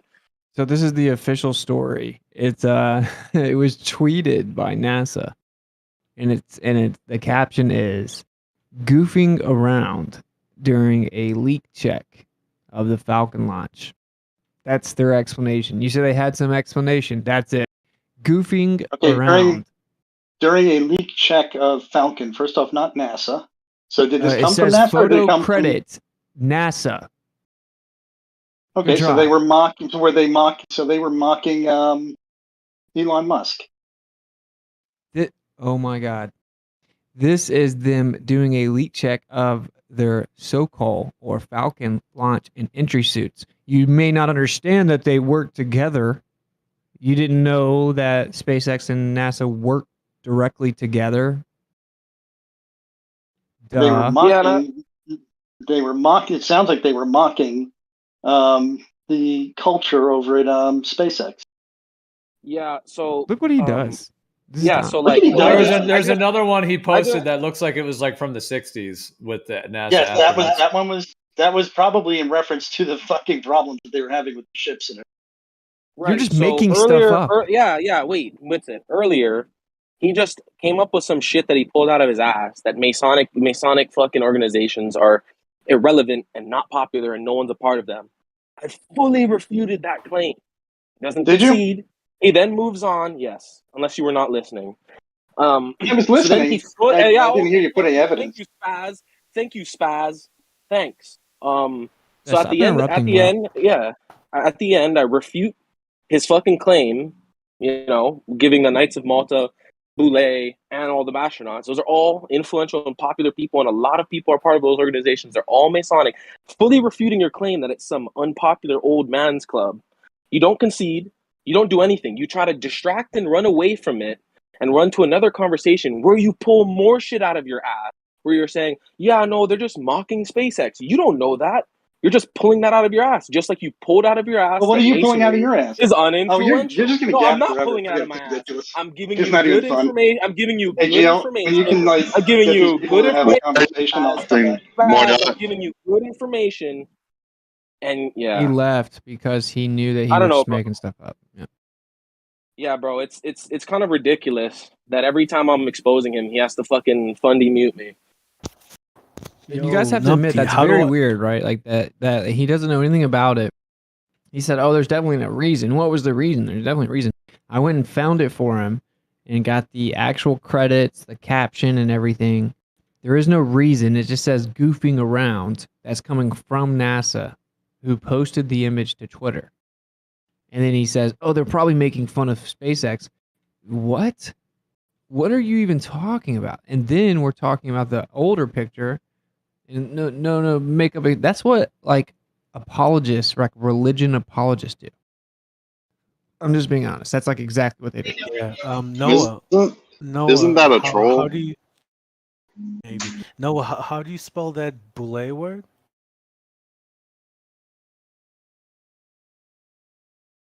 Noah. Sorry, I was carrying some fucking branches. I think it's Boule. Could be wrong. Just look up like Black Freemasonry and try to spell out Boule, and you'll find it. It'll have like Jay-Z on the front doing like sitting in a Masonic lodge. Damn, the things that people know, huh? Good call. I never heard of that one. Boule? Yeah. First time I hear that. All the black celebrities, basically all of them are part of it. It's like a black version of Freemasonry. Yet we're so stupid. We don't know anything, right? Yeah. Yeah, and like when I'm presenting evidence and giving substantial fucking information, that he clearly didn't know before. He just says like, nuh-uh, and then Fundy mutes me. And then when I finally get a chance to speak clearly after he's modded, he says, this is not fair, I have to go.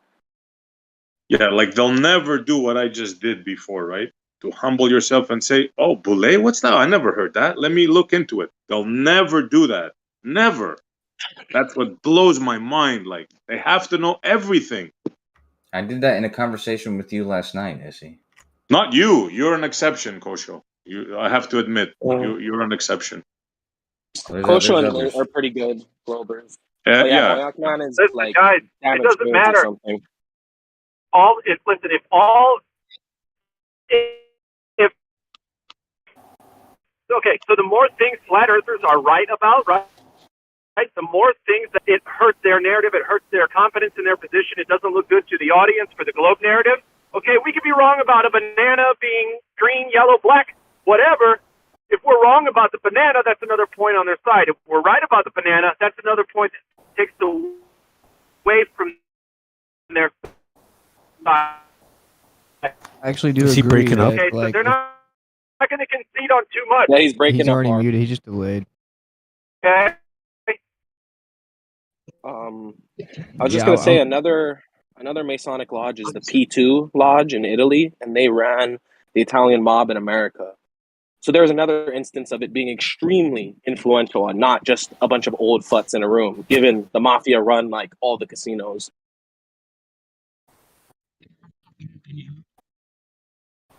I thought it was the Jews and the natives that run the casinos.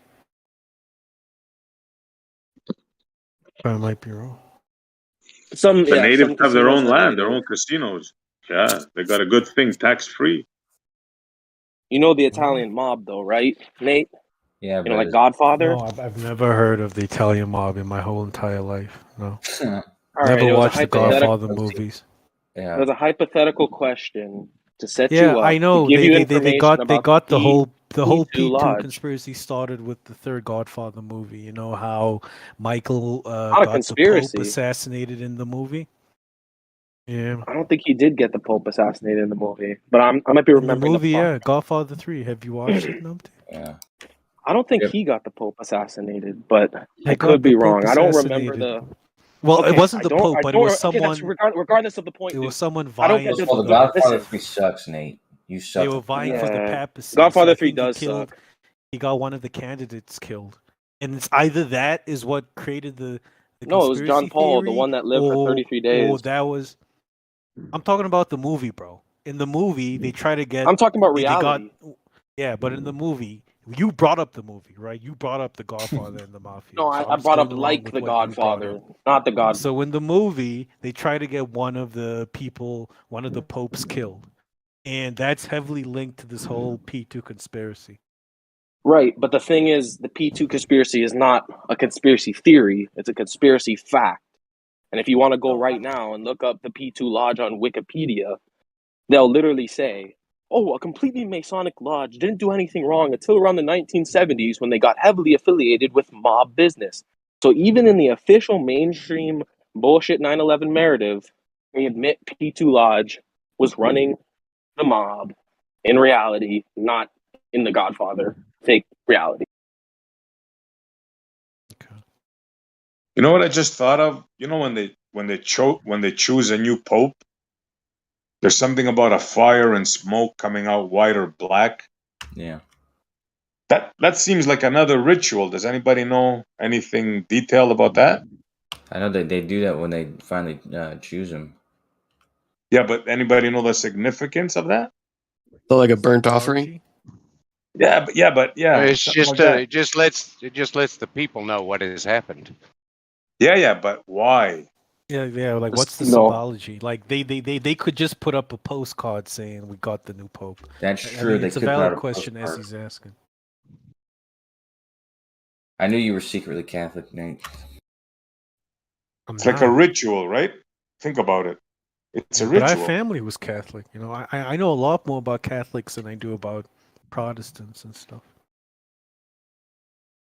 Catholicism is filled with rituals. All religion is. It's ritualistic, right? Yeah, but there's usually a significance when they do something. I don't know. Does Buddhism have rituals? Yeah. Hold on. What So is rocket baptism? launches, for the audience, really quickly, I want to tell the audience about the ritual thing. The rocket launches are ritualistic, phallic, and ritualistic. Yeah. Fire and smoke. Yeah, they were gonna shape the rockets like alien spacecraft, like UFOs, but they want them to look like cocks, so they keep shaping them like that. We know you're behind that, Kosho. Too bad Travis isn't here. He'd know why the smoke thing. He knows a lot about cocks. No, I just looked it up. They What the hell was that, Kosho? It goes for their votes. Like they're voting. Like the Cardinals, they vote, and depending on if they came to a vote or not, the smoke's either white or black. Yeah, we know. We're asking, what's it symbolically represent? Apparently, something about burning the. They burned the inspection ballots. So what? So when they burn depending inspection ballots and white smoke comes out, so that means they found a new pope. Apparently, it's an ancient ritual that they've done since way back when. It doesn't seem to have like a deeper meaning behind it. No way, man. It's gotta have a meaning. There's no way they do that. It's gotta have a meaning. Well, what it's saying is that it was in its origin, it was actually just purely practical. That's the story. Yeah. It was the way to communicate effectively back then.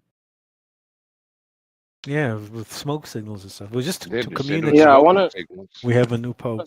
They were able to say what happened Say without. something about the Pope in the Godfather movie. So basically, the one that got instated, and then he lived for 33 days, and he went to sleep and died. Pope John Paul I. That's the facts.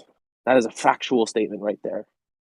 They used this information in Godfather 3 to make a better movie, but no, there actually was a pope that was the pope for 33 days and just went to sleep on the 33rd day and died. Yo, Pope back to John the Paul smoke. I never even died. Where's Pete Shea at? It's symbolic of their ability to effectively communicate to the world. So what the idea was that they didn't have to reveal themselves and could maintain secrecy when revealing the results to people back in the day, and that it's considered symbolic now of the Catholic Church's ability to effectively engage the world. That's a possible explanation, but they could have easily done it with a masked man waving either a red flag or a white flag, for example, from the balcony. But yet But they then people would burning know there's something up, and Bessie. What? Because it was coming from the chimney where the Pope resides, right? So if you had someone standing there with the flag, it would catch everyone's attention, and they didn't want everyone knowing. No, but It I seems think like it's- like no, what that was the Woodson said. opposite, bro. No, but it They seems wanted like what everybody Woodson to said. know. They actually didn't. The smoke was only to communicate with certain people. Well, no, it's more so that those people didn't have to show their actual faces, so the cardinals could remain unseen. Yeah. They could have wore a mask. Well, so their choices they were anonymous basically. Like nobody could. They could have wore a mask. Hello. Or they could have just, or SE, they could have just sent smoke up the signal too. Yeah, SE, that doesn't make any sense. Like, say you're in a big city, right, and you live in a house like 3 blocks over, you're not going to see a flag. You know, you're going to see the smoke fly in the air. That's the I idea. The suppose, idea is yeah, that everyone yeah. in the town can see it from a distance, and that I'm just reading it. I mean, that's what it says. So. Yeah, but even their votes would be anonymous even amongst them. So, you know, this way there's not a single person who would be able to kind of tell who voted for who. Okay, so an early day text message. Okay, right. Yeah, basically like Twitter before Twitter. Yeah. The original instant message. Okay, I guess I could buy that one. Yeah. They text me. But I still think it has something to do with burning and offerings, and I don't know. The only one that has this issue with Discord lately, where like it won't paste the link the first time you try to do it. What happens when you do it? Onto you with it. I just keep pasting it and nothing pops up, like over and over and over. Just stays empty. The text box I have to do like 4 times, and I've uninstalled and everything. They're watching. So when you paste it, it disappeared from your text box and nothing appeared at all in the feed. Well, yeah, just as I paste it, nothing pops into the text box at all. You know, yeah. I mean, I wonder if you would have waited if something would have came up, but I don't know. So it says the smoke was to tell the whole world, not what somebody else was saying. Was it Left Lane that was saying it was just for a select few? It's symbolic of being able to effectively engage the world. Yeah. Yeah, not like a code just for The the only few. secrecy part is they didn't want to reveal their personal identities to do so. Yeah.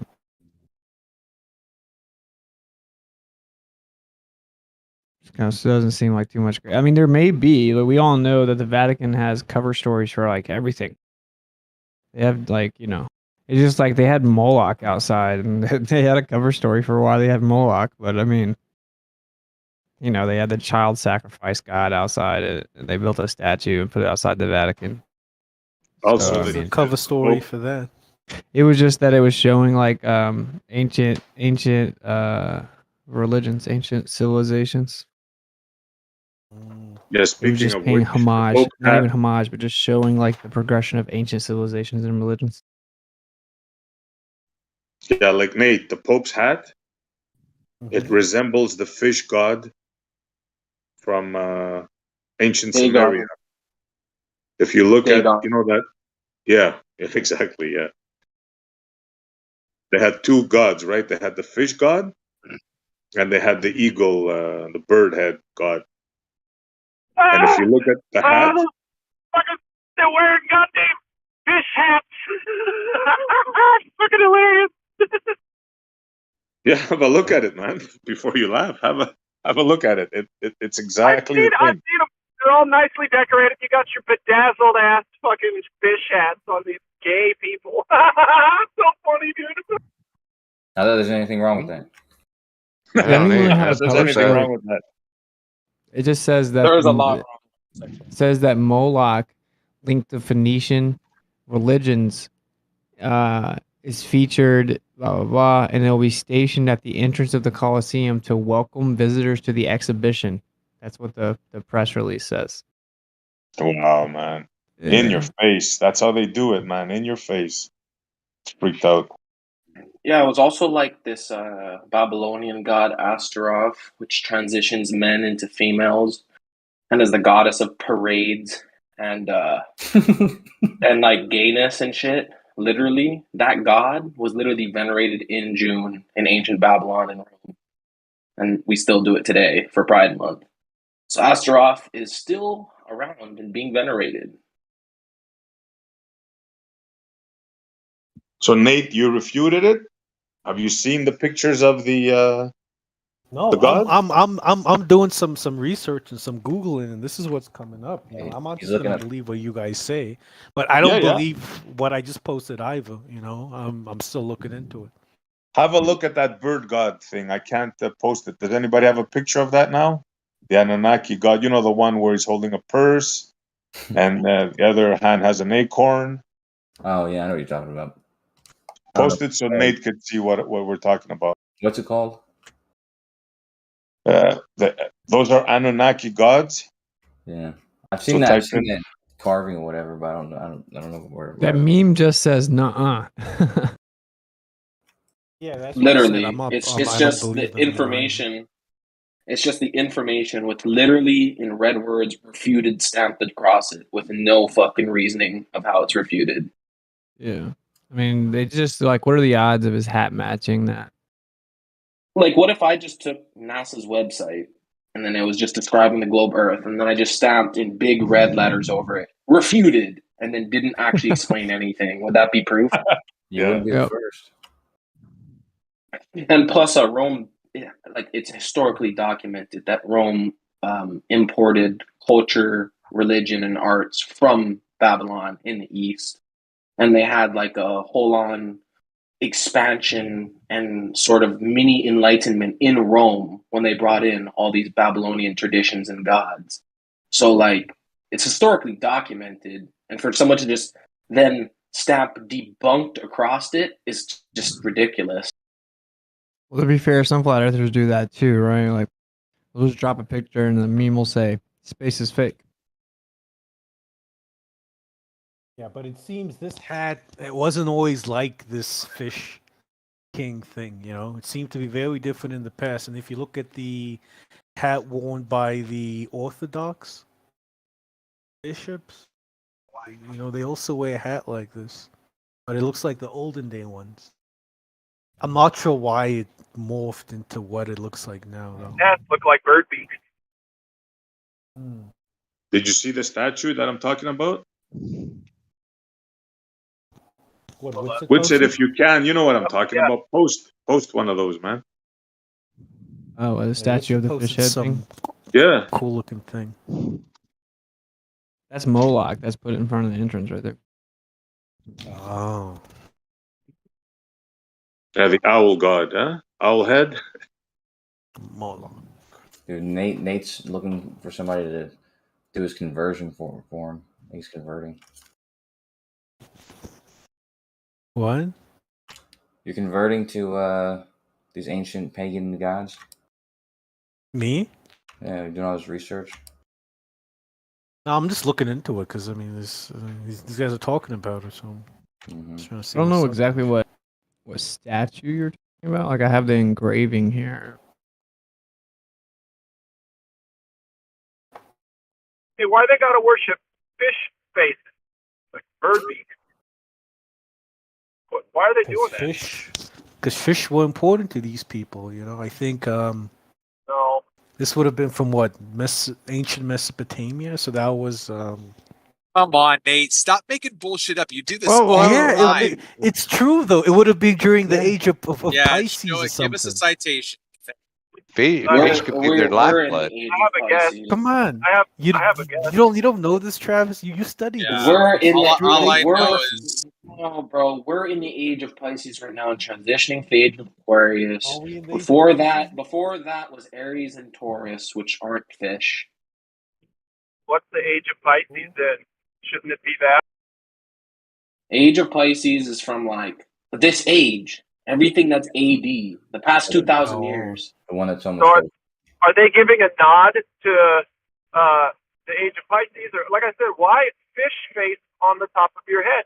No, it's way deeper than that. The stories actually claim that, like, they actually claim that there were deities that were half fish, half man, and they came and taught them everything about their civilization, and they came out of the sea. And the story is in the Mayan culture. It's in Babylonia. It's even found in China. From back in the day, they claim that they came and taught I get them. that. Like mermaids. And Yeah, the like Olmecs. mermaids, yeah. And the Olmecs. You know who the Olmecs are, Witsit? Olmecs? Yes, they're older. They're a civilization in South America that are older than the Maya and the Aztec that were around thousands of years ago. And they also have this fish god with the little bag that pulls up on the shore depicted in their masonry. Wow, no, that's crazy. And they all seems to allegedly track back to Atlantis. They were great merchants. They came out of the sea and taught them how to read and write and make fire to cook food and create laws for society, blah, blah, blah. It's weird because like they say the same story around the whole world. Yeah, and one of the gods was benevolent, and the other one was the complete opposite. And thank God the fish one was the benevolent one. The other one was supposed to be the war, like one. Yeah, and they even have some of these miters even have like little eyeballs on the side to represent the eyeballs of the fish.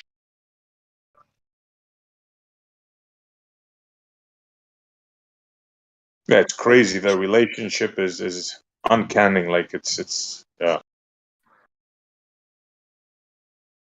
Yeah. And they try to use like the fish symbol, which actually tracks back to this, and claim it represents Christianity or something. Which it's just made up. Nothing to do with it. But yeah, you know, like the fish symbol you'll see on people's cars and stuff. The Jesus fish symbol. That's where it comes from the fish god. Yep. Yeah, but like the actual scriptures and stuff don't say anything about that. It's Yeah, so well, weird. of course Isn't they're not. that, Yeah. isn't that just a nod to the Vesica Pisces? Wait, didn't he make like a Yes. lot of fish one time? Yeah. But I mean, I don't think they would base a whole bunch of shit off that. No, this is just a symbol. This symbol itself is exactly like the symbol from back in the day. So they just like use that story as a front to throw it all over mainstream Christianity, which is obviously occultic in nature. Yeah, you know, The story of him making one fish into multiple fish to Yeah. feed the hungry, right? Yeah. Yeah. It's a cover story. But you know that thing about you know, merging these things together. Like first of all, because my dad used to be, he still is religious, but he's like a rabbi, and he would go in all about like the pagan, all the pagan traditions that got merged with Christianity. They're kind of obvious, but it goes back to what I was saying about when they merged these cultures together. They would like merge these pagan traditions like Easter in with, you know, the actual Easter of you know, what it signifies in Christianity. But you know, there's nothing about Christianity that has to do with like bunny rabbits and you know, all that kind of stuff. That's like fertility shit. It's pagan shit that they just merged with Christianity. Correct. Yeah, that's the pagan goddess of fertility, and then maybe Mithra, and then like there's this crazy dark story of what she does in a cave and murder and all this crazy stuff. They always do that. Same thing with Christmas. Yeah, Well, but your Christmas kid's is gonna about be the born on winter Christmas. Huh? solstice. What's up? Your kid's gonna be born on Christmas, huh? Yeah, or close to it. Yeah, her due date is 26. But you know, like less than 5% of children are born on their actual due date. Oh yeah, sure. She's gonna But hate yeah, so that. we're hoping she'll maybe be born a day early. And we'll just celebrate her instead of Nimrod. Yeah, that makes sense. That makes more sense. Because kids who celebrate both, yeah, because you know they're like they feel outshadowed or something. But yeah, if you don't celebrate Christmas and you celebrate your birthday instead, yeah, that makes sense. It'll be like a very convenient replacement, yeah. Yeah. But I don't know. Like I think I want to say 80% of women's first child is born after the due date on their first child, and then 60% for their second, third, and fourth subsequent children is after. So like usually it's after. That's because they, of course, they go back to your like cycle, right? So it's like you obviously didn't actually become pregnant to the date that they go to, and it could be like as far as 2 weeks off. So anyway, so she may not be born until like January or something.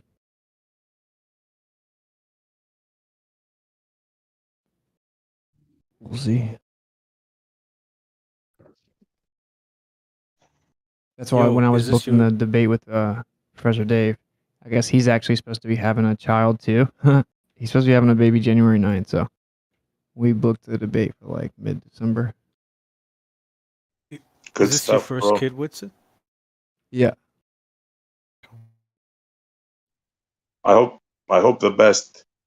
You know what? I just posted a give you picture chance of the to. fish god, guys. Have a look. Hey, Whitson, that'll give you a chance to say to. Can you guys hear me? By the way, mic check. Yeah. Yeah, it'll give you a chance to say to him, like in you know, in the interest of both of our children that are about to be born, can you answer honestly one question? If it is true that we don't live on a spinning ball, would you want to know, and how would you go about finding out if I'm right about anything I said today? And wouldn't it be a better world if the truth were told? Something of the sort. That was 3 questions. Make him swear on his unborn trying kid. to think Oh of man. the best way. You know what I'm saying? Though you could appeal to that in a way. Yeah. Well, we all know he's probably going to be really rude and stuff, but I'm just going to try to be cool. Yeah. Bro, you should Are definitely you having have a boy? the fallacy counter. I think that'd be great, bro.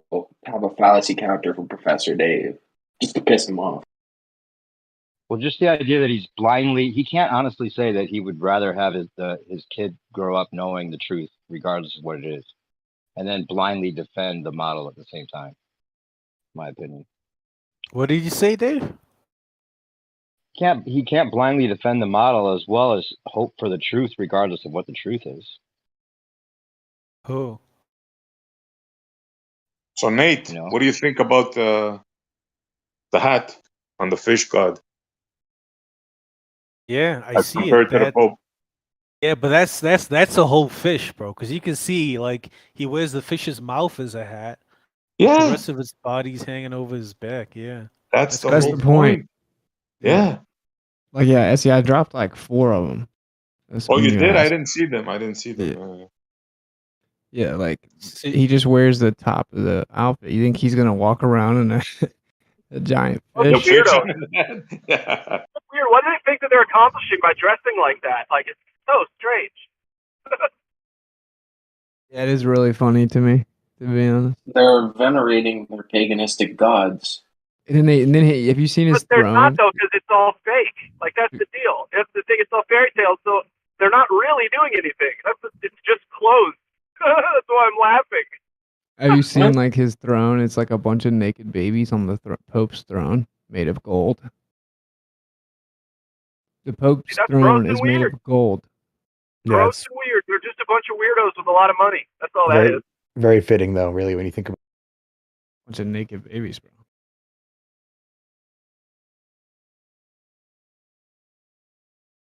Who can defend that? It's weird. Yeah, look at all these similarities, man. Fish gods, the Pope with a fish hat, all the names of the mission, which we were starting talking about and we veered off, which is cool. All the names after Apollo, Artemis, Orion, even the thing supposedly going around the moon right now, which of course I don't believe, is named Orion after a Greek god. Can you, fathers, can you at least admit, like, like Arsenio used to say, things that make you go, But aren't they just carrying on the tradition as to what the ancient Greeks and Romans did? Name everything in the sky after their gods? Yeah, but it started in Samaria, is what I'm trying to tell you, bro. Oh. All this God thing, right? Leaders associating themselves with gods for rule. All that started back then, and I'm sure we're gonna find older cases of this, But as far as we know, Well, you guys know about how it's like a giant snake. The Vatican. Yeah, that Vatican head on the inside of that ceremony hall. I mean, it's like you can show somebody in the mainstream that picture, and they'll be like, "I don't see anything wrong here." Well, did you know that the outs? In space, and they're like, "That checks out. I don't know what you're talking about." Yeah, no, dude, and like even actually from the outside. So if you look at the building from the outside, it's also a snake. Yep. Yeah. Doesn't it also cross borders between two different countries or cities or something? Isn't it in two different places at once? I don't know, but look, this is the picture from the outside. I think it You is see? built on a border. That's clearly a snake head, dude. It's just kind of funny because why would a church or an organized church proclaiming to profess like the gospel and the Bible then have a fucking giant snakehead building given sin and everything bad in the entire world and death are all said to be caused by a snake tricking someone to eat a fruit. So it's like they're buying it. you see it from like if you look at the stage, you see a snake, and the Pope when he talks, he looks out and sees a snake as well. And not to mention the statue that's in there, called like the Resurrection or something. Yeah, with And it's like a really deformed, weird looking version of Jesus with all these like skulls like blasting out from the ground around him and shit. Like skulls? Really? It's kind of weird. Dude, It's like that. It's like they have a reptile dysfunction.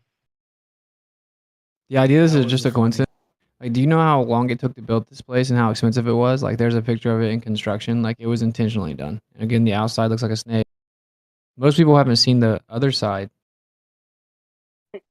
Well, speaking of things that took a long time to build, what about the country of Israel built by German and American tax dollars? Fucking blasphemous nation.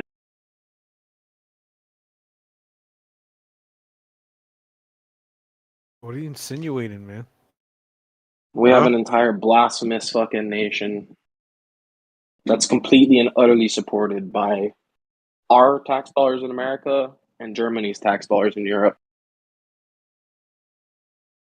Yeah, you're actually not even allowed to question that, or you're anti-Semitic. So chill out. I don't know about that because Semitic is like a language and a people that Don't we like even the Arabs are considered Semitic. I know the that's Arabs my. are considered Semitic, and I've never said anything about Arabs. That So was- really, yeah, I'm not. I was joking, man. That's what I always say. I'm the one that's been saying that for like 2 years. That Semitic's a Mediterranean language. How could I be anti-Mediterranean language? If Yeah. someone from Palestine criticizes Israel, they're anti-Semitic. Like what a cool. I have a video. Criticizing Israel, so we can't criticize a political organization now. Have you guys seen Kind the of video ridiculous.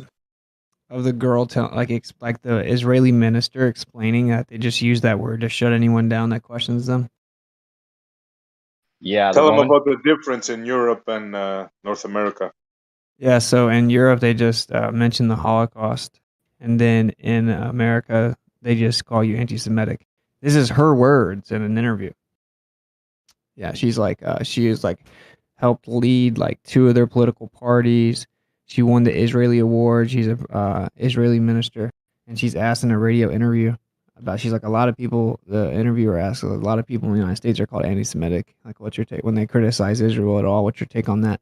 She said, "Oh yeah, it's a trick that we play. When people in Europe question Israel, we bring up the Holocaust. When people in the United States question or critique Israel, we just call them anti-Semitic. It's just a trick we play." Like, wow. Yeah, it's kind of like the Globers who, like, as you're explaining something, will just spaz on top of you and not let you finish your point. It's like a tactic. It's a disingenuous tactic. Oh, come on. But I mean, both sides do it, man. But that's extremely like un-American, right? The whole idea of America and free speech. No, I'm serious. It's completely un-American. The whole thing where we can't criticize Israel. That is the most un-American thing I've ever heard. The whole Yeah, but that's foundation, supposedly the mythos of America.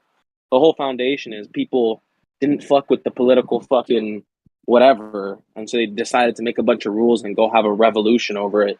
The first rule being you should be able to criticize anyone politically that you want, and you should be able to have any religion you want.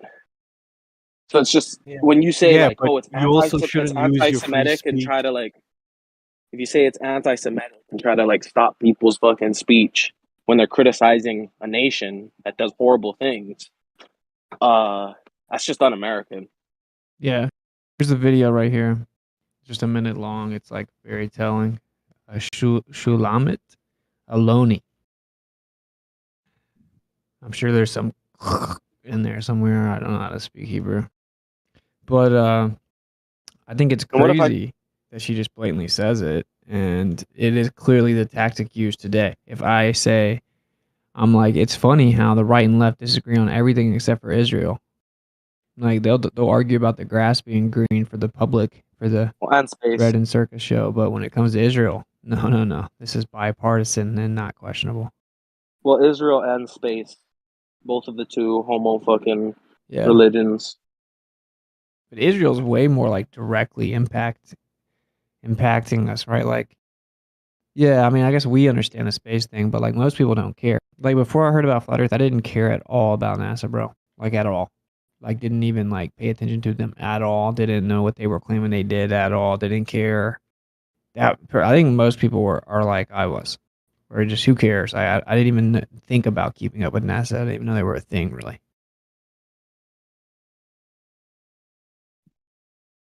I mean, maybe that's just me, but like it's not that I didn't know they were a thing, literally. But I just didn't care. Like I wasn't keeping up with the U.S. claiming they were doing stuff in space. You know, like I just didn't care. Well, if they really were doing stuff in space, we would all keep up with it, and we'd be glued to the TV, just like amazed that they're actually doing it.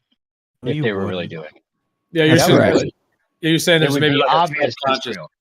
You're saying there's like a subconscious because it's not real, that there's like a subconscious kind of component that a lot of people just don't actually care about. There's Yeah. only some that are like the fans and nobody else really cares. Well, I think they don't even really push it because of that, right? Like they don't even like put like if it was so real, it would be shoved in our face everywhere. And It'd it's be really amazing.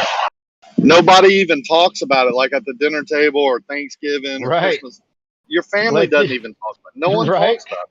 Did you hear they put a rover on Mars? You know, like we'd all be like, oh my God. And then they had to do this. And then at the last second, you can see it. It's like it's the real thing right there landing. They had all the cameras on it. And oh man, I mean, it was so fucking real. They'd be putting That's that how it video would up on TV, man, at everybody's Exactly. house, at every function. The Mars landscape would be on everyone's TV. Yeah. Everyone knows. Absolutely. They And know we would it's know for sure. It wouldn't be just a questionable animation that you have to buy by faith. well, everyone knows for sure that it could be fake. Like when you ask Right. people about like it's not that they know it is fake, but like everyone knows it could be fake, and they're almost like, do I really need to like? do I Yeah, need to But beat now, my yeah, ch- it's yeah. out there. Yeah. Do I And need they to even give scream? you a reason. Like when you ask them, do you think they go, oh yeah, they've been doing this for years. Propaganda is, something that we're used to, especially the older people that went through the wars and stuff. They know. Well, also a lot of people questioned the moon landing when it happened. So like a lot of people from my understanding, the notion was kind of like, shh, you know what I'm saying? Like it might be fake, but shh, because we're going against the Soviet Union. This is for patriotism versus communism. And so it was like, oh, they may have faked it, and everyone knew it may have been faked. But they were like, we're just gonna turn our head to this, and no, it's real, Are you right? Because we're winning are the you war. just That's not what speculating? that's not what I was told. I was told Witz. most people believed it to be true, and those that thought it was a conspiracy, it was like you guys, it was a small group. Yo, what's it? It's You're the fooling funniest yourself thing. if you think it's a small group. Yeah, literally, bro. Like, I talk to people all the time about the moon landings in the UK, and I would say it's 50-50. Like, half the people I talk to are like, yeah, that never happened. If you think that's a I was small just group, gonna then that's say. cool. I was just gonna say my uncle, who doesn't talk about conspiracies with anyone, who doesn't give a fuck. All he does is drink and then fucking on the weekends and party with his boys and fucking have like a fucking job where he does those electric wires and shit on the thing. He never believed in the moon landing, and I know he didn't because like my dad would be like, I can't believe he didn't believe in the moon landing, blah blah blah. And then like also like I just remembered, dude, like I was in my car. My mom was driving somewhere with my auntie, not my like blood auntie, but like one of my mom's good friends, and she's really old, not that old, but like old enough, you know what I mean? And she was saying how like when she was 5, when she was 5, it was 1969, and then I was like, oh, you mean when they faked the moon landing, bro?